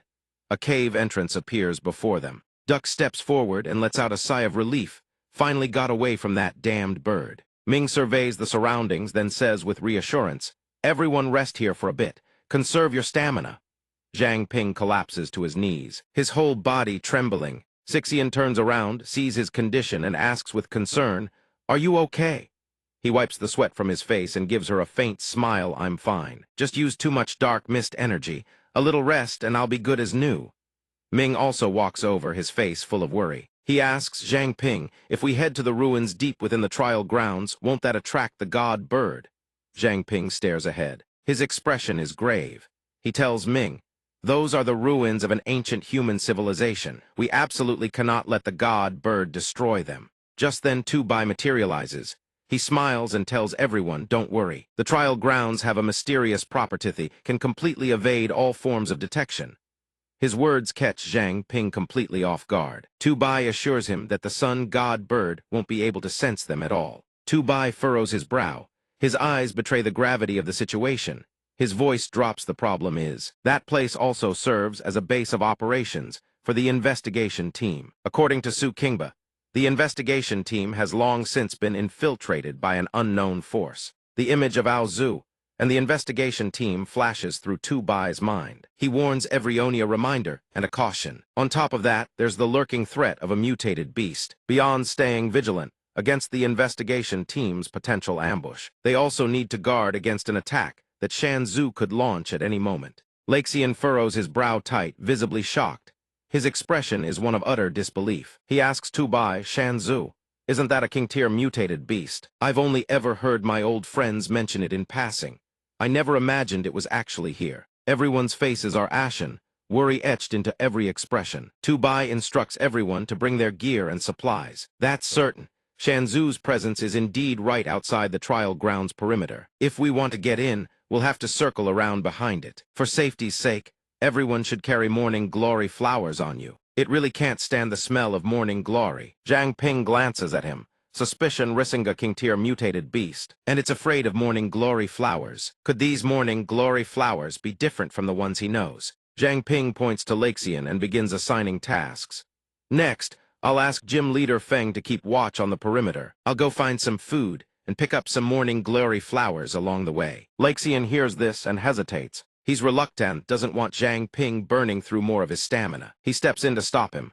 "Zhang Ping, you just burned through a ton of energy. Why don't you stay here and rest? Let me and Instructor Bai handle it." Duck agrees with what Laxian just said. "Yeah, it'd be better if we went instead." Zhang Ping answers them both with confidence. "Right now there's no moon and no sun, so there's no point arguing with me about this. My skills are tailor-made for operating in the dark.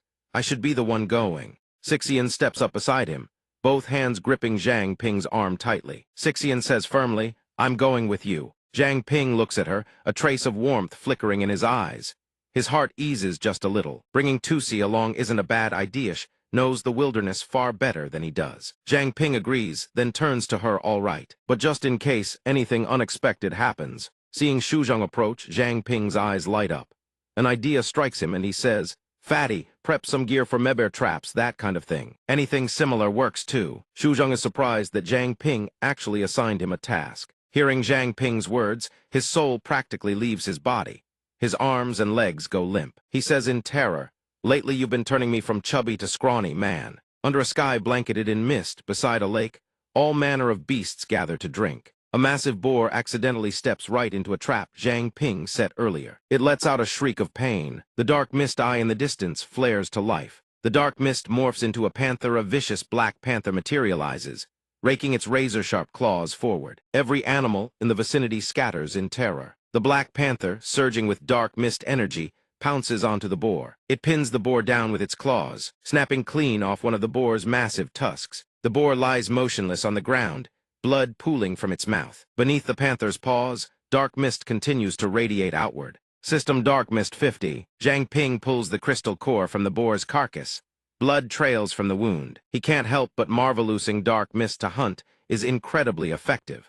A few more scares like this and his energy should be fully restored. As he's preparing to haul the pork back, Sixian suddenly approaches. She calls out, Zhang Ping, come here for a sec. Zhang Ping responds immediately. What is it? Slowly, she points upward at the top of an ancient tree. A single flower glows brilliantly, illuminating the entire corner of the forest. Sixian says to him, look, morning glory. Following Sixian's finger, Zhang Ping spots the very flower that can make Shanzhu recoil in fear. Sixian says, let's go up and take a closer look. Before his words even fade, the two of them whoosh upward in a flash. Ping crouches down, reaching out to touch the flower. A question flickers through his mind. So, this is what morning glories look like in this world. Holding the flower in hand, Ping examines it meticulously, feeling that it looks no different from an ordinary morning glory at all. Suddenly, the flower in his hand bits a thick brownish slime straight into Ping's face. Ping recoils in shock, his stomach churning with nausea. He yells, no wonder Grandpa Shan hates this flower so much. His inner self screams in protest. It smells like durian reheated in a microwave.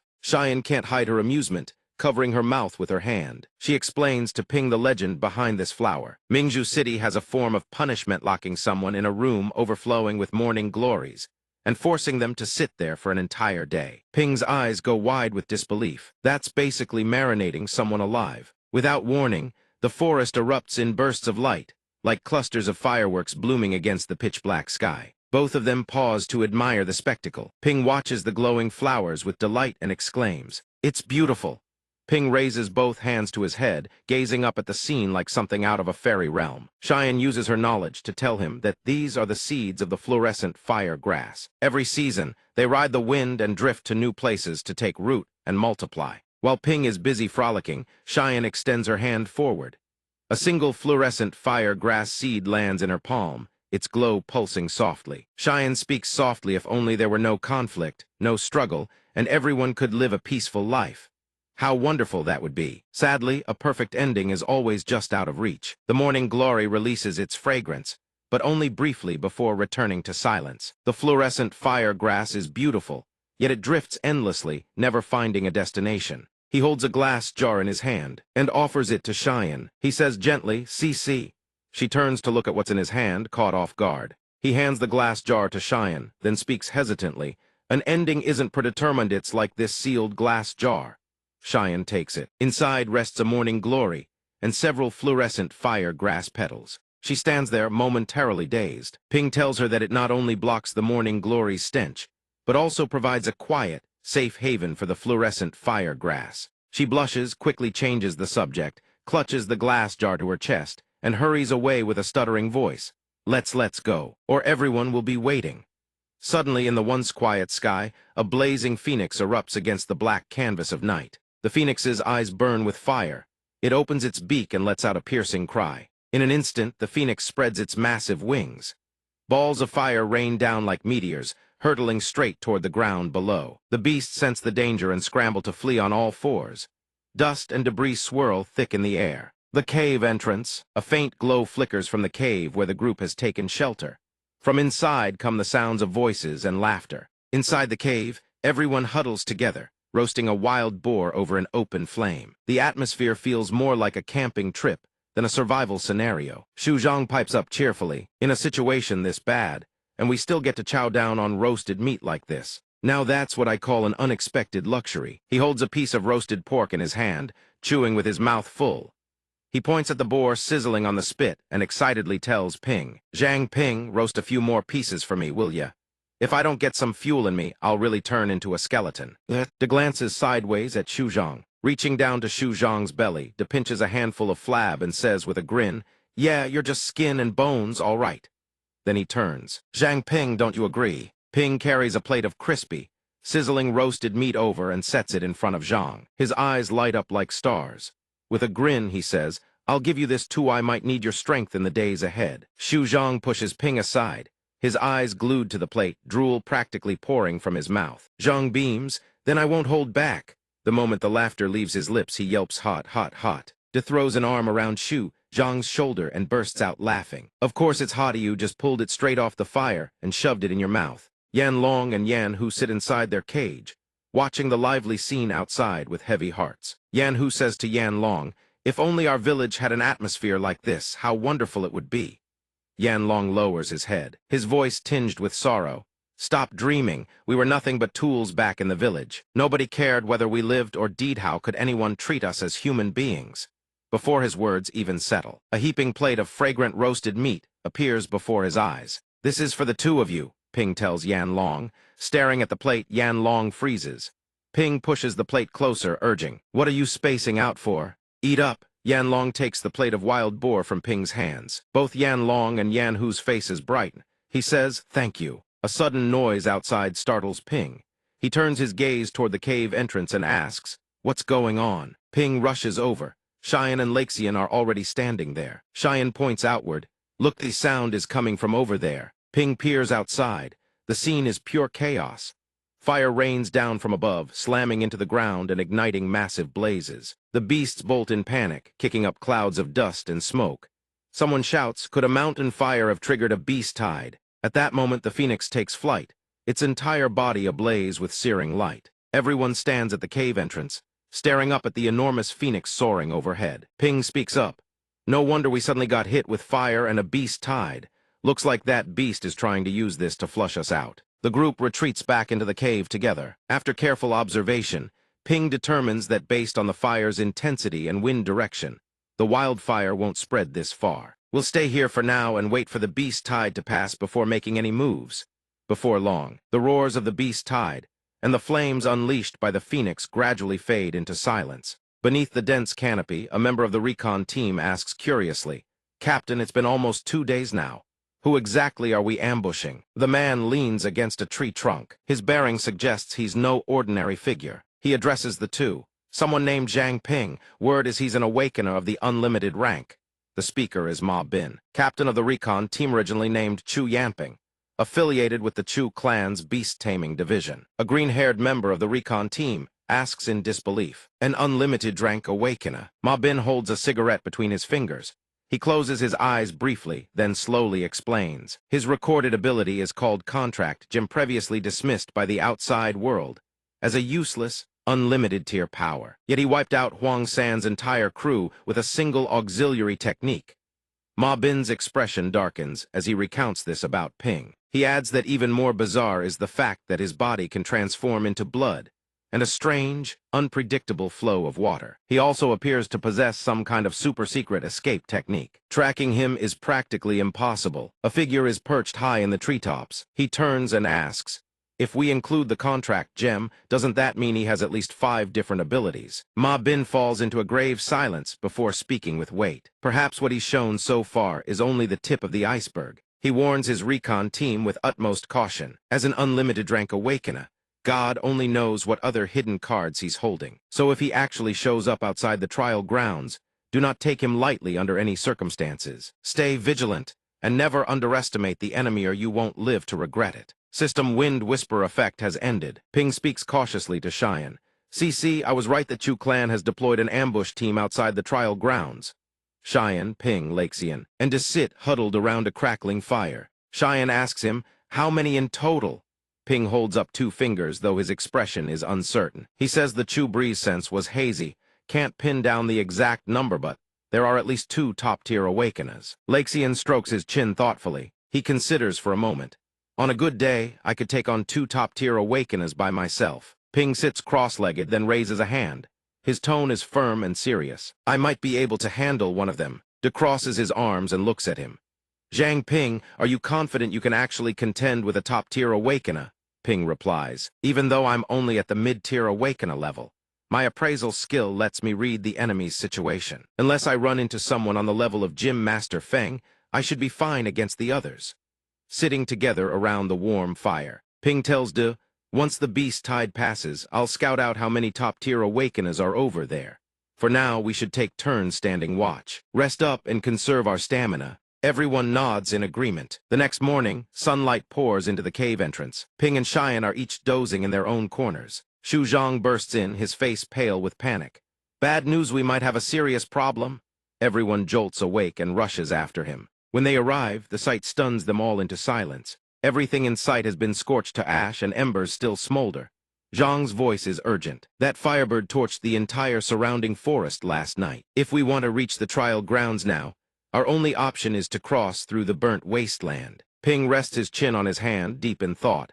He mutters, that beast is smarter than it looks. Suddenly Didubai's true form rockets into the sky above, his brow furrowed tight, his expression deadly serious. Baida says the road ahead is the only path to the trial grounds. We can't avoid it. He then returns to stand beside Ping. After observing from above for a moment, Baida estimates it will take half a day to pass through. Zhang Ping, can that lantern still hold up? He turns and answers Baida. I'm not so sure. The lantern's durability is nearly depleted. I'm afraid it won't last much longer. Holding the dimming ethereal mist lantern in his hand, Ping feels a bit helpless. He closes his eyes and sighs. Indeed, with great power comes great responsibility. In the end, it all falls on him. De says excitedly from the side, with great power comes great responsibility. Well said. Laxian is also taken aback by his words. I never thought you could say something so philosophical. I'll remember that quote. One of these days, I'll carve it onto the sign of our Phoenix Hall. Seeing their expressions, Ping thinks to himself who would have guessed that in his previous life. He learned that line from a movie. Everyone's voices echo inside the cave. With great power comes great responsibility. Both Yanlong and Yanhu watch this scene unfold. Yanlong and Yanhu exchange a glance. They quickly mull over Ping's words. With great power comes great responsibility. Yanhu crosses his arms, recalling the events of that day. Before, the village never treated us as peoplely as tools. But Zhang Ping, faced with a desperate situation, still risked everything to save us. Even though our relationship was hostile, he still showed us respect. Yanlong also gains a new perspective on Ping. At first I thought he was strange, but now it seems he's not a fool. Both of them light up and say in unison, with great power comes great responsibility. Laxian and Ping both look toward them with puzzled eyes. What are you two trying to do? Yanhu runs over and shouts, I have an idea, brother Zhang Ping. I have a way to help you. Yanlong rushes toward them without regard for danger. Then he bows deeply, his tone earnest and sincere. He says, please give us brothers a chance. We are willing to follow you. Yanlong looks up and says passionately to Ping, I, Zhao Yanlong, swear to follow Lord Zhang Ping for the rest of my life. If I dare go against his will, may heaven punish me. Yanhu beside him quickly follows suit, shouting, same here. The two brothers Yanlong and Yanha drop to their knees before Ping, pleading brother Zhang Ping, I'm willing to swallow your contract stone to prove my sincerity. Who adds, brother Zhang Ping, I'm also willing to swallow your contract stone. From now on, I'll only obey you. He asks them curiously, I'm very curious what made you two decide this. Yanhu explains, brother Zhang Ping, you risked your life to save ours. If we can't follow by your side, wouldn't that betray your kindness? Long pleads further. Yanlong also agrees, saying, you are worthy of our trust and even more worthy of our loyalty. Ping looks at them with a cold gaze as he listens to their plea. That's right. If we return to Shengzhou village, we'll still be treated as tools for the rest of our lives. That's why we've decided to follow you, big brother. Even if it costs us our lives, we will have no regrets. He gently extends his hand and says to them, No need to pledge your loyalty so hastily. Stand up first. There's one thing I need to understand first. In the past, how many people have you two killed? Were any of them innocent bystanders caught in the crossfire? Yanlong answers emotionally. Everyone who died by our hands was an enemy from other villages who had wronged Shengzu village. I can't judge whether they were innocent or not, but they all died because of the choices they made. Who adds, as for me, I only killed 2 people. They were both from the Chu Clanceners through and through, undeserving of mercy. He asks them with curiosity, aren't people from the other villages essentially savages too? In the conflict between Shengzu village and the others, it's truly impossible to tell who is more innocent. Grudges are like wind and bone, impossible to grasp the essence of. Impossible to tell right from wrong. Ping holds out 2 contract stones before them and says, you need to think carefully. The effects of the contract stone are absolutely absolute. Once you step in, the bond is forged. There's no turning back. Have you two truly thought this through? They take the stones and shout, we've made up our minds. Meanwhile, Ping thinks to himself, well, I did eat 2 level 10 gems back then anyway, and they had no effect. Might as well use them to form contracts with these 2. Yanlong and Yanhu happily swallow the contract stones. System contract established with summoned beast Zhao Yanlong. Contract established with summoned beast Zhao Yanhu. The 2 brothers shout in unison. From this day forward, we brothers will leap into boiling oil and raging fire for our big brother. We swear our loyalty unto death. Ping looks at them in surprise and reminds them, you really don't have to go that far. Just treat me as a friend. We're all on the same team. No need for such extremes. They reply, we understand, big brother. He looks at them and asks, earlier you said you had a way to help us. What is it? Yanlong and Yanhu bow and say, please wait a moment, everyone. We brothers will be right back. Sixian doesn't understand what they're planning. They watch the 2 brothers dash off into the distance. De says from the group, are they all right in the head? Kind of dumb, honestly. Can we really trust them? Laxian watches the 2 brothers and comments. Some feral humans and mutated beasts also form fanatical devotion through fate hand. Their expressions look exactly like these 2 brothers. Have they really started treating Zhang Ping as a god? Type wonders, but how did it come to this? Xu Zhang says to Ping, Zhang Ping, don't tell me you used some kind of mind control ability. Judging from their current behavior, it seems like they're expressing genuine worship toward you. Ping looks surprised when everyone brings this up. He protests firmly, how is that even possible? If I really had mind control powers, I'd rather use them on Sister Sixian. Zuji would be a far better choice than 2 guys, wouldn't she? Sixian hears this and says in disappointment, Zhang Ping, so you've had your eyes on me this whole time. He explains hastily, don't get me wrong. Even though Zhao Yanlong and Yanhu are men, the interesting part is that they're twins. Everyone looks at him curiously. Xu Zhang sees this and quickly corrects himself. All right, don't misunderstand, it's not that I don't. Suddenly, a mound of earth appears where everyone is standing. Ping startles and asks, what was that? The 2 brothers appear atop a beast and call his name. Brother Zhang Ping. Bide explains from behind, that's a ground-burrowing lizard. If we borrow its strength, we can cut straight through a vast stretch of terrain. Xu Zhang says with delight, doesn't that mean we can avoid the Chu clan's ambush and sneak into the trial grounds? He quickly adds a reminder, not entirely. The mountain patriarch is a king-rank mutated beast. This lizard wouldn't dare go anywhere near that area. Ping says seriously, then let's set out now. We'll deal with the rest after we've taken down the divine bird. Everyone climbs onto the lizard's back and sets off, burrowing underground toward their destination. The scene shifts to a forest canopy filled with birdsong. Rays of sunlight pierce through the green leaves above. Beneath the ancient trees, everyone arrives at their destination. But unease fills them as they sit atop the lizard's back. Long tells everyone, we can only go this far. No matter what, the ground-burrowing lizard won't advance any further. Ping hears this and says, then have it make a few more trips to transport the rest of our people. Bide says to those behind him, past this canyon we'll reach the trial grounds, and that canyon is also the enemy's best ambush point. He adds, we're not far from the trial grounds now. Let's distribute the morning glories to everyone. Sixian nods and follows the order. She begins handing out morning glories to everyone. Ping calls out to Sixian from a distance. Sixian, give me 2 more. I want to prepare some for Elder Yi and Elder Su as well. She turns back, lost in thought, and asks Ping, are you worried the Chu clan might have even stronger experts lying in ambush for us? He adds with concern, that's not all. I'm also worried the divine bird might appear unexpectedly. If that happens, we'll need both elders working together just to handle it. De chimes in, didn't we already throw off that damn bird? He places a hand on Xu Zhang's shoulder and offers words of encouragement. Even though the Chu clan can't fully control the divine bird right now, we still can't ignore the potential threats. Who knows what other hidden tricks they have up their sleeves? Being cautious never hurts. Laxian nods in approval. Zhang Ping's reasoning is sound.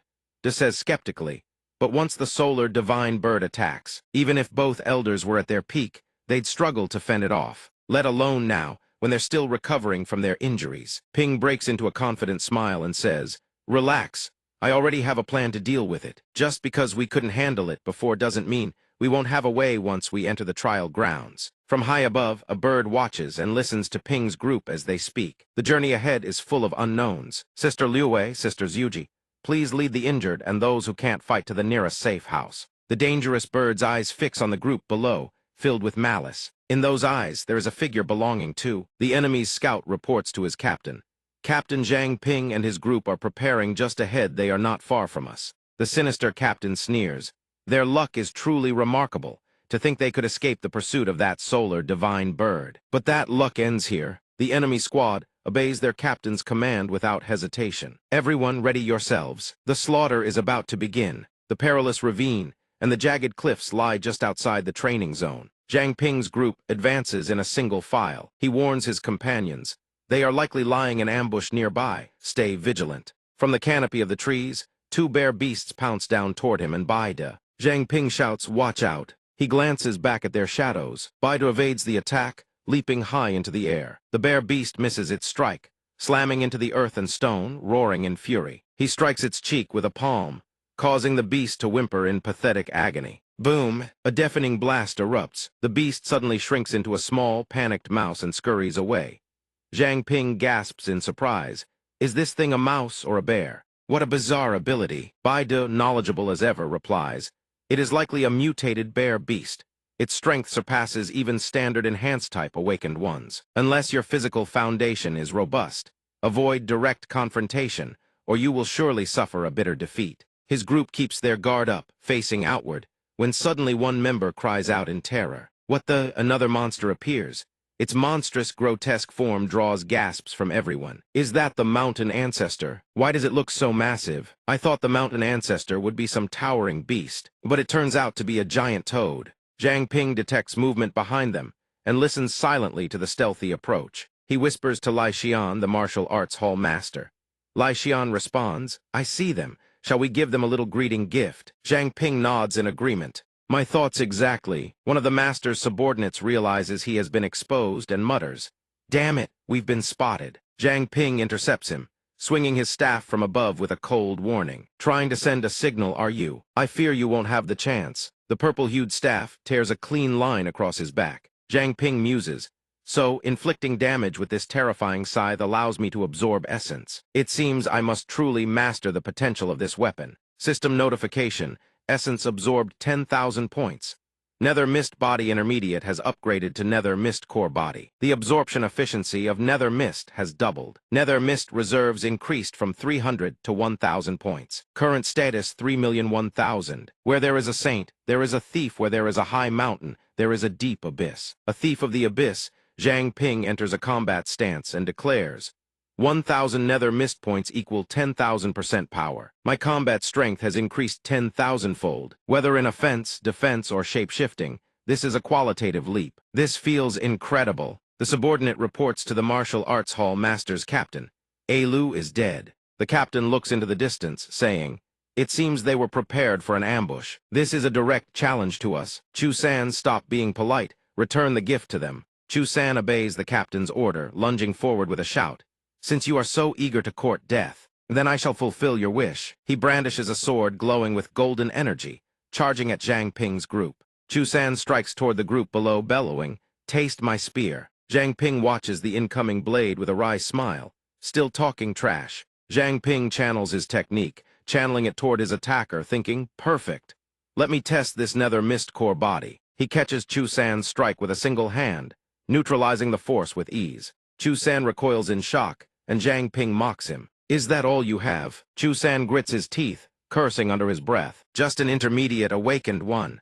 How can he deflect a full-force blow from me? He truly has some tricks up his sleeve." The onlookers watch Zhang Ping with admiration. Is this the one with the infinite potential ability? He is absolutely monstrous. The captain orders his men.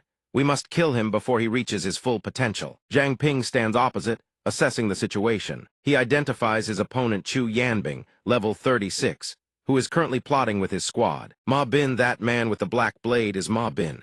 Do you want me to step in? Zhang Ping replies, Senior Su, do not reveal yourself yet. I have a plan. He turns to his group. There are 3 peak-level awakened ones among the enemy. I will handle one of them. Hall Master Feng, you take the other 2. The 6 remaining high-level enemies are for the rest of you. Sister CC, is that acceptable? CC replies triumphantly. If 7 of us can't beat 6, our cleanup crew has a serious problem. They prepare for battle. Zhang Ping calculates. Sidhu Shibai alone has caused our Chu family so much suffering. If this one with the infinite potential ability rises up as well, the situation will spiral out of control. He commands his subordinates. No need for restraint. Summon the solar divine bird immediately. The subordinate complies. The enemies charge forward at his command. Our mission has only one goal: kill Zhang Ping at any cost. The subordinates roar in unison. Understood. The 2 sides clash. Zhang Ping charges forward, shouting. He dodges a heavy sword strike and counterattacks. A woman from the Chu clan stands at a distance, channeling her spiritual magic. Flame spirit, heed the call of fate. She chants as it appears on the horizon. She summons power to tear the firmament apart and incinerate all. She circles behind, focusing her ability. The 10,000 phenomena fade, only light remains. Solar divine bird emerge. The divine bird appears, radiating immense energy. The subordinates cheer. Long live the solar divine bird. Zhang Ping and his opponent trade blows in a dramatic clash of power. The enemy sneers and swings his blade, forcing Zhang Ping to stumble. Seeing the situation stabilize, he says, Everyone retreat. Thai looks at the divine bird in confusion. Is that the divine bird? Zhang Ping worries. Is it not the divine bird that lost control? How did they manage to summon it? The bird spreads its wings, soaring through the sky with great power. Zhang Ping warns the others, everyone, be careful, it rains fire down upon the group. Zhang Ping curses, these lunatics actually summoned it. He regains his composure and thinks carefully. But the divine bird is not in a state of loss of control. But why is it not attacking them? Zhang Ping accelerates toward the enemy. His opponent is bewildered by the turn of events. He swings his sword at Zhang Ping, shouting, You are courting death. Zhang Ping activates his godly water body to defend. The enemy screams in horror as the divine bird's fire descends upon his own people. Move, get out of the way. The fire hits the ground, creating a cataclysmic explosion. Zhang Ping's group is sent flying, unable to mount a defense. The enemy goes berserk. You think you're so smart. Zhang Ping floats calmly within his divine water body, weaving through rings of fire and fires back. Same goes for you. You deployed the divine bird, so recklessly aren't you afraid it'll die here? Bin, he grins smugly. The divine bird is my Chu clan's sacred beast. If it dies, you lot die first. Zhang Ping reverts to his original form and immediately rallies everyone. Everyone over here initiate Plan B. He grips the royal gemstone in hand. Seniors execute the prior strategy. The 2 elders appear behind him and shout, Roger. The royal gemstone activates for a short window. The contracted beast's combat power surges significantly. The 2 elders charge toward the divine bird, eyes blazing with resolve. The bird sees them coming and veers off. Trees and stone give chase. Hey, stinky bird, your opponents are us. Zhang Ping's eyes widen in shock. To Than Baorant, you supposed to be dead. The elder hears this and sneers. I'll settle the score with you later. One of Bin's men tugs at his sleeve. Boss, the group leader Triwang Bin has vanished. What? The battle tips. The divine bird knocks down both of Zhang Ping's elders. The enemy loses it. What? This was all a plan. Luring the tiger from the mountain. Bin stays calm, addressing his subordinates. Move it, they can't have gotten far. The group snaps to attention and shouts in unison. The thundering sound of footsteps echoes from the mountainside. Zhang Ping sprints at the front, leading the group in their escape roughly 10-odd tree lengths ahead. Sixian runs behind, scolding anxiously. Before, even all of you combined couldn't scratch the divine bird. Can those 2 elders really hold out? He reassures Sixian, don't worry, I planned for this ages ago. Zhang Ping explains, the mountain ancestor is a mutated beast with an insanely strong territorial drive. The moment it senses something as powerful as the divine bird, it's guaranteed to react. Those 2 seniors already carried the morning glory flowers with them. He continues, so all we need is to stall until the mountain ancestor shows up. That's when the morning glory flowers come into play. If we can successfully trigger a clash between the mountain ancestor and the divine bird, we can slip away safely. She asks, worry etched on her face, what about the investigation team? If they intervene, can the plan still go smoothly? Sixian picks up earlier. I deliberately steered the divine bird toward the investigation team, but it kept attacking indiscriminately. Evan, they had to dodge for their lives. That means they can't control the divine bird. Zhang Ping picks up speed, glancing back. They have to be using something to block the divine bird's sensory perception. That's the only way the divine bird wouldn't target them. The reason they're just standing on the sidelines is because they know rushing in would only make things worse. He leads the group forward at a dead sprint. Either way, they'll catch up fast. We need to move now. A subordinate reports to Bin, Captain, we've completely lost their trail. Can't sense a single aura. He freezes, realization hitting hard, to mask the auras of peak-level experts in such a short time. Only the Chu clan's Nightingale lantern could pull that off. But Huang Wu's crew only had one lantern. How the hell is Zhang Ping hiding that many people's auras? He grips the artifact in his hand. Forget it, I've got a way to deal with this. She turns to the captain. Alarmed, that thing will wreck your body with side effects, sir. Do you really intend to use it? Another lackey chimes in. She's right, Captain. Right now, only Feng Laxian is a peak-level awakener left at Zhang Ping's side.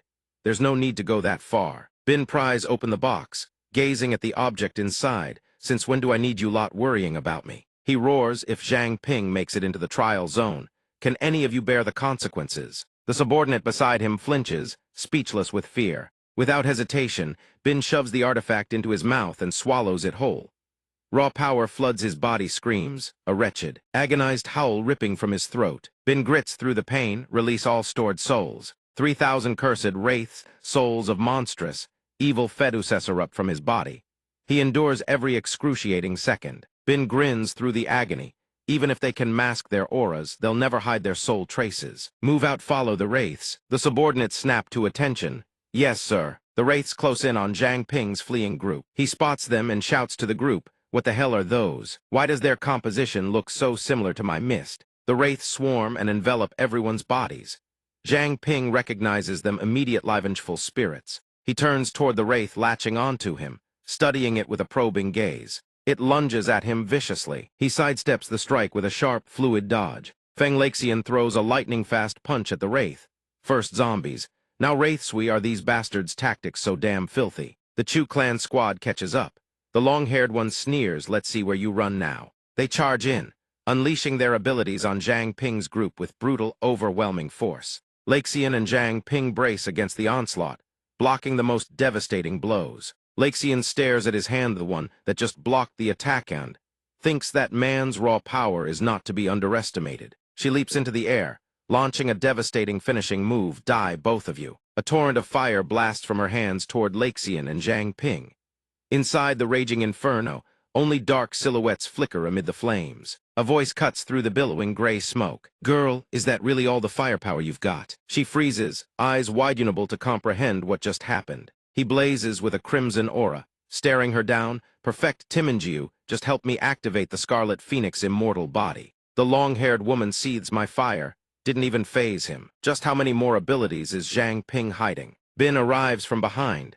Addressing his two subordinates, you two go deal with the other obstacles. He transforms into a hulking giant, a vicious grin spreading across his face. As for Zhang Ping, I'll kill him myself. The wraiths continue their relentless hunt for the rest of Zhang Ping's group. Two subordinates gawk at the Beast King Fist's raw display of power. She grits her teeth, then orders, my ability.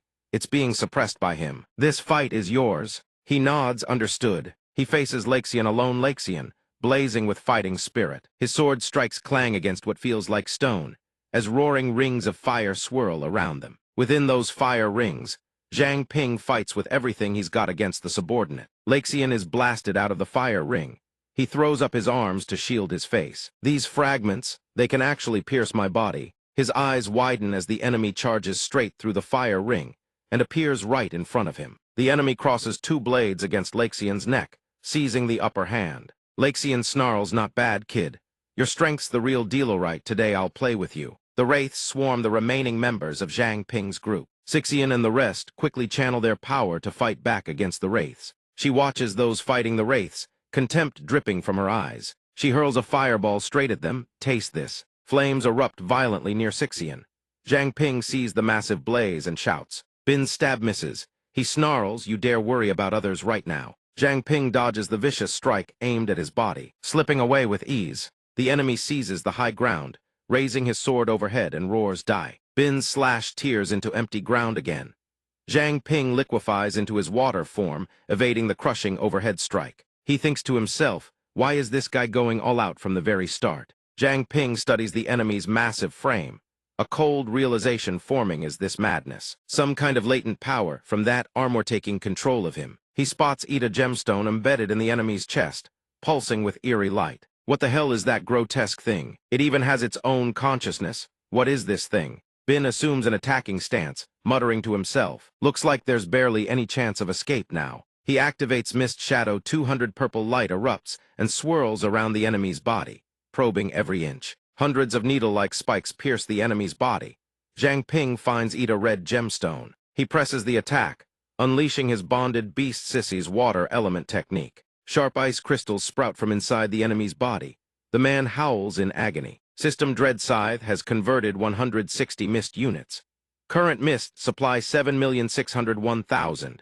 His body dissolves into white smoke, evaporating until nothing remains. He sees this and thinks, was it so easy? Ma Bin's body is a ravaged husk, consumed by the side effects of the eye he once devoured. Ping sees this and thinks something's off. He isn't even bothering to defend. Ping suspects the man's body must be restrained by some kind of cursing. Now it's backfiring on him. From the darkness ahead, a loud shout of warning suddenly rings out. Zhang Ping, run, get out of here. He hides behind a boulder and recognizes the voice immediately. It's Su Jingjiao. The system pings. System Dark Mist. 7,601,000, 8,101,000, 8,601,000. Ping raises his shield and stares at the monstrous creature before him, thinking. That was Su Jingjiao's voice. Could she be trapped inside? So what exactly is that eye? Why does it keep spawning such terrifying things? He looks at the Chu clan remnant. Man's entire body has mutated beyond recognition. He thinks appraisal. System appraisal successful. Replaying memory fragment. Above a pit, terrified civilians stand trapped on glowing runic patterns. Flashback. Jingjiao clutches her mother in fear. "Mommy, I'm scared." Her mother replies gently, "Don't be afraid, sweetheart. I'll protect you. Everything will be okay." The man in blue shouts furiously at the Chu clan members. "You Chu clan scum. The 3 battalions of Mingzhu City will never forgive you." The Chu clan men in black coats hear this and immediately kick the man into the pit, snarling. "Quit yapping." The man in blue plummets into the abyss, screaming helplessly into the void. A subordinate reports, "Sir, everything is ready." Ma Bin replies, "Then begin now." The man obeys without hesitation. "Move." The man in blue stares in shock, recognizing them all as members of the investigation squad. "Ma Squad leader Ma Bin, you're from the investigation squad." Ma Bin's men place their hands on the formation array and activate its function. 8 people sit around the pit's edge, chanting the ceiling incantation to drag the victims below. The man in blue watches in growing terror. What the hell is this? His eyes fill with dread, swearing this grudge will be buried here with them forever. Desperate cries for help are swallowed by the horrors lurking beneath the pit. "Help, someone help us." Jingjiao screams and sobs in terror. "Mommy, mommies." The man in blue roars in furious fear. "What exactly are you trying to do to us? Why are you doing this to us? Let us go, please." Vengeful spirits descend from above, surging toward the people trapped in the pit. Everyone screams. What is that thing? The man from before is devoured by phantom hands, able only to scream in utter despair. They struggle violently, but the binding holds a prison of agony with no escape. The victims are swallowed into the swirling chaos, their wails merging into one vortex. Eye rips open. Screams of agony erupt as countless spectral hands seize their bodies. Ma Bin, meanwhile, feels his body racked with pain from the eye's power mutations spreading through him. System identification complete. Cursed resentment. ILVL 34. A terrifying eye forged by a demonic scorpion. Sealed within are countless evil spirits. Waves of resentment vast as the ocean, and dark energy deep as an abyss. The cold, sinister aura radiating from this cursed eye devours the souls of living creatures and drags wandering spirits back, forming an endless cycle of torment. As for the spirits within, those who were once innocent only deepen their obsession with vengeance, endlessly and without mercy. All the world's sins are reflected in those bottomless, despairing eyes. Hearing this, Ma Bin thinks Thai's eye is actually on the same tier as a dark mist essence. Is it a parasitic entity? In an instant, Ma Bin Ivolveshi's body surging with power, fueled by dark, malevolent energy. Ping holds a gemstone in his hand and says, "Sorry, Captain, I have to change the original plan." Tu Bai speaks up. "What are you trying to do? Everyone's fighting for time, for Yao don't waste it on this guy." Ping replies, "I know, but this one's sins are too heavy, he can't be forgiven." With that, he absorbs the gemstone into his body. System King's gemstone effect activated. Contract Beast enhancement applied. He steps forward and says, "I'm finishing him here right now." Ping launches forward like a missile, determined to end this wretched existence once and for all. The two clash like mortal enemies, locked in a reckoning long overdue. But the opponent's raw power surpasses his own. Ping is sent sprawling, hurled backward by the counterattack. Wraiths burst from the eye embedded in the man's chest, surging out at blinding speed, a second blade of spectral power aimed straight at Ping. He dodges sharply to the side. The enemy swings its blade straight down, cleaving into the earth, but Ping slips free from the claw-like strike just in time. He evades the brutal assault and leaps into the air, thinking, has this guy been fully enhanced after transforming into this form? System Dark Mist -500. Attack power increased by 5,000%. Ping rises into the air, weapon in hand, and thinks, 5,000%. That's more than enough to handle this situation. Ping flips at breakneck speed, circling behind the enemy in a flash. He lunges and brutally severs the creature's tail. The enemy recoils in fear and flees, but Ping, from a distance, realizes by channeling the king's gemstone's enhancement, he can now control two abilities simultaneously and even combine them. The enemy snarls, gripping its sword to fight on. Ping stares down at the creature kneeling in agony. He realizes this is a fusion technique combining the Dark Mist body and the Living Flame. System Dark Mist -1, Living Flame -100. Dark Mist remaining 4,001,000.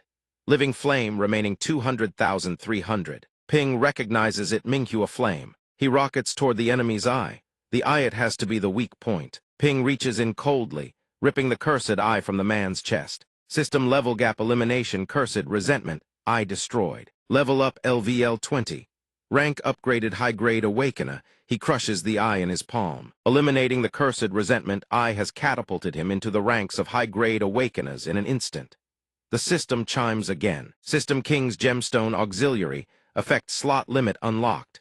Note: user cannot acquire new abilities through this method. Ping stares at the gemstone in stunned silence. The ability enhancement, this time defaults to the gemstone. It seems the choice made during the mid-grade breakthrough was critical. He looks at his opponent and thinks, so that's why I haven't been able to gain new abilities from the gemstone lately. Maybe this is the path to a higher tier of evolution. Still, new abilities can be obtained through the Devourer path. For him, this limitation changes nothing. The enemy collapses to his knees, utterly spent. Ma Bin strains to resist. He forces himself upright, gasping raggedly. I never thought it would grow to this extent. Ma Bin snarls viciously, but don't you dare think this is over. He adds, if the Cursed Resentment Eye has fully broken free of my control. With that, Ma Bin transforms into a violent vortex of dark energy. Below, Ping stands in silence, thinking where is Su Jingjiao's soul. All the vengeful spirits rush into the hovering eye, the very one he just fought to destroy. Ma Bin's voice echoes in his ears.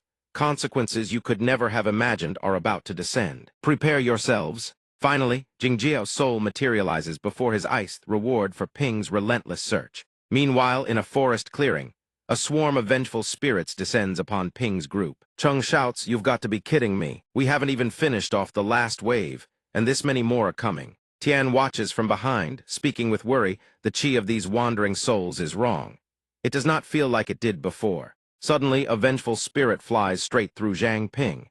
He braces for defense, his eyes clouding with confusion, yet he feels nothing. He shifts his gaze in one direction and gasps in astonishment. A dark purple void now envelops him. Zhang Ping asks with growing anxiety, where is this place? On the other side, the sky is somber and pitch black, as if an omen of calamity hangs in the air. A strange man's soul suddenly lunges toward him. Save me, help! Behind him, 2 or 3 spectral wolves hunt relentlessly. The man screams, is anyone there? Save me! The soul brushes past Zhang Ping with a shrill wail. Help me! The wolves continue their pursuit, leaving Zhang Ping stunned. He realizes these are wandering souls. The man trips and falls, shouting, as the wolves seize the chance to strike. Suddenly, a sharp pain pierces Zhang Ping's chest. He collapses to the ground, clutching his chest. What is happening? Why am I empathizing with this soul? The man sprawls on the ground as halos of light ripple outward. Agony tears through Zhang Ping, dragging him down. He writhes in pain, fingers digging deep into the earth. I was pulled in here by the soul's energy. Is this their memory? Are they trapped here by their own unresolved torment? As the soul's suffering intensifies, Zhang Ping curls up, struggling to breathe as he battles the reflected pain. The giant eye radiates a malevolent force, its vines constricting the spirits while they shriek. Give me your body. Tian wonders, confused. Is this the true power of the evil resentment eye? Zhang Ping lies on the ground amidst pools of blood, gasping for air. The wandering souls swarm around him. A spectral shadow approaches. Zhang Ping lifts his head. What is this now? His face pales in terror. It is the prince. He reaches out. No, don't. The prince stretches a long finger toward Su Jingjiao's soul as Zhang Ping's desperate cries echo. Stop this. The prince swiftly seizes Su Jingjiao's soul. Zhang Ping bellows in agony, venting his raw fury with every roar. He bows his head, his face marred by wounds. You bastard, heavenly fox. I can finish you any time. He reaches out to touch the soul of the prince, but suddenly stops, his eyes widening in discovery. Zhang Ping kneels in silence, his expression darkening. So it lets me experience her pain firsthand. Is this my retribution? Su Jingjiao's soul suddenly manifests. He freezes, staring at her. Zhang Ping stands slowly. Senior, Su was right. Before dying, you truly used your ability to sever your soul from your flesh. He approaches her, watching helplessly as his own body is devoured at a moment of utter powerlessness. Gently, Zhang Ping touches her soul.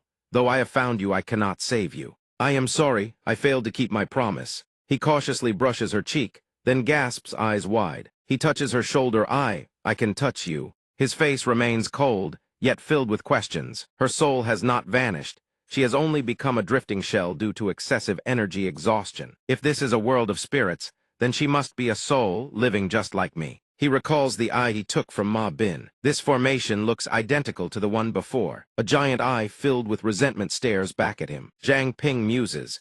Is Ma Bin trying to combine these wandering souls with our living energy? If this is the world of spirits, she must still be a soul, living just like me. He pulls a yellow gem from his person.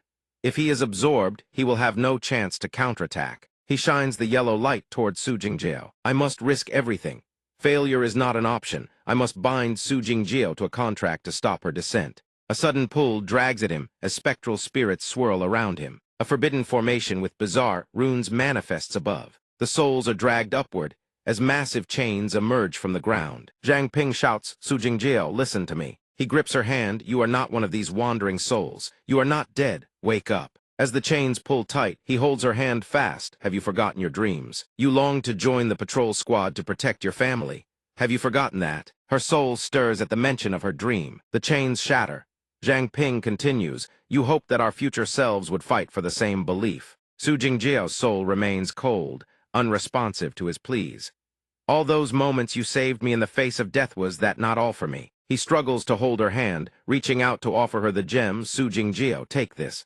Stop this madness. Memories of the two flicker in her mind. Zhang Ping laughs. Su Jingjiao, want some candy? She stares coldly. Get lost. Who would want to be controlled by you? A flicker of emotion touches her eyes as she looks at the gem in his hand. Unconsciously, she takes the gem and swallows it. The system notifies summoned beast Su Jingjiao bound. Zhang Ping looks at her. I command you, stop the absorption. Su Jingjiao closes her eyes, silent for a long moment. She leans into his chest. Zhang Ping, is that you? Trapped in the formation. She asks what is happening. Zhang Ping sighs, reaching out. Thank heavens, you are finally awake. Within the formation, spirits shriek in pain. Zhang Ping says, this formation seems designed to refine souls. Once devoured, there is no escape. His face darkens. At least I woke you up, so we can say goodbye without regrets. Su Jingjiao pinches his cheek in annoyance. Idiot, don't give up so soon. Zhang Ping, lying in the formation, thinks how can she remain so optimistic? Is it really you? He laughs, but no matter what. Su Jingjiao reaches out to pull him away. Zhang Ping is stunned. Wait, how are you outside the formation? In an instant, by some force, she pulls Zhang Ping to safety. Both tumble to the ground. Zhang Ping screams in terror, while Su Jingjiao lands gracefully. Unprepared, he crashes down. He rubs his head in pain. Really? I'm already badly wounded. Could you not have been gentler? Zhang Ping brushes off the dust. Why does my injury feel as though it has already healed? Su Jingjiao crosses her arms and snorts. No matter how strong a living person is, without a soul-based ability, their spiritual growth is limited. But I am different. I have tempered my soul since I was a child. I can even influence the spirits of others. She continues, in other words, as long as your consciousness remains, I can mend your soul, no matter how shattered it is. Zhang Ping is astonished by the truth, a faint green glow enveloping his entire body. He stares at the formation. Su Jingjiao adds, the pressure this formation exerts on the soul is something an average person could never resist. For me, it is simple.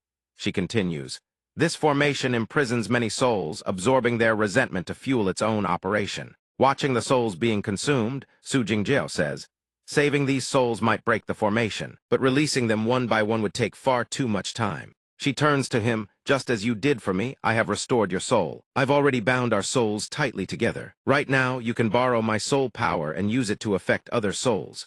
Try using the mist technique to see if you can pull them out. Hearing that, Zhang Ping channels the power and nods in agreement. Thousands of iron chains surge upward, responding to his will. Zhang Ping says, in that case, I can unbind them now. The iron chains lunge toward the formation like serpents striking prey. Zhang Ping stares at the familiar space, a hint of shock crossing his face as he asks, have I returned? What about the others? Jing Jiao's voice suddenly echoes from behind him. You really don't hold back at all, do you? You drained half my soul energy just like that. How strong are you now exactly? Hearing that, he immediately spins around, scratching his head with an embarrassed expression as he explains. You're the one who told me to drag them all out in one go. But more importantly, you've finally come back. Tin Dao really made everyone wait far too long. Tin Dao smiles gently upon hearing that. I always believed you could do it. He suddenly remembers something and immediately channels spiritual energy. A vortex of swirling flame coils around his hand. Oh, right, this is the body I rebuilt for you. Now it's finally time to use it. Before them stands a life-sized puppet body he had constructed specifically for Jing Jiao. The moment she sees it, she lets out a surprised gasp. You've been carrying this physical body with you all along. I'm glad you never forgot, but honestly, it's still a little weird. The truth is, I've always been right beside you. You just couldn't perceive my soul state, that's all. When you first molded this body for me, I did try to merge with it. But the result was this. My ability lets me project my soul outward and attack others' minds and spirits. But I can't actually inhabit another person's body. If I forcibly possess someone, that person's power would corrode me from the inside. My soul would be trapped there, forever completely beyond salvation. Perhaps deep down, my subconscious recognized that body as belonging to someone else, which triggered the soul's rejection. After hearing her explanation, he smacks his fist into his palm, suddenly understanding the root of the problem. If that's the case, the fix is actually pretty simple. Without hesitation, he immediately commands Tin Dao to inhabit the puppet he created. I command you recognize this body as your own. Return to it now. In an instant, her soul seamlessly merges with the puppet body. She slowly opens her eyes, her soul fully in control of the new vessel, and she can't help but stare in astonishment. It was really that simple. Or was I just overthinking it? You're not going to use that command power to make me do something weird in the future, are you? At her wary suspicion, he lets out an awkward cough. How could I? What kind of person do you take me for? Suddenly, a group of people bursts out from the tree line. They all land on the ground in unison. Elder Yi stretches his limbs, grumbling with irritation. Damn it, getting trapped in there, and not being able to do a thing was absolutely infuriating. Zhang Ping sees everyone has broken free and smiles, arms folded, looking toward them. Thankfully, her soul power shattered the formation, or none of you would have made it out unscathed. Hearing that, she puffs up with a bit of smugness. Naturally, a little trap like that was nothing to me. Despite her confidence, Zhang Ping's mind isn't at ease. If everyone returned from the soul world, doesn't that mean those bastards are free too? She immediately speaks up to reassure him. Settle down, don't worry. There's no need to panic. A formation like that normally requires several awakeners working in tandem to activate. But he sacrificed himself to force it open, a desperate gambit to trap everyone inside. Unfortunately for him, he never imagined I could break the formation, much less that you could pull me out of the fallen state. Zhang Ping walks toward the corpses strewn across the ground and speaks. These people carried a blood feud with your grandfather. Today, dying by your hand could be called destiny's arrangement. Elder Yi walks alongside him, glances down, and continues. The rest have been dealt with. At this point, no one should be able to stand in our way. Sissy steps forward, studying the unfamiliar girl before them, and asks, Is this girl Tin? Jairo? How did she suddenly awaken from dormancy? Zhang Ping hears the question and turns his head to answer. It's because just now the ground suddenly started shaking violently out of nowhere. Jing Jiao tenses up and shouts, "An earthquake." Sissy, however, senses something is off and murmurs, "This kind of tremor isn't natural. Something is down there underground." Zhang Ping turns to look toward the source of the disturbance, eyes narrowing. Could it be the mountain ancestor? The mountain ancestor rockets forward like a launched missile.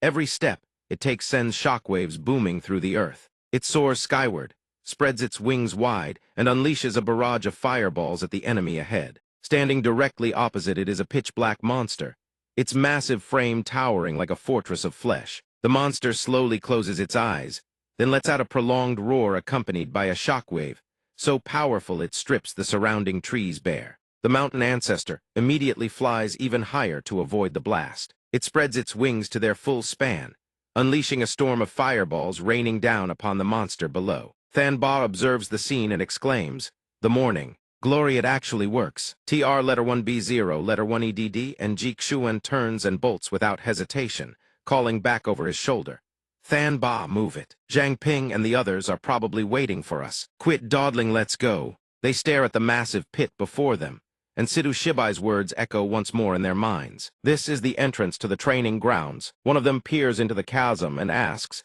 "This is the entrance." Shuzhang looks around for a while, still feeling something is off. But where's the actual way in? The elder's voice resonates once more. "What you see is merely the surface. The true entrance can only be opened by Zhang Ping, but it will still take some time to prepare." Zhang Ping turns to face the group behind him and makes a suggestion. "Perfect timing, everyone. Rest up here for now. The mountain ancestor has already made its move, and Elder Yi Changchun and Elder To Than Ba will be joining us shortly." Jing Jiao hears this and asks with a puzzled expression, "To Than Ba?" Before she can finish her question, Zhang Ping immediately explains, "Yes, that's right, he's your grandfather. I learned about your abilities from him. That's also how I was able to judge the situation quickly and pull you out of the fallen state in time." Deep in the forest, a hooded figure holding a lantern shifts his gaze sideways and speaks, "Keep close watch. We cannot let the captain die in vain." In the darkness of the forest, Zhang Ping sits by a campfire roasting meat. The sizzle and aroma wafting through the air make everyone's stomachs growl involuntarily. Behind him, a group is still hard at training. Elder Yi does push-ups while reminding the person beside him, "Even when there's no battle, you can't afford to slack off on training." The person in front, doing sit-ups with a weapon in hand, responds with fierce determination, "Damn right." Another lies flat on the ground with crossed arms, face full of helplessness, thinking, "Why does he always drag me into this?" Shuzhang approaches from behind, his face gaunt and ghostly pale, looking like a corpse that's barely clinging to life. "I'm starving. Is there anything to eat?" The sight of that face nearly makes Zhang Ping's soul leave his body. He screams, "What the? Where the hell did this zombie come from? Did Chengzhou village get overrun?" Watching the whole scene unfold, Jin Ba and Yan Long standing nearby chime in one after another, smirking. "This living dead doesn't even have a strong aura, pathetically weak. I wouldn't even bother picking up something this worthless. How do you even manage to produce a zombie this feeble?" He's so starved at this point he can't even lift himself up. He lies on the ground, trembling. "At least the living dead can still move. Me, I'm just a literal dead weight." Zhang Ping quickly brings the freshly roasted drumstick in front of him, shoves it over, and tells him to eat up. "Honestly, even if I used my own body to feed you, I still couldn't replace all that fat you've lost." Inside the tent, the girls sit together. Manhwa turns to Jing Jiao and asks, "By the way, I heard you and Zhang Ping are old classmates, so you must know Zai Si too, right?" Jing Jiao turns to look at CC with a bright expression and exclaims, "Back in school, I always heard Zhang Ping mention CC Jai, and now I finally get to meet her." CC answers, "I left the orphanage before Zhang Ping started school, so we lost contact ever since." The moment she hears that, Manhwa immediately leans in with a teasing look and continues, "Well then, that means CC got to him first, huh?" Jing Dao then speaks up, "No matter what happened before, from now on we'll be fighting side by side. So I hope you'll all look after me." Manhwa can't help but gasp in surprise. "Look after me, you called us GA." At the same time, she thinks to herself everyone else always treats her like a little kid. And Tade, but she immediately rushes over and pulls Jing Jiao into a hug. "Good girl. Come join our cleanup squad. I swear I will never treat you unfairly." Suddenly a voice rings out from outside. "Finally found you all." Hearing that voice, Jing Jiao instantly thinks that's Grandpa's voice. Zhang Ping hurries over to the two approaching figures and asks with concern, "You two seniors must have had it rough." Is anyone injured? Changchun steps forward and answers, "We're fine." That divine bird had gone mad. It was attacking indiscriminately everywhere. It's probably still locked in combat with the mountain ancestor right now. It won't have time to bother with us. Seeing everyone safe, he feels somewhat relieved. Good, that's great then right now, right here. Jing Jiao bursts out of the tent, shouting. Grandpa Kingba immediately turns his head to look, eyes wide with shock. The next instant, Jing Jiao's figure rushes forward and wraps him in a tight embrace. The moment he sees her, he asks in astonishment, "Jiao Jiao, we're awake. Is it really you, Jiao Jiao?" Seeing his worry, he looks at them and begins to explain. Ma Bino, I should say Chu Yanping, shouldn't I? The formation he refined ended up drawing in the wandering souls in the area. Su Jingjiao's soul was also accidentally pulled into it. The senior mentioned that Su Jingjiao isn't actually dead. Her soul has simply fallen into a state of the fallen. So I seized the opportunity to rescue her from that sunken state. Moreover, through the body I've constructed for her, the person standing before you right now is the real Su Jingjiao. Hearing this, all doubt vanishes. He's so overjoyed that tears stream endlessly down his cheeks as he keeps stroking her head. That's wonderful, truly wonderful. Jiao Jiao, Jing Jiao clings to him, her own grandfather, overwhelmed with emotion. Grandpa, we thought you were dead. Seeing his granddaughter endured so much suffering, he can't hold back his guilt. It's Grandpa's fault. I couldn't protect everyone. I'm sorry. If it weren't for that traitor, I never would have abandoned you all. I never would have let you endure this catastrophe. But remembering something, he immediately releases Jing Jiao, looks around, and roars in fury. Damn it, that dog, is he still alive? Where is he? She wipes away her tears and explains, Don't worry, Grandpa. Zhang Ping told me everything. He's dead. I avenged everyone for you. Hearing this, he breaks into a smile so full of joy, his voice hoarse. Good child. Jiao Jiao has really grown up. But the moment those words leave his lips, his body suddenly collapses. Seeing this, they all rush toward him in panic, shouting, Grandpa, Senior Su, Brother Su. After examining him, Zhang Ping gives his assessment. There's quite a bit of internal damage, but nothing life-threatening. It's most likely from extreme overexertion. Everyone, don't worry too much. With injuries like these, I can only apply some basic treatment measures. Full recovery will take some time. Senior Yi, I'll examine you shortly as well. After that, the two of you can rest together inside the contract pouch. Reassured by his words, Changchun speaks up with gratitude.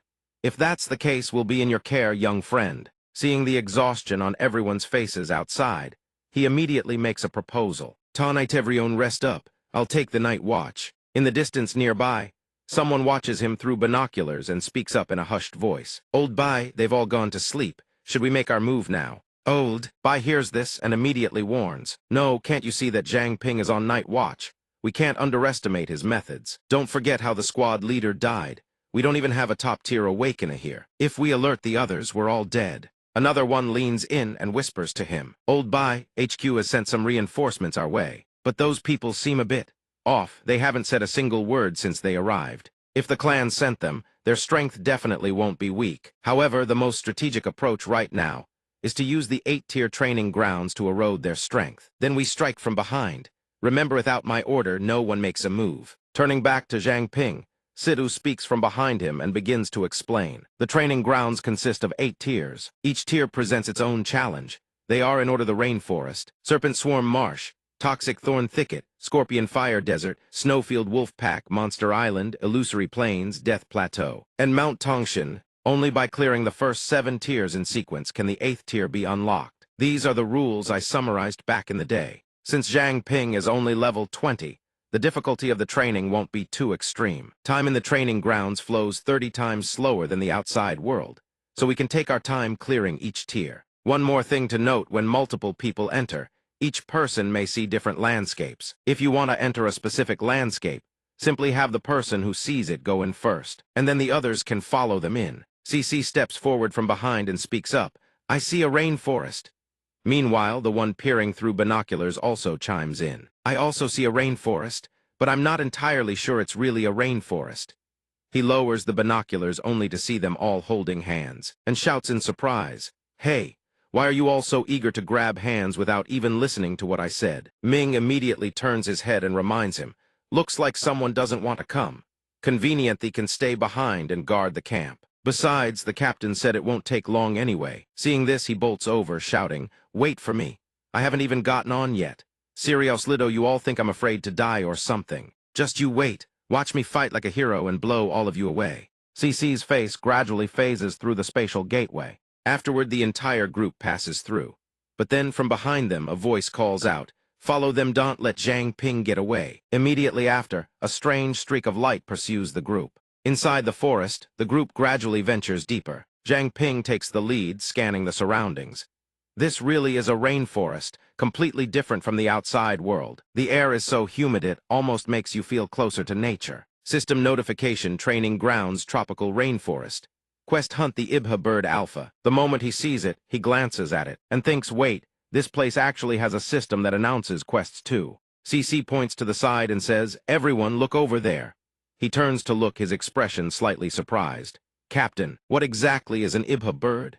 I've never heard of a mutated beast like that. Could it be as rare as the heavenly eternal fox?" Sidhu immediately explains, "I'm not entirely sure either. Even though the training ground zones are fixed, the content changes each time. My target the last time was the Kingian Purple Emperor Snakey, a mutated beast that can be found everywhere. However, they're extremely good at masking their scent. If you're not paying close attention, it's nearly impossible to detect their trace scan of like the ones right behind you all." The moment he finishes speaking, a swarm of snakes surges in from all directions, surrounding them. Those afraid of snakes like Manhwa and Shu Zhang scream in panic. Yan Long immediately steps in and explains, "Don't worry, everyone. I'm the one who drew these snakes here. My blood is especially compatible with snake-type mutated beasts. So when they sense my presence, they react naturally. It's actually a great chance to gather intel from them." "Good boy, you are the leader, aren't you? Tell me, what is the Ibha bird? Where can we find them?" "What a shame. They don't know either. Looks like we'll have to find out ourselves." After finishing his questions, his expression carries a hint of contemplation as the snakes slither away. Jinba hears this, crosses his arms, and scoffs with a dismissive look. "These snakes, their heads aren't even as big as almonds. What could they possibly tell you?" Instantly, the snake grows massive, its expression murderous as it stares him down and snarls. "What did you just call small?"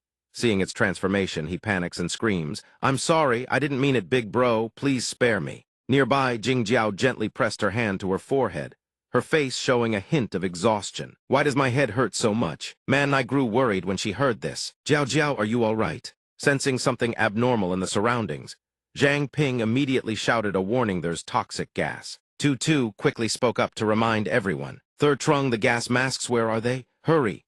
Third Trung shoved his hand into his bag, then whipped out the compact masks with practiced speed and tossed them to everyone. "Here, here." Tu and the rest grabbed the masks and strapped them on in a flash. Zhang Ping rushed over and gripped Jing Jiao's shoulder. "Damn it, me ability can't neutralize this poison." Jinba immediately pulled out a vial filled with glowing golden liquid. "Use this. My golden blood can cure the toxin. Along, have the snakes lead the way. Let's find a safe spot first." Hearing this, he couldn't help but feel a wave of relief and gratitude. "Thank you, big bro Jinba." Throughout the surrounding forest, silk-fanged spiders perched in the canopy, patiently waiting for prey. The giant snake reared up and slithered forward. It took the lead while they followed behind. Sensing the air around them starting to clear, Ming slowly removed his mask. "The mist around us has definitely thinned out." Elder Yi heard this and chimed in. "Is that so? How come I don't feel any difference at all?" He immediately answered, "That's because your physique is far too powerful." Seeing this, the old man raised both hands, his expression beaming. "See, I told you put in the training, and it'll definitely pay off." One of them spoke up, "Right." Zhang Ping spotted a rather vivid, colorful feather on the ground. He glanced to the side, a flicker of surprise crossing his face. Before him stood a massive tree. Unfortunately, it was completely hollowed out inside. "This tree is hollow." Tu approached and examined it carefully, her eyes sharp with caution. "Looks like insects bored through it. No wonder such a huge tree ended up collapsing." The rest of the trunk had long since rotted and crumbled away. Perhaps left untended for too long, it had decomposed completely. Right after, he held up the feather he'd just found for Ngo longed to see. "Zhao Yanlong, what kind of bird feather is this?" He examined the feather and answered immediately, "They call this species the jade plume." The response surprised him. "Jade plume?" Tu asked. "Are you suspecting this feather might be connected to the siren bird?" He quickly pocketed the feather and replied, "Hard to say for now. This area is vast. There's definitely more than one species of bird around here. Let's search around first. We might just stumble onto some clues." They walked for a while, and before they knew it, the sky had already turned to dusk. He and Elder Yi soared into the sky to catch birds. while Tutu hid behind a large tree to hunt the beasts lurking beneath the lake's surface. She unleashed the ice-pierce wind blade technique, instantly freezing the lake's surface solid. A few birds reacted fast enough to dodge. Still, plenty of creatures beneath the lake were frozen solid, unable to escape in time. Once she felt she had enough, she immediately dispelled the technique. Elder Yi and several others rushed in to capture the beasts alive. Thanks to everyone's diligent hunting, they had roasted bird meat for dinner that night. Sitting together around the campfire, one of them asked, "Wasn't this quest supposed to be easy? Simple even. So why haven't we seen a single sign of the siren bird?" Trung held a roasted bird in both hands, eating while sighing with sympathy. "How many birds had to die for this? I genuinely feel heartbroken for them, you know." Tutu heard this and asked with a puzzled look, "You clearly didn't lift a finger, so why are you even stuffing both your sympathy and the roasted meat into your stomach?" Seeing her tease him like that, he immediately fired back. "Who says I didn't help? If it weren't for my gas masks, you all would have been poisoned ages ago." Zhang Ping sensed a figure secretly watching them. He immediately barked an order. "You there, hiding over there, come out. We spotted you long ago." Jinba heard this and asked in confusion, "An enemy? Doesn't look like one," another person said. Trung immediately turned to stare in the direction Zhang Ping had pointed, thinking, "Am I seriously the only one who can't sense anything?" Man Nai immediately stood up and walked toward the figure. "Don't be afraid, we mean no harm. Where are you from, little one? Why are you still out here when it's already this dark?" From behind a tree emerged a petite young girl who looked at them and stammered, You people, are you the warriors who came to slay the siren bird?" Zhang Ping handed the girl a large piece of meat and asked gently, "What's your name, little sister? Where do you come from?" Zhu Zhou wiped the remaining grease from her mouth and replied, "My name is Zhu Zhou. I'm from Jiayuan village." But as she ate, 2 lines of tears suddenly streamed down her small cheeks. The girl sobbed, choking back tears. "The siren bird had attacked our village, everyone inside." Zhang Ping listened, and then gently smiled. He comforted her softly. "Don't be afraid, we're here to destroy them. Take your time, tell us everything you know so we can prepare properly." Hearing this, the girl calmed down somewhat and began to tell her story. "Actually, it was my first time encountering them, no. I should say my first time seeing their true form. A few months ago, a man from the village brought back a beautiful woman from somewhere. From that point on, the woman sang every single morning. Her voice seemed to carry an irresistible, enchanting power. Gradually, the villagers stopped working and hunting altogether. They spent their entire days just yearning for her song. I didn't notice anything unusual ether until yesterday, when I was knocked unconscious by some kind of fruit. When I came to, I saw that woman's true face. It looked exactly like the siren bird from the village's ancient legends. The legends say they appear in the form of beautiful women, and use their songs to enslave people's hearts and minds their spiritual power, their willpower, until they become its food and are drained completely dry. At that moment, I tried to wake the others, but no one responded. Everyone was still lost in the siren bird's song, completely oblivious to me. Then my movements quickly drew its attention. I fled the village in terror, but strangely, it didn't chase me. And then I ran into all of you. Legend has it that whenever a siren bird appears, a warrior from the outside world comes to slay it. I saw you holding a siren bird feather, so I figured you must be the warrior who came to fight it." He looked at the feather in his hand, surprise flickering across his expression. "It feeds on spiritual energy, so it can also mimic humans." Then he glanced toward the girl and spoke again. "Based on what you've told us, this bird's ability is definitely psychic in nature." Jing Jiao immediately spoke up with a suggestion. "I can help everyone identify the siren bird's true form, but I still can't confirm whether its song carries any other special effects." Zhang Ping didn't want to waste another second. He stood up immediately, ready to move out. "Time is of the essence. Zhu Zhou, lead the way. Let's start by helping you eliminate the siren bird in your village. Once we have one as a reference, we'll use appraisal too. Perhaps we can uncover some vital clues." At Jiayuan village, Zhezhu steps through the entrance and shouts as she walks, "Father, Mother, I've brought back the heroes." Sissy follows close behind. Listening to the girl's calls echo through the empty village, yet not a single reply comes. Something is wrong. There is no one here. With no one answering, the girl's face grows increasingly distressed. Under normal circumstances, the AI bob birds would already be singing by now. But where has everyone gone? As if remembering something, the girl suddenly bolts forward, screaming, "Father!" Manny panics and chases after her. "It's dangerous, don't run off like that." The girl rushes toward the large structure ahead and immediately throws open its doors. The instant she peers inside, Her face drains of all color. A look of pure, unbridled terror seizes her features. Within the building lurk grotesque monsters bearing horrifying human heads. They unleash thunderous roars, belting out shrill, ear-splitting shrieks. The moment they spot the group, the creatures spread their wings and lunge. Manny senses that something is terribly wrong. She cries out, it's a trap. At the same time, her body gradually begins to fade. Outside, the moment they hear the sound, a wave of dizziness crashes over them. Their bodies grow sluggish, as if something unseen is pulling at their minds. What kind of sound is that? It's agonizingly piercing. A flock of AI birds bursts from the building, people clutched in their talons. The group cries out in unison, AI birds. Senior Yi sees this and immediately unleashes his technique, charging forward. Don't you dare escape. Jin Ba surges in as well, deploying his own arts and hewing relentlessly at the creatures. Unable to withstand the assault, the birds are forced to release the girl and the other captives. But Senior Yi does not relent. He presses the attack, launching a coordinated barrage against the flock. Suddenly, one of the AI birds swoops in from behind and unleashes a deafening screech, startling him mid-stride. The shock throws him off balance, and he crashes to the ground. Seeing the creatures begin to flee, Zhang Ping immediately readies his technique, preparing to strike. Don't you dare run! But Sissy suddenly raises her voice to stop him. Wait, Zhang Ping! These AI birds are far too cunning. We've walked straight into an ambush. Everyone is already wounded. If we act recklessly again, I fear. Yanlong, perched atop the great serpent's head, looks toward Zhang Ping and speaks. Rest easy, brother Zhang Ping. The serpents nearby are already tracking the AI bird's trail. The serpents report that the birds are heading toward Qiuyi. Hearing this, Zhang Ping holds his ground. He glances toward the pile of slain AI birds and muses to himself, they really are human-like after all. Even we wouldn't openly announce our true nature to strangers, would we? Appraise. The system's appraisal activates. Appraisal successful mutated beast hollowbone AI bird. Species mutated red-crowned crane. Potential 2-star. Grade high-level mutated beast, level 29. Innate ability demonic sound domain consumes spiritual force. A single cry produces a hallucinatory effect, gradually seizing control of the listener. The duration and potency depend on the target's age and strength. At high-intensity volume, the sound can directly inflict spiritual damage upon enemies. After reviewing the results, Zhang Ping is not particularly surprised.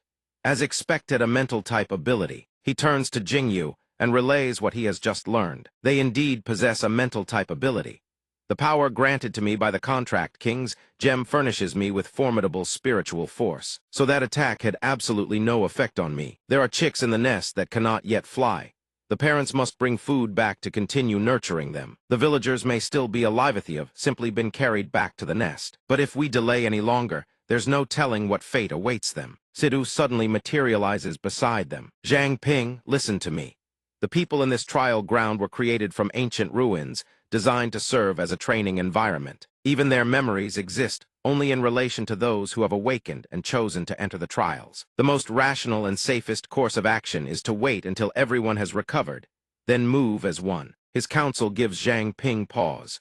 Yet in his eyes, these are living beings innocent and helpless, and their lives are worth protecting. So long as even a single glimmer of hope remains, I cannot turn a blind eye, despite everything still being shrouded in layers upon layers of the unknown. Don't worry, I'm more than confident enough to handle that Abab bird. If we encounter danger beyond our ability to handle, I can call upon Senior Yi and Senior Su for aid. I guarantee we won't fall into any death traps. Before his unwavering resolve, both Sissy and Jingjiao speak up in unison. Then I'm going to. A glint of ice-cold determination flashes through Sissy's eyes. My cultivation also revolves around spiritual power, so my defenses won't be compromised in the slightest. Jingjiao is no less determined. Her eyes blaze with fighting spirit. I can help shield our spiritual energy. Leave the support role to me. Zhang Ping and the two of them climb onto Ada's back. Ada lead the way. Seeing this, Jingjiao asks with a hint of confusion. Zhang Ping, can those staying behind really withstand the Abab bird's counterattack? He turns his head, smiles at her, and replies, I've already shattered half the wings of those Abab birds. They won't dare return to Jiayuan village anytime soon. Besides, the only threat to this area is the snakes, but with Zhao Yanlong here, we don't need to worry too much. Old Zhao, I won't forget this debt regarding the snakes.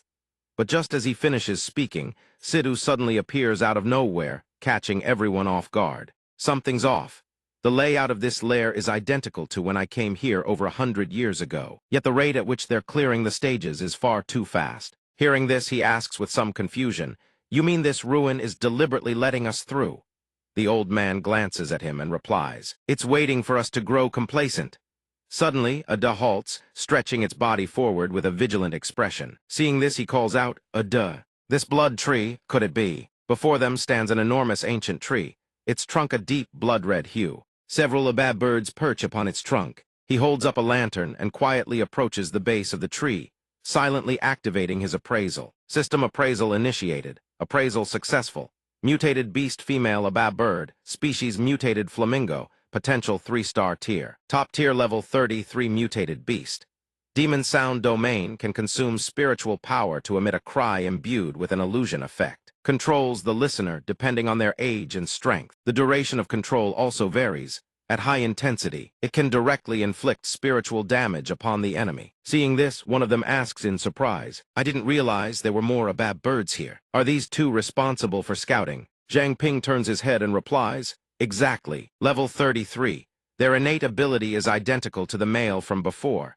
The weakness is the throat bone." Sissy speaks up, 2 strikes and they're done. One of the abab birds on the tree seems to sense something. A doe raises its body toward the tree and flicks out its tongue.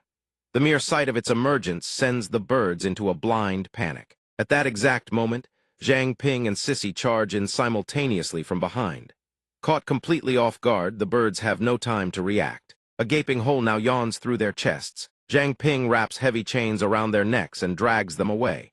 With just a few swift moves, they successfully bring the beasts down. Jingjiao approaches from the distance and reports, "I've finished scouting. There are only these 2 in the vicinity." Zhang Ping looks toward a duh and instructs, "The entrance should be inside. A duh, you're too big. Wait for us out here." Jingjiao glances around and exclaims that there's a vast space beneath the tree's roots.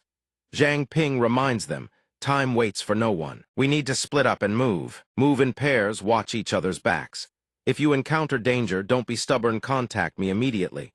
Sissy nods without objection. He executes his technique, conjuring a flame in his palm to illuminate the path. Sensing the air currents around him, a jolt of surprise runs through him.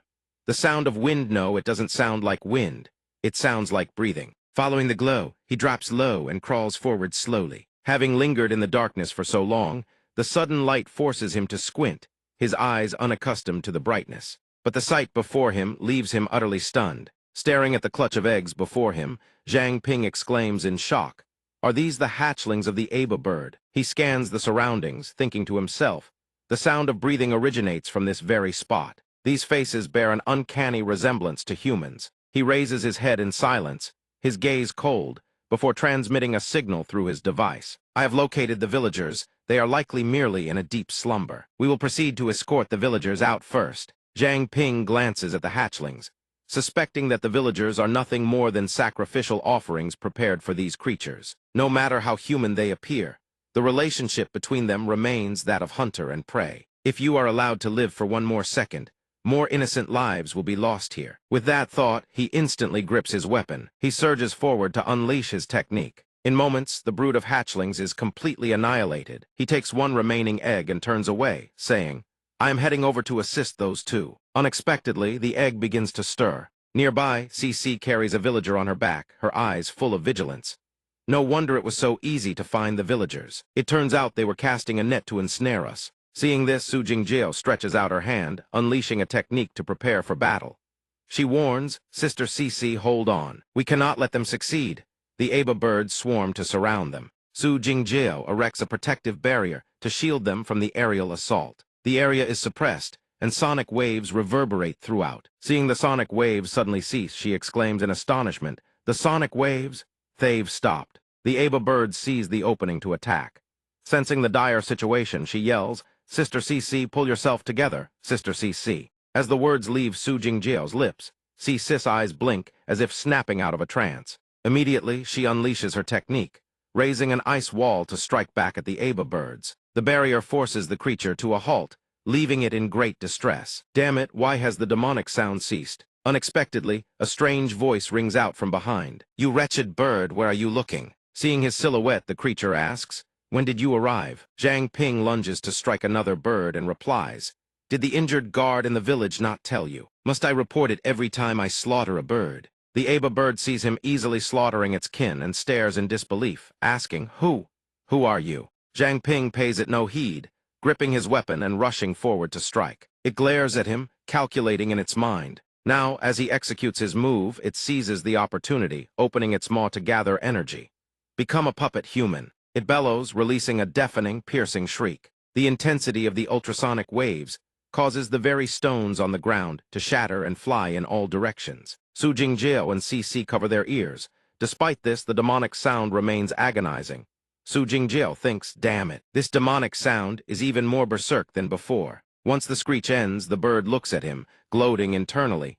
To take my attack at such close range, even a king-level expert wouldn't escape unscathed. Suddenly a blade pierces through its chest, drawing blood. Zhang Ping holds his weapon, looking at it with utter disdain. You call this crude noise a mental attack. Seeing its technique prove completely ineffective, the Aba bird is stunned. Impossible. Why has my demonic sound had no effect? A strange voice echoes from behind it, leaving it utterly petrified. Zhang Ping's voice rings out.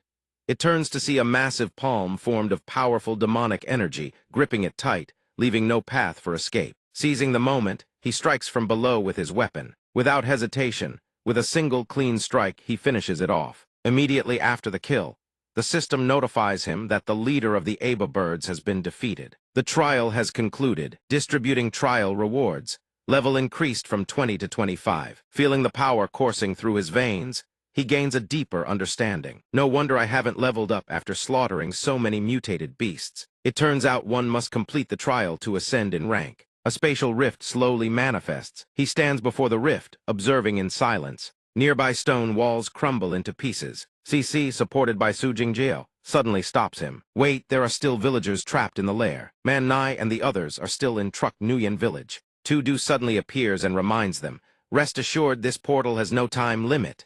Furthermore, Zhang Ping looks at them and speaks. This kid, to block the demonic sound, ordered his own senses to shut down. He cannot hear a thing. We must undo the effect on him first. Upon hearing this, they finally understand and chime in together. So that was it. At Truck Nguyen village, the village elder's voice rings out, filled with immense gratitude.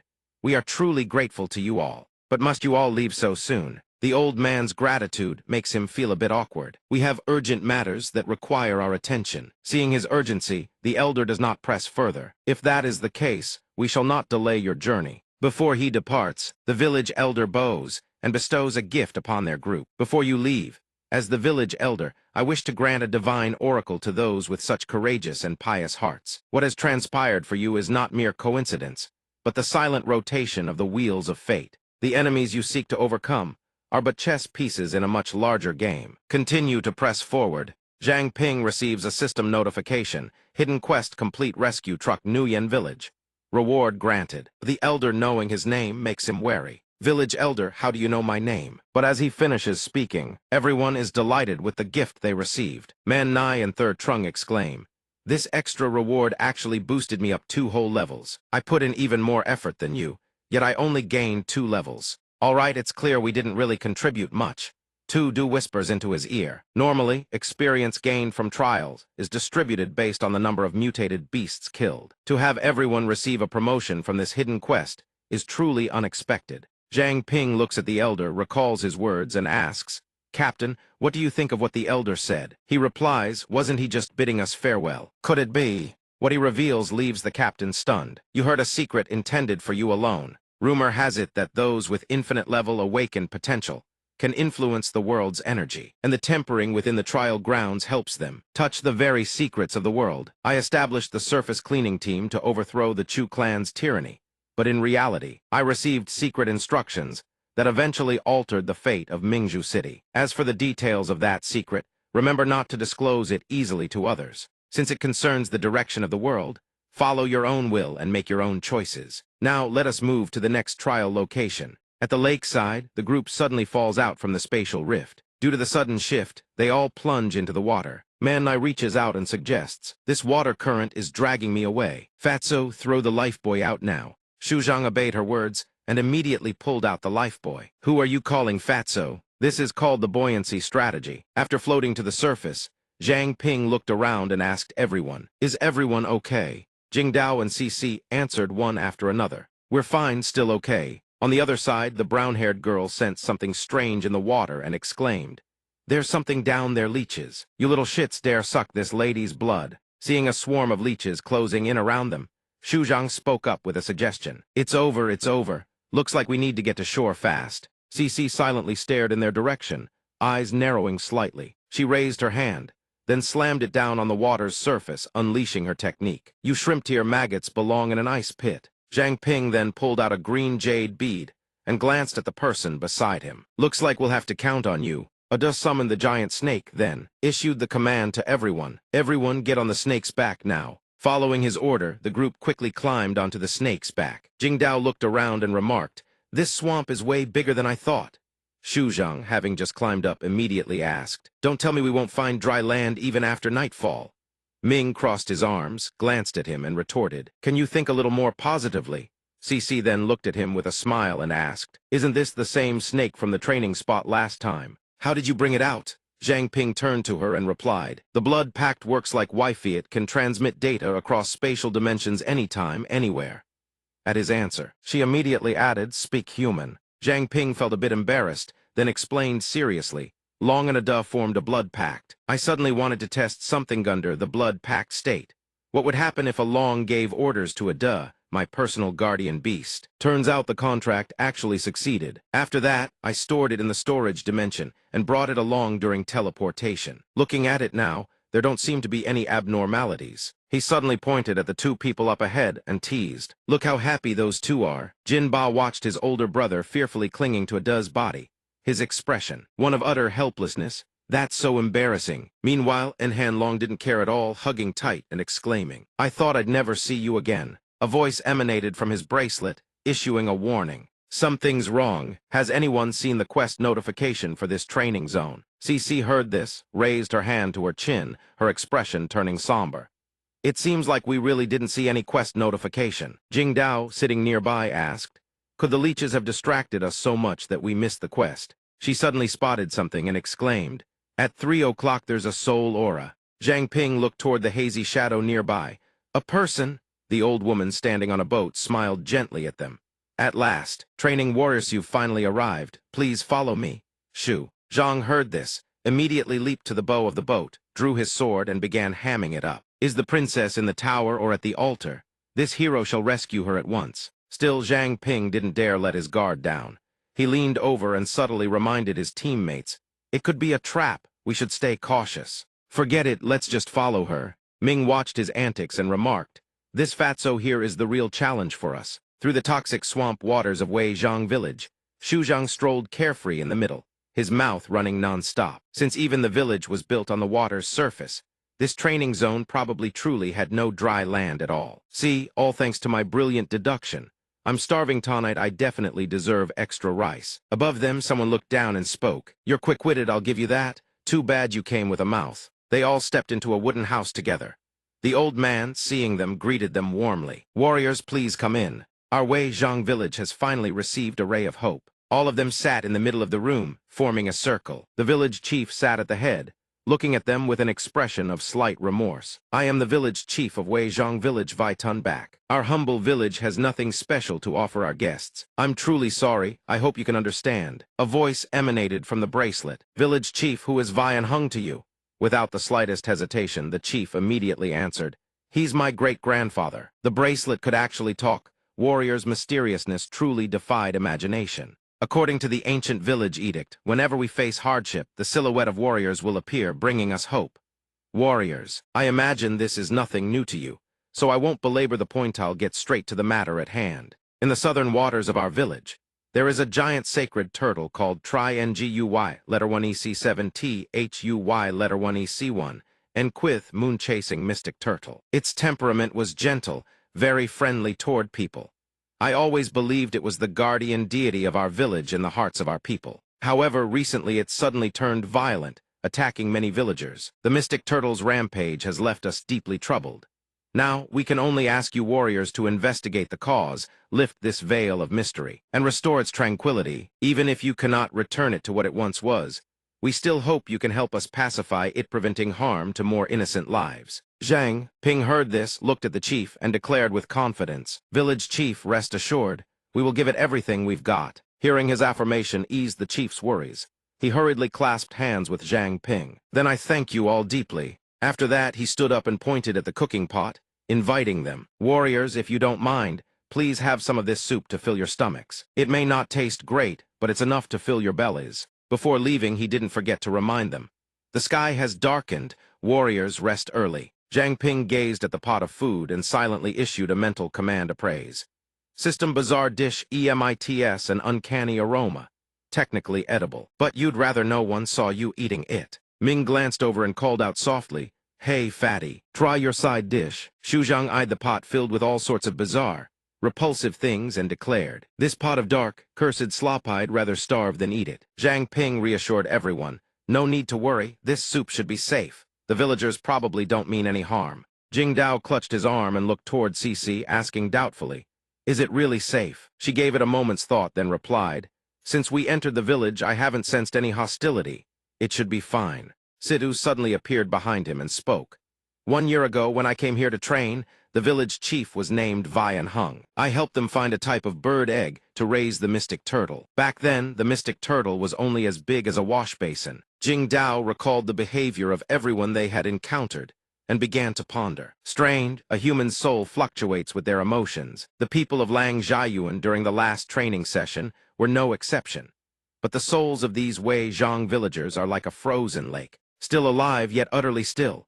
Zhang Ping heard this and asked, somewhat confused, "You mean these villagers are like the living dead in Chengzhou village?"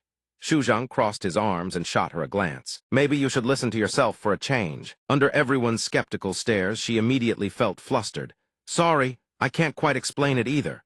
Zhang Ping saw that it was already late, and pointed ahead, addressing everyone. "Since no one's found any quest clues, continuing to search is just a waste of time. Based on past quest experience, the village chief's invitation is very likely connected to the quest." "Everyone rest up first. We set out tomorrow," the group answered in unison. "All right." Outside, before the village chief departed, he cast one last glance at the figures standing guard around them. His eyes filled with a sinister gleam. Hopefully, these sacrificial offerings are fresh enough. After a long while, they still haven't arrived.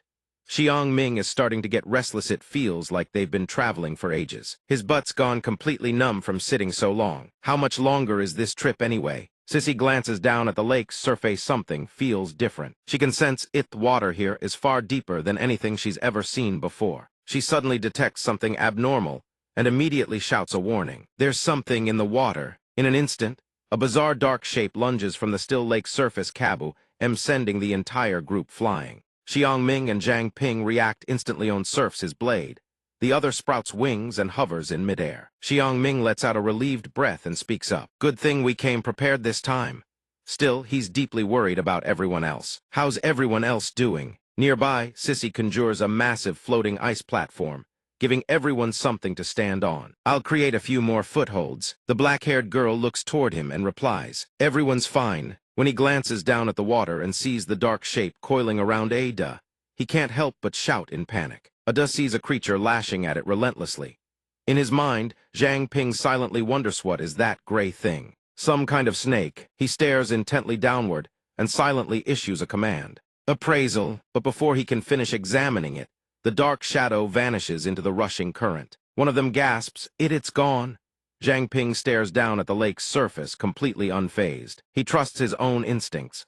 Ada is still somewhere nearby. At this distance, he should be able to issue a command. He immediately raises the contract gem and commands, "Ada, by my order return to your contract gem now." Yet the lake's surface remains perfectly still, not a single ripple. This catches him off guard. Why isn't there any response? Normally, when a contracted beast returns to its gem, it turns into a streak of light easily visible. Is it still underwater? But just then Wu's water's surface explodes upward. Xiang Ming blinks at the monstrous beast, stunned.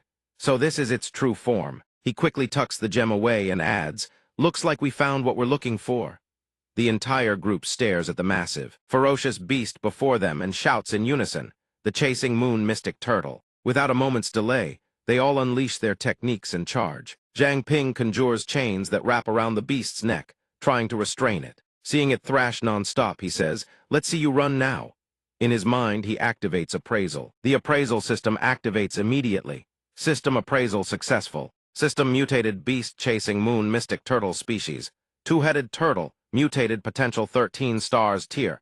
Apex grade, mutated beast level 33 talent. Serpent furnace chasing moon. The shell can absorb moonlight and convert it into lunar energy. All of it is stored within the carapace, significantly boosting its defense attributes. Strength, speed, and all other attributes are enhanced moreover. Its attacks carry lunar-infused properties. Full attribute panel attached. Skill Mystic Turtle 8 Trigrams Sovereign. The Mystic Turtle can consume a massive amount of stored lunar energy to manipulate space. Reading all this, Zhang Ping is slightly stunned. A king-rank, tail-intended spatial type at that. Seeing the situation turn dire, he immediately shouts a warning to his teammates ahead. Captain Jin Ba. Get away from there now. Jin Ba turns around, his expression slightly surprised. What? But just a moment later, he and several other teammates fail to escape and Timeth Beast seizes them. A surge of lightning radiates from its body. Then it dives underwater, dragging every captive down with it. Zhang Ping watches in horror. No, everyone's been dragged underwater. Thanba narrows his eyes at Zhang Ping and makes a request. This terrain works in my favor. Let me handle it. Zhang Ping stares at the gemstone in his hand and replies, "Then I'll leave it to you, Senior Su." Underwater, Jin Ba glances between his teammates and the beast. Damn it has tricks like this too. What the hell is this now? A voice booms river current reversal. An immense repulsive force erupts from beneath the beast's belly, launching it skyward. The group is successfully ejected from the water. Nearby, Sissy and Ting Jiao watch intently. Thanba raises a hand, looks toward them and says, "Miss Liu, keep making floating ice platforms. I'll take care of the underwater combat." The moment they spot his figure, the two girls can't help but gasp. Thanks to Sissy's quick reflexes, they scramble onto her ice platform the instant they're thrown out. Jin Ba wipes his mouth, annoyed. This water tastes like hell. The beast watches them escape, fury burning in its eyes. These greedy invaders not only did they oppress the villagers, they even seized the entire village. And now you want to kill me too. This confuses Zhang Ping. Invaders? Are there others we don't know about? He also wonders what the village chief has been hiding. But to avoid further misunderstanding, he approaches the beast and explains, "Please don't misunderstand. We bear you no hostility." But the beast doesn't buy it for a second. "I won't let any of you get what you want." Yanlong looks toward them and calls out, "Wait." He raises his hand and offers his life as a guarantee. "I stake my life on it. Can we talk this through calmly?" The beast stares at them in silence, pondering for several seconds. Surprisingly, the current gradually calms, catching everyone off guard. The beast glances back one last time before departing, not forgetting to warn, "I'll spare Yao, but the one lurking above won't be so easy to deal with. If you can defeat it, then I'll consider talking." He silently activates appraisal, his expression deeply troubled. "You've gotta be kidding me. What is that?" Another mutated beast. The appraisal system activates. System appraisal successful. Mutated beast, deep frost owl species. Owl mutated potential, 1-star tier, apex grade mutated beast level 39 talent biting. Frost wind, a reservoir of extreme cold, is stored in its throat sac. It can use its wings to summon freezing blizzards. Looking at everything around him, Zhang Ping is utterly stunned. Why are they all this powerful? From below, an enormous beast surges upward, opening its maw to unleash an attack. Zhang Ping raises his hand to block it and shouts, "Hold the formation, don't scatter." A figure made of ice materializes, intercepting the attack for them. The girl in the red dress behind them can't help but gasp at the beast's technique. This bird's breath is even fiercer than a northern blizzard. Sissy stands at the front, shielding everyone, and chimes in. "I can't believe a single breath froze this entire area solid. This mutated beast's ice ability surpasses even my own." Senior Yi stands on a nearby ice platform, arms crossed, and speaks up. "Playing with ice in broad daylight. Then let me show you what the sun looks like." He raises his hand and unleashes his technique. Scarlet Phoenix immortal body, solar flare form activate. His entire body wraps in flames of terrifying intensity. Ready to become a roasted bird. Without a moment's delay, he rockets forward in his blazing form. "What good is screeching going to do you? Shut your beak." To stop it, he launches a relentless barrage of fire strikes. Just as expected to withstand his onslaught, the beast staggers backward. Surprisingly, vines appear out of nowhere and coil around its neck. A tree-like creature lunges in to attack.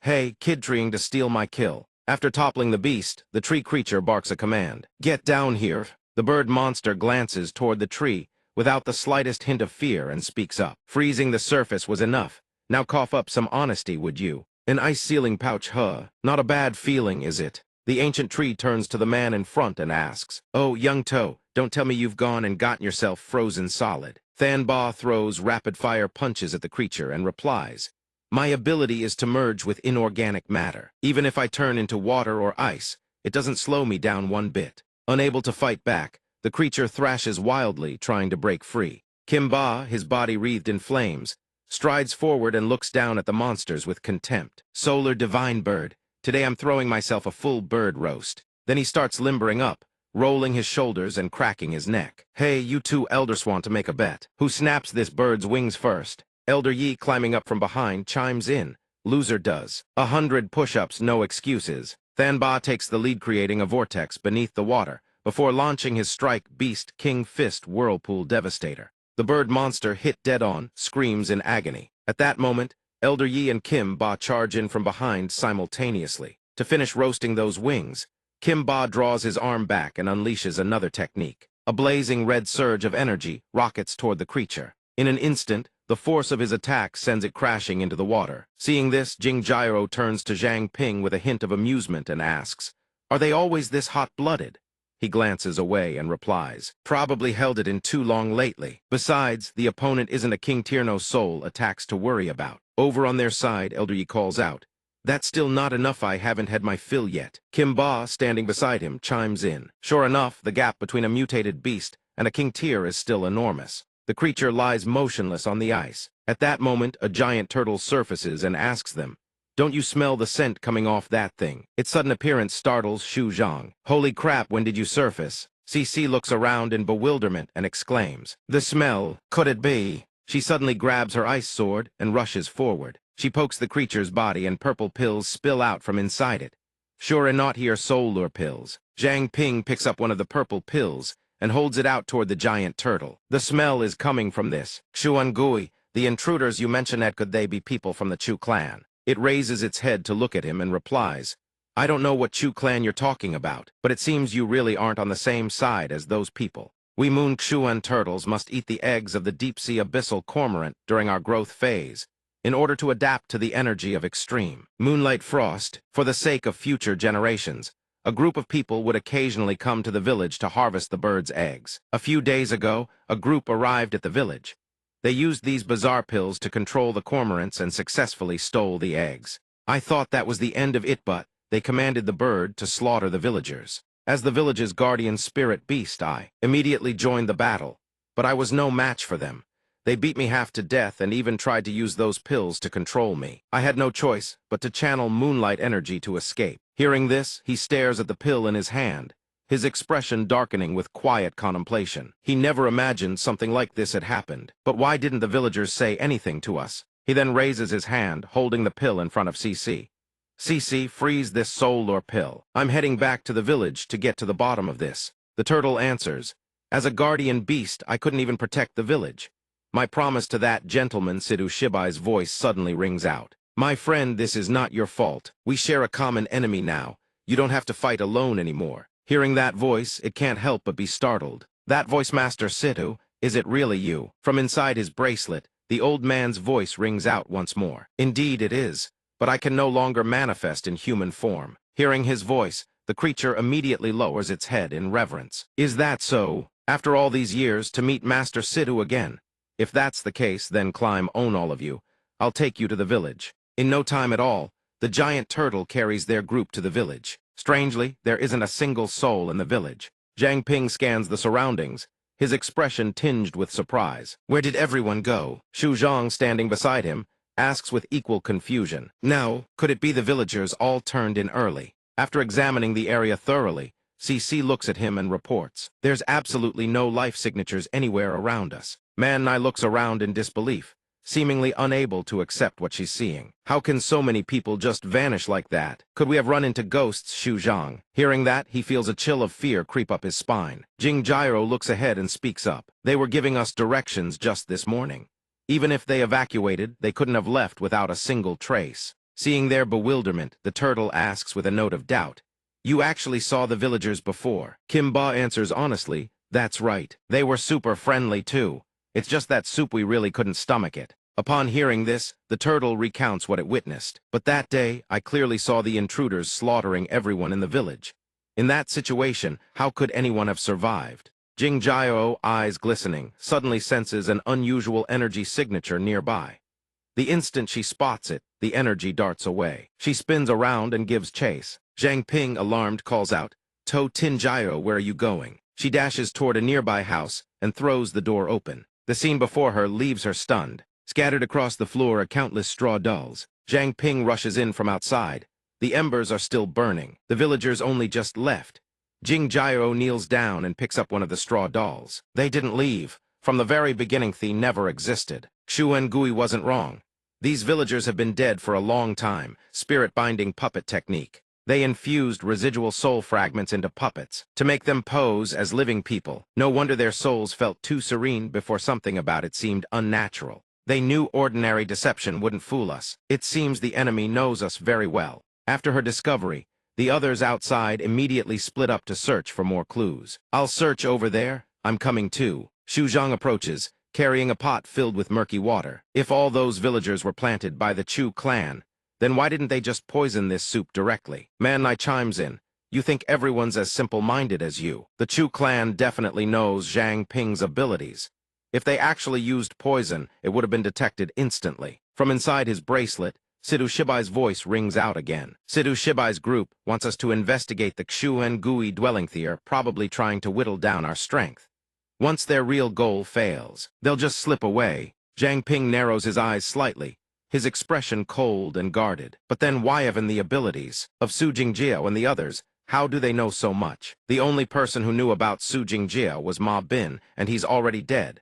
Could it really just be a coincidence? Jin Ba suddenly sprints toward them, shouting, "Found a clue! Get over here, quick!" Looking at the water-filled reservoir before him, his expression shifts to one of mild surprise. "This is the portal for clearing the stage." Ming picks up on it and asks, "Looks like we never got the quest notification earlier because the quest was already completed long ago. So where is the enemy now?" The turtle behind them suddenly speaks up, asking the question. "Mr. Sidhu." Sidhu's voice rings out from the bracelet on his wrist in response. If the stage-clearing order inside the training ground were wrong, everyone would be forcibly teleported outside. Since everyone is still here, it proves they advanced to the next stage in the correct sequence, which means the enemy is most likely lying in ambush in the flame nucleus desert. Zhang Ping looks up and asks, "Bon, I need to go now. Xu Gi, what will you do from here?" The turtle lowers its head, a trace of melancholy in its eyes. "I have nothing left to protect now. I don't know what I can do from here on out. In time, new life will surely be born in this place. These little Xu Gui will grow up and become the new guardian divine beasts." Seeing this, he immediately pulls out a blue gemstone, looks at the turtle, and makes his proposal. "If the past can't be changed, then come with us. Face the enemies by our side who need your strength." The turtle offers no resistance whatsoever. It agrees at once. "Heir of Sidhu, you're far more interesting than that bookworm of old. Perhaps forging a new pact with you is also destiny's design." Right then, he hurls the gemstone toward the turtle. Very well. After the contract is successfully established, a system notification flashes into view. System contract established. Summoned moon-chasing Xu Gui. It turns to look at him and speaks. Moon-chasing Xu Gui stands ready to serve. The spatial gate slowly materializes once more. This time, he's dropped into a desolate desert wasteland. After countless unexpected falls from the sky, he finally manages to land safely. Falling from above every single time has getting used to it. When he realizes he's the only one who came through, confusion flashes across his face. Where are the others? Didn't we all enter together? Sensing something is wrong, he looks down at his bracelet. "Captain, what's going on? Captain, Captain!" he calls out repeatedly. Then from the distance, footsteps gradually approach. Truly worthy of infinite tranquility's eye. Can't believe he took down 2 high-rank mutated beasts that quickly. But our barrier is already in place. Welcome to the nullification barrier. Today is the day you die. Lao Bai and his cronies advance on him, eyes gleaming with triumph. He speaks, "First things first, I'll deal with you 2 awakeners." Instantly, 2 of his subordinates charge straight at Zhang Ping. He begins deploying his technique, but it fails to activate. A flicker of worry crosses his mind. Mist fog won't work. That split second of lost focus costs him. A hit connects, sending him flying. He crashes down and skids across the sand. Zhang Ping struggles to his feet, raising his hands in a defensive stance. Achoo, barrier sorcerer. A top-tier awakener specializing in barrier construction. Your Chu clan really went all in on this one. Two more close in on him, deploying their techniques as they taunt. Zhang Ping, those abilities you're so proud of seems they don't work anymore, huh? Don't worry. We'll put you out of your misery soon enough. Seeing them attack, Zhang Ping doesn't show an ounce of fear. He dodges while throwing out a taunt. Skip breakfast or something. That punch is pathetic compared to Wang Jimin's. To his surprise, the green-haired one suddenly lunges at him from behind, launching a strike that sends him soaring into the sky. Zhang Ping grabs his arm, executing Beast King Fist Swallow, flip-twisting his body, and using the momentum to hurl the attacker far away. His other hand grips an arrow as he surges forward, slamming the enemy straight into the ground, pinning him down with his own body to deny any chance of movement. Simultaneously, he unleashes the technique Beast King Fist Serpent Fang Heart Pierce. The impact erupts violently, sending shockwaves rippling across the ground. But seeing how easily he finished the enemy off, he immediately senses something is wrong. Not right. I clearly pierced his heart, yet he's completely unharmed. There's not even a drop of blood on the blade. Could he be the same type as those puppets? In the distance, a group watches him fight. They exchange glances and snicker. Fubo brabit on how many more minutes he lasts. What's the stakes? I want that scorpion beauty you keep. Zhang Ping remains unfazed, fighting fiercely. But the moment their guard drops, he explodes forward. The thought racing through his mind, capture the king, take the leader first. The instant they spot his movement, they stop playing it safe and charge to intercept. He and the group collide head-on. They unleash their techniques Beast King Fist Rabbit escape.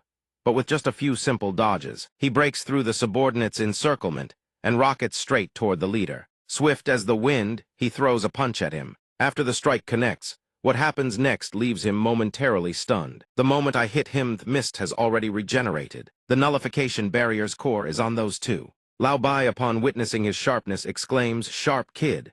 Fubo, standing beside him, urges, "Finish him off, no." Seeing them charge at him, he pushes forward, trying to escape. I need to find the weakness in this barrier. In the distance, another enemy stands with a spear leveled at him. Seeing the opening, the enemy hurls the spear straight at him. The spear flies swift as lightning.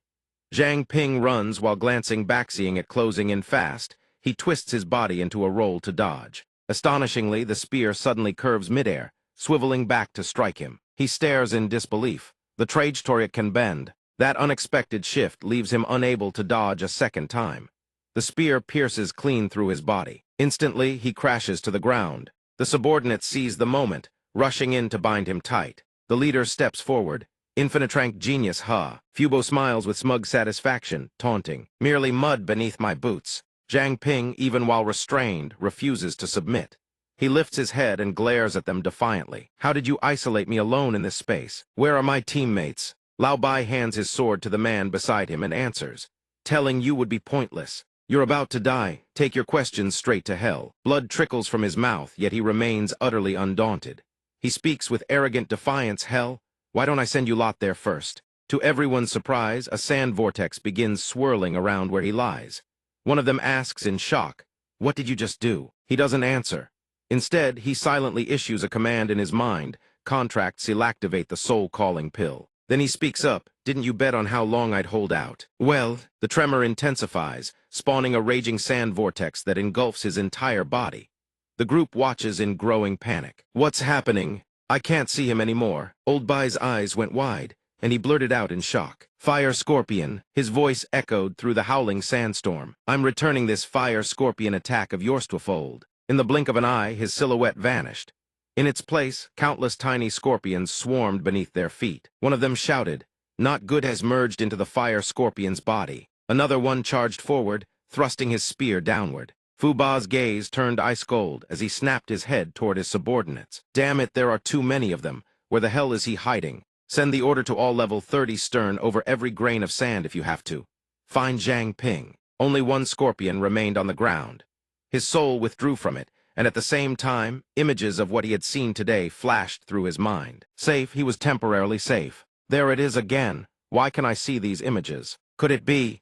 The pureblood body can resonate with the consciousness of swarm creatures. If that's the case, I should be able to use this method to locate my teammates. Where are they? Where? Suddenly, as if remembering something, he blurted out. Got it, northwest. Half an hour later, the voices of Sidhu and Changchun rang out one after another. Zhang Ping, who did this to you? Kid, we've been sealed inside the contract pouch for half an hour now. What happened? Zhang Ping answered as he moved forward.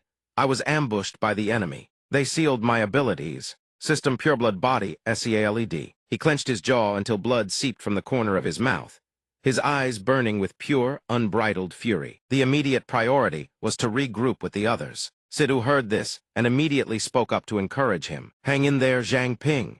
The dark room materialized and he collapsed face first onto the sand. Seeing this, Sidhu grew worried and kept calling Zhang Ping's name. Zhang Ping. A system notification popped up. System Soul Lure Pill effect activated. They rushed toward him. Old Bai looked down at the fire scorpions and spoke. The last trace of his presence was here.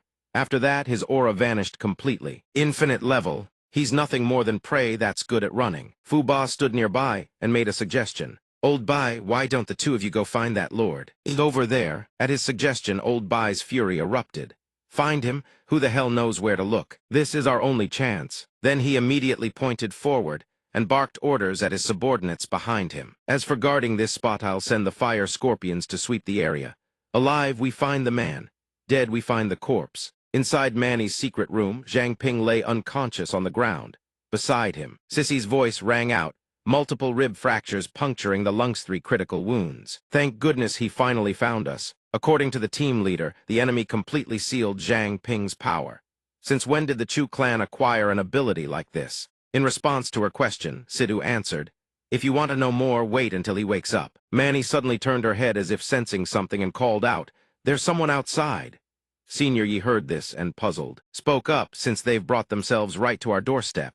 What reason do we have not to engage? Jinba stood at the side, already locked in a fighting stance. Manny, let us out. We want to fight them. Their recklessness left Manny somewhat exasperated. Calm down, everyone. We don't even know the enemy's strength yet. On the ground, he began showing signs of waking up. Jing Jiao couldn't help but feel delighted. Zhang Ping is awake. The moment he came to, he grabbed his head, looked around in a daze, and asked, where am I? Weren't we at the training grounds? Manny crossed her arms, looked down at him, and smiled.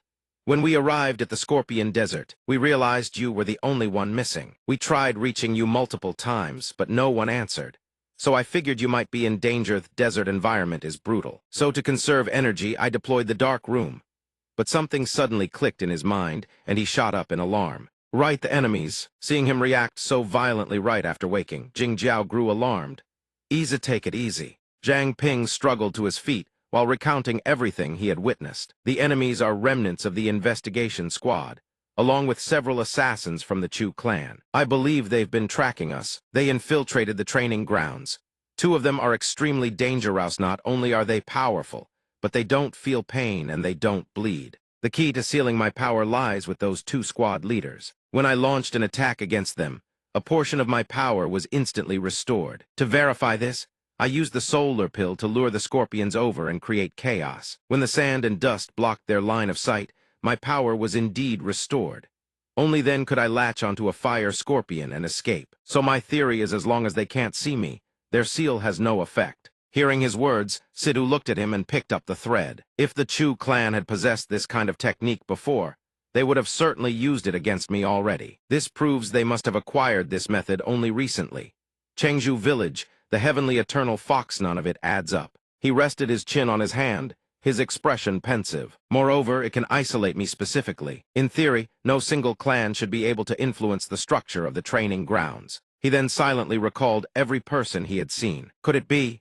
Just as the village chief said, there really is a mastermind pulling the strings behind all this. The enemies you're trying to seize power from to fight against are nothing more than pawns. But the clues we have right now still aren't enough. The most important thing is dealing with the Chu clan. After finishing his train of thought, he swept his gaze across everyone and voiced his theory. Although we still don't know where the Chu clan's methods come from, at least now we have a rough understanding of the enemy's composition and abilities. The Chu clan is holding position above. That means their techniques can't break through the dark room. If I'm not mistaken, they can't see Manny, and therefore they can't neutralize Manny's dark room, which means we can retreat into the dark room to rest at any time. We can exploit this to take them down one by one. Scene transition the next day. After stepping through the spatial rift, Senior Yi looked toward Old Bai's group and barked an order. I hear there are 2 top-tier awakeners among you.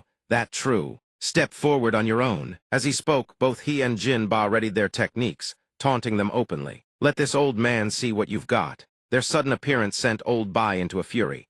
Where the hell did they come from?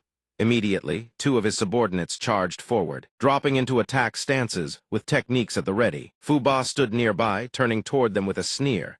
You looking to die? Suddenly, Zhang Ping's voice rang out from behind, startling old Bai into spinning around.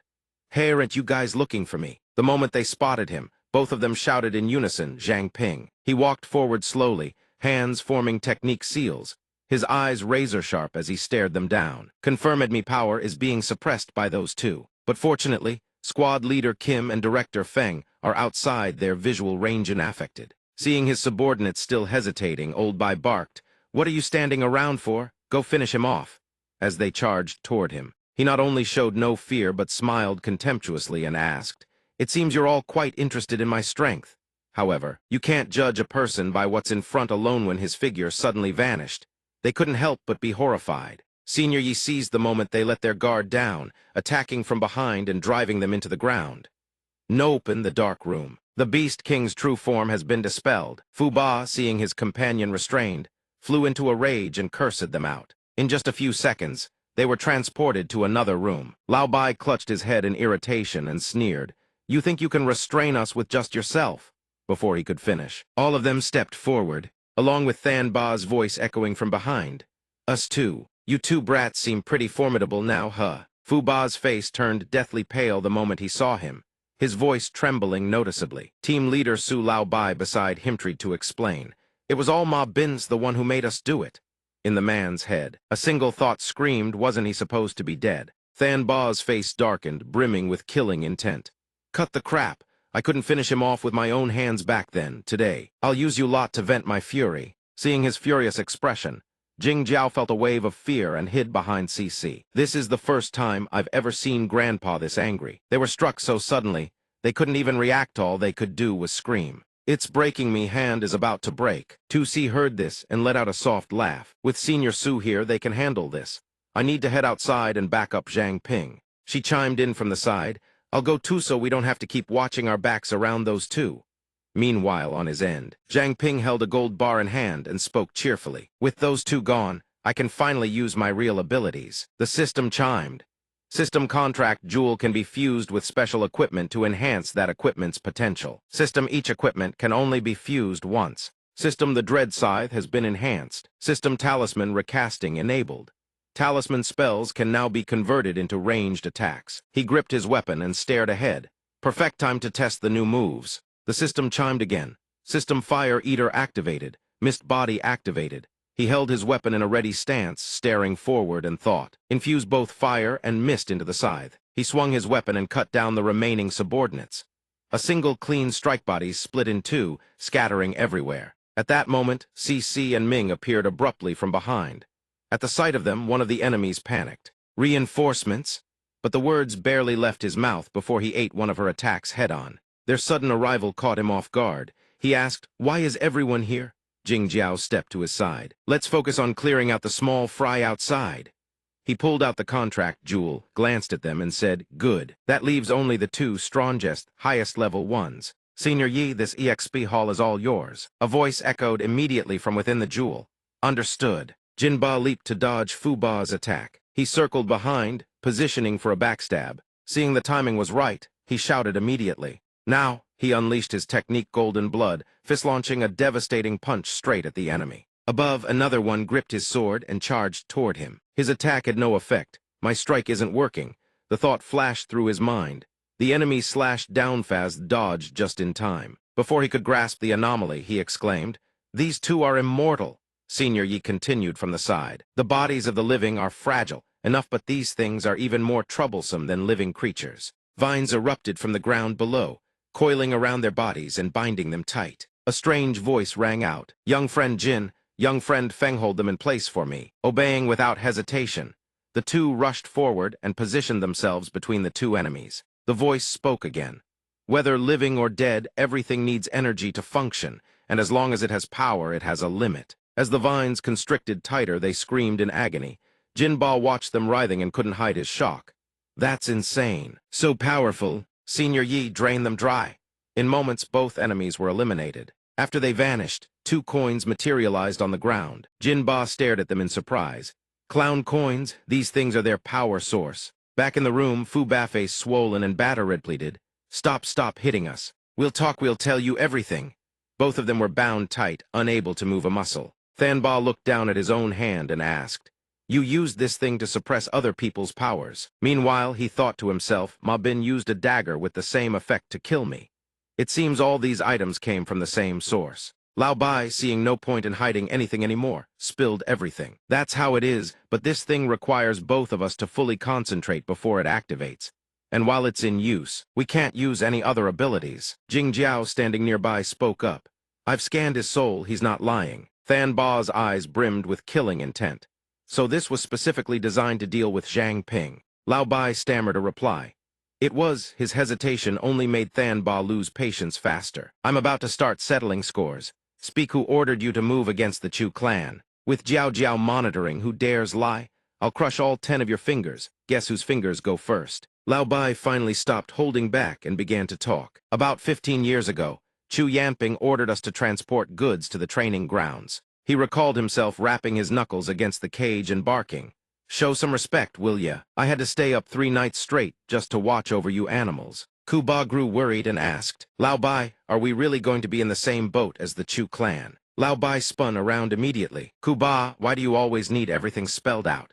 In this world, you're either the one playing the pieces, or you're the piece being played. And as for cannon fodder like us, we can't even touch the board." Hearing this, the man hesitated, but before his doubt could settle, he asked, "Isn't that the liaison? Brother, what time do we head out?" He then looked toward the masked man before him. The masked man turned and ordered, "Leave the cargo, now get lost." His attitude sent Lao Bai into a furious rage. "The hell, we risked our necks to haul this shipment, and you think this is some kind of courier service? 1 sentence and you expect us to leave. I'm the one asking you." But the moment Lao Bai lunged forward, a mysterious force slammed into him and sent him flying. The masked man sneered, "You think an insect like you can touch a god?" Fu Ba witnessed the scene and rushed anxiously to Lao Bai's side. Lao Bai staggered to his feet, fury blazing in his eyes. "Yes," the masked man's voice hardened. "I'll say it one last time. Get lost." Back to the present, Thanba looked toward the group including Cici and asked, "You're back. Have the enemies outside been dealt with?" Zhang Ping looked curious. "What's going on? Did something happen?" Thanba then explained the situation to everyone. Zhang Ping listened and rested his chin on his hand, a contemplative expression on his face. "So that's how it is. But why does the Chu clan want the Phantom Fox's heart?" Meanwhile, he thought, and who is this mysterious person they mentioned? They have missed abilities, too. Lao Bai looked toward him, fear written plainly across his face. "We were only following orders back then." Fu Ba chimed in from the side. "We really don't know anything else." Sidhu appeared and spoke up. "These two aren't lying. It seems these low-level grunts don't know the full picture." However, the Heavenly Eternal Fox's ability to warp perception shared the same nature as the Phantom Fox's heart. Just seeing him made them tremble with fear. That's Sidhu Shibai's ghostly apparition. Sidhu paid no mind to their terror. He fixed his gaze on them and asked, "Where is the person who obtained the Phantom Fox's heart?" Old Bai answers honestly, "We don't know either. He brought us to follow you lot." After completing 2 rounds of training, he left. But his strength and the sheer number of tools he had were clearly way beyond anything we could understand. We have no idea which faction he belongs to. A monster who can freely come and go from the trial grounds.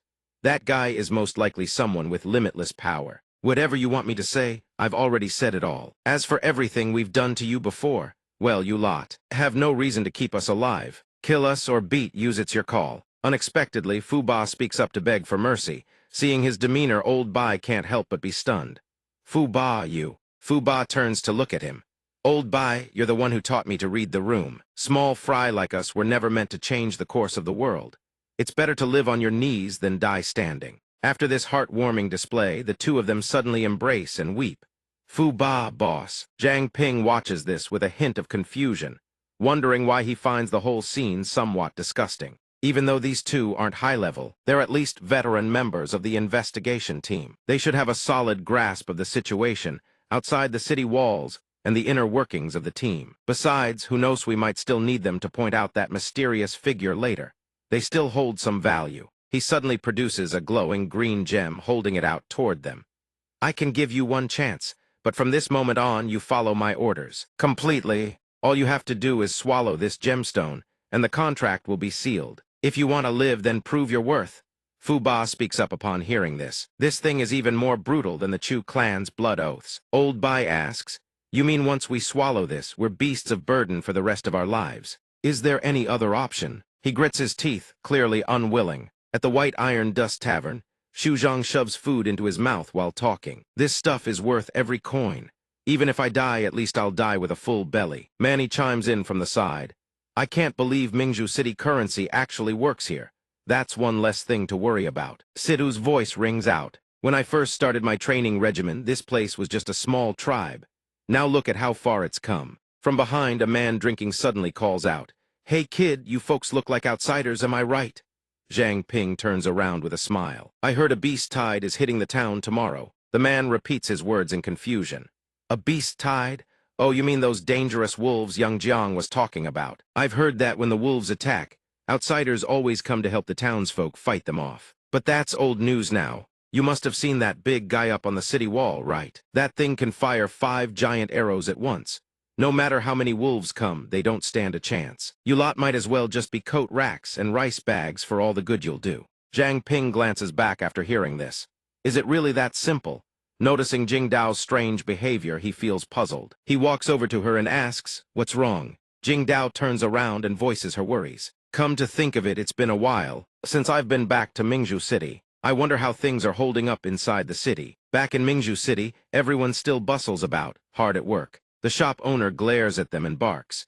If this broken-down shop isn't fixed within 3 days, I'll throw you lot into the wall. They try to protest about the materials, but he cuts them off before they can finish. No excuses. Tonight I want to smell bread baking. Passers-by can't stop gossiping. Deputy City Lord Huang really went all out. I heard he was a hunting dog for the patrol team just to claw his way up to that position. At the City Lord's manor, the heavenly eternal fox spirit below reports. Your Highness, the city's reconstruction work is nearly complete. As far as the humans know, it was a natural disaster that the patrol team handled. The little fox sits imperiously above and asks in return, are those pigs in the city eating well and sleeping soundly? It continues, who wouldn't? Everyone praises the way you rule this city. Your Highness, as for the Chu clan, what do you think? She slowly rises and walks down. I know what you're worried about. The king has been imprisoned by Sidhu Shibai. So you're afraid the Chu clan will seize the opportunity to worm their way in. Do you not trust me? Faced with her question, it stammers out an explanation. I wouldn't dare. She barely pays attention and continues. The king killing Sidhu Shibai is only a matter of time. As for the Chu clan, Doga dog only behaves like a dog when it's trained. As long as the leash is in my hands, it's fine. It hesitates, then speaks up. But that Huang Ziming, no, Chu Zemming deceived us. She replies, I know. That's exactly why the Chu clan took the initiative to bring him back to let him atone for his mistakes. We do need his position as deputy city lord after all. Besides, he wouldn't dare deceive us again. They observe the scene through a lensidently. An unfamiliar voice rings out. Looks like you lot have been doing quite well for yourselves. The heavenly eternal fox immediately spins around, shouting alertly, Who's there? The little fox tries to stop it. Wait, but it's too late. He strikes the heavenly eternal fox and reminds them coldly, Remember this, you are nothing but pawns on the board. Know your place. Little fox, seeing that familiar figure, she involuntarily trembles and asks, What are you here for? He unfolds his technique, his pure blood form speaking as he does. You should know as well as I do, our kind has lost the ability to reproduce. Even if we can replace humans, it won't change the current situation with our dwindling numbers. That's why I've decided to tell you how to continue preserving your bloodline. Now that you've seized Mingzhu City and have enough resources, that method should no longer be beyond your reach. You're planning to go back to the snow plains, aren't you? At the snow plains, the wolf pack. Their group slowly strides along the road. System Beast Tide countdown, 5 minutes. Zhang Ping sees the notification and warns everyone. Time's almost up. As soon as they spot them, the people ahead call out for help. Hey kid, no need to be so tense, come give me a hand. Xu Zhang peers through binoculars at the distance. Looks like it's almost here. A ferocious wolf pack charges straight toward the city walls. A voice shouts, Fire! Thousands of arrows rain down. The wolves can't react in time, arrows pierce flesh and they howl in agony. Senior Yi stands above looking down. These things pack that much punch. Looks like we really don't need to lift a finger. Another person beside him adds, "But why is there a fox scent mixed in with the wolf's blood?" Zhang Ping looks down and feels something is off. That's not right, that's the heavenly eternal fox. Arrows hammer down relentlessly on the wolf pack. The ringleader watches, unable to hide his smugness. HMPH, these guys didn't even get a proper warm-up. Looks like it's almost over. Time to wrap things up and have some hot soup. Then he pulls out a wooden crossbow, sets it on the wall and aims downward. What the hell? This piece of junk crossbow jams at the worst possible moment. Nearby, people start calling out one after another. Ours is jammed too. This side as well, he panics and asks. What's going on? Below, the wolves surge toward them in ever-growing numbers. The ringleader's face drains of color. We're done for. Suddenly, a blast of flame roars in from nowhere, engulfing everything in a sea of fire. Zhang Ping glances over and says, "I knew it couldn't be that easy. Should have let my fists teach them a lesson from the start." Seeing the situation resolved, he orders, "Get the engineers over here." "Now," the dark-haired girl responds, "On it." Down below, Jin Ba and several others charge up to attack. From the opposite side, Zhang Ping and the rest surge forward at the same time. Xu Zhang grips his weapon, an expression of pure delight on his face. "Taste the might of my devastating swing." After finishing them off, Ming steps forward and speaks up. "That's enough. You've already beaten their bodies into mincemeat." Xu Zhang immediately fires back. "We barely found enemies weaker than Mechant. You let me enjoy myself for once." Zhang Ping looks ahead and asks, "Why hasn't the quest completion notification popped up yet?" Ming, standing beside him, chimes in. "Could there be stragglers we missed? Besides, where have these heavenly eternal foxes been popping up from lately?" Suddenly, a voice rings down from atop the wall. "Young Master Huang, young Master Wang, you two are finally here." The bald man walks up to the group of craftsmen and reports the situation. "The crossbow suddenly stopped firing. Could you two please take a look and help us out?" Changhu steps forward and asks, "You summoned us just for this petty nonsense." The woman beside her crosses her arms and speaks up in annoyance. "Exactly. We haven't even woken up properly yet. System skill activated Mist Nightwalker." He suddenly leaps atop the wall. Senior Yi watches with mild confusion and asks Zhang Ping. Zhang Ping stands atop the wall with weapon in hand, his eyes brimming with killing intent as he gazes down below. In the next instant, he swings his weapon and strikes at the man without warning. She catches Changhu and glares at him furiously. Where the hell did this lunatic come from? Zhang Ping raises his gaze and calls them out. "Your acting is terrible. You two beasts." Down below, Jin Ba and CC watch in shock as the foxes reveal their true forms. Two others rush in to block his path. "How did you get in here? What's your purpose?" "Be careful, they are heavenly eternal foxes. Just like the crescent moon wolves, they can devour humans." He keeps his gaze locked and shouts, "Quick, stop him." Surprisingly, the bald man's voice rings out. "Enough. Young Master Huang and young Master Wang are the chief designers of the crossbow. Their contributions to this town are plain for all to see. On the contrary, you lot attack them without even distinguishing right from wrong. I reckon you're trying to steal the credit sneaking around and sabotaging the crossbow so it can't fire. Outsiders are nothing but trouble. Escort the chief engineer to get treatment. Throw these outsiders in the dungeon." The man's baseless accusations leave him somewhat irritated. Even so, he speaks up to stop them. "Hey, don't go." In the dungeon of White Iron Town, the green-haired man locks them inside. "Behave yourselves in here." Xu Zhang slumps to the ground and asks Zhang Ping in confusion, "Why didn't you let us fight back? This dungeon can't hold us." "Us."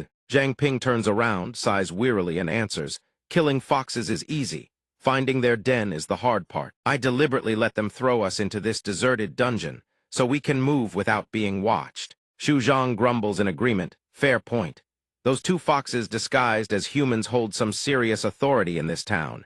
If we killed them, we'd probably end up as fugitives out there. The quest isn't even finished yet. I don't want to be stuck wandering out in the cold. Besides, the food here is pretty decent meat every meal." But that last remark leaves Zhang Ping feeling utterly helpless. Ming glances around and suggests, "How about we quietly kill those two foxes and drag their corpses out for the villagers to see?" Behind them, the bickering voices of two others ring out. "What's the rush? We haven't even had dinner yet. Eat, eat, eat, that's all you ever think about." System wind speaker effect activated. Zhang Ping grows suspicious. He turns and asks, "Is that sound coming from those two foxes?" Outside, she glances around and speculates. "Those killers have to be at least level 30, if we don't leave now. Are we waiting to get skinned and turned into necklaces?" Chenghu peers ahead cautiously and asks, Where the hell did they come from? They didn't just ruin our plan, they might have seen through our true identities. She follows him and adds, the urgent thing is to notify the other members of our kin. Otherwise, we'll end up getting attacked by our own side again tomorrow. Sensing someone watching, she whips her head around, eyes sharp with vigilance. Who's there? But when they turn around, there's not a single soul in sight. Chang, who speaks up, your hallucinations are acting up again. If you're not hungry, hurry back to the den and gnaw on some frozen meat. Reassured, they continue on their way. She glances to the side and speaks up. Hungry? What the hell are you talking about? Right now, all I want is to survive. Behind them, Zhang Ping tails them in silence, thinking to himself. Appraisal. System appraisal successful. System mutated beast heavenly eternal fox, LVL 27. Type mutated fox. Bloodline snow tribe, potential 2-star. Class high-grade mutated beast. Ability cognitive distortion, capable of altering the perception of living beings. Can modify a target's cognition. He reads the prompt and murmurs to himself, Snow Tribe, Heavenly Eternal Fox. The man in the wool cap stands at the door and starts counting. 1, 2, 3. Damn it, why is someone always missing every time I count? Despite his watchful guard, the group remains completely unfazed. Ting Jiao steps forward and speaks up. Hey, Mr. Guard, you've done 3 head counts since breakfast. Maybe try counting on your fingers next time. Xu Zhang walks over and adds, Exactly. We're all law-abiding citizens here, not like that Zhang Ping over there. But the moment he realizes what he just said, he slaps a hand over his mouth. His words trigger something in the guard, who suddenly exclaims, That's right, I don't see their leader anywhere. Get over here. We've got jailbreakers. Without warning, a massive explosion rips through the wall behind them. CC sees it and exclaims, Is that the moon-chasing mystic turtle's teleportation array? The guard tenses up instantly. What the hell are you lot pulling now? Sensing the situation going south, CC shouts a warning, This place is about to blow every own scatter.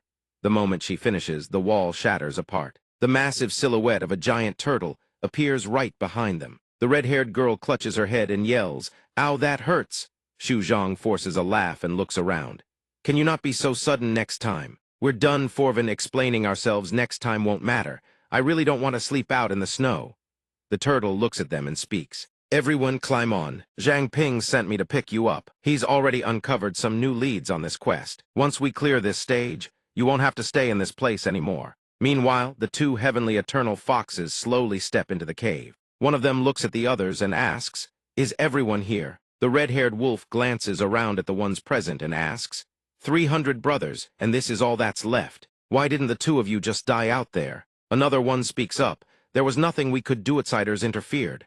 The one standing beside it adds, The wounds on this one were also inflicted by those people. Besides, no need to be so pessimistic.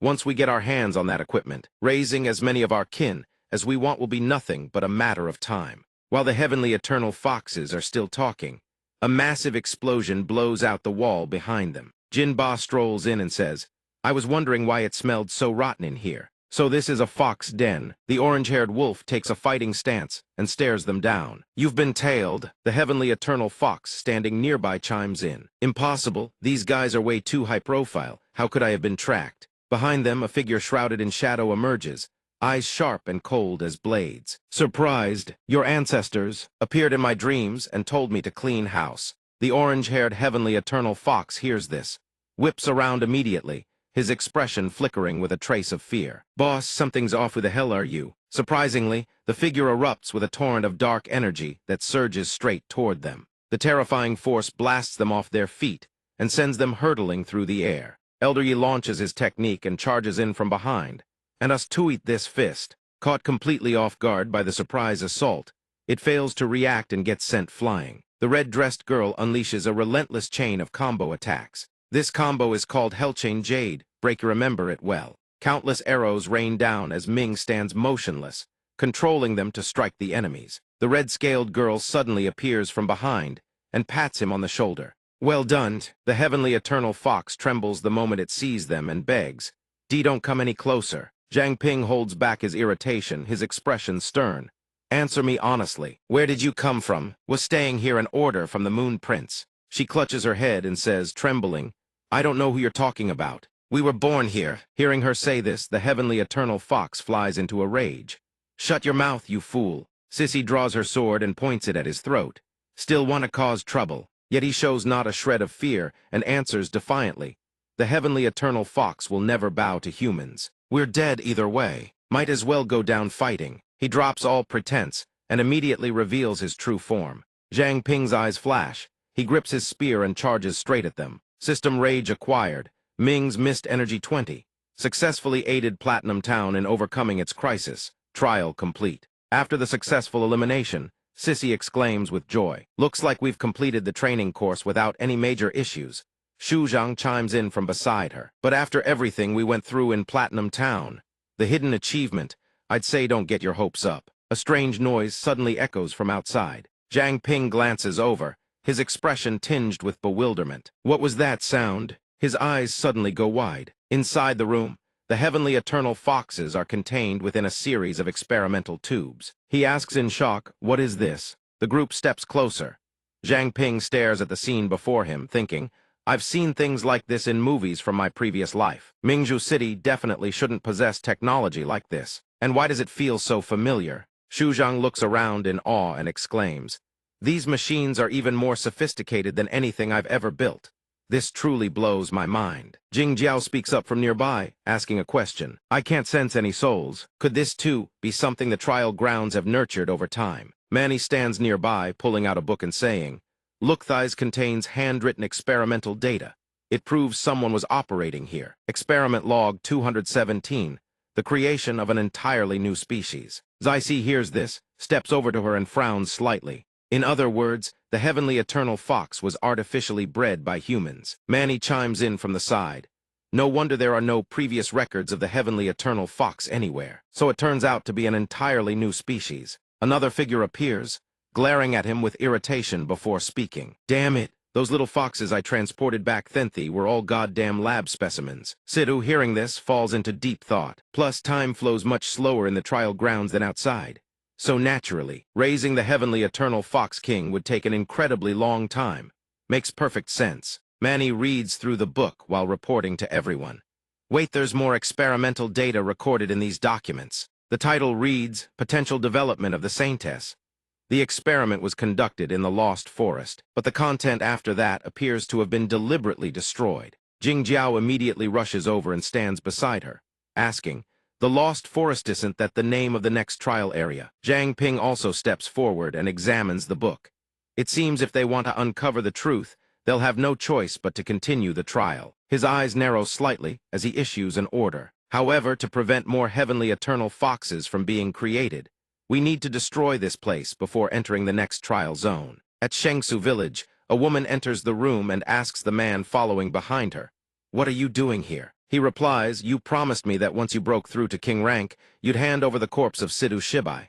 "Naturally, I'm here to verify the progress." Her gaze turns ice cold as she raises her hand, channeling her technique. "To break through to King rank, I must fully absorb the Saintess's power. Over this entire period, I've devoted tremendous effort to my research, and up to now, I'm confident I've grasped 70% of it. Becoming a king, that happens today." The energy engulfs the girl in the center of the room, then lifts her body into the air, suspended in midair. From the house, an overwhelmingly terrifying surge of energy radiates outward in all directions. He can't help but exclaim in shock, "Is this the power of a king?" An incredibly intense and unique power emanates from the girl's body. Even the woman herself is left stunned. Immediately after, a massive explosion rips through the area, sending her flying. The shockwave is so intense that she vomits blood. The mysterious figure behind her looks in her direction and speaks. "Quite the commotion, wouldn't you say? If I weren't here today, your little holy village might have been blown to pieces." Hearing the familiar voice, she immediately spins around and exclaims in shock, "It's you." He steps forward, musing aloud. Chen Junding's power can continuously evolve. Across this entire world, she is truly a one-of-a-kind existence. If properly guided, she could very well become the strongest being in this world. And you want to absorb all of her still evolving power? What a waste of heaven's gift. Hearing this, she immediately spins around, alarmed. "Wasn't this village fully sealed off? How did you get in here?" He answers coldly, "You think these little insects could stop me? It's just a shame that what I prepared for Chen Junding in the trial is no longer usable now. But now I have a new research subject, so this time I'll let you off the hook." Hearing this, she asks in confusion, "The trial you were just trying to make Chen Junding kill her own father with her own hands. to push her potential one step further, weren't you? Disgusting. Before her suspicion, his expression twists with irritation and he glares at her. Don't say that. This time I came here specifically to help you break through to king rank. I can improve this formation for you. All you need are 100 awaken hearts as a catalyst. In the end, she stops refusing and accepts the offer, then turns and walks forward. Fine, as it happens, I'm already exhausted today. Xiang Ming, go brew a pot of tea. He stands behind her, his expression contemplative, a subtle smirk playing on his lips. The Moon King of the heavenly eternal fox, the Chu clan's solar divine bird. So then the holy village belongs to Li Aixu. Now every faction is about to possess the power of a king. All the pieces are in place. Zhang Ping, don't let my game become too boring now. Back with the group in the dark forest, the red-dressed girl walks while glancing around and asks, I've seen this tree 3 times already. Are we going in circles? Kim Ba, walking beside her, speaks up, the fog is too thick. Visibility is less than a single meter. Xu Zhang nearby is checking the compass. But the golden compass is completely useless here. The training quest requires us to kill someone from outside. Could they really be forcing us to slaughter each other? Zhang Ping turns to look at them and continues. Theoretically, this trial ground can be entered solo, so it wouldn't assign a quest that a single person can't complete. Xu Zhang hears this and adds, but didn't the captain say the trial ground adapts its training method based on who enters? A shadow materializes behind them, accompanied by a voice. Judging by your looks, you are from outside, aren't you? One of them exclaims. Who's there? The girl looks at their faces and raises her hands in surrender. Sorry, I didn't mean to scare you. I'm a resident of Wuyi Town. I noticed you all seemed lost, so I came to check on you. If you don't mind, I can lead the way. Before, his guard remains up. Jingdao smiles faintly and speaks. I've already checked. She means no harm. They trust her and follow. She leads them to stand before a towering wall. We're here. This is Wuyi Town. Zhang Ping looks toward the wall and asks, the fog around here has thinned out a lot. There's some kind of barrier in place, isn't there? Sidhu stands beside him and answers. As far as I remember, Wuyi Village was just a shabby little hamlet that sold funeral goods, wasn't it? How did it grow into all this? And if you've all become wandering spirits, then something must have happened to this trial ground in the past, right? The girl turns to face them, her gaze a shade more suspicious than before. That's quite a long story, but first we'll come to Wuyi Town. At an inn in Wuyi Town, they feast on surprisingly fine food and drink. Xu Zhang stares at the ghosts surrounding them, his expression one of utter disbelief.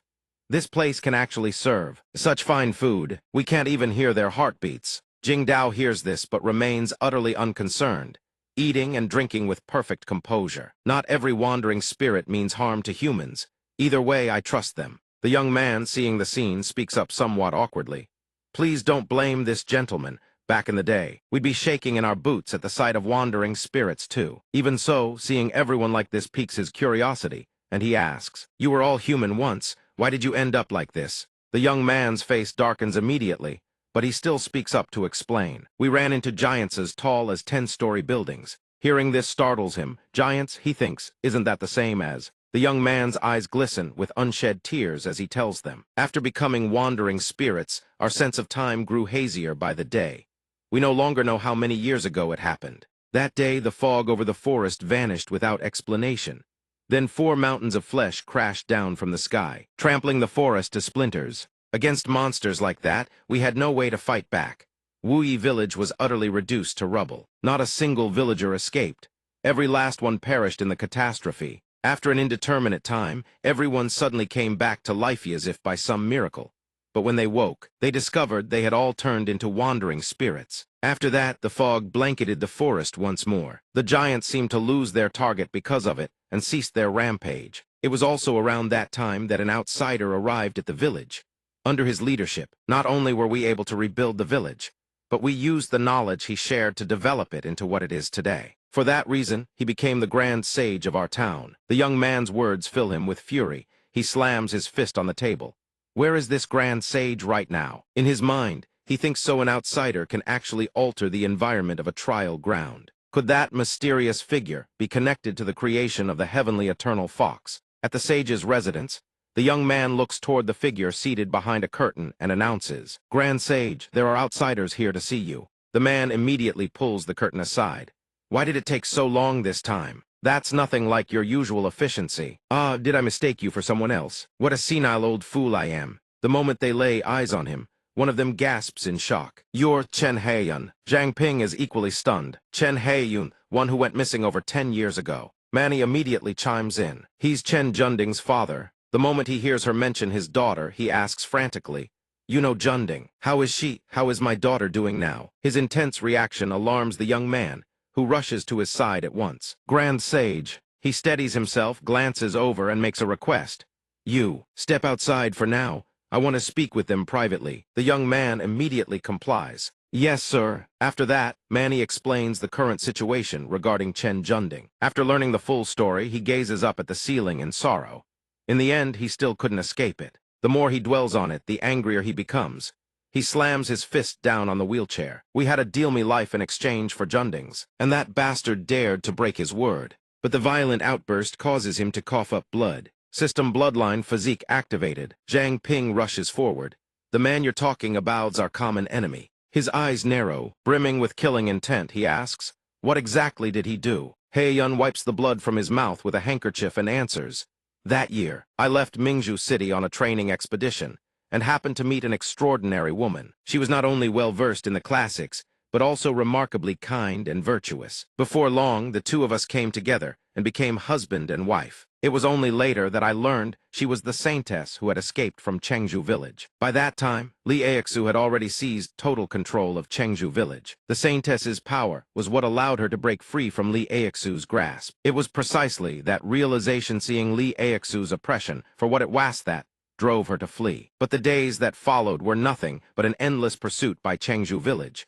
Junding was born into such immense pressure because Li Aixu was a wanted fugitive of Mingzhu City, and my wife bore the identity of Chengzhou village's saintess. We could never seek help from the city. In the throes of desperation, I secretly contacted my father, Chen Zuli, and found every way possible to have him take Junding into the city and raise her. But just as we were about to send Junding away, the assassins caught up. To protect Junding, my wife fought with her life, but she still couldn't hold them off. At the very brink of death, that man appeared. In the blink of an eye, he slaughtered every last pursuer. He even swore he could keep Junding safe and sound. But the price I had to come to this place forever and live among the wandering spirits. At first, I thought it was all for Junding. No price was too great. But gradually, I came to realize this trial ground was nothing but that man's private playground. The fog, the giant's everything was controlled by his hand alone. He used me to cultivate blood essence, fed the giants with the wandering spirit's resentment, then waited for Junding to come and kill meal for his amusement. We were nothing but tools for his entertainment. I don't know how many years I've been trapped here, but to keep me alive, he kept sending medicine without fail. But this time, the medicine never came. I thought I'd finally been set free, but in truth, it's because you all arrived. Outside the house, the ground suddenly erupts into a violent tremor. Sensing something wrong, he speaks at once. "It seems my time is running out. That man once said, once I die, the fog will lift and the giants will regain their full strength. Before." His words send a jolt of panic through him. "What the hell are you talking about? I won't let you die." But immediately after, a viscous red liquid engulfs the old man's entire body. What the hell does this mean? No matter what I do, nothing ever changes. Zhang Ping, seeing this, can't help but cry out in alarm. "Did you not just say that only after your death could those giants regain their power? Then let us strike while they have yet to fully recover and slaughter them all." But he appears to have lost all hope. His eyes brim with despair as he questions him. "That is not what I mean. Even if we eradicate all the giants, what would truly change? Reuniting with my family was the sole reason I continued to exist. Now that my wife and child are gone, no matter how much I seek revenge, they will never return. No matter how I struggle, no matter how hard I fight, this world simply strips everything from me." Zhang Ping's face darkens. He calls out his full name, Chen Heiyun, yet his resolve remains unshaken, adamant in his decision. "I do not wish to go on. I am weary of this wretched existence. Come now, kill me, and this trial will end." Disregarding his pleas, he roars his name again, eyes blazing with barely contained fury. "Chen Heiyun, do you think this world is unfair to you? Do you think it has taken everything from you? Stop being a fool. All of this is only natural. From the living corpses of Shangzhou village, to the tamed beasts of the Mingzhu City Chu clan, and even the wandering souls of your own townel are kept like livestock by the heavenly fox. In this place, nothing is reasonable, and nothing proceeds according to our own desires. This world is truly damnation itself. Do you think everyone is unaware of this? But so what? Are we to simply abandon our resistance and fade away gracefully? As for me, I will continue to battle. I will struggle and resist until the final moment of my life. I will never let that thing succeed, nor will I let it toy with your life. If you wish to give up so badly, then use this dagger to end it yourself. He thrusts the blade toward him before turning away in a fit of rage. Make your choice die like a pathetic worm, or become a demon of vengeance. That day, everyone remembered the terror of being ruled by giants. Upon seeing the monsters appear, the villagers panicked and scattered, screaming, "Giants! The giants are here, run!" A woman hides in a nearby alley, clutching her face in utter despair. Where can we even run to? We are doomed. This time we are truly finished. Man Nai approaches to reassure them. Do not panic. We will think of a way to deal with the giants together. Yet upon seeing the beasts, they cannot stop themselves from shrieking, "Moan monsters." The tortoise approaches them and asks, "Are you referring to me as a monster?" Xu Zhang replies helplessly, "Who else would it be?" On Zhang Ping's side, he is busy stabilizing Chen Heyawen. With his condition momentarily settled, the rest now depends on the others. The system notification appears pure bloodline physique activated. They divide into several teams. Team A Jinba Liu Sisi. Chenming Team Bifeng Keixian Bai De Chuqing Bai Long. Fuba Team Sidai Changchun. Sukingba Team Di Zhen Zuji. Zhao Yanlong Zhao Yanhu Ada. All of them respond in unison, understood. Zhang Ping focuses his gaze intently. The giants have yet to fully recover their strength. Splitting into 4 teams to handle the 4 giants is the most effective method. Hopefully, no unexpected incidents occur. In the Lost Forest, Jinba moves cautiously, observing his surroundings. The mist has truly dissipated. That mysterious person was actually capable of this, but at least now we can clearly see the giant's forms. This must be the giant assigned to our Team A. Upon spotting the mutated beast, they immediately come to a halt. Jinba calls out. Chen Ming, riding his sword, replies, "Understood." He lunges forward, flying straight toward the giant's face. He extends his hand, unleashing a technique to strike the beast. Go! His technique strikes true, slamming into its head. With its massive frame, the giant slowly turns its head. Ming is startled by its physiologeno blood, and the wound heals instantly, just like the 2 previous puppets. Immediately, it lashes out with its hand.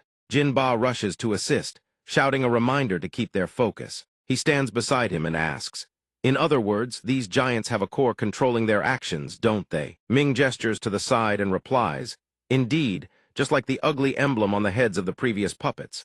But this giant's size is so vast, we cannot determine where its core is located. Team leader, I wish to use the power of the golden blood." Hearing this, he asks in surprise, "My power? Didn't you say you could only maintain it for 30 seconds? Ming replies, "I have been training my physical strength with Headmaster Feng, and the others I can likely sustain it for longer now." Seeing a solution, he smiles smugly. "Looking at you, I assume you have already devised a way to resolve this.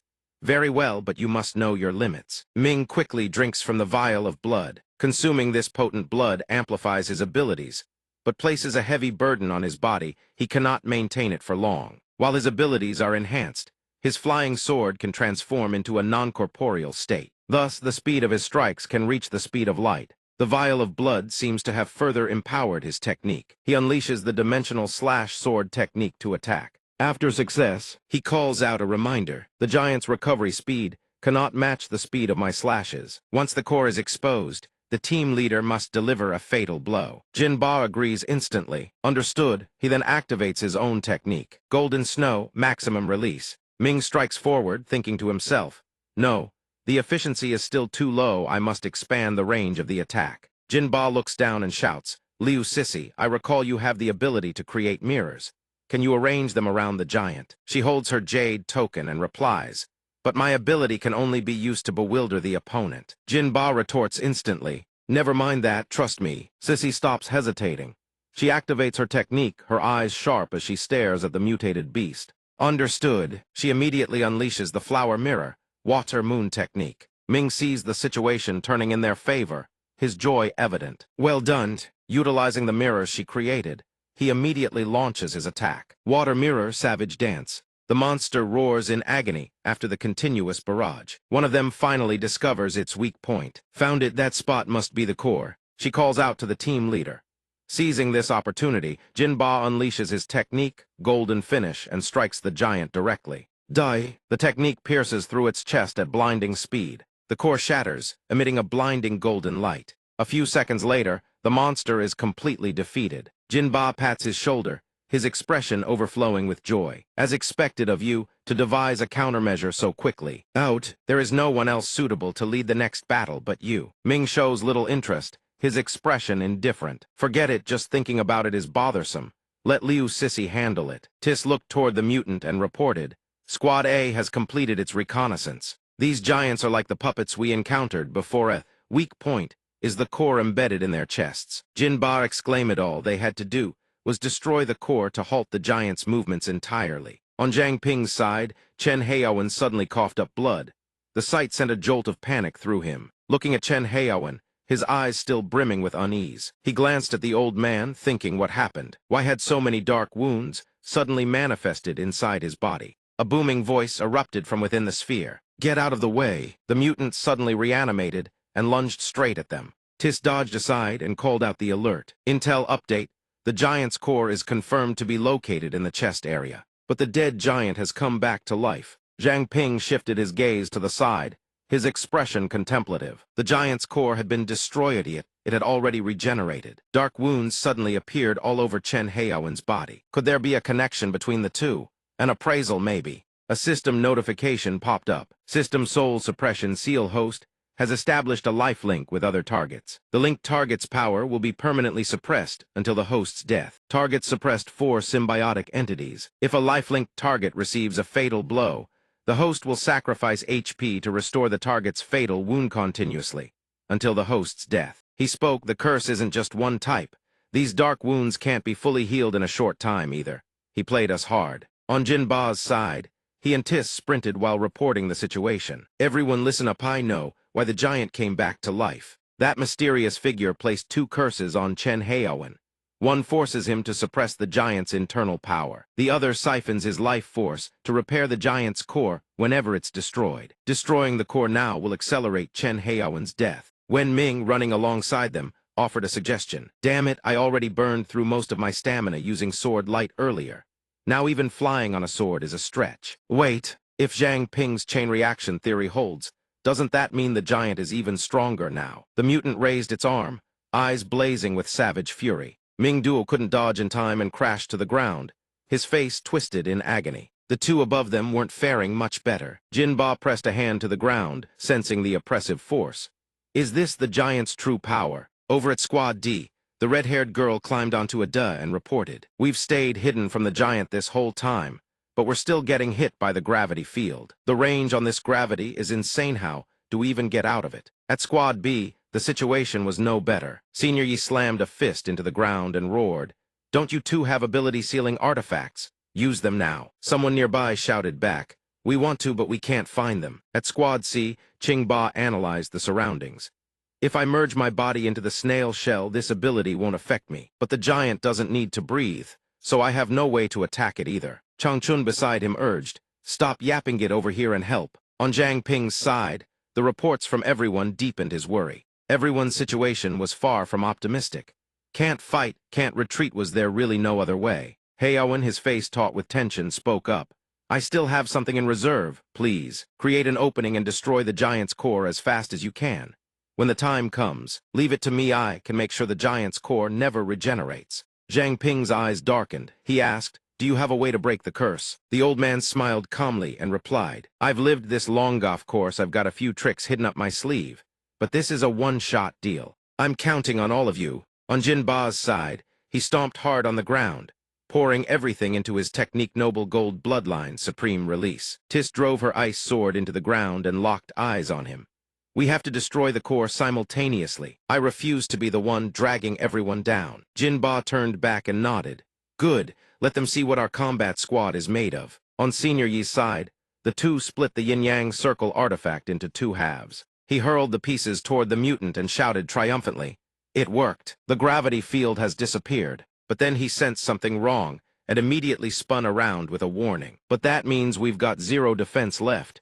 You have to protect us. Senior Yi's body erupted with an overwhelming blaze of fire. He reassured everyone, Sorry about that, took a bit longer to ignite tonight. Don't worry, it won't take long. On another front, Changchun looked at the giant with contempt.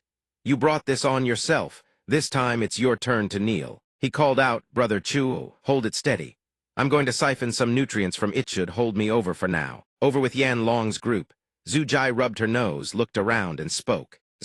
Are you guys sure this plan actually works? I can't believe we actually got swallowed by the giant. That sensation of sliding all the way down its esophagus, I do not want to experience that again. Yan Hu held up a torch for light and spoke. Just as I expected, the giant's internal cavity isn't affected by the gravity field. We're safe in here. Next step, locate the core. Keep movements light. Don't let the giant notice us. On another front, the cloaked man gazed at the scene before him and spoke. Sacrificing Zhu Yuanlong still wasn't enough to fully restore the solar divine raptor's power. We don't even have active control over it. The Chu clan really has fallen far. Let me lend a hand. He sat down and glanced to the side. You've guarded this training ground for so long, must have been rough. Mountain ancestor, from now on you listen to the Chu clan. He then stood and walked toward his subordinates. All you've ever done is reconstruct the divine raptor's body. You never gave it a soul. The raptor's only consciousness was the lingering grudge from Zhu Yuanlong's life. That's why it was so savage. Now I've infused it with the mountain ancestor's level 39 soul. The divine raptor is now stronger than it ever was at its peak. One of them looked at the man and spoke with deep gratitude. We truly thank you, sir. The one beside him continued. You've saved the Chu clan from the brink of destruction. The Chu clan will repay this debt. The man listened and smiled with satisfaction. No need for formalities. With the power of a king class, you should be able to negotiate with those foxes now, right? To be honest, I never had high hopes for any of you. The Chu clan's beast-taming legacy should have ended long ago. He then suddenly stepped forward and ruffled the hair of the boy standing in the middle. But I'm quite interested in this little devil's demon game. This kid will surpass every single one of you. He might even carve a new path for the Chu clan. Before leaving, he didn't forget to leave them with final instructions. There's no time to waste. Head to Mingzhu City immediately. Oh, and one more thing. Li Aixu has already broken through to king rank. I suggest you cooperate with the heavenly eternal fox in good faith. Don't even think about pulling any tricks while the Moon King is away. With the scale of Chengzhu village backing them, you alone don't stand a chance. After turning away, a cunning smile crept across his face. Finally settled the three factions. Time to go meet Zhang Ping. The mutant flicked out its tongue as a layer of water enveloped its body. From the distance, shards of ice hurtled in. Technique fully deployed, roared, blizzard storm. Seizing the moment the mutant was staggered, she surged forward from afar like a gale. Tis thrust her hands forward, channeling every ounce of strength into the strike against the creature. Though the ice's lethality was amplified massively under the gravity field, it still wasn't enough to shatter the giant's core directly. All she needed was to hold its attention. It's coming. Right at that moment, countless swords rained down from above, slamming into the giant's arm. Xiang Ming shouts down from above, taunting, I'm not dead yet, you know. Chen Ming, Liu Sixian, thanks for your hard work, everyone. On the ground below, he deploys his technique. The earth fractures into multiple shards from beneath, each one carrying a surge of brutal power. This gravity field looks terrifying, but the actual area of effect is much smaller than expected. Right now, I'm outside the gravity field's range. At this distance, to destroy the core, this is the only move that can do it. Seizing the moment, he extends his hand forward and unleashes the technique Golden Radiance piercing iron. Team A's preparations are complete. They can bombard the core at any moment. On Team D's side, Jin Ba and Yan Long channel their energy downward. Seeing Q fully prepared, the red-haired girl immediately relays the signal. Team B is ready as well. Team C is standing by, waiting for the order. She glances toward them and calls out, Is it done yet? We're the only ones left. Yan Hu rushes over and replies, Done already. Yan Long hears this, crosses his arms and stands to the side, watching silently. We've used the Holy Mother blood to weaken the core's power. Now with Big Sis's power and a does, they can definitely take it down in a single strike. Yan Hu, standing beside them, chimes in. What comes next depends on Big Sis over there. Big Sis, she lets out a light breath, then shifts into a combat stance and activates the 100 Battles Frost Mountain Rune. She announces Team D preparations complete. Facing Hao Wen, he shouts the announcement, I'll count down from 5. Everyone bombard the core simultaneously. 5, 4, 3, 2.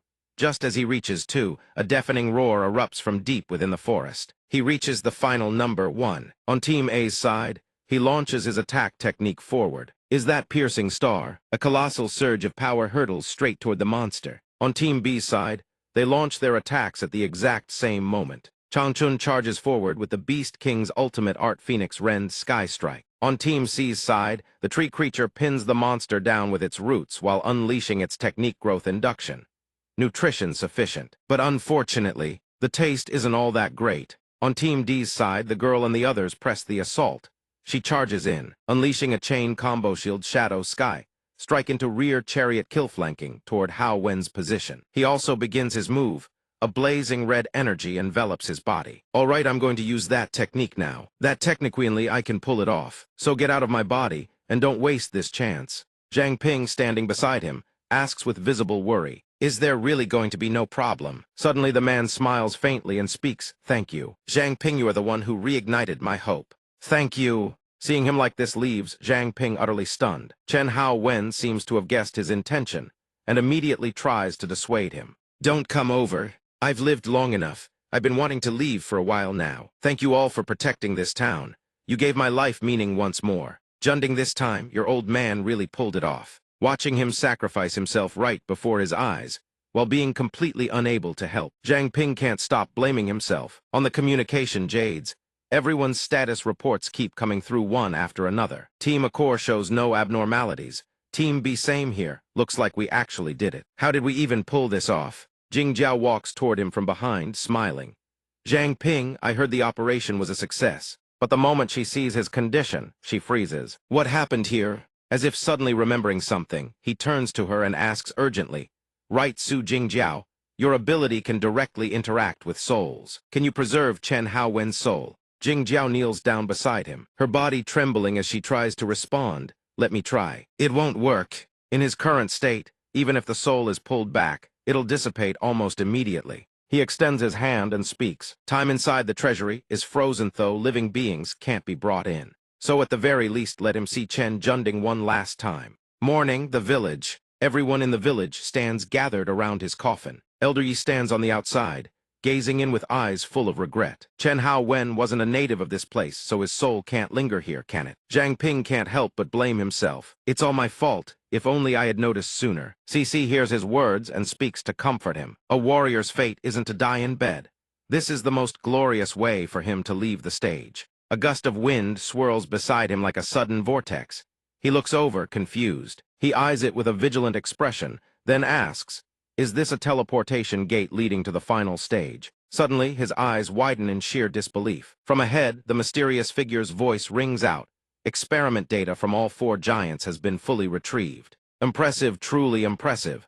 I didn't expect anyone to defeat my masterpiece. He instinctively tightens his grip on his weapon. The figure pauses for 2 seconds, then adds, reaction speed meets the standard. The instant they lay eyes on him, everyone channels their energy, raises their weapons, and prepares to charge. The figure shows not a shred of fear. He even laughs arrogantly. However, insolence within the master's domain is unwise. Just as they're about to lunge, a wave of dark energy radiates from his body. That very energy locks Zhang Ping in place.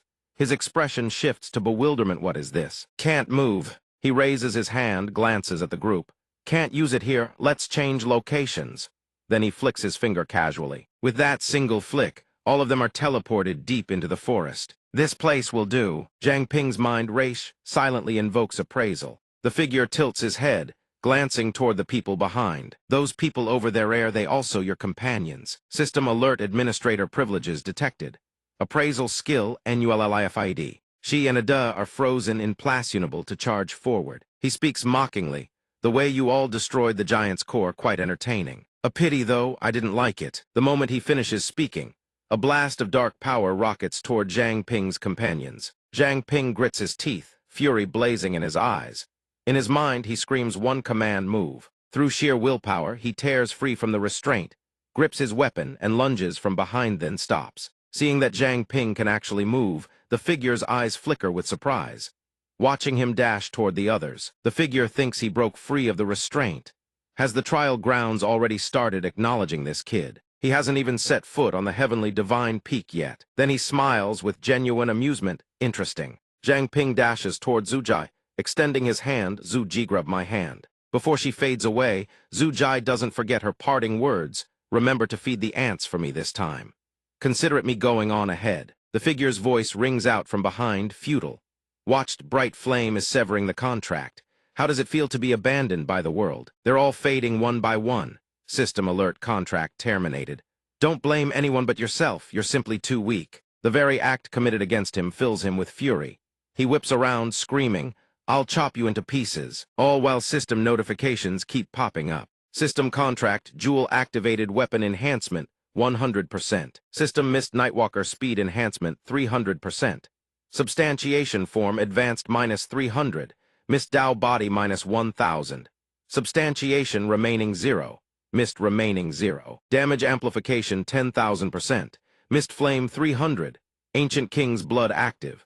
Passive for every 10% stamina lost, damage 20%. System King's Jewel activated, all attributes doubled. Duration 10 minutes. His energy engulfs the entire forest, leaving the enemy visibly confused. He swings his weapon down toward the ground. Countless attack formations. Before his relentless barrage, the enemy's figure fades only to suddenly reappear behind him. Zhang Ping reacts instantly, spinning around and striking downward. But against such ferocity, the enemy casually catches his weapon with a single hand. You're not worthy of being my opponent, not anymore. With one simple motion, the weapon shatters to pieces in his grip. Zhang Ping seethes with rage. The war scythe is already gone, but he refuses to give up, channeling every ounce of strength into a desperate charge. His magic hand surges forward, piercing through the enemy's overwhelming pressure. He thrusts his hand out. Roaring, he unleashes his technique, Pure Water Body. The enemy, utterly indifferent, simply turns and walks away. Your despair is the finest experiment data I could ask for. As a common enemy of all three factions, I'm quite curious. Who will tear you apart first? He immediately lunges forward to stop the enemy. Don't go. Before leaving, the enemy doesn't forget one final remark. Try to survive until the very end. I'll come back for the experiment data. In the Lost Forest, Zhang Ping extends his hand and catches a falling leaf. He presses it against his chest in silence. His fist slams against the tree trunk as he torments himself. I'm the real useless one. Why? Memories of happier times with his comrades flash through his mind. He buries his face in his hands, tears streaming without end. Why did you have to be the one to leave? Tinjiro collapses to the ground, sobbing uncontrollably. She even promised to teach me how to braid hair. Liar, liar. Ming grips his sword tightly, trembling. If only I were a little stronger. Sidhu Shibai's voice echoes. Everyone, listen to me. My main body is now like a lamp flickering in the wind. I'm afraid I can only accompany you this far. He turns to look at the old man, eyes filled with deep worry. Captain, what do we do now? Sidhu Shibai speaks to reassure them. I understand how you all feel right now. But no matter what enemy we face, never abandon hope. After months of battle, I've discovered a weakness in the Moon King's illusion. But to break it, we'll need the power of the Saintess. Before returning to Mingju City, we must rescue the Saintess from Li Aixu's hands. Also, if I die, tell the Moon King for me that his golden blade stabbing into my back really hurt. Manny glances over at him. Zhang Ping raises his head and declares, Captain, we absolutely must rescue Captain Sidhu. And we have to take down that damn mysterious bastard too. Let's go forth and become kings. At the heavenly divine peak, gazing at the endless staircase stretching into the sky above, he murmurs, This is the final trial. I heard the captain say, before only infinite rank awakeners can even set foot on these steps. Zhang Ping turns and calls out, Zio Sissy, the two of you, they smile back at him, gazing with unwavering trust. Be careful, Zhang Ping, we'll be waiting right here. He turns back with a calm, faint smile. I'll be back. Then he sets foot on the first step heavily. As he climbs, he thinks to himself, I'll carry everyone's will all the way to the end. At 726 steps remaining, strange phantom voices swarm around him, nagging and taunting. Does any of this really matter? Even if you become king, you're nothing but a pawn. Give up, you have absolutely zero chance of winning. This so-called vengeance of yours, it's nothing more than another step in my experiment. Unfazed, he barks back, shut up. At 489 steps remaining, familiar silhouettes of his comrades appear before him. Boss, Zhang Ping. Yet he refuses to waver. He charges straight through them with unyielding courage. Sorry, everyone, he thinks. They wouldn't want me to stop here. Noticing something ahead, his eyes flash sharp. Before him stand the figures of enemies he once defeated. What a small world. Only 247 steps remain. System missed substantiation form, missed flame. He hoists his sword onto his shoulder, extends a hand forward and declares, Come at me, all of you. The moment the words leave his mouth, the monster's figure flickers and fades. It lunges, coiling around his body. System missed Pure Water Body, missed ocean. He seizes his sword and unleashes a devastating downward strike, channeling every ounce of hatred in his heart into that single blow. This strike is for Captain Sidhu, System Mist Contract, Jewel Contract of Mist. After cutting them down, he leaps forward without hesitation. System Mist Nightwalker Mist Shapeshift. He rushes at a fire-breathing bird and slashes it apart. This one is for Mingju City. The enemy unleashes a technique. Countless phantom arms reach out from the void, converging on him. They grab hold of his spirit beast, yet he pays it no mind, gripping his weapon and charging ahead. This axe is for Chen Haowen and Chen Junding. In an instant, every last one of them is obliterated. A crown materializes before his eyes. Only 2 steps remain. He slowly picks up the crown. Trial grounds tell your master this. Then he crushes it with a vice-like grip. Immediately after, his pupils blaze with light. A torrent of energy surges into his eyes. This time, the thing I crushed is his crown. Ding, system level UP. System awaken a class level, increased to LVL 40. System all abilities enhanced. New skill unlocked. 6 armies sovereign of all under heaven. A colossal wave of power wraps around his entire body. He declares, next time what I'll crush is his throat. Meanwhile, a hooded figure addresses the woman. Sidhu Shibai won't hold on much longer. His people have already suffered heavy losses in the training grounds. Now is the perfect time for you to sweep away the obstacles. The one wearing a green scarf furrows her brow.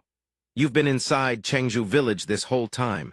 How do you know all this? He grins casually. Who knows? Either way, before leaving, he can't resist one last jab. Good luck. Deep within the forest, at the entrance to the training grounds, a figure sits atop a beast, ceaselessly refining his chi. That lunatic actually used a water clone to slip past me. But if I can refine my fire to reach peak-tier primal form, then the trip here was worth it. Noticing the light blooming across the sky, he murmurs, they're here. 7 formations. On Elder Yi's end, he throws a devastating punch and charges forward. I was already planning to come find you and you deliver yourself to my doorstep. Xiang Ming will end you. Right. Kaboom, a massive explosion erupts. The enemy smirks at him. You think that's enough? The fact that the attack had absolutely zero effect leaves the old man stunned. My strongest attack in solar flare form can't even crack his defense. The enemy seizes the opening, thrusting his hand forward to launch a strike. A feeble punch like this, you think you can finish me off? But the gap in power is absolute. He is sent flying on impact. Elder Yi's mind reels in shock. Why is Xiang Ming's strength so far beyond what it was before even surpassing his own? He bellows, J-U-S-T, Chinese letter, become my living dead. Suddenly, Zhang Ping appears. Zhang Ping presses his hand against the old man's chest, channeling healing energy. Dojo Master Feng, rest for now. Feeling the surge of energy flowing into him, he can't hide his astonishment. My solar flare form couldn't even purge the poison and, yet he can cure it. Sensing the dire situation, he turns to Zhang Ping. Retreat. His power has multiplied several times over even if we all charge in together. We don't stand a chance. Zhang Ping replies, it's fine, leave him to me. Zhang Ping stands surrounded by a torrent of surging energy, radiating power. Ting Jiao observes him with a hint of surprise, thinking this is Zhang Ping. She can't even sense a limit to the energy within his body. He extends his hand and unleashes the technique Imperial Dominion. A massive explosion erupts.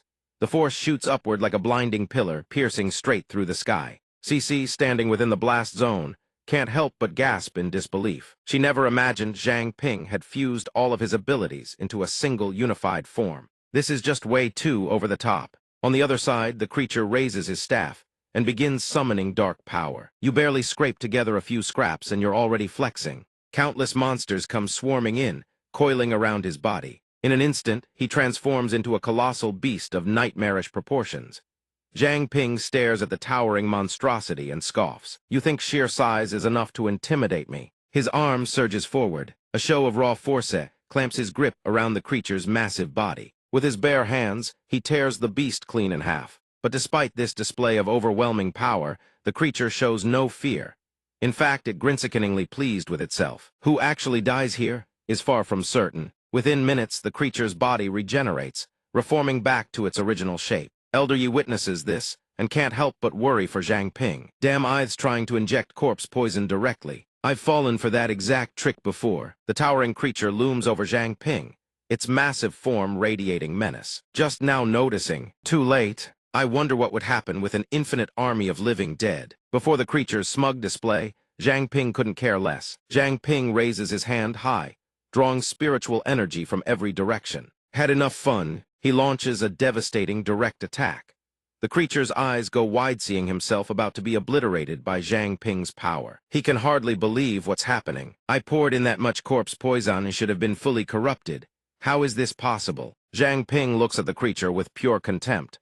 Naive, you think a trick like that can defeat a king? The creature staggers, stunned by the revelation. What? You wretched so-called king, that lunatic played you for a fool. Seeing the creature finally destroyed by Zhang Ping, Elder Yi breathes a quiet sigh of relief. With senior brother's vendetta finally avenged, Ting Jiao also exhales deeply, as if a crushing burden she'd carried for years has finally been lifted. Why does it suddenly feel so cold? CC glances at the energy flickering around her hand, then looks toward the scene ahead. A voice rings out, so, it's true. What a useless fool. Watch, I'll have to handle this myself. Her gaze sharpens to a razor's edge. There she sits imperious upon a throne, looking down at them.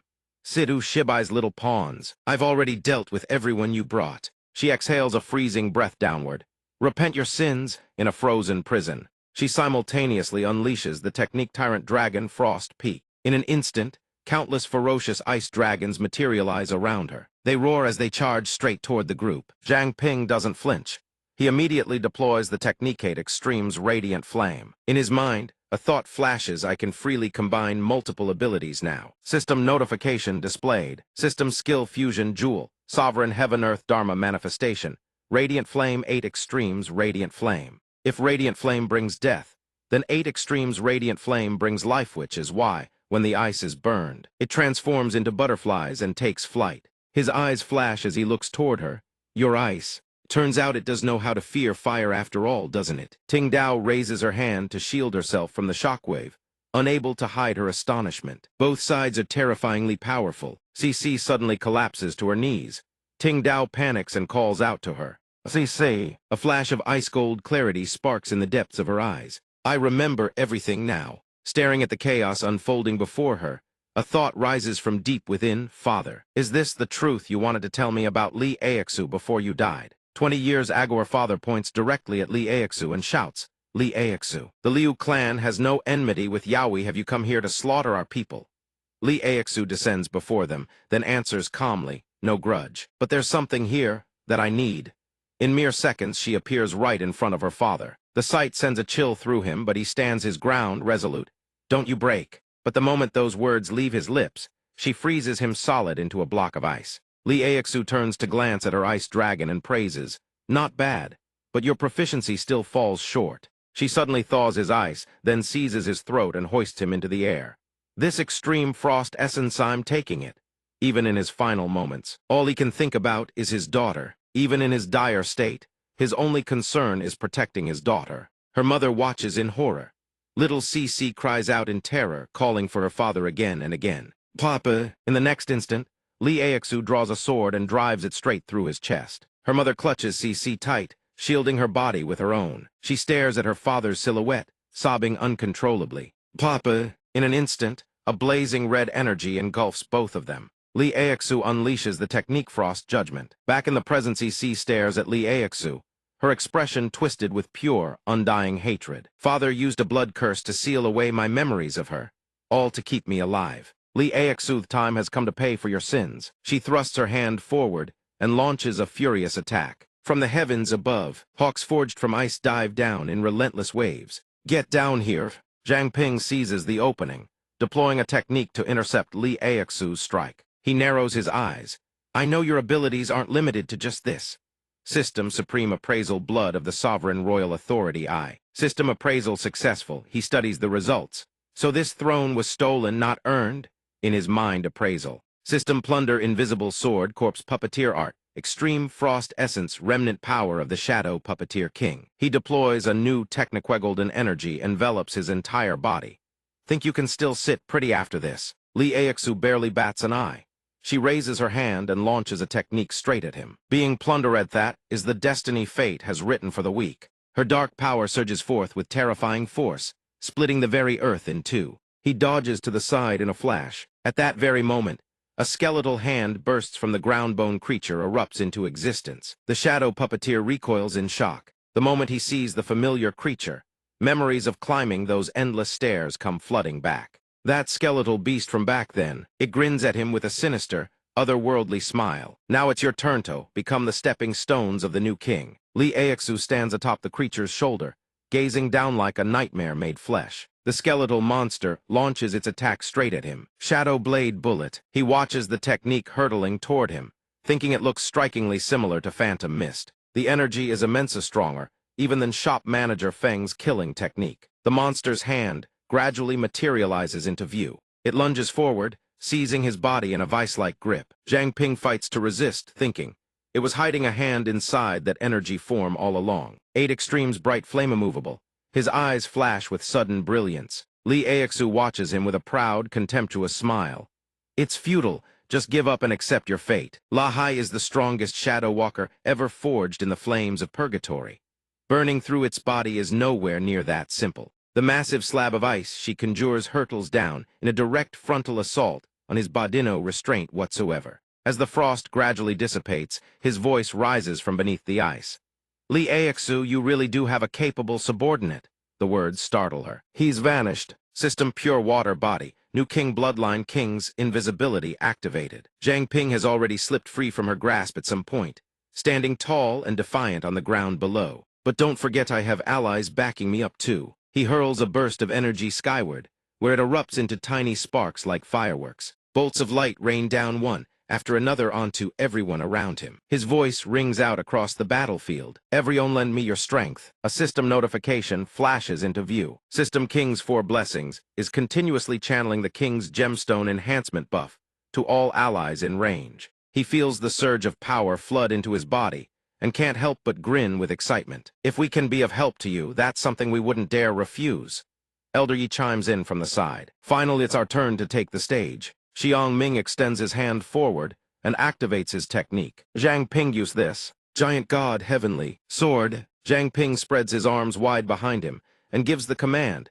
8 Extreme's bright flame treasure pack fuse with Giant God Heavenly Sword. Simultaneously, he activates his own technique 8 Extreme's flame sword. But the skeletal monster regards his technique with utter contempt. Futile. Under Lahai's power and mine, any weapon is nothing but scrap. It swings its massive scythe and charges.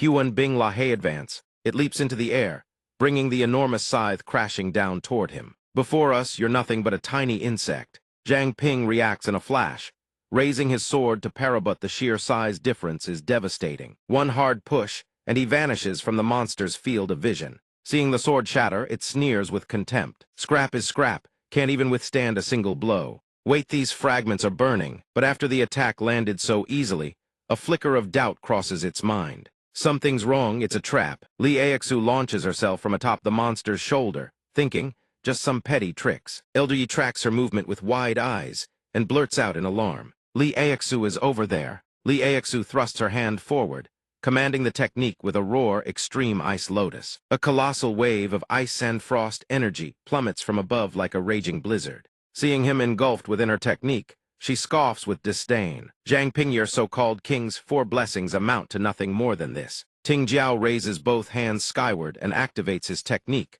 Holy Ground Barrier Open. His body gradually swells to enormous size, roughly on par with the monster. He launches a star-shattering fist straight into the mass of energy, encasing Zhang Ping's body. You think you can trap us that easily? A beam of energy pierces straight down from the sky above. In that instant, the ice encasing him explodes into countless tiny shards, scattering in every direction. Elder Yi and another ally charge toward her at full speed. Lee Aixu's eyes turn razor-sharp, a sinister smile curling across her face as she watches them approach. How amusing. Let me see how many seconds your desperate struggle can last. She immediately issues a command to the monster ahead. From the distance, Lahai grips its weapon and surges forward at blinding speed. Lee Aixu rockets upward into the air. Seizing the altitude, it immediately draws its weapon, preparing to bring it crashing down. Her voice echoes from behind, total kill. The words make its eyes blaze with crimson light. It unleashes the technique Purgatory Ice Heaven Halberd. Wielding that tremendous force, it dives downward, sending rocks and debris erupting in every direction. When the dust finally settles, 2 silhouettes are revealed standing in the crater. The sight stuns her. Expression twists in disbelief. What? Sidhu Shibai appears seemingly out of nowhere, a smug grin on his face. No matter how powerful this thing is, In the end, it's just a pile of bones. First, I turned into air and slipped between the bones. Then I turned into bone myself. But controlling something this massive is no easy feat, I'll admit. Changchun continues from beside him. My vines can support Zhang Ping too. We'll help you hold down the skeleton. You go deal with Li Aixu. Zhang Ping sheathes the sword across his shoulder and answers crisply, understood. Unfazed by his confidence, Li Aixu raises her hand, channeling her technique Glacial Ice Soul Storm Blizzard. As she unleashes the full brunt of her power, the surrounding space warps and groans. Snowflakes drift down one by one, as if threatening to blanket the entire battlefield. But before they can touch the ground, the snowflakes suddenly shatter apart. The sight makes her blood run cold. My skill was nullified. That little brat's doing. This is the ice control art of the Liu family from North City. Zhang Ping clenches his jaw, fixing his gaze on her. This strike carries the unfulfilled wishes of every fallen comrade who gave their life. He raises his sword high and lunges, activating the technique for clan extermination. Sensing the danger, she immediately commands her beast. La Che, return to me, now. At her command, the beast thrashes wildly, desperately trying to break free from their restraint. They feel the strain and panic rises in their voices. It's breaking free. A colossal wave of energy erupts from Zhang Ping's body, radiating outward before blasting straight into the sky. The blast also forces the monster to dissolve and fade into the void of space. All the ice and snow Li Aixu had conjured melts away, revealing a verdant forest stretching in every direction. Zhang Ping steps forward from behind her, sword in hand. Lahai blocked the fatal blow for you. Next time you won't be so lucky. Li Aixu turns her head slowly, fury blazing in her eyes. You insignificant insects dare act so brazenly before me. In the next instant, she conjures an ice vortex, a spiraling maelstrom that seems intent on devouring everything around it like a black hole. Tu Zai's expression shifts to one of sheer horror upon recognizing the technique. Is that the legendary storm-rending, soul-devouring ice prison? She thinks frantically. They say the soul-devouring ice prison can freeze even time itself, but no one has ever successfully cast it. It's a technique only King Tier Awakeners can activate. Seeing the situation spiral out of control, she screams a warning, everyone, watch out. But it's already too late. The moment she glances around, every single person has been encased in ice. Li Aixu shows no sign of stopping. Pouring even more power into the spell, she roars, soul-devouring ice prison eternal winter coffin. System alert absolute 0 REACHED. See her dark eyes sweep over the frozen battlefield. No one escapes the domain of a king. Sink into eternal slumber right here, right now. That's all for now, folks. If you want to keep following this story, smash that subscribe button right now, and give the like button a little tap while you're at it. Thanks for watching all the way to the end. A drifting verse of love.